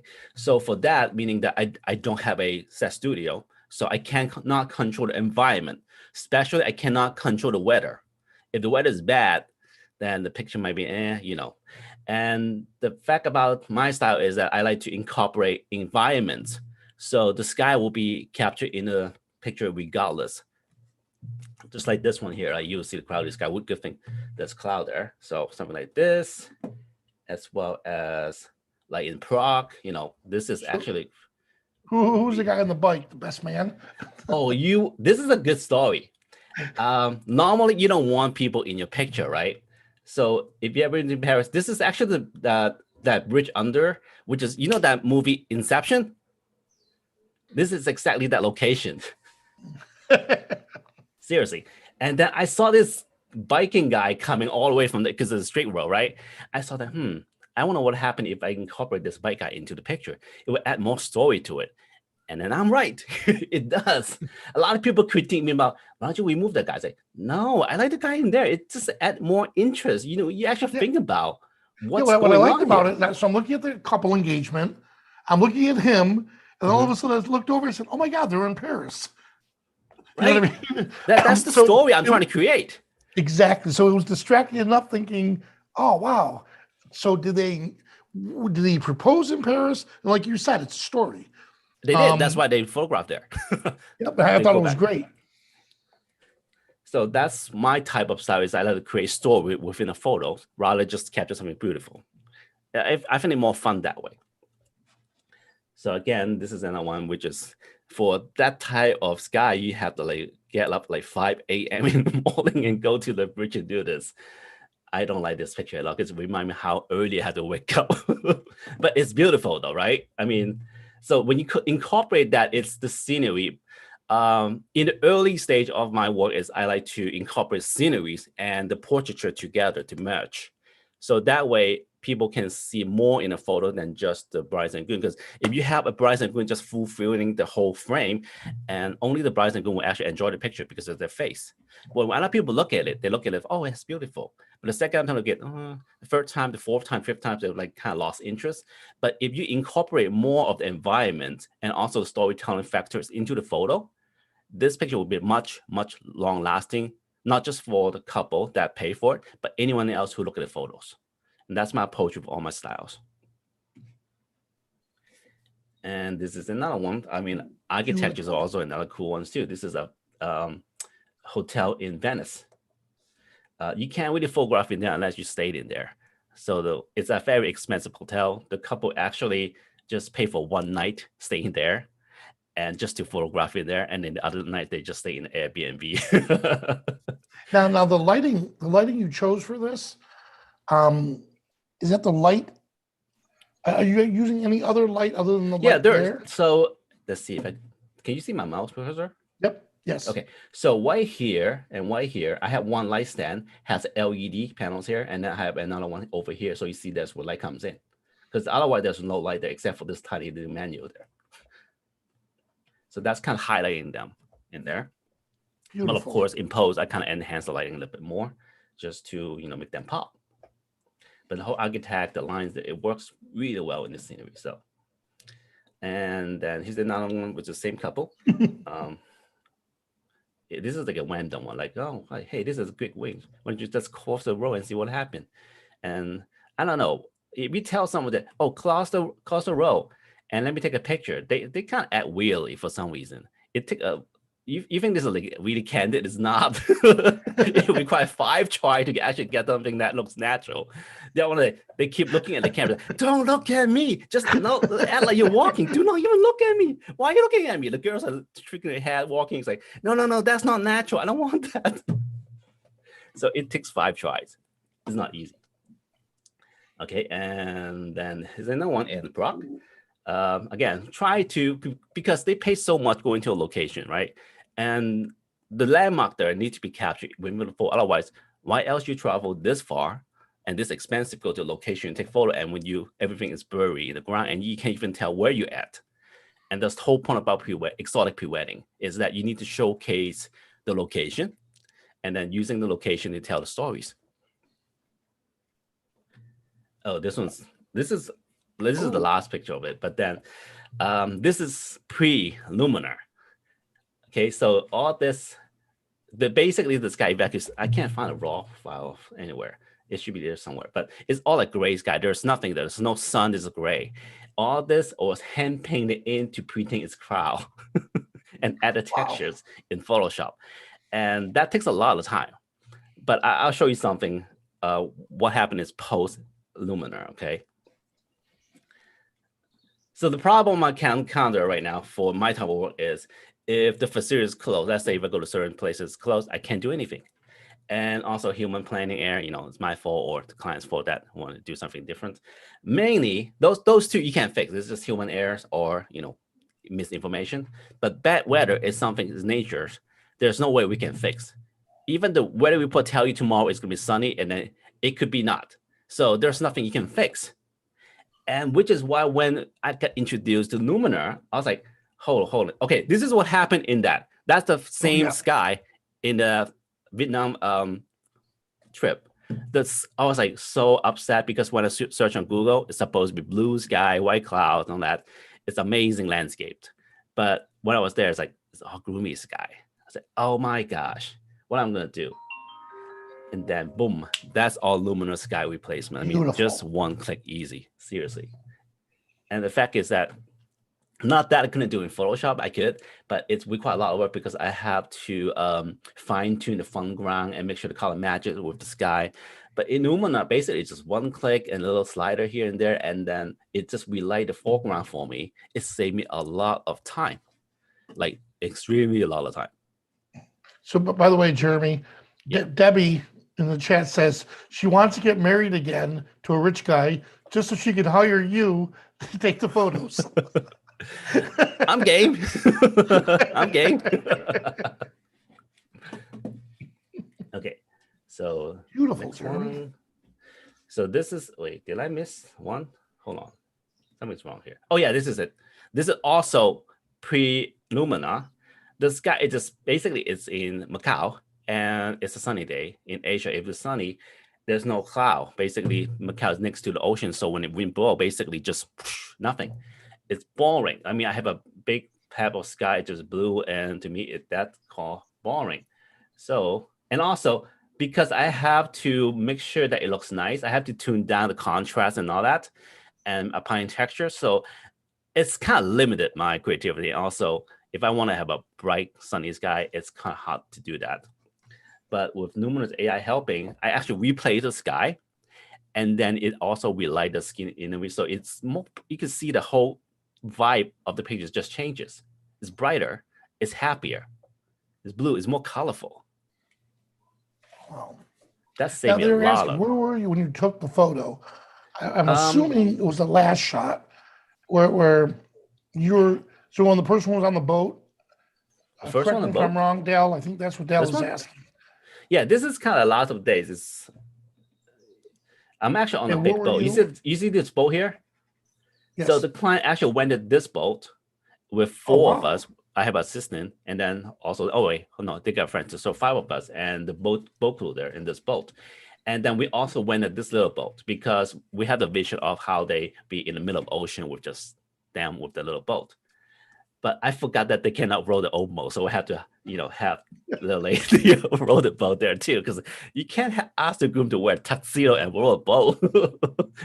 So that it's had to happen. I thought if that lady's not there, it would be perfect. Well, where were you when you photographed this? Where were you? I'm actually on the big boat on the other side, on this boat.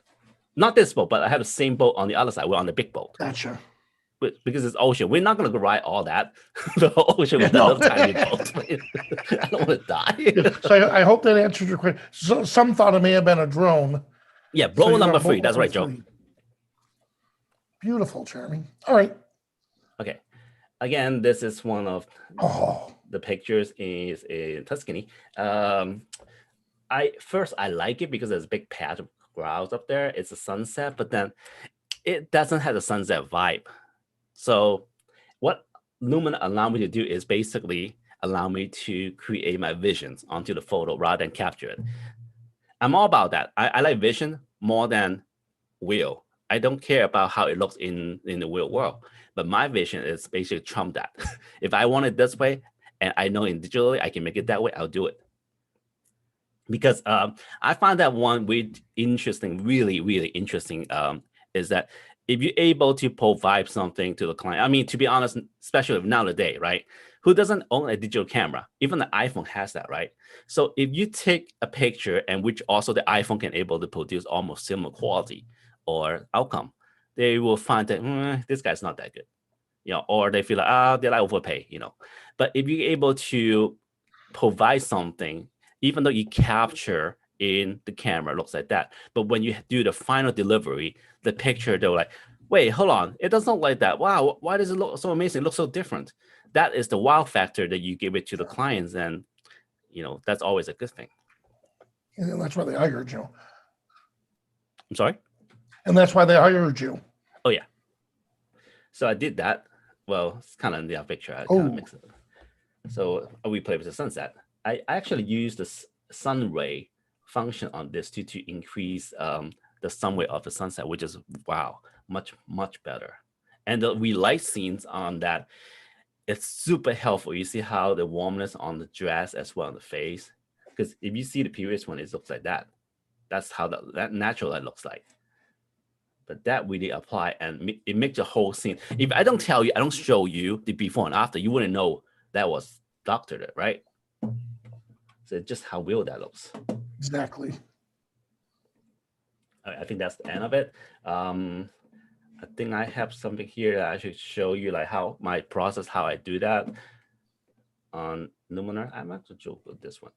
So for Luminar AI, one of the new features which I absolutely love is the template. Just to be honest, I'm actually in between on a stage right here, trying to reinvent myself. The reason why I do that is I got bored of what I do before, and I want to try something new. And when you doing that stage and process, you sometimes need to research, and you do a lot of mistake and all that. And this template allow me just because I could go to Lightroom and in Photoshop and do that. But for those two tools, you need to exactly know what you want in order for you to execute it, right? There's no preview, there's nothing. You actually have no exactly what you want to apply certain tools to make that look, right? But for Lumina, what it give me is that, let's say if I go scenery, right? They give me preview on what of the possibility you can do to the photo. I don't know how people use it for like, template, like a preset. But to me, I use it like inspiration. What else can I do to the photo? What other people do to it? It really inspired me to say, oh, I could do that too. Oh, wow. Okay. Warmer color, purple, that works. I play around with this a lot. So to see how much I could push the photo into something different. Yeah, since a lot of these templates were created by us staff members and other professional photographers, it's as if you're collaborating with somebody on the side right next to you, and you're looking at what would you do with this image, and you click through those templates, it gives you a suggestion, and then you may see something, like this. You may see this and then take it to a totally different direction. So there was the base and moved on. And I like the fact that once you find something that you gotta have an open mind. Like this might not be the perfect vision I have, but it's close enough that I can always go to edit, right? And it actually basically had the little point there showing me that, oh, so for this template, they did something in that panels. So I could go in and adjust the way I wanted it, right? So I could basically open up more if I wanted to, or just playing around. Of course, this is example, obviously. So I'm gonna go, oops, what did I do here? Oops. What did I do here? Oh, edit. My bad. Let me go ahead and reset this just in case. All right. So, but just in case, sometimes if I, like, for example, if I know what I want to point out, the first thing I do, I want to see the sky. So I go to my Sky AI, and you can tell that there's actually a warm light on the left side. So it's pretend it's, sunset hours, but there's no sunset in the back. So this is what I'm going to do. I think I have sunset right here. I think this is good. Bam. There you go. See? The cool thing about the Sky AI is that it works. It just works. I don't have to do anything. Like if I go 100%, like there's nothing niching there. It just works. It's seamless. I don't have to do anything. Like you can stop there if you want. It's just already the good pictures, right? But obviously we could do more. For example, let's see what if as an AI do, right? Oh, okay, it kind of up paper like that. And also do a little bit of sky. Maybe just a tag here. It's very simple because all these terms here that Luminar AI do is basically photography terms. If you are into certain year of photography, you already know about all these terms, and you don't have to think about it. Like in Photoshop, you got level, curve, and those are not really photography terms. So you have to understand what those are. But here, it's basically very straightforward. It doesn't allow me to think technically, but it allows me to think creatively. What I need, what's next, and I just go for those. Like if I want skins, I could just go and skin. Do a little amount here and there, and just smooth it out. Or in this case, I actually like the move, which is the same thing as Lux. And what I love about this is actually allow me to do instant preview. So I can go for little by little and see find the one I like. This is one of the very good tools I always use. And you're definitely a very visual person. I am. Yep. If you're a And photographer, you wanna see should be, it. right? Exactly. I mean, the whole point about that is it's not about there's some people that calculate numbers. I actually have a business partner who is and was an engineer. He always did pick me. Actually, I like what Michael said earlier about I am also a sloppy photographer. I don't do technical. I mean, I know the technical, but I don't apply onto it because I found that that's boring, and also it tracked me into doing the same thing over and over and over, and that is not artistic and creative at all. So I try to, even though I know, I try to avoid that. And this is what exactly Luminar AI helped me out, because I can't just not think about technical. Because if I have to go into Photoshop and do, I mean, you could go technical here too, but it has a tool for you to go visually. Just look at the pictures, play around with it, and play around with the sliders, and get the feel, get the mood. And that's exactly how I want to play with my photos. Did I use the word play? Is that legit? Yeah. Well, it's funny because Kent just noticed the shadows in the sky. No, that again, we're doing something live. If you were sitting there by yourself, oh yeah, there's a shadow to the bride's left, but the light's coming in the opposite direction. Of course, you can flip the sky.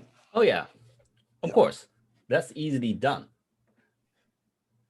Like here. You know, the engineers thought of almost everything about this, right? I mean, that's what I think is so funny.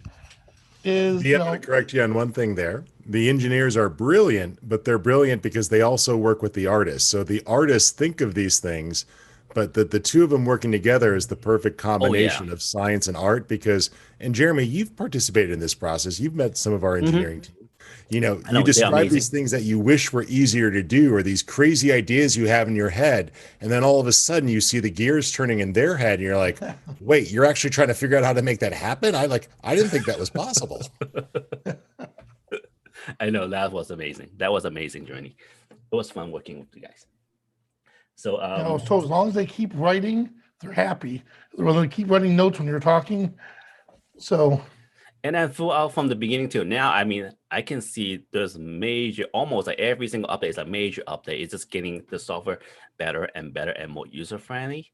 It's just tailored to people's use rather than technical need. And I really love how that journey going through with Luminar.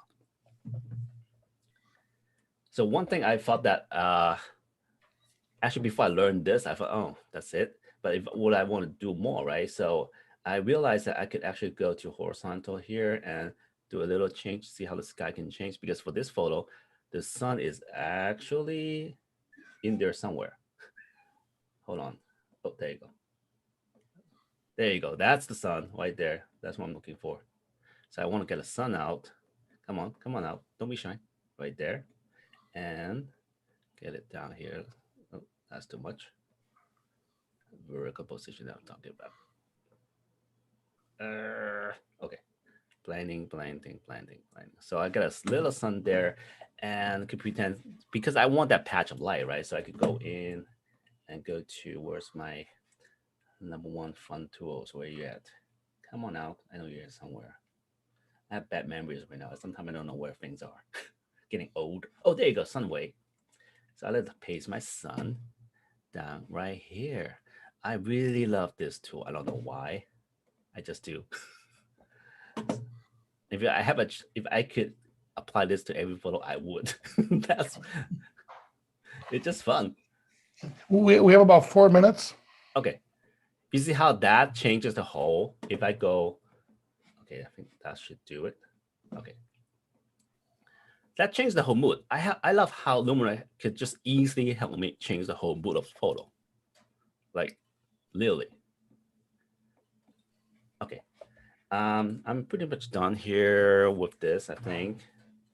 I mean, as you can see, is how simple it is. I don't have to learn much. Basically, just go in and try things. And nowadays, it's 2021. People just don't sit down and learn. They just want to do. And this tool definitely provide that option. Okay. That's awesome. And I feel like oh wait, yeah. Normally I opened it in Photoshop as a plugin to do more. But I found that sometimes, I don't know, Henny has this problem is that after I updated like my Photoshop, it got slower if I do apply a lot of layers and filters. And sometimes I just do it, if I know exactly what I need, I just go into Luminar AI and use the categories and the organizing skill here and just find my folders and plug in everything. It's much faster. Like, I mean, it's open instantly almost. Ooh. So I do that all the time now. And again, I love how you're using the environment around you to, to capture these images. Absolutely amazing. Thank you. Okay, and maybe stop. So, Jeremy, where can we find out more about you? I'm gonna type it in the chat. You could basically look me up in both Instagram and Facebook. That's my career at the Jeremy C. I wish I could get at Jeremy, but Jeremy is too much of a common name. and Vanelli isn't? No, your name is special, man. Well, Jeremy, thank you so much. I really appreciate it. It's always a pleasure having you on. And your photography just keeps getting better and better each time. Thank you. Thank you. So, hey, thank you so much, Jeremy. And we'll talk to you soon. All right. All right. Now, hey, Rich, we have our next guest coming up, and I'm really excited to introduce you guys to her. She's Skylum's VP. Let me turn my camera on. I'm sorry about that. She's Skylum VP of Product Marketing. Product Marketing. Just an absolute incredible person to work with, Juliana Shishova. Hello, Juliana. Hey, Vanelli. Hey, everyone. It's so great to be here. It's like 12:30 your time. So right now I'm actually in Montenegro, so it's like 11:30. Yeah. Oh wow! So thank you so much for staying up. And Rich is here with us. Hey, Rich. He's supposed to be taking a break. I'm just clicking the buttons behind the scenes, and we just dropped a new ebook into the chat for everybody on portraiture. But I'm looking forward to the presentation. But I'm going to go top off my cup of coffee because while it's not 11:30 here, I think you and I got up at 6:30 this morning, V. So I'm going to go make a pot of coffee or a cup of coffee. But I'll be right back. Awesome. All right. So you and I went over your presentation before, and I can't wait for people to see this. And it's funny because one of our viewers in the chat said it was the first time they heard about the engineers with the creative calibration. And we take it for granted because we're so used to the engineers working with the creative side. And he said he's excited to hear that it's phenomenal that we do that. So I'm going to turn it over to you. How about you wow us? Okay. Yeah. So today I'm going to share more about what product marketing team does at Skylum. So I will start just explaining what we're doing, and then I will follow with the story about one of our projects we've done a year ago, Luminar Photo Camp, as one of the community projects the team has initiated. So product marketing team at Skylum actually sits between marketing and product, and whatever happens with you since you started using Luminar AI is on us. So we do a bunch of projects. We work with the product team on onboarding. We work with Luminar Marketplace. We launched Luminar X membership as an additional service for all Luminar creatives, and we also work with Luminar AI Insiders, where we collaborate with you guys, with Robert, Vanelli, Angela, and we're also managing a referral program, and we've done Luminar Photo Camp. So basically, we handle all the communication and services for Luminar AI people, and that's what we do. I actually seen a question in the chat that if I am Juliana, that you've been getting emails from. Yeah, that's it's not like I write each one of them, but my team does, and yeah, that's me. So I'll share my contacts later in this presentation. So if you have any questions, feel free to reach out to me. So today I want to, and there was this great question about collaboration between creatives and product, and that's actually what our team does as well. As a part of working on Marketplace, we work with our ambassadors team, and we work with our own team of content creators, of retouchers, professional colorists, to create new templates and new products, new skies for Luminar AI, and expanding the variety of additional tools you can use to get the most out of your photos. Yeah. So Rob, I will keep moving forward. Yep, you're doing great. Okay. Okay. So and today I wanted to talk more about Luminar for the Camp and share the story of this project. And while the world is slowly getting back to normal, and while I feel that soon we'll be able to finally travel again, finally do photography trips again, I wanted to tell how important it is to take photography trips, to do photography workshops, to level up your photography, and to really expand your portfolio, and to find the community of like-minded people to do it together. Because I mean, you can go on a family trip, right? Take your camera with you, but you will never get enough time. It's really difficult to get your family to wake up at 4 a.m. to meet the sunrise, or go out at 2 a.m. to do astrophotography. So I really encourage everyone, at least once in a lifetime, if you can, just join a photography workshop or go on just on a photography trip. You'll see how you'll see an incredible boost to your skills, to your hobby, and it will be just for us. Everything started when we visited a photography camp of our friends from Photopills at Minorca. Photopills is this amazing app that allows you to plan your photo shoot, and so it was one of the most life-changing experience. And we decided that we want to do something similar for our community. So right before the lockdown, we were able to visit Iceland with 36 Luminar AI people. And so, yeah, like 6 amazing tutors, like Daniel Corden, Albert Rose joined us as tutors. And I want to share like the most, so once you go to Iceland, and Iceland is definitely a bucket list destination for everyone. I want you to be able to use this presentation possibly somewhere in the future, especially in case you go to Iceland in winter, just as a reference of where to go and what you should take with you. So here is a list of the locations which are like must to visit in Iceland in winter. So they're arranged in an order, they appear on your way. So you're starting in Reykjavik for sure, but then you're going through different waterfalls. Then you're going to the Black Sand Beach. All of these photos were taken during that trip. And there is the Dirhale Peninsula. Here you can see it. It's not so popular point, but it's amazing. You can see this natural arc and stormy sea. It's amazing.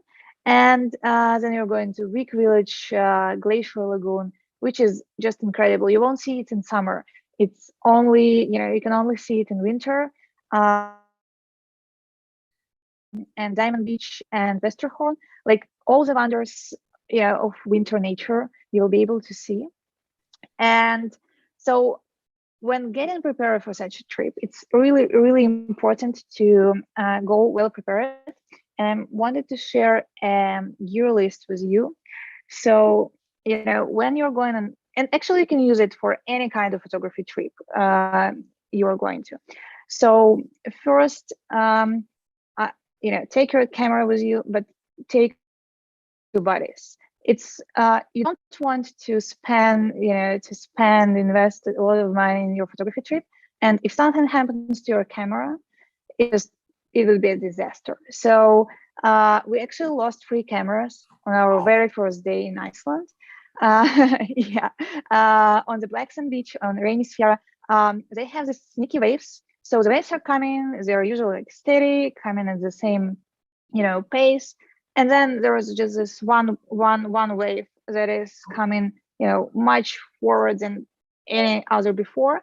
And we lost a couple of cameras, but people prepared, and they had their second cameras with them, and I think it's really saved the trip.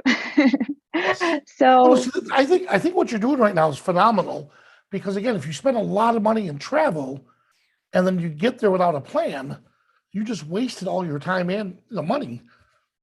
yeah, absolutely. Yeah, so like getting prepared is 90% of your success.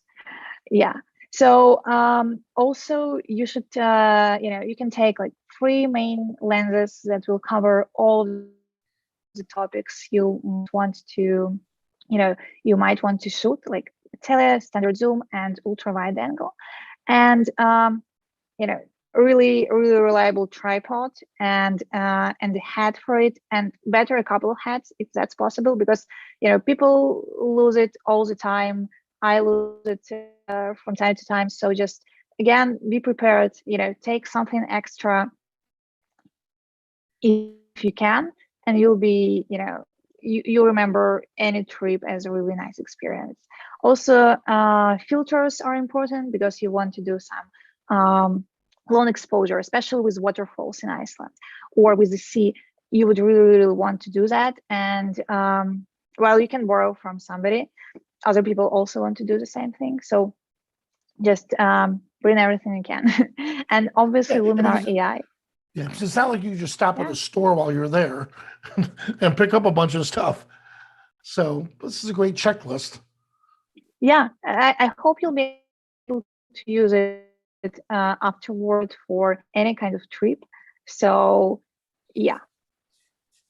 And I also want to share today my workflow on some of these images in Luminar AI, because what we've been doing, and that was also really important, we've been doing Luminar classes right during the trip, and it's so important to have like somebody else who can give a second opinion on our images, or suggest or sometimes you just don't know how to get where you want to, and with your peers you can collaborate and really improve your image and get where you want to.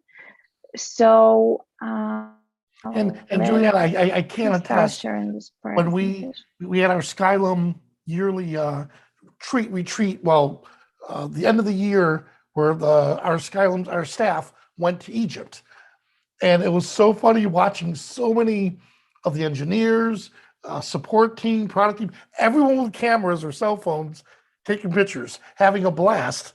So it was just so cool that you guys are living and breathing the product. Yeah, absolutely. I mean, Skylum team also went on this trip. I mean, it's really important that we all are into photography. I mean, somebody more, somebody less. And photography is something that inspires all the team.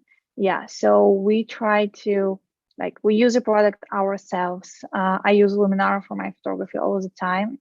I've been using Lightroom before I joined Skylum, and right now Luminar is my go-to tool for 100% of my images. So yeah, it's I feel we're all kind of we really support creative in here, and we try to encourage. For example, sometimes somebody joins the team, they're not that great at photography, so we spend some time on onboarding them and teaching them about photography, and Richard is actually doing an excellent job getting people on board with that and explaining photography really easily. So as easy as Luminar allows everyone to start into photography, right, without spending hours and hours and hours on education. You can just start playing with your images, and with time you get better.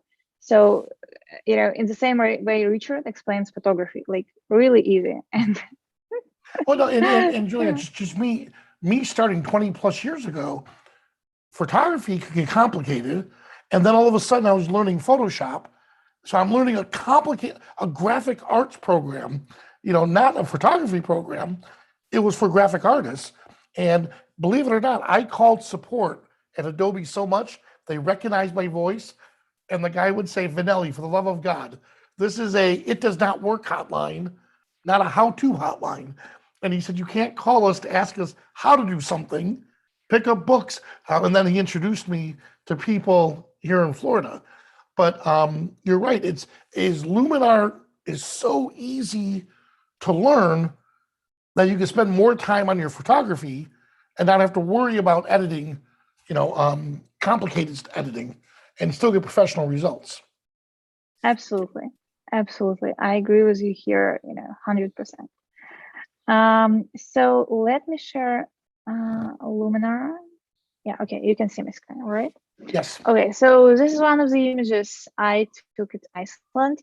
So at Westerhorn, I noticed this really neat texture on the ground. So when arriving at location, scouting it for the first time, I usually try to, like I believe everyone, I try to find something unique, and I haven't really seen such textures on other images, so I decided it might be interesting exploring it. So, but right now the image is not really great. So what I usually do, I start with templates and I see where they can take me. So I go with the ones that our ambassadors create or our team created, and like they're here in the purchased collection, and I have quite a few of them. So for this one, I want to try this epic travel collection. Not all of them will work, but this is too bright and too dramatic as for mine. And I will probably start here, and then I go to edit. And usually what I do next is I try to see where Accent AI will bring me. For me, Accent AI, when we first launched it and ever since, was a huge deal breaker, because whenever I edit the image, I usually try to go, all the way up here, see, what's hidden in there. I never stay here. I never stay at 100%, but I try to see where it can bring me. I will, move it slightly down. Sky enhancer is usually, a go-to tool. I don't want the sky to be lost in this image.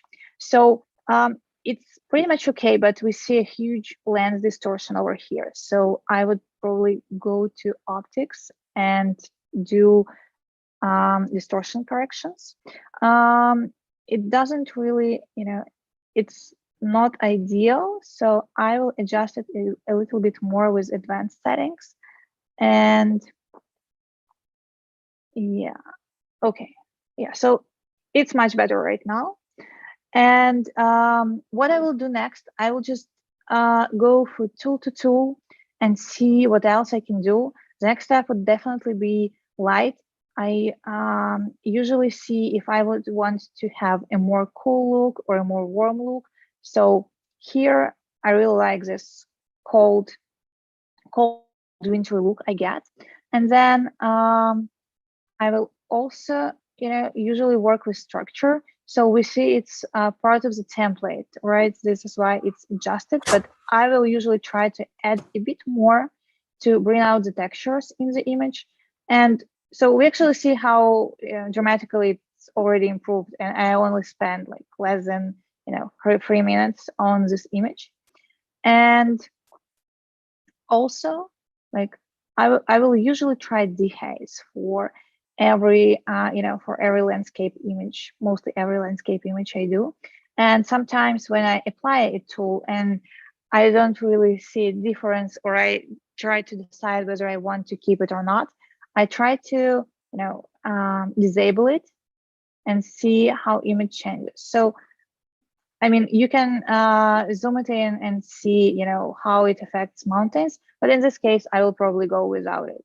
So, and then I really also like dramatic tool, like just a little bit, usually, you know. So it allowed me to do this slightly desaturated and really dramatic look, very, you know, very structured.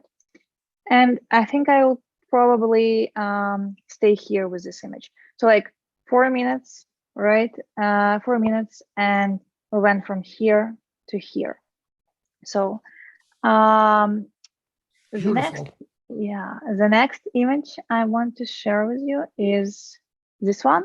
So this is a very famous church in Wick, and we've had this amazing sunset, and it was storming, and we've had this dark clouds with rain and sleet coming all over us. But there was this point of time when sun peeked through the clouds, and we were able to capture it. So here, I will just go ahead. I tried a couple of templates. They didn't really work for me. So what I did next is I went straight to edit. Again, started with Accent AI. So how beautiful, you know, how beautiful the sky is, but I don't really like what Accent AI is doing at the bottom of the image. So I will go back to like 24, 25, and we'll bring out the sky with sky enhancer, right? So like it only affects sky and it doesn't affect foreground, which works for me here. Then I will go to light, right? And I will usually bring highlights a bit lower. We'll try to bring out shadows just to reveal the foreground. So I actually like how it looks, but with this image, I played a bit and I really wanted to do a slightly warmer look. You see how the whole image changes when we just adjust the temperature. And after that, one thing I usually try with images is going to mood and trying some LUTs which we have pre-installed. Like Jeremy, I really like that we have this live preview option and we are able to quickly see how the image will look like. So I will just scroll through them and see if anything catches my eye. And in this case, I think like this is something that I would want to do. So, and you can adjust the amount, like go all the way up, or just slightly add a touch of LUT, just contrast or saturation. And in here, I would probably also not turn in like meta. I also love this tool. It's like allows us, you know, it creates this kind of Instagramic look and feel, like just adding a bit of contrast. And so this is where I probably will end, but also like this, I don't really like this course and this person. So you know, you should probably start with it, but I usually edit the image and see if I want to in the end fine polish it. And so like I will just probably remove this person. Okay, I have one of the zoom windows in here, and I will also try to remove the scars, right? And I have to remove it with and erase. Now, by the way, did you call that a beach? Is that a beach? So here's one.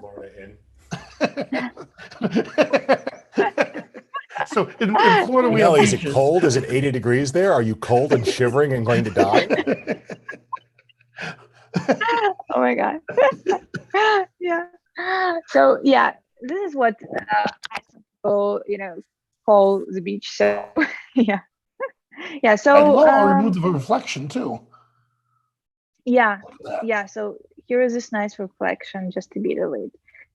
And I mean, you can play with it further, but I'm pretty happy with the image, how how it turned out. So like from this to this, really, really fast. And I actually got a couple of requested from people I know, just to even get this printed. I don't usually print my images, so this was huge for me. Like first time, somebody asks you to get a print of with your images. I think it's huge. Go for it. It was like, so this is why this image is really important for me. Yeah. So we're pretty short on time, so I would probably won't go with my Aurora image, but just so you know, in this trip we were able to capture Aurora, and it was very last day. Had everyone had to grab taxis and drive outside of Reykjavik just to capture this slight activity, but it was and just for a chance of so I really, really, really want to inspire everyone with at least once in a lifetime. We're actually planning on doing another trip next year when we have more people back and it's more safe to travel. Yeah. That's awesome. And that was a great shot you did, and yes, be very proud. I can see that printed on like a nice metallic paper, or even on like an art rag paper on that would be really nice. Great job. Thank you so much for sharing your. So what you said, we're thinking of doing another trip next year to Iceland. Yeah. So we've done our very first right before the lockdown, and when we see how well it was received, we wanted to do more of photography trips around the world, like smaller ones, bigger ones, because we have such an amazing team of ambassadors who can always be tutors, and we will be able not only to teach photography but also to teach Luminar, and this is like a perfect combination. But everything locked down, and we've had to put that on hold. And right now, again, when we are really slowly but getting back to normal, we've been thinking about doing one more of such camps in Iceland, because in Iceland we have our amazing partner Iceland Tours and Yuri Bilogurski, who can help us out, and we'll be 100% sure about safety and the quality of such trip. So we've been thinking about March of 2020 for doing one more trip. Wow, that's incredible. And it's funny because one of the first times I met you, we were at a convention, and it was so cool to see Dima and Alex and Ivan. These are all the core designers teaching people Luminar. And a gentleman came over to me and said, "Well, that guy really knows his stuff." And I said, "I should hope so." He's one of the coders. So it's really neat, like you said, collaboration and working as a team. Thank you. Excellent. Well, I'm going to turn it over to Rich Harrington. Yep. And before you leave, Juliana, I appreciate you sharing all these resources with folks, as well as some great tips there on editing. When you look at Luminar, is there anything that you're really excited about? As you're seeing a lot of changes, Luminar keeps getting better and new things happen. I know you can't tell folks about what exactly is coming next, but is there anything you're just excited about that you're seeing happening, or recent changes that you think are important for people to pay attention to? So I'm really excited about Bokeh AI when it's going to be released. So this is a tool I am waiting for the most, because I feel we've been really missing a functionality like that in Luminar, and it will really, really help everyone who's working with portraits a lot, because it will be working with images of people, like all kind of like front portraits or environmental portraits. So I really feel this will be a game changer. Awesome. And you, of all So people, that's since it's your waiting job for to the move. show the product and explain the product, know how good it is. So we're excited for that too. And we don't have an exact date yet, folks, but a lot of you have been asking through the day. You've heard us mention Boca AI a few times. So you could tell from the excitement we're sharing that it's getting really close. So we think you guys are going to enjoy that. Well, Juliana, thank you so much. It's so late there, but we really appreciate you coming in today. And we've just had folks from literally all over the world today, both here and presenting. And that's awesome when we can all come together and share our creativity. So thank you again, Juliana. One person in the chat said, is that the Juliana who I get emails from? I'm like, yes, Juliana sends some of those emails too. That's part of her job. But she also does a lot of other great stuff of, making sure that, what Luminar does, and also just, some of the great improvements you've seen with all the artists in the store, and making sure that Luminar is meeting all these needs is a big part of her role. So thank you, Juliana, for joining us today. Yeah, Have a it good was night. an honor to speak here. Thank you so much, guys. Feel All free right. to reach out in case you have any questions. Bye. Excellent. Thank you, Kate. Take care. All right. Well, V, we're going to be going on to our next guest here, and we're going to be hearing from Matthew Brown next, and then we'll be talking to Lori Klein and Shelley. And a couple more things here. I just want to share the schedule before we bring our next presenter on. But Matthew, if you're ready, you're welcome to start your video. We'll jump to you here in just one second. Good. I see you there. That's awesome. Let me just bring up just a couple pieces of information so everyone knows what to expect.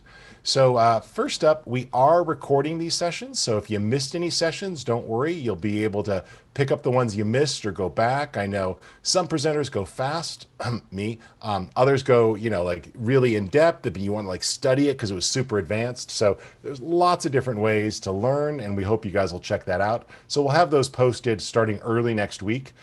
You also may have checked out, and we'll put the links in the chat pod, but if you go to manual.skylum.com, right at the top of the user manual, there's a dedicated article about Update 1, Update 2, Update 3, and it really walks you through what those new features are. So that's going to help you really understand that. And actually, Juliana helps write a lot of that content and really make sure that what these features are is clear. So I hope you guys enjoyed that. My name's Rich Harrington. I'm our Chief Product Evangelist. You've been hearing from Vanelli, and very soon, Angela's going to be joining us as well. She's one of our co-hosts of the Coffee Break series, and a lot of you know her from the Insiders community. If you want to see the rest of the schedule, just head on over to skylum.com/deep dive, and you'll see the rest of our presenters for this evening. Or if there's some folks you missed, I know, for example, we started super early, like 5 a.m. Pacific time, so we wouldn't expect that some of you would be awake, but we hope you could check that out. If you do have questions, please put them in the chat pod. We're doing our best to answer all of those. And please feel free to take advantage. We've got an excellent sale. Deep Dive 2 takes $10 off any item. In fact, if you see multiple items in there you want, maybe it's some sky objects or some new LUTs or some templates or overlays, you take $10 off each item. So that's the biggest sale we ever run. We did that last time with Deep Dive. I think you guys will like that a lot. And all you do when you go to checkout is click the link that says enter coupon code at the shopping cart at the final stage, put it in and click apply, and it will take that price off for just about everything on the store. All right, we've been putting the link up to Insiders, and I'll put some more links in the chat pod.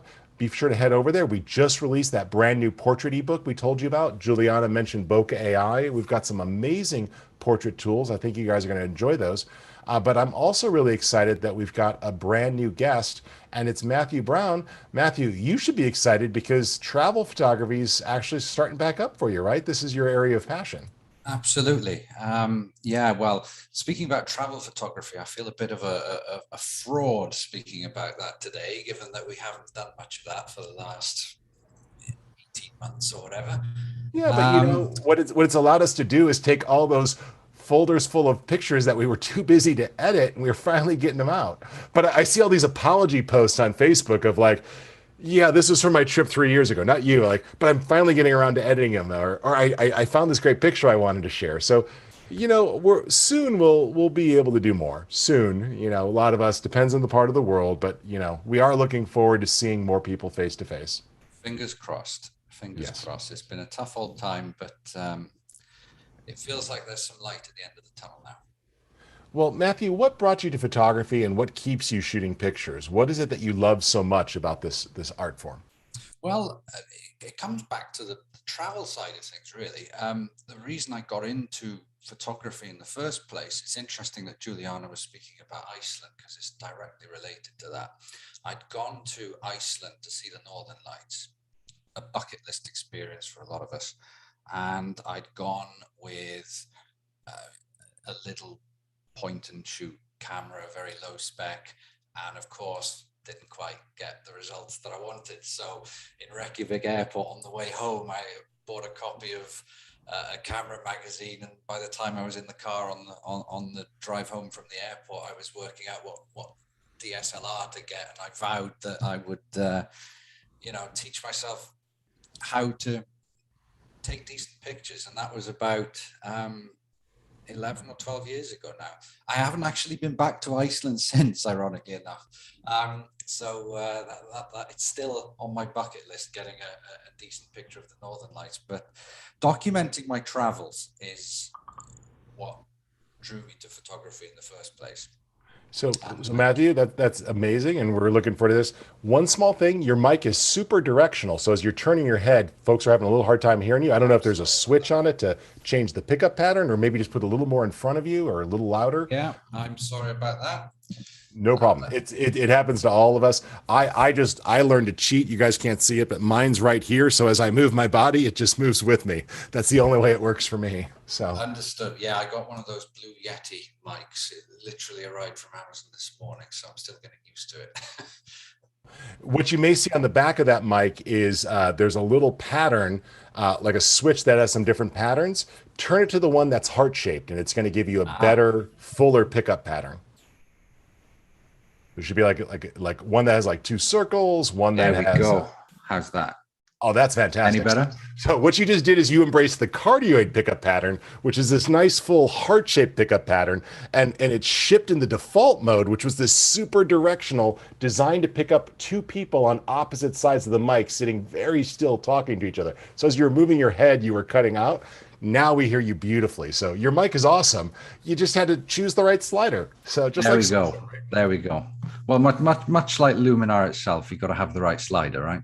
Absolutely. Well, good. Matthew, I'm excited. I don't want to get in the way of your presentation. I'll keep an eye on the chat pod and the Q&A, and I'll feed any questions in that people are asking, but take it away. We look forward to learning from you. Great stuff. So I will just share my screen now. Bear with me a moment. Is that good? Can you see what I'm seeing? Absolutely. Great stuff.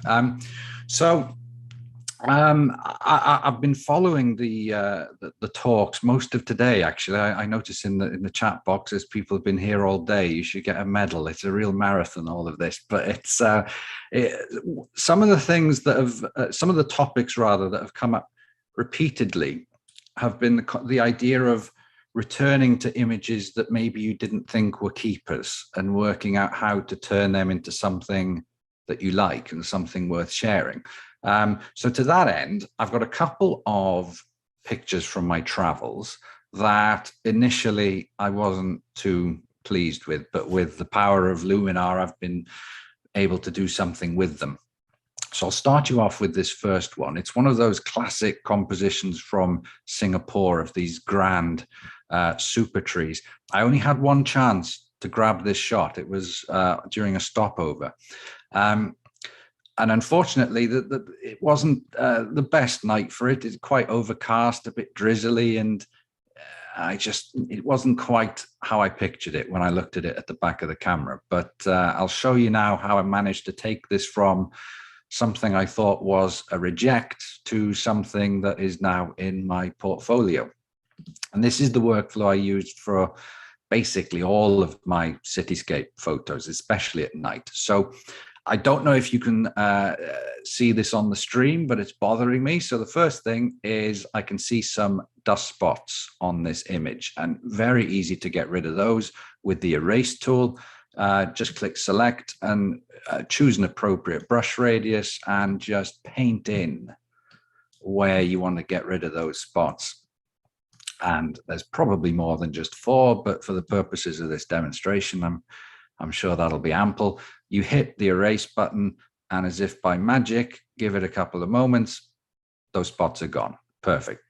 The next thing that I'll draw your attention to is under the light tool, you have this drop down where it says profile. Now it'll check Luminar default as standard. If you have the option available to you, camera flat does a really good job of evening out those tones instantly. If I just toggle this before and after, just a couple of clicks, and instantly we've got something, you know, really even and worth a look now. I'm a lot more pleased with the image than I was when I first saw it. I love those profiles, Matthew, and those are called DCP camera profiles, which is a weird thing because technically it's a DNG camera profile. And so there's 3 ways to get those. One, if you've got Adobe Photoshop or Lightroom installed, we see the same ones they use. You can download and install the free Adobe DNG Converter utility, and that puts a bunch of them on your system. Or if you've got a tool like an X-Rite color checker or other ones, that actually creates custom ones for your camera. And there's a bunch of other ones out there. So the profile is just the DNG camera profile. And this is what Lightroom calls camera profiles. We're seeing the same things, but you're right there, because what you did there, which is beautiful, is you tapped into the recommended settings from your camera manufacturer and how they think the raw file should be decoded. And because every camera manufacturer is a little bit different, those profiles are really a secret to getting a great starting point. Absolutely. It feels like a bit of a secret weapon when I'm teaching people this stuff. Very few people actually seem to know about this for whatever reason. But there we go. So returning to my point about the weather, it was a bit overcast and a bit drizzly. I'll just change the white balance slightly to cloudy, just punch a bit more warmth into the image. You'll see what it's done to those trees in the center already. We've just got a little bit more warmth. This is a really great foundation to build the image. Next thing I'll do is move up to the Enhance AI and Sky Enhancer. Now, this is something which, when I was playing around with this, you see them, if you move the slider right up, that's really overcooked. We don't need that. But if I pull it back to about a 30, it's just putting back that detail into the sky and also recovering some of that color as well, where it was quite dull before. And what I'll do as well is the same with Accent AI. I'll bring that up to 30 to match it. And you can just see straight away, look what that has done to that foreground. So much of the detail in this foliage was sort of lost, but instantly there it is back, and we can continue to work on this. The next thing I like to do with an image like this is introduce just a subtle vignette. Especially with an image like this, where you've got something really strong in the middle of your image, you want to draw your viewer through this image. So I'll apply a vignette, something about a minus, let's try a minus 60, it's a bit strong. Minus 50 is about the sweet spot. And I like to feather it quite a lot as well. So if I just toggle that off and back on again, you'll see it's a fairly subtle vignette, but what it does do is it is just drawing you through the image. There's no doubt now what you're meant to be looking at in this image. It's time now, I think, to just have a look at the colors in this image. So I like to move to the color harmony tool. And I think I'm going to punch just a bit more warmth into this. Let's see what 20 does. That's about right, I think. And if I may just draw your attention to split color warmth, this is really, really helpful because it allows you to control the cool tones and the warm tones separately. Now, at this point, I'm looking at the foliage and I don't really want to touch that. I think that looks okay. But I would like to enhance the warmer tones of the image. That meaning essentially the middle of these super trees where you can get that lovely brightness in the middle of them. So if I turn this way, way up just to show you what the effect does, you see how it's only affecting the tones that are already warm. This is great. So I don't need it quite that strong. I think I'll put it up to about 15. I think that looks just right. The key to a lot of my edits is I build up effects gradually. I don't like to just stick everything to plus 100 and hope for the best, you know. Just build the effects up subtly, and generally that comes to a more pleasing image at the end. Now this is almost there, I think, especially if you look at that before and after. It's come quite a long way. One last thing that I like to do with cityscape shots in the blue hour and at night is to have a look at the glow tool, and I'll change the drop down to glow and just observe what this does. I'll turn it right up to show you what it does at the top of the slider. And at this point, it's affecting the sky and the surrounding image. This isn't quite what we want, but if I just bring it down to about a plus 10, let's say, you'll notice that it is giving just a very, very subtle glow to the brightest parts of the image. And that really does set it off, I think. It's also affecting a couple of these lights in the middle ground as well. I'll just toggle that off and back on. And I think, well, I hope you'll agree with it on. I think it's looking really good. Now, there's only one thing left in the image now that I'm not quite happy with, and that's this foreground here. Now, these flowers should be kind of a warm pink color, but there's this blue tint to them, and they're a bit underexposed as well. It just doesn't look quite right. So what you can do here is you click on local masking, click add, click basic, and you can select a gradient mask. And I'm going to draw in a gradient mask just affecting the bottom of this image. So anything I do now with these sliders on the right will only affect this area of the image. And what I want to do is put some warmth back in. Like I said, these flowers were a kind of warm pink. So let's try and restore some of that. And also it's a bit underexposed. So let's bring that up. That's a bit too much, actually. Let's bring it down to about a 0.3 and maybe the warmth down to a 40. And for me now, I think this is pretty much the finished article. So I'll just toggle this off and on. So this is the before image where we've got all of that, you know, dynamic range, and it's a bit of a blue tint to everything. But now we've got something that's rich, it's vibrant, you know, it wouldn't look out of place in a travel brochure, and all of that from an image which initially I was not terribly pleased with. And that is the power of Luminar. I've got a couple of other images. I'm just checking the time. I realize we're halfway through.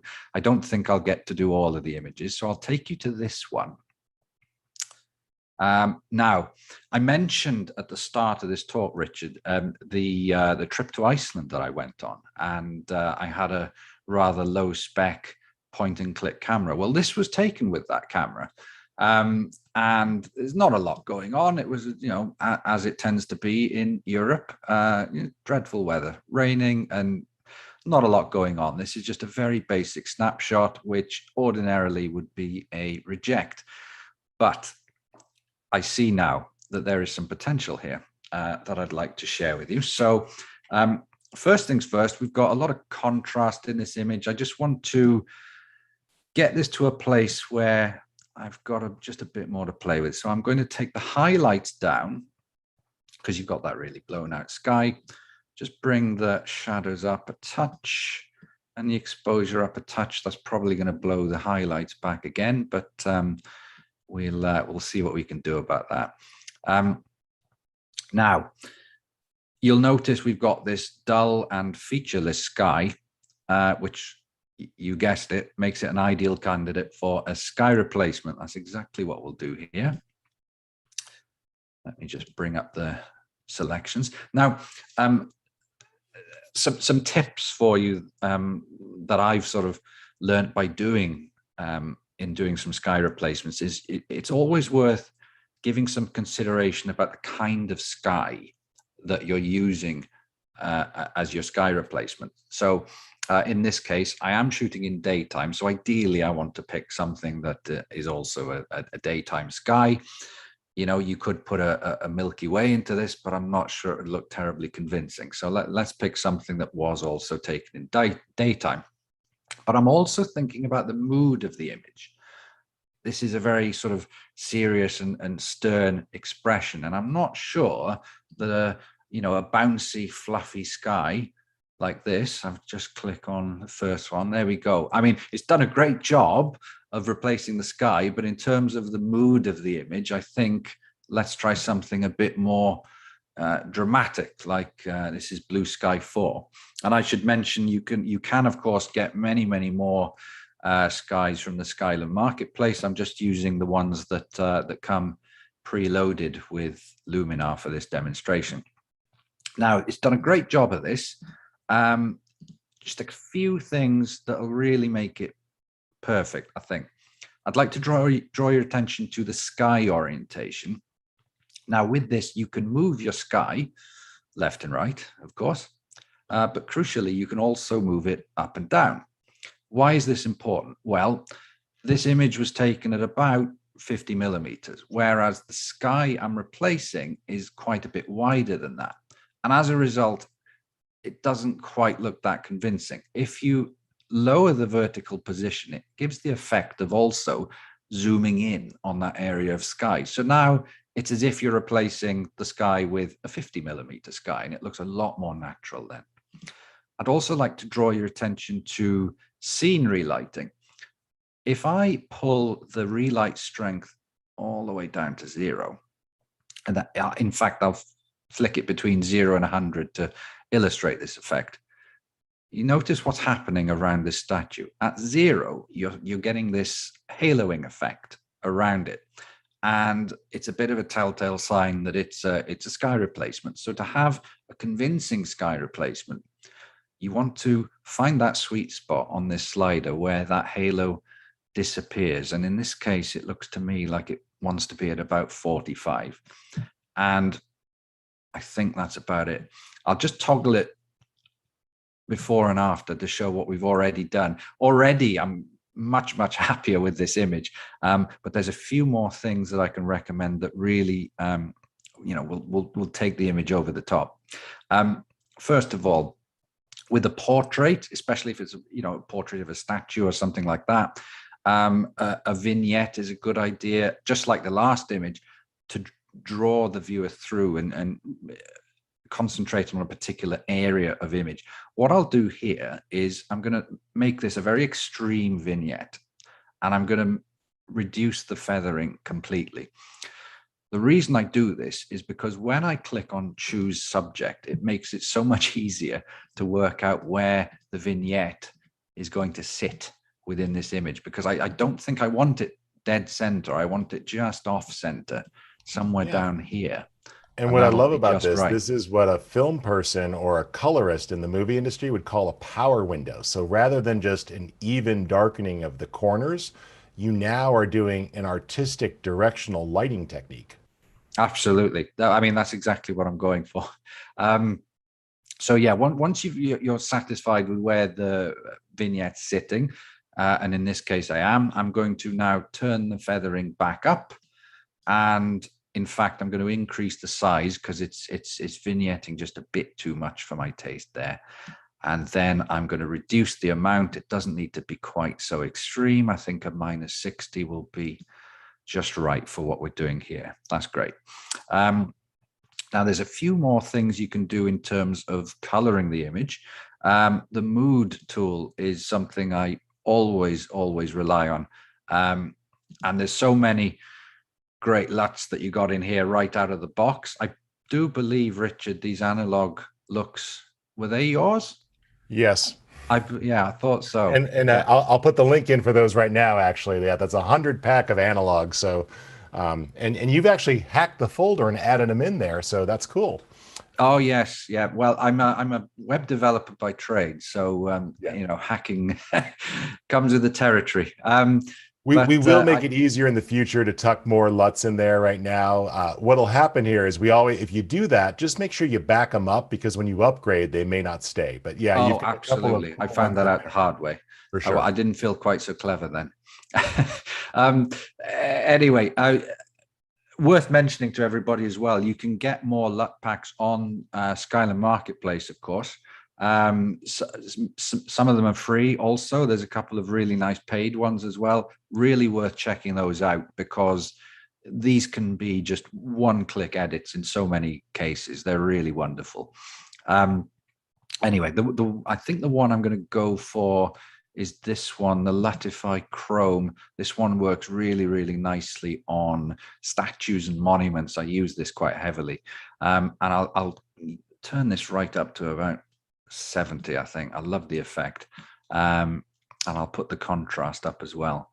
And if I'll just toggle that off and on so you can see what it's doing. It's giving it that really cinematic and epic look, which suits the mood of this image perfectly. So I'll keep that as it is.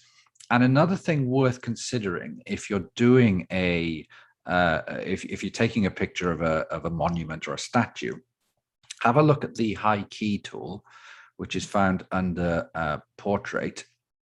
And what I like to do, just as a starting point, is set everything to 20 and just see how the effect works right out of the box before you really do anything further. So I'll turn that off and then toggle it back on and see just how it looks before and after. And I think I'll stick with that. In fact, I may just push the blacks up to about 40 just to recover a bit more of the shadow detail.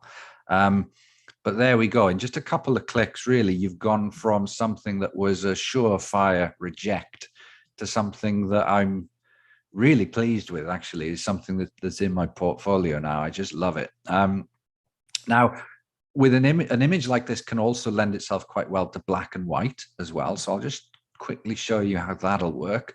Obviously, the black and white tool, hit that convert to black and white button, and Luminar works its magic. The only thing I may change with the black and white rendition is just make the vignette a bit more pronounced, and maybe add just a touch of inner light to the vignette, just to bring a bit more light onto that statue. And there we go. I think I'm satisfied with that edit now. How are we doing? Looking great, time? I'm nearly at the end, actually. Crikey. You're doing great. I just wanted to mention to folks that you were being also quite humble. You have more template in Skypacks than anyone else. So you can actually see that in there. And I put the links in the chat as well as the $10 off code that people can use to get it. Darlene, the histogram is visible there. It's the little one he's got off to the side there. So there we go. Yeah, yes, I ought to mention as well, if we do have any customers of my Sky Packs or my Signature Lux pack, thank you very much for your custom. I appreciate that. I've had some very nice emails actually over the last few months from people who have used them and sent me emails to pictures of their work and that sort of thing. So it's very rewarding being a Skylum ambassador.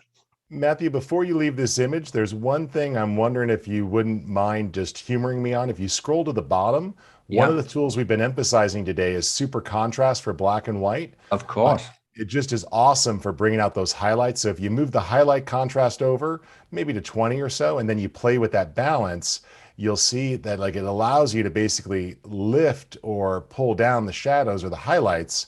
And so it's just a nicer way. Unlike a curve or a shadow, it doesn't produce a halo. So it's a very nice one here to sort of even out your black point and your white point.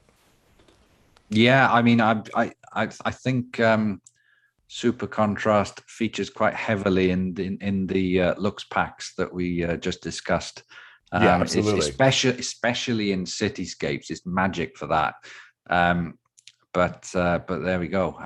Unfortunately, due to time constraints, I don't think I've got the time to take you through any of the other images, but I do hope that was why don't you helpful. show us one thing with one of them that's on your mind? We got about 4 minutes here, so pick an image and just explain, or even feel free to show one of your templates in action if you've got a solution for it, or just explain the logic of how you look at the image and identify what's wrong, because a lot of times people struggle with that. I tell you what, I'll give you the main takeaway point of this image. This is just a picture of a lemur that I took in a in a wildlife park. It's only about half an hour from me. This is all we have in the way of traveling lately. But I'll just raise the exposure so you can see what I'm doing. And very, very quickly, Composition AI will hopefully do a very good job of chopping out the other lemur that features there. I'll just hit edit to enter rather to save that. Now, very quick hack for anybody doing portrait photography or nature photography. To sort of simulate that lovely blurred effect in the foreground and background, what I like to do is take Structure AI, move the slider to -100. Now, bear with me one moment, because what you can then do is apply a radial mask to the lemur, like so. Yep. Very nice. And I'm only doing this very quickly as a demonstration, but if I just toggle that off and on, you can see just how quickly, or rather I'll toggle the structure off and on. Instantly, it's a bit of a diet bokeh effect, I think you can call it. I know we've got a bokeh AI coming, but this does a pretty good job also. Bokeh's AI is designed initially for people, and negative structure is awesome. So many of our tools do have negative values, just like our vignette has center light, so you can add light. So sometimes you overdo tools when you don't use the positive or the negative value. Absolutely, absolutely. And this is one of the things that I honestly found it by accident. I saw it one day and I thought, wow, this is a really nice effect, you know. So so there we go. That was the main takeaway from this image.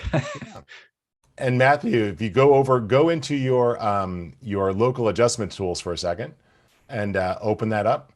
So what's really cool there is, besides having the ability to mask, if you had a basic adjustment, you're going to see that you also have that ability there to do structure as an adjustment layer. So if you want to do multiple instances of this at different intensities, you could do negative structure there with masks as well and have multiple copies, like exactly like you did there, like to blur the foreground a little bit more for a tilt shift. So now it sort of looks like I was physically in the grass taking the picture. I wasn't, but there we go. I've managed to do that in 2 clicks with the gradient mask. What I would do with that, awesome. like, I love doing that with that local mask, because then you could darken the foreground a hint or play with the shadows versus the highlights, and it just makes it look like you said, like you were down there in the grass. It gives it that angle, and that's so great because you're driving the focus to your subject. Well done on that. Negative structure is not something most people come across. Of course, most people also don't have 8 packs for sale in the store. You are definitely a master of using these tools. Well, you know, if I may pat myself on the back, I'm fairly prolific with it. So, so there we go. Well, good, folks. You can see there that there's some links there. And if you just go to the marketplace, you can easily search for Matthew and you'll find his templates and others there. So should be fine. Just go ahead and check that out. And if you use that code DEEPDIVE2, you could save $10 on any of the ones that you want to pick up. Matthew, if folks want to learn more about your photography and you, where should they check you out? Well, if you just punch my name into Google, Matthew Brown, 1 T in Matthew and an E at the end of Brown, because I'm awkward with my spelling, you'll tend to find me in most places. And because I spell my name a funny way, I tend to find that, you know, I can get all the usernames just right. So yeah, just punch my name in. You'll find me on the usual places: Instagram, Twitter, and Facebook. And you'll also find me on photohound.co, which is it's a travel photography community that I'm the co-founder of. So hopefully some of you who enjoy your travel photography might want to join us there. Free to sign up. Nice. Well, Matthew, thanks for joining, and great use of masking today. You know, I think that's one of my favorite things of Luminar, that without having to use a bunch of layers and flattened effects, everything's live. You could just precisely dial in where you want those things to go. So Absolutely. Great job taking advantage of those masks. All right. Fantastic. Well, thanks for hosting me. Sure, absolutely. Well, up next, we've got some new guests here. We're really glad to have them. We've got Shelley Vandergrift and Lori Klein. Lori, if you want to go ahead and start your camera up if you're ready. We're going to bring you in here to talk. And we're really glad that you're here. Welcome as well. Shelley, how are you? I'm great. How are you, Rich? Good, good. And I see Lori's here as well. Let me go ahead and add her. So you guys are going to be talking about a really cool style of photography, which is infrared, and you also have a cool template pack in the marketplace to help people with this. Before we jump into actually editing infrared, not everyone is familiar with this. Can you guys both share a little bit about the origins or where this style of photography came from? Absolutely. As a matter of fact, we will address some of that in our PowerPoint. But Lori is the queen of infrared. So yep, I'll let her kick it off and just give us a little bit of an intro to what is infrared before everybody tunes in and learns more. So infrared is the part of the invisible spectrum. So we can't see it. I'm sorry, the visible spectrum. We can't see it with our eyes. And it's been around for a long time, infrared photography. In film, that's how I learned back I won't give myself away, but like 50 years ago, I learned infrared. And it was very, very tricky, but we used it. I was a biomedical photographer in undergraduate school, and we used it for diagnostic and research purposes because it penetrates the top layer of the skin. And it was also used quite a lot in warfare because when they and for bunkers, when they cut down trees and camouflaged them, you could tell because if a tree is dead, it's not having that infrared reflective light coming through. So it's really, and it's very popular in forensics right now. So it's been a really, for scientific purposes, it's been huge. And then it was very sad. And then like all amazing technologies, artists looked at this and said, wait a minute, these are images that look different and I'm seeing things in a whole new way. This is fascinating. I could take these things I look at every day and they're suddenly exciting and new, right? Right. And it's very surreal. And so, I mean, I was taught to pre-visualize an image. How do you pre-visualize something in another spectrum where we can't even see it? So, and so after biomed, I was just so intrigued by it and I didn't know what to do. And I actually went and studied with Ansel Adams and realized that he did infrared with large format. And so I was hooked. So from then on, I am predominantly an infrared shooter. I did weddings for 25 years, and that's what made me unique. But it is very ethereal. It's a little neurotic. And Shelley, thank God for Shelley, because she talks tech. I talk emotions. We both kind of overlap a bit. But infrared is just such an incredible medium for that. Well, that's awesome. Yeah, and nowadays we have cutoff filters and we can do different parts of the spectrum. So depending what you like, I mean, my favorite is 720. You started with a 590. Started with 590, yeah. Yeah. And because it's now also digital, as you're failing and making mistakes and stumbling your way through, it's not an incredibly frustrating hobby because you didn't just spend $500 on images that you can't do anything with. So, right. Well, good. Why don't you guys start to share your screen? And I know people are going to love to see this. I'll keep an eye on the chat pod and the Q&A, and I'll occasionally interrupt as people have questions, but I'm really looking forward to seeing what you guys have. All right. Well, thank you. And this is our love. And I'm going to let you start off, Shelley. Okay. So Lori is, as I said, the queen of infrared. I came to infrared through a class with Lori a number of years ago. Once I picked up an infrared camera, I never looked back. As a matter of fact, I have a Canon, a very expensive Canon that sits in my closet and hasn't been out to shoot in years, actually. But my career was in technology, and so I bring that to the imaging software and the teaching with Lori. So you asked what infrared is. This is the light spectrum. We can see, you see the very familiar rainbow from 380 to 700. That's what our eyes see. Infrared, which literally means below red, lies beyond the red end of the rainbow. We use what's called near infrared. The infrared you see and hear about in the news when you see the green glowing images, etc. That's far infrared. Near infrared is the in between those two spectrums and is where all infrared photography occurs. So what can you produce with infrared? Like Rich was saying, it makes the normal look unusual. There are three basic ways that we interpret infrared images. One is native color, which is what you see on the left. And that's a well-balanced, white-balanced infrared image without any adjustments. It comes out in shades of tan and blue. The lower the nanometers, that's how we describe how you have your camera converted. So if you have a 590 nanometer camera, the browns are going to be much more intense, maybe even a little orangey.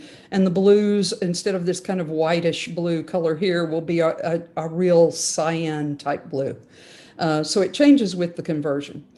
Very popular, the traditional way of rendering infrared is in black and white. And then there's false color. I'm sure most of you have seen images online. Some actually use pretty incredibly unusual colors like pink trees or orange trees. But the standard for color rendering in infrared is this white and blue kind of treatment that you see here. So why are we talking to you today? We want you to get interested in infrared. We want you to get out and pick up the genre and start working with it, because you can create just amazing artwork. What scares a lot of people away from infrared, though, is that it takes quite a bit of post-production. With a visible spectrum image, you can usually often just take it straight from the camera and make one or two tiny tweaks, and you've got a lovely image and you're done. With infrared, that's just not possible. This slide is to show you, on the left is an unadjusted image. That's what it would look like if it came out of your camera without a white balance, without any other treatment. It is all red because it lies beyond the red end of the spectrum.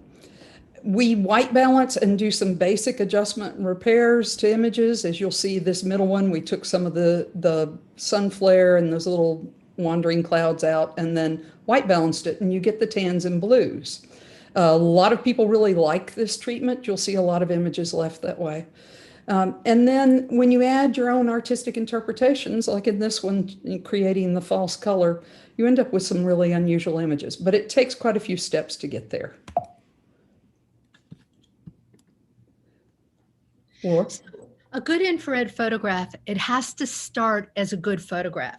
And what Chili was talking about is, like, I do peruse the infrared sites and people's work. And a lot of times you just see this garish color. And if you stripped it down compositionally, it doesn't work. So a lot of times people use it just as a crutch. I'm not saying everybody, but it's something that you have to be careful of, because it's very exciting to get these really, really crazy colors happening, but you still need, I mean, I was brought up, in academia, and so everything has to be in your image for one of two reasons, which is composition and content. And so with infrared, also, how do you pre-visualize something? How do you know that a red dress is going to turn out white? I mean, it has to do with the spectrum, and you do after a while, you can kind of pre-visualize that. But what's the clouds going to do? What kind of separation do you have? So the intention of your image still has to be intentional. It has to be deliberate. It has to be on purpose. And just using colors, false colors, is not going to, make that happen. So composition is important. Exposure is incredibly important. With, new mirrorless cameras, it's easier. When I was doing film, the light meter didn't work because it didn't work in the non-visible spectrum. So it has gotten easier, but you also have to make sure that you don't lose your highlights. It's very, very easy to. So exposure is really important.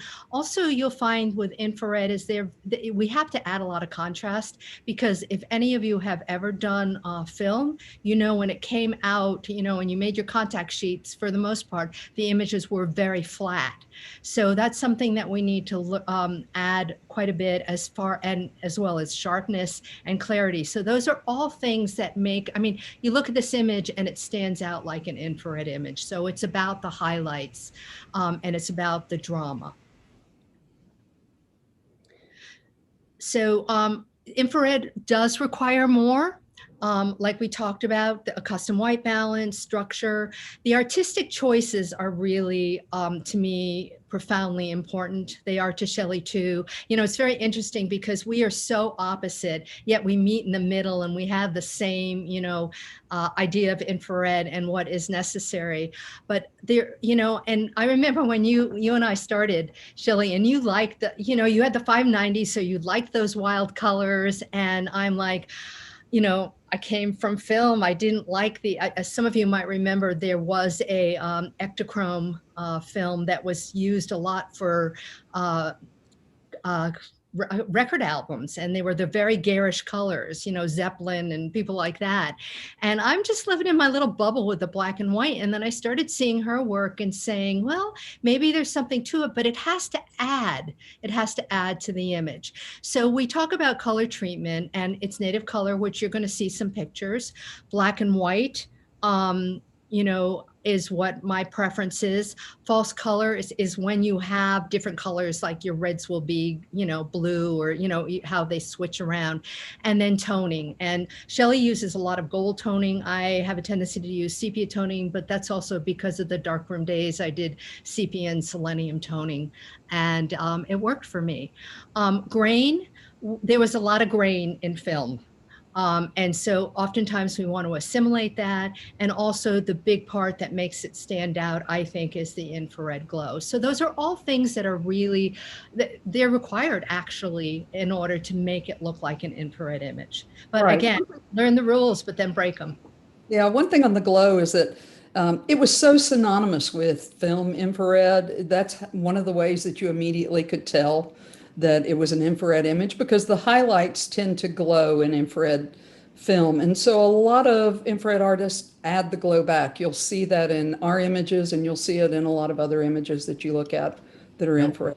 One thing that's coming up in the question pod here, and I know you're probably going to go deeper into it, but some folks are saying, well, how exactly do you capture these? Do you have to modify your camera, or do you install software on a camera? Do you attach a filter on the lens to change it? What are some of the approaches to adapt a camera, since obviously we can't get infrared film anymore?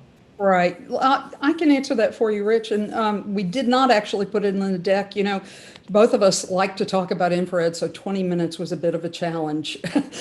So we left some things out, but I'd be happy. Give us the 2-minute version. If someone said they wanted an infrared camera, could they go buy one? Do they have to get it modified, or what do they do? One of the wonderful things in the digital age is that it's very simple to get a camera modified. What most of our students do is they take a camera that they have, an older camera that they have that they're no longer using for their normal shooting, and they'll send it into one of the companies that does conversions. There are several. I use LifePixel, Lori uses Kalari Vision. They will go in and modify your camera and make it see whatever portion of the infrared spectrum you want to work in.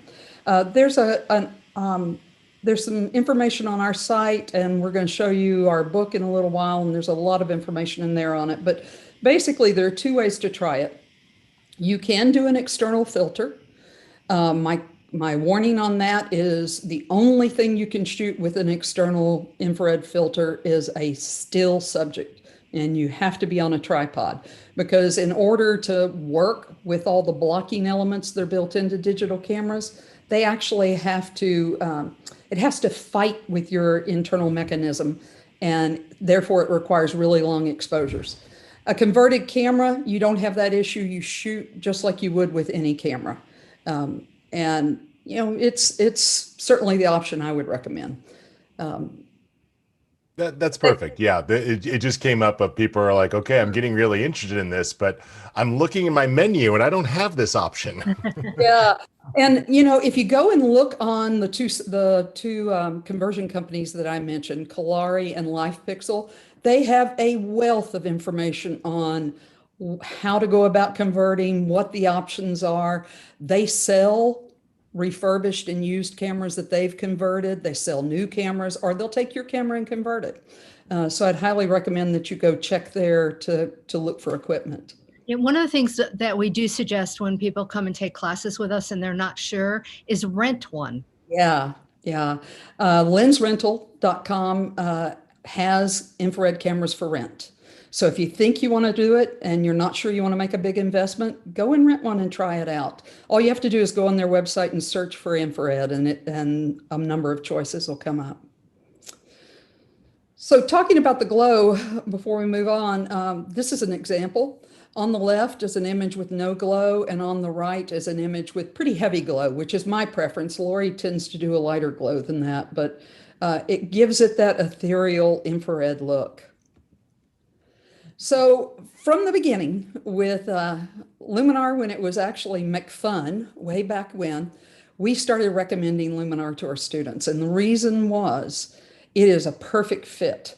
Most of our students want to be out in the field shooting. They don't want to spend an incredible amount of time post-processing. But as I said, infrared images require extra post-processing. So Luminar, it has such easy to master tools, so many artistic options, and the templates. That was the big seller for us. Templates gave everybody a chance to explore because infrared is a totally artistic genre. It is a light that no one can see with their own eyes. So no one can tell you you've got this color right or that color wrong or this treatment. It's really up to your artistic interpretation. And the templates are a wonderful tool for that and a wonderful way to get ideas about how to treat particular images. So we developed, we've had presets in the older versions of Luminar. We developed a set of templates for Infrared Mastery AI. And one of the things that we're super proud of is, many of you know that with AI, the channel mixer tool in Luminar went away. Well, the channel mixer is a really important tool for creating false color. So we've created a set of LUTs that will actually do the channel swapping for you. And we built templates that incorporate those as well as a number of other artistic treatments. These are all available on the marketplace, by the way, under the signature templates. Yep, and I put the link in the chat pod. And folks, remember, if you use the code DEEPDIVE2, you can save on all of those different templates and add-ons this for the next 7 days. So definitely check that out if you're interested in this. Great, that's lovely. So we're going to take you through, rather than actually spend the time going through the steps, what we're going to do is show you some of our images to give you an idea of what you can create and tell you what we did to get where we are with the image. This first one is one of mine. I have a fascination with these fronds that are called Phragmites that grow along the coast. I took this in Delaware. It was a really incredible day with wild clouds, and these were just so majestic standing against the clouds. So, you know, with basic normal adjustments, this is the image I get. And you're going to see on each image, we're going to tell you that we start off with pretty much the same set of adjustments every time. We make sure the white balance is good. We make sure exposure, contrast, highlight, shadows, clarity, noise reduction, sharpness, all those things that you would do on a normal image, we make sure those are proper first. Then we finish it artistically in Luminar. This one I used and this is one thing, you know, it's not, we're not those people who make things and then don't use them. We use our own templates pretty much every time we process an image. I started this one off with the artsy textured gold template, which has a texture built into it, as you can see. You know, like I said, glow is a big part of the image. I wanted these things to look ethereal, so I went in and increased the amount of glow. There is a glow in the template, and I increased it and increased the warmth. I added drama to get a little more depth in the clouds, added some sharpening, increased the medium details, and then I added a vignette. And we both use vignettes on almost every image. I was listening to a gentleman talking earlier today, and he said what we always say, the vignette keeps your eye in the frame. It keeps you on the subject. So we just think it's really critical to have, you know, it can be a subtle one. Some images artistically, you're better off with with a stronger one, but a vignette is always just critical in our images. This image was taken on Cape Cod. One of the things I love about infrared is the clouds are so pronounced. You really get a lot of depth. There are certain things in infrared that just stand out. Reflections in water are so much more pronounced than they are in color or black and white. clouds or get some really lovely treatments. This image, the sun was getting low in the sky, so I got some lovely shadows on the fence, did all my normal adjustments, and then channel swapped it using our Color 665 template. I increased the blue saturation some to really make the sky pop behind the clouds, increased the mystical adjustment, added more glow. And then the image just, you know, if you look at the last one, there's just something empty about it to me. So Lori calls me the bird lady because this is one of my favorite things to do. I used the augmented sky tool and pulled in a bird photograph that I had taken separately to just add a detail in the sky.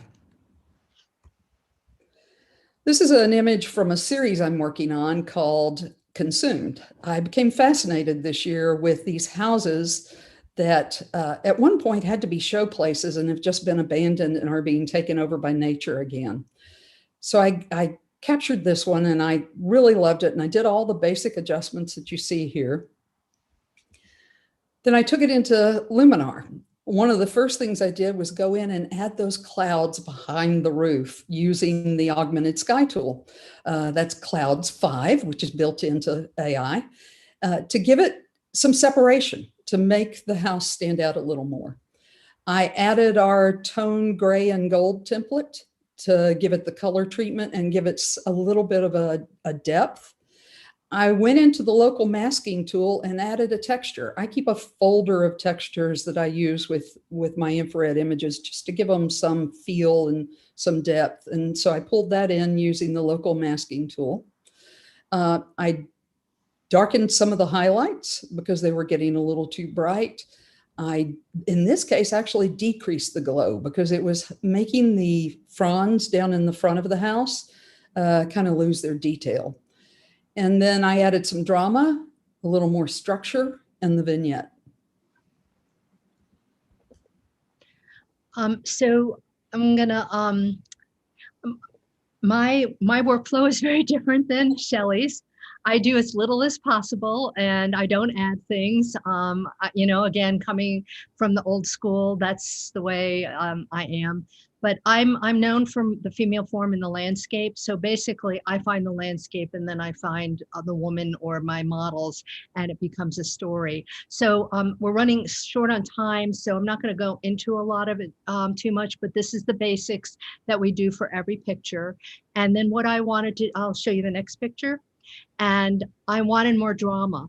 And so I use the Color 720 subdued template. There's dodge and burning in almost all of my images, burn the highlights, dodge the shadows. I also used mystical increased amount. I do like the glow. That's something, again, that I'm trying to assimilate the film. And then the details adjustment. And then increasing sharpening, sorry. So the face had to have a little more color because a little more texture, a little more exposure because it was kind of blowing out. So I dodged and burned her body basically. And then the vignette, I just wanted the drama where it really isolated the viewer's eye to the center of the photograph. So the next photograph is, I was on location. That was in Maine. I was on location in Sedona. And I backlit, which is totally a no-no. I feel you learn the rules and then you break them. But it was very glary. So that top right, the corner is my hand because I was getting so much flare. We get a lot of flare with infrared, but really it was about her hair and the light. And we put flour in her hair and had her move it around. So it got kind of that cloud.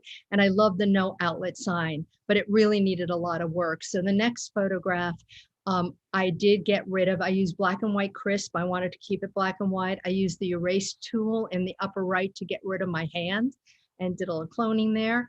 And then the details was increasing sharpness. And again, this had to have vignette to it because it had me have the viewer look at her, you know, as the central focus. And I don't know if you can see on her legs, but there are handprints because there's a lot of dust and there was a lot of flour around. And so you can see her hands and I wanted that to stand, the handprints to stand out. So my last photograph was done it's Santa Fe workshops that we teach at every year. We're going in like 10 days. And, I love this. It was the dog that was in its own other world. It was telling its own story. And she was just playing with this fabric and kind of like a wing goddess. And I knew I was going to have trouble with the clouds because they're a little bit blown out. I went through, the basic things that I do on every one of my images, but I knew what needed to be changed. And you can really see the difference in this photograph to when we go into post. And so this is native subdued color template, the enhanced tool. I did increase, I had to do a lot of dodging and burning in this photograph. You can see the dog has been burned, dodged, and so is she, especially her face. Again, I wanted to tell the viewer where their eyes should go. And I used the Orton effect. That was my glamour glow. That was my glam. That was what made it soft. And again, the vignette, I increased that amount.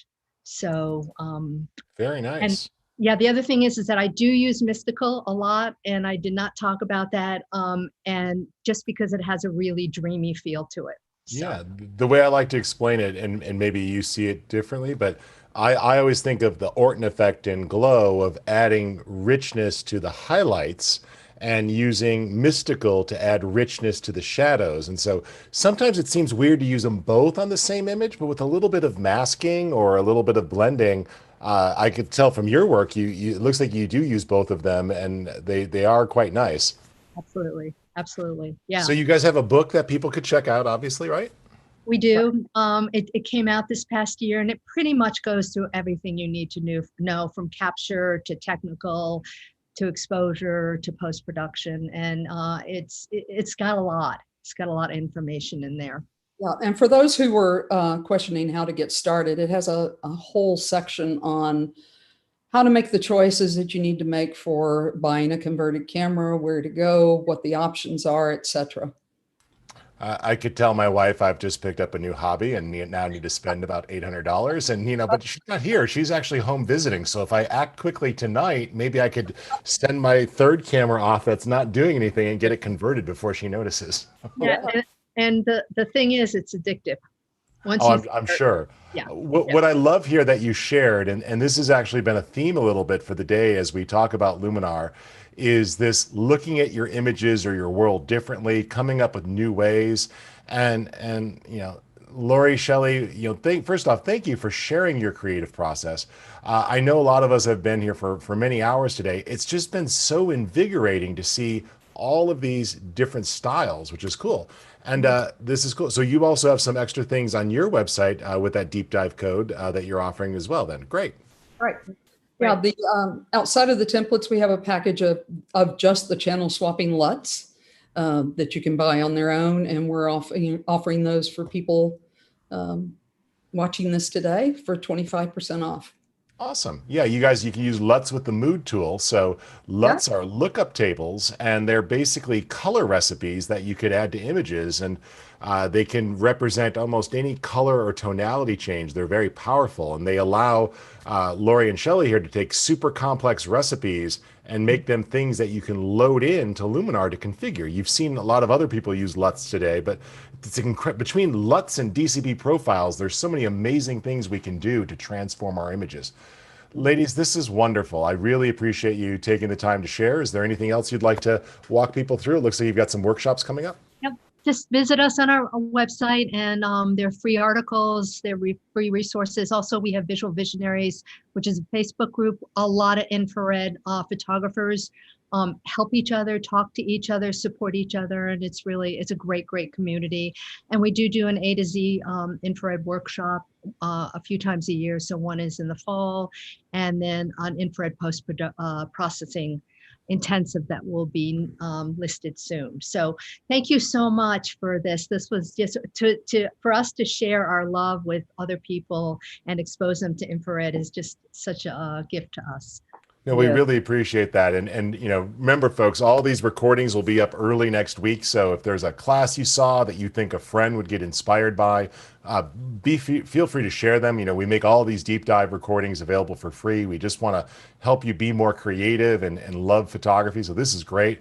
Lori Shaley, thank you so much. And this is really helpful. I really enjoyed you sharing your process here. Well, thank you, Rich. We really appreciate it. And we wish we had 2 hours and could give you all the detail.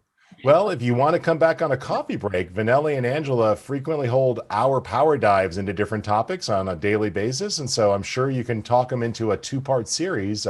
Just ping Angela and Vanelli. They schedule all sorts of things there, and we do those on a regular basis. So it'd be great to have you. Great. Thank you. We're already in touch. Awesome. Yep, we're already in There we touch. go. That's Angela offering. So I'm going to introduce what comes up next. I did see one question, which is a LUT like an action in a Photoshop?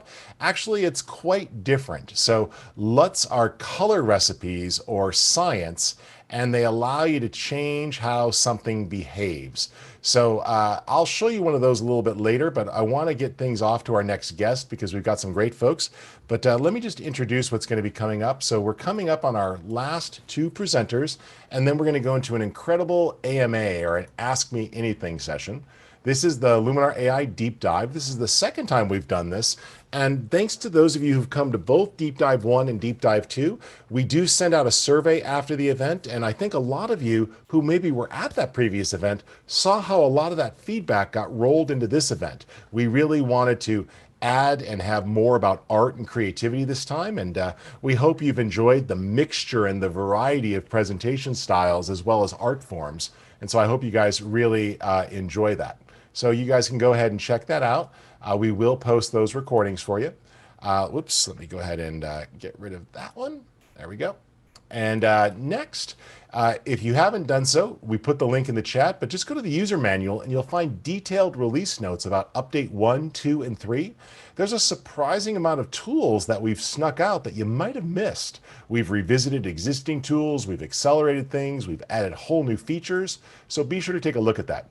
My name's Rich Harrington. I'm the Chief Product Evangelist, and it's my job to make sure that people get to share the love about Luminar, really embrace it, learn about it, and exchange ideas. But we also help take some of that information and get it back to the team. And we really work hard. 2 great folks that you've been learning from, and one's been helping you in the chat pod for most of the day. That's Angela. Angela is one of our product evangelists, and she also interacts with a lot of you in our Facebook groups and in the daily coffee break series that we have. She's going to be taking over hosting duties now. She's the West Coast person, so Vanelli and I are the East Coast people, and I think if I talk much longer, I'm going to start saying stupid things. So I'm looking forward to the well-rested Californian who's going to take over here. But Angela is a very generous and knowledgeable teacher. I think you're going to enjoy her as a host as well. And then Vanelli and Angela are going to take an Ask Me Anything session where you could put out any sort of question you have, and we'll do our best to answer. And I'll hang out in the chat pod in case you ask anything that they're not sure if they're allowed to answer or whatnot. So I'll be there for the officially hard ones, but I'll let them share their techniques. They're both very, very creative. I think you guys will enjoy that. If you want to see any of the sessions you missed, just go to skylum.com/deepdive. And you'll be able to check out those list of topics as well as find the names of the presenters. We'll have the recordings up early next week, and we'll post those to AI Insiders and our YouTube channel. So we hope you enjoy that. And you've been asking questions. We've been answering them. If you need anything from the store, like those great presets that Shelly and Lori mentioned, you can go ahead and use that code DEEPDIVE2 or Matthew's templates for animals and other things. We have a lot of our artists here. One of the things I want you to realize is we work with artists who develop these, and then when we're selling these in the store, they actually partake in the revenue as well. So we develop these together, and they're very excited because it's their personal creations. The team supports them, but they create them, and when you buy them, you're supporting them as artists as well. So I've had a few people go, "Why are your sky packs so expensive?" I'm like, because do you know where these guys travel around the world to make these images and how much time they spend doing it? This is top quality stuff, and it's not just off-the-shelf stock photography. So, if you need any of those, this is a great chance to save a little money. Just when you check out, enter the coupon code and click apply. All right, well, thank you guys for coming. I hope you had a chance to join AI Insiders. I'll put a few more links in there. Up next, though, I'm going to hand things over to Angela. And Angela, are you all set? Yep, I good am. PPR. So perfect. Welcome. And Thank you are going to be talking to, and I'm going to annoy somebody here. I'm going to call her my first favorite sports photographer, but sometimes she's my second favorite sports photographer. But Michelle's a great person. I've known her for much of her professional life. See, I got him to wake up. So welcome to my favorite sports photographer, Michelle. Hey, Hello. Michelle, welcome. Thank you so much for having me. I'm so excited to be with you today. Thanks for having me. You're very welcome. Well, we've had you on our coffee break a handful of times, and it's always been a lot of fun. So I was excited to see that I'd be working with you today. What do you have for us? So I wanted to share with you tips to recover exposure from backlit portraits. Awesome. Because I can see how that'd be very helpful. Well, I hope so. Well, go ahead. Whenever you're ready, you can share your screen and we can dive right in. Let's go. I'm going to share my screen. You can see it right now? I can. Perfect. So just to introduce myself really quickly, I'm a sports photographer based in Quebec City I'm on the East Coast. So I'm on the East Coast. And I do like action portraiture. I like to call it badass action portraiture. And I often have to work outdoors with really harsh light and hard, lighting conditions with the sun and everything. And I've been using Luminar for more than a couple of years, like quite a few years. And I've kind of find different tricks to recover exposure. And I wanted to share them with you. So there are 4 tools that I really like to use. Maybe you already use some of them. Maybe some of these tricks are going to be new for you. So I hope you're going to find something different to add on your workflow. Let's go with the first image. So we have this gentleman right here, Johan, and you can see that I could hardly be more backlit than this. I mean, the sun is straight facing towards the camera. And this is the edited version. Let me show you the raw file. So this is the raw file. And I've been able to achieve this look with 4 tools. So let me go back to the original file right here. First tool, perhaps you're already using it because it's a really powerful one, really useful one. I use it pretty much on every edit that I do as a staple, as a baseline, is the Enhance AI with the accent. And you can see that the software recognizes what's the scene, and it's like working in a different way if you're showing it like a landscape or a portrait or, and it's going to, and please, Angela, jump in if you want to. I'm not the most technical person in the world. I just like the emotions that this tool is giving me. But I know it recovers exposure, it adds saturation, and it adds contrast and things like that. And everything. Exactly. So if you actually look in the user guide, so if you go up to the help menu and go to the user guide, you don't have to necessarily do it right now, but I wanted people to know where to find it.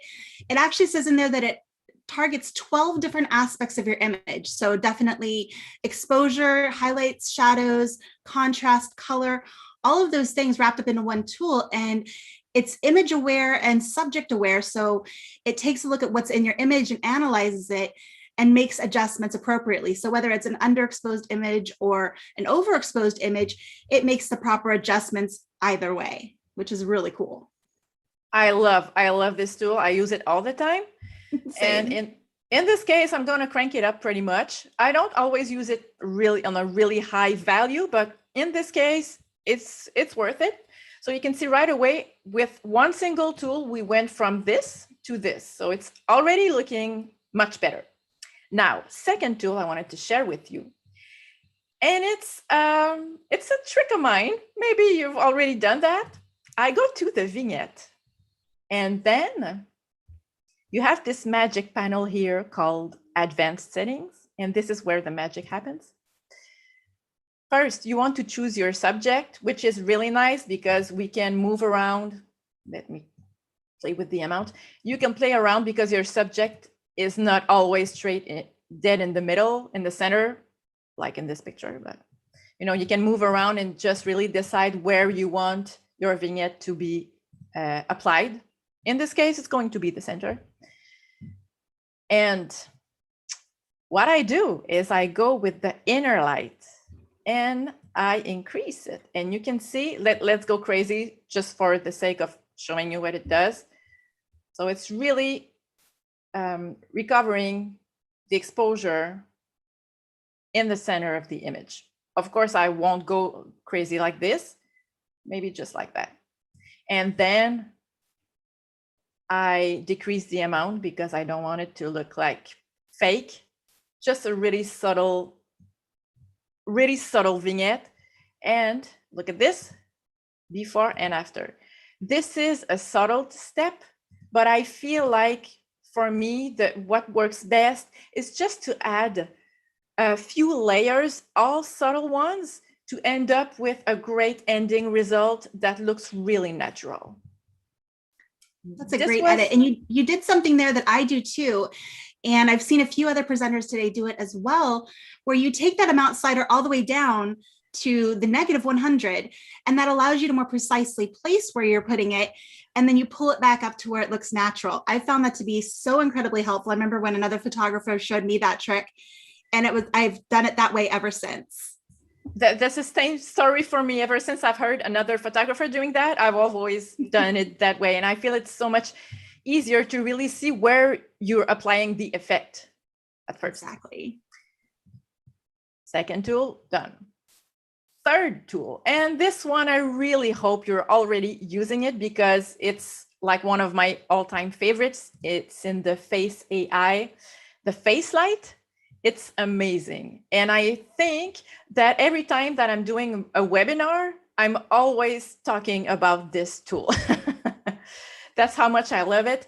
What's really interesting is it's working whether you have one person in the image or if you have 4, 5, 6, or 10 people in the image. It's really cool. And it's going to recognize where are all the faces or where is the face and recover the exposure exactly on the face. So look at this. This is a profile picture. It's not even like facing straight forward. And look at this. I'm going crazy so you could really see what I mean. Like this is what I mean. It's being applied directly and only on the face.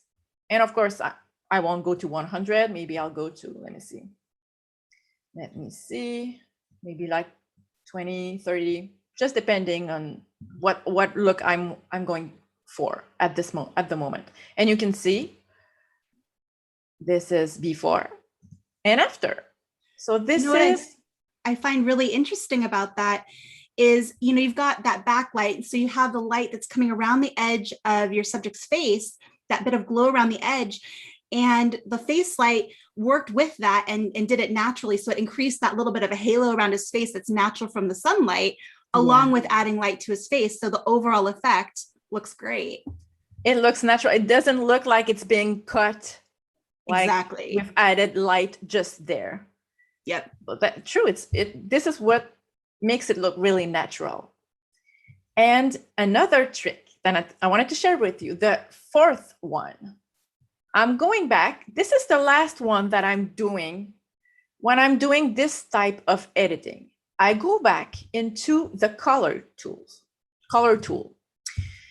And once again, where the magic happens in the little panel here, this one is HSL. So you can play with hue, saturation, or luminance, but independently, is it a true English word, independently? Yep, you used it right. Okay, thanks. Like in French. So of course, if you're working on a portrait, colors are going to be either red and or orange and or yellow, just depending on like the skin color and the environment where your subject was. And look at this. I go into luminance and I play with these first 3 sliders, the red, orange, and yellow. And I look at the impact that it has on the face. And the goal is to add luminance to these colors. So you can see that there wasn't a lot of red in his skin tone in this image. Oh, fine, okay. Let's go in the orange. Oh, interesting. Now his face, you can see how it enlightens his skin tone. And I'm going to play with the yellow. So there is a lot of yellow in the leaves and everything, and I don't necessarily want to increase luminance in the background. So I'm not going to play with the yellow for now. And you can see before and after. I feel like he might benefit from a little more orange saturation. He looks a little pale to me. So let's just, okay, this looks more like an healthy skin color. And raw file, 4 steps. So I've taken the time like to show you how it works, but I mean, if you know how to do that, it will take like 2-3 minutes max. It's really quick. And I feel like it makes a really natural looking final touch. So these are the 4 steps that I wanted to share with you. So let me add another trick to that. While you're switching images, I just want to say that's a great tip on using HSL for skin tones. It's not something I typically think of when I'm working with retouching a portrait. So appreciate that. And it looks like Kevin also appreciated that particular tip. So good one. Thanks, Kevin. Thanks for approving. Once again, this is the edited version, but look at this. This is the raw file. So he was quite underexposed. And when I'm outdoors like this, I expose for highlights, which means that I'd rather recover details from the shadows than trying to recover details from the highlights that are being blown out, where there are no details left because it's just all white. So probably this would have been all white, this would have been all white, maybe even in the sky. So let's go back to the raw file, the original file. Step number 1, enhance AI, which works wonders to any type of photography, really. You know, already better. We can do better than that. Second step, vignette. I'm saying vignette with my French accent, vignette. I think I like it better that way. Yeah. I think it's the real way to say the word, but I like the English version, the accent you're adding to the word. I'm going to add inner light. I also really like to play with the roundness and feather and size, because in this case, I want to apply the inner light mostly like around my subject. So I'm going to downsize the effect. And I feel like it's pretty, not a harsh line, but I want it to be more feathered. So the graduation is more subtle. So I go right here and, oh, this is better. Inner light is already here. I'm going to decrease the amount like this. And look, let's have a look what it looks like. I really like to toggle the on and off button after every step that I do, just to see if I like where it goes and if I need to tweak it or add it a little more or tone it down. That's a great step. I do that too. Yeah, I feel like it hit very really helpful. close. And it's, once again, it's subtle, but it's part of the equation. Now I'm going with face AI. Face light, and look at this. I mean, his face is 2 centimeters in the image. I mean, it's really small. And I'm going to zoom on the image. Sorry, I'm looking for my words. Okay, and look at this.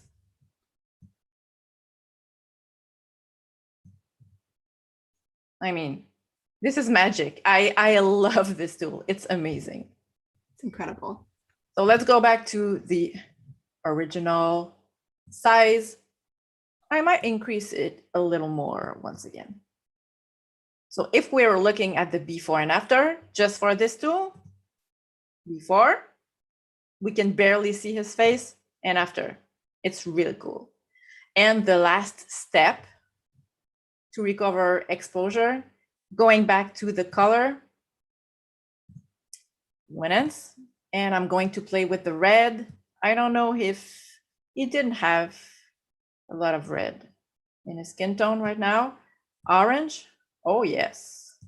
So this is interesting. And what's really cool is that it's being applied only on the orange portion of the image, which is in this case only the skin. So I don't have to mask anything.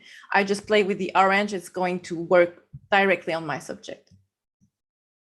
And let's play with the yellow. You can see that if you just look at the athlete, the yellow also has an impact on the exposure. So what I'm going to do, I feel like he might look a little sick. I feel like because his environment is really green, it's reflecting on his skin tone. So I will help him just a little bit with hue. And let me see with the orange. And sometimes I like to just slide from one side to another. And right now I'm just looking at the athlete. I'm not looking at the leaves. I feel like this might look a little more natural, and maybe I'll go back to luminance. Okay. So as you can see, this effect has been applied to the whole image. What I will do is you just go to add mask. It's a kind of a little pen or a little brush icon here. You click on that and you can change the radius of the brush. I'm going to make it really small because my subject is really small. And I'm going to paint the effect only on my subject so that the background remains the same color. Let's go like this. I'm going to do it pretty fast, just so you can see. Okay. And this is before and after. And if we're looking at the 4 tricks combined, original picture, edited version. Great transformation. Thanks. And I'm still kind of at awe at how you're using the luminance sliders to improve exposure and pull up those shadows. I'm usually one to go to either the light tool or super contrast, but that's a great use of it. Usually when I'm using luminance, it's usually to darken down certain colors. I rarely think of using them to lighten. So that's a good reminder that the sliders go both ways. Yeah, exactly. And I don't really use it to decrease the exposure of the color. So you're reminding me that I can do that as well. And after these 4 steps, then it's easy if you want to add, we were talking about LUTs a little earlier. You can go with mood and then choose a LUT. It's really easy. You just have to scroll through all the LUTs and just pick one that you like. And it's really easy to add, to stylize your image once your subject exposure has been recovered. Awesome. Do we I like how you incorporated the LUT as well. You like the LUT? I do like the LUT, yeah. Yeah, I like it too. I like Genius. It might not be an accident that's being called Genius. You're probably right. Well, we've got time for, I think, one more short edit. That was my question. Great. Yeah. I've got a last one. This is a really great skater. His name is Mike. And this is the edited version. And let me show you the original file. So you can see his face was quite underexposed. And I remember taking this picture, it was noon, the sun was harsh, the athlete had a cap, and you know, it's even harder to recover exposure when your subject has a hat on. Let's go back to the original file. So I guess you're starting to know the pattern by now. We start with Accent AI. And in this case, I'm going to do to mask and paint it only on my subject because I don't like, for my taste, I don't want to recover exposure necessarily on the background here. So for the purpose of this webinar, I'm going really fast with masking. And I mean, if I was by myself working on the image, I would have done that, you know, more precisely. But I just want you to see the difference. And I might do that as well. And what's really cool, and that's the last trick I wanted to share with you. What's really cool when you're masking is once you have masked like this mask, you can copy it and paste it. This is really cool. So to do that, you just go on the 3 little dots right here and you click on copy. And then let's say I'm going into, okay, I will do the vignette step first. Go here, like this, inner light, feather. I wanted to make it smaller. I want to choose my subject, more like here. I like that.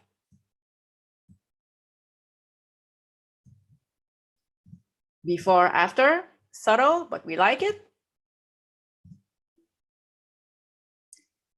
And then, sorry, I'm thinking about 2 different things at once. Let's go into color. Luminance, I'm going to play with the red,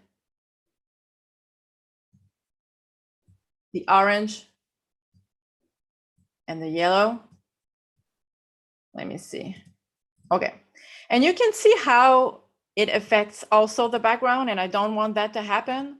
So you remember when I copied this mask here, I'm going to do it once again, copy. Then you go into another tool, any other tool. I'm going to color and 3 little dots. I'm going to paste it. And it's going to be applied exactly at the same place as my other mask. So it's really cool and it's a big time saver. Let's say you want to paint the same effect, but on different tools. It's really fast to just copy and paste it on all the tools you want to. And of course, we're going with the Face AI, Face Light, this, and there you have it, before and after. Another great edit. And the face light, I think, and brightening up his face overall is so important to this image because of you can see the determination on his face. Like he knows where he's going. He knows what trick he's about to do. It's like, I want to see what happens next. Exactly. You can see that in his expression, and I love that. And I didn't talk about it too much, but right under on the Face AI tool, you have eyes, and it works really. His eyes are quite small in this image, but if you have a beautiful portrait, the iris flare, the eye enhancer, the dark circles removal, these are all really amazing tools. And when you save a preset, a template, it's going to be applied automatically to all of the other images. And it's really, really cool. Awesome. There's a quick question from Kevin in the chat. He wants to know if you would ever try to brighten his hands and legs. I would. I would a little more if I wasn't live right here, but probably what I would do, I might play in this case with, as you said, maybe super contrast. Okay. And I would try, let's say, to play with the midtones. It's not really midtones. I guess it's in the shadow. That's making a bit more of a difference. I would do that. And then I would paint this effect only on the hands and legs. That's what I would do. Excellent. Well, I think we're about out of time, but thank you so much for joining us, Michelle. This is great, and so many awesome tips for pulling out detail in backlit situations. I know a lot of people come in contact with those types of shots, and you gave some really great ideas on how to fix those situations. So appreciate it. Thank you so much. Everyone, if you missed the link, Vanelli will probably post it again here in a moment. There's Michelle's Badass Action template pack is in the marketplace. So check that out. It has some really, really cool templates. So hopefully you guys can go grab that. And keep in mind that you use the coupon code DEEPDIVE2. That'll get you about $10 off of just about anything in the marketplace and on the software as well. So go check that out and make sure you grab those templates. All right, so hopefully I think is our next guest available. All right, looks like Marvin is online. Hopefully, Hey, is he ready? Yeah, Marvin, you want to unmute yourself? Hey, Marvin. Hey guys. How's it Can you hear going? me? Good to have you here. Yes, I can hear you now. Awesome, awesome. I don't think my camera is on, but it is on. Yeah, I'm only seeing as a gray square right now, but hopefully it pops on. If not, at least we'll have your screen share. It should pop on. One second. Are you on Windows or Mac? I'm on Windows. I just tested this a while ago. Oh, do you have NDI? Sorry, what? You have NDI in your bottom. I. If you look at your. You mind if I like reconnect? I'm pretty sure like this is gonna work if I reconnect. Yeah, go ahead and try to reconnect. Not a Give problem. me like 2 minutes. Yeah, 2 minutes. No problem. 30 seconds. While he's doing that, I can go ahead and share my screen. Give me a second here to get Luminar pulled up. We did have some questions in the chat earlier today about making sun rays look natural. So I came up with a quick little tutorial, and I can go ahead and show that while we're waiting. And here we go. Got this gorgeous image that I captured in Virginia during the autumn a few years ago. And let me show you the original. There's my original. And this was actually a, I believe, 5 exposure HDR that's already been merged in Aurora HDR. And this was the merge from Aurora. I then brought it into Luminar AI, and this is what I came up with. And it was a really quick edit. I used the scenery template collection and fast fix, which is one of my absolute favorite templates. I use it on a variety of different images, and it just made the image pop. So let me go back over here to edit, show you my history, and just kind of quickly walk you through. So there's the original, and there's what fast fix did. You can see it brightened it up. It added a bunch of color. I added some mystical, which just gave it a little bit of a dreamy look, and I warmed up the mystical. That's a big part of it. And then added a vignette, and then some dodge and burn to brighten up this path here in the foreground and just lead the viewer into the image and down that path into the woods. And then we did the sun rays. So when you first place the sun rays, it's very, very garish. So you have to work with the different sliders to really make it look natural. One of the things I say to look for is to place it where the sun naturally is. So let me go ahead and scroll back up here to the top, and I'll click over to sun rays and show you a little bit more in detail how I position those sliders to get it to look fairly natural. And when I do sun rays, I pull the amount up pretty high, and that allows me to place it, and then I back it off, work with that sun radius. I tone down the sun radius quite a lot, and I add warmth for the sun and some warmth for the sun rays. And a big part of it is this overall look, the sun rays length and penetration. That's going to affect how these light rays come down, and I just wanted them to be hitting the path. And when you look at this image, it's not going, wow, she used the sun rays. I want people to look at it and go, wow, I want to walk down that path. I don't want them to think that I had added those sun rays artificially. So if we take a look here at the before and the after, it's a big change, but my goal is to make it look very natural. So hopefully you can join me on a future coffee break, and we'll go into this edit more in depth. Is Marvin ready to go? He's ready to go. Awesome. All right. It's all you, Marvin. Welcome and thank you for joining me. I see your picture now. It's great. Yeah, it's exciting. Sorry about the technical difficulty earlier. It happens. We're live and things happen. So you're here to talk to us today about some landscape photography, correct? Yes. So I wanted to discuss about like my thought process in creating bodies of work, which I use for exhibits and competitions. So I thought, a lot of people have been asking me that offline, like how do I come up with like certain bodies of work and all that stuff. So I thought, why not use that as a topic? And of course, I'll present my screen. I created a presentation just so, for everyone's benefit. Awesome. Now, one second. The floor is yours. Go ahead and share your screen and jump right in. Can you see my screen? I can. Awesome. All right. So just to kick things off, I'd like to discuss like the presentation contents, of course. Like first, I'll introduce myself like really quickly. I know everybody's time is precious. And then we're going to discuss like where ideas come from, since the topic is about creating bodies of work. I'll show you a sample workflow. This is from shoot to edit, like preparing for a shoot and all that stuff. And then we'll go through Luminar AI, like the frequently used tools that I use for editing my images, some photography tips, and then I'll show you some sample works. These are bodies of work that I've created in the past, and then we'll go through Q&A. Awesome. All right. So quickly introduce myself. So I'm Marvin Gray. I have been active in the photography industry for about 3 years now. I started with street photography, funnily. So I delved into landscape just a few months after that. And so I like to join photography competitions just for fun. And I've had an exhibit back in 2019. So it was a pretty fun experience for me as a newcomer in the industry. I just put like the type of camera here because people ask like what camera I shoot, but the focal length is the most important thing here. And then of course the ND filters.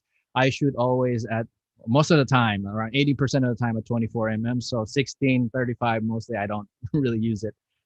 But just in a nutshell, so this is like me. I also like to print my works. And there are a couple of prints hanging around the wall in the house. So this is what it is. And I wanted to start this conversation by asking this question, like, what concepts speak to you? Like, what ideas do you want to materialize right now? Like, if you are going to shoot for photography, like I know sometimes people just go out and shoot, right? But there are times that you think about something, use your imagination, all that stuff. And what are the concepts that you have been thinking about these past few days or these past few moments, right? I wanted you to focus on this question during this discussion. So, ideas can come from everywhere, right? So when I start creating bodies of work, I start with an idea, and mostly I get them from social media, books. I like pop culture a lot. I'm a huge comic book and movie fan. So I also like gaming. So a lot of my concepts are grabbed from those mediums.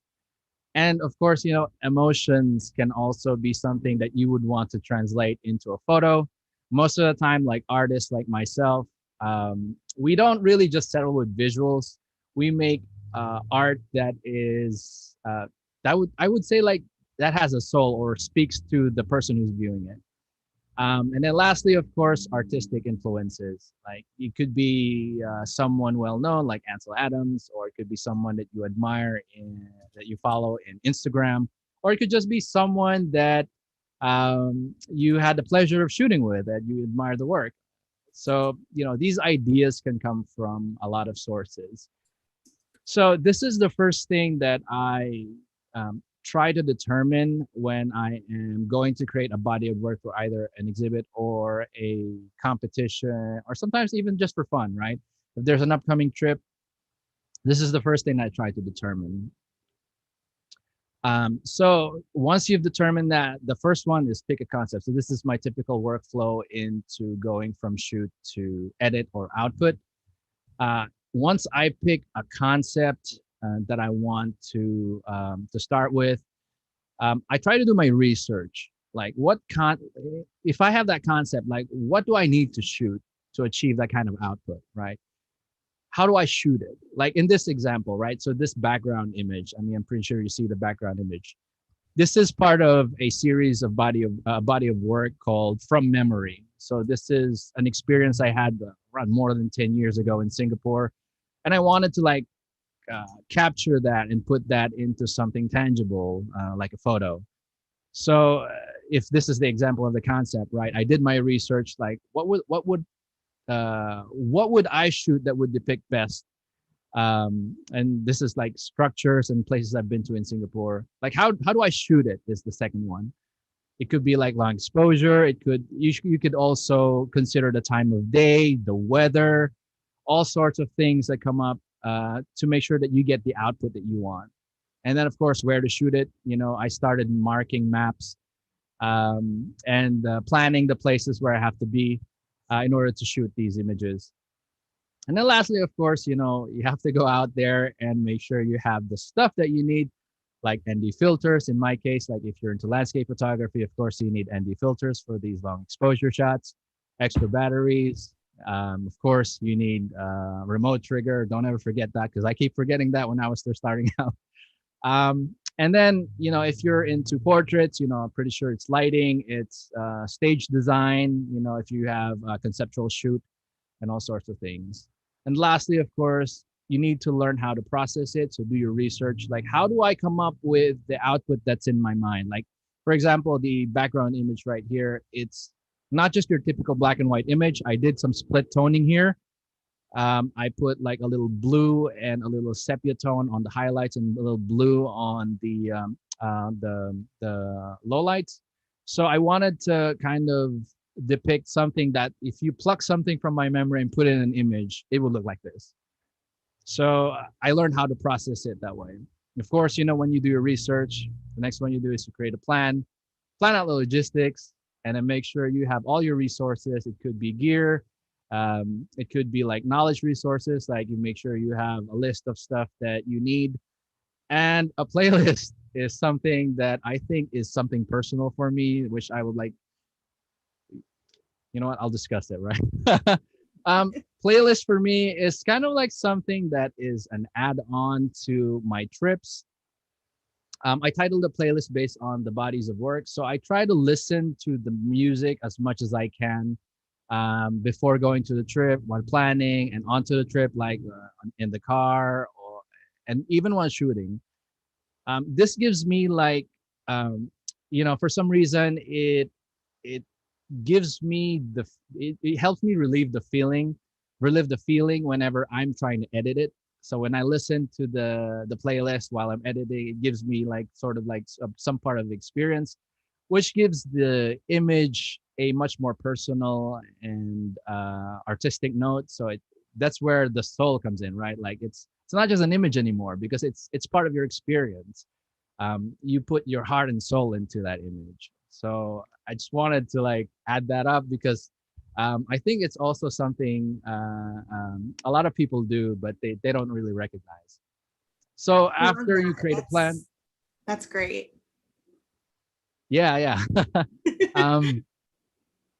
So after you create a plan, of course, you try to execute the plan, or as much as you can. You know, you have to be ready with a lot of the setbacks. Like if the weather doesn't go your way, even if you research the weather, I mean, I try to research the weather as much as I can. Sometimes it still doesn't, you know, it doesn't go through. So I have to like create plan Bs. And then, you know, in terms of the shoot, like on the day, you know, make sure that you stick to your time. If you need to wake up early, make sure your alarm is on, and all those sorts of things. And then once you're done, once you execute the plan, executing the plan is also, processing it is also part of the execution of the plan. Once you've done processing, evaluate your plan, make sure that, you know, you try and list down which ones failed, which ones you need to improve on. And then lastly, you know, evaluate your work. Like you see if you improved on the previous work that you have, or, you know, if there's something that you don't like in terms of like the shoot itself or the image itself or the raw file itself, then you know what to work on in the next trip. Yeah, so this is pretty much my workflow. I was like, I know we're pressed for time, so I just wanted to go through this like as fast as I can. No, you're doing good.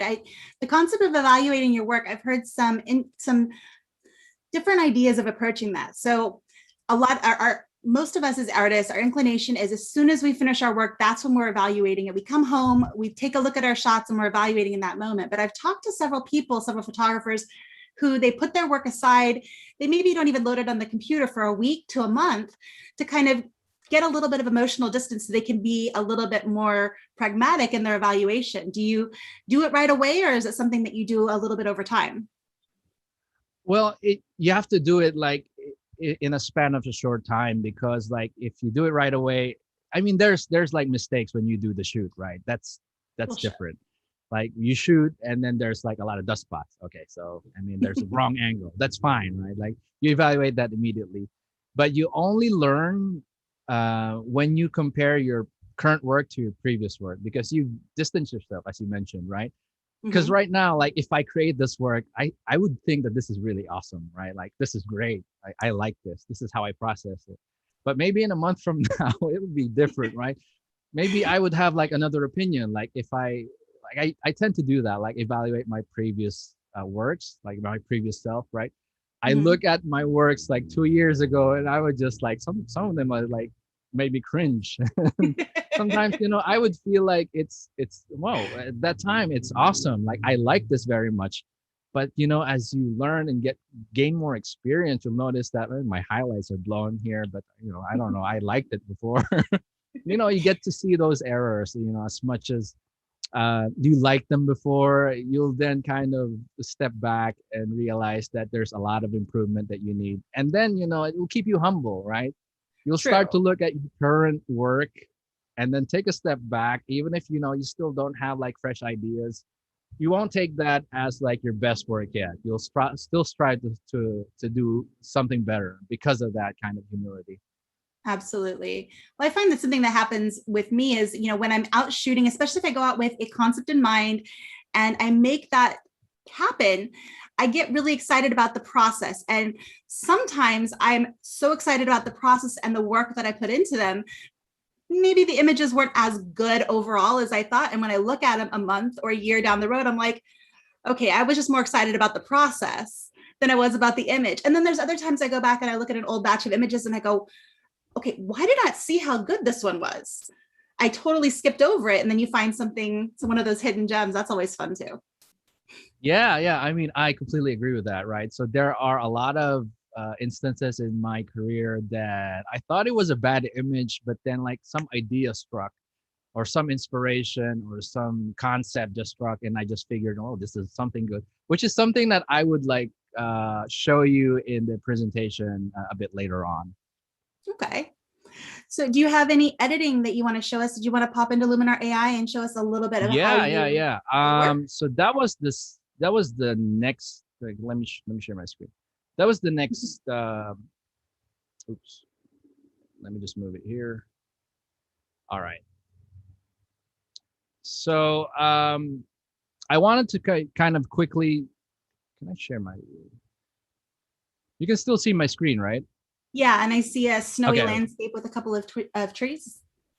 Okay, no. So this, can you see my screen now? No, I'm showing from. Okay. No, I see Luminar AI. Okay, wait. Let me just give you like a glimpse, right? So this is one of the. You can see my screen now.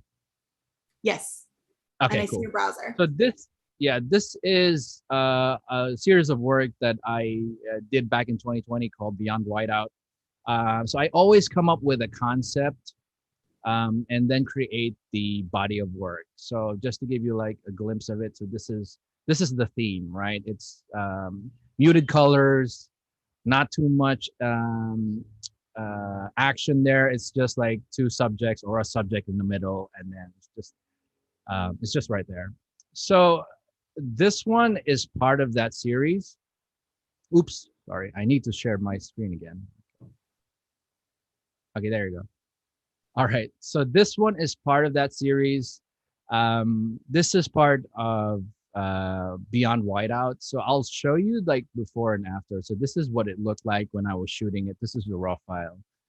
So as you notice, right, I mentioned earlier that sometimes the weather will not really agree with you. So this is shot in a like, strong blizzard.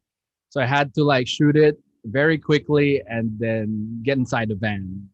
So it's not as crispy as it looks. And this is the final image with all the edits, right? So I don't do much editing. I just try to keep it simple because like my style, my bodies of work are centralized into more of minimalist landscapes. But the first thing I always do is go to optics and click the auto distortion, corrections, and chromatic aberrations, because most of these errors, the distortion of the lens, like I'll remove this and I'll show you. So you'll see that there's a tree here and there's this, there's a lot of errors in the images. If I click on auto distortion corrections, it will remove this edge here. Wait, you know what? Let me just show you this one. I'll turn off the mask so you'll see it. 1 second. There you go. So you have even though it's a very simple minimalistic look, you have quite a few steps that you go through to get to your final product. Yeah. But mostly I work with details and light because okay. So there you go. Can you see like the vignette here at this part? Like there's some vignetting on the upper right hand side and this tree right here, which usually you would erase this, but you can easily fix that with distortion corrections. So when you click that, it's just gone. Like it's an easy fix. So this is the first thing that I do whenever I open an image. One thing worth mentioning with that is that works with raw files. If you're bringing in a JPEG or a TIFF, those options are not there. So that's just for a raw file. Yes, raw files. Yes, correct. Once this is done, I go through light, and this is where I make most of my edits. You know what? Let's just turn everything off just so it would be easier. Oops. Structure, color, details. That's it. Okay, so okay, so basically this is what I've edited. So I've added the exposure. Mostly I work with contrast to make sure like the subject pops out. So contrast, and I always make sure that the highlights are not blown. In this case, like it is blown, but we'll remediate this in a couple of more steps. So once I'm satisfied with the, let me just put the zero exposure. So this is what it would look like, right, in zero exposure. So once I am happy with the base edit on light, I will then go through, that's the only time I go through enhance, structure, and details. Okay. So for Accent AI, I just make sure that the subject pops out and this one becomes much more visible, right? If I put this on zero, like it's like barely visible, right, in the edits that we did. So I use Accent AI to make sure this pops out and this also pops out. There you go. So the details in the front also would look awesome. So I don't have any specific numbers. I just use the sliders based on the actual image because you'll always depend on the raw file when you edit an image. So even if I use templates, like I create a specific template based on a body of work. So let's say, for example, this is the first time I'm editing this. Whatever I finish, this will become the base template of all the images I take for that trip for a body of work, right? So yeah, I just use the sliders and then see where it lands. And then if I'm happy with that, I move to the next one.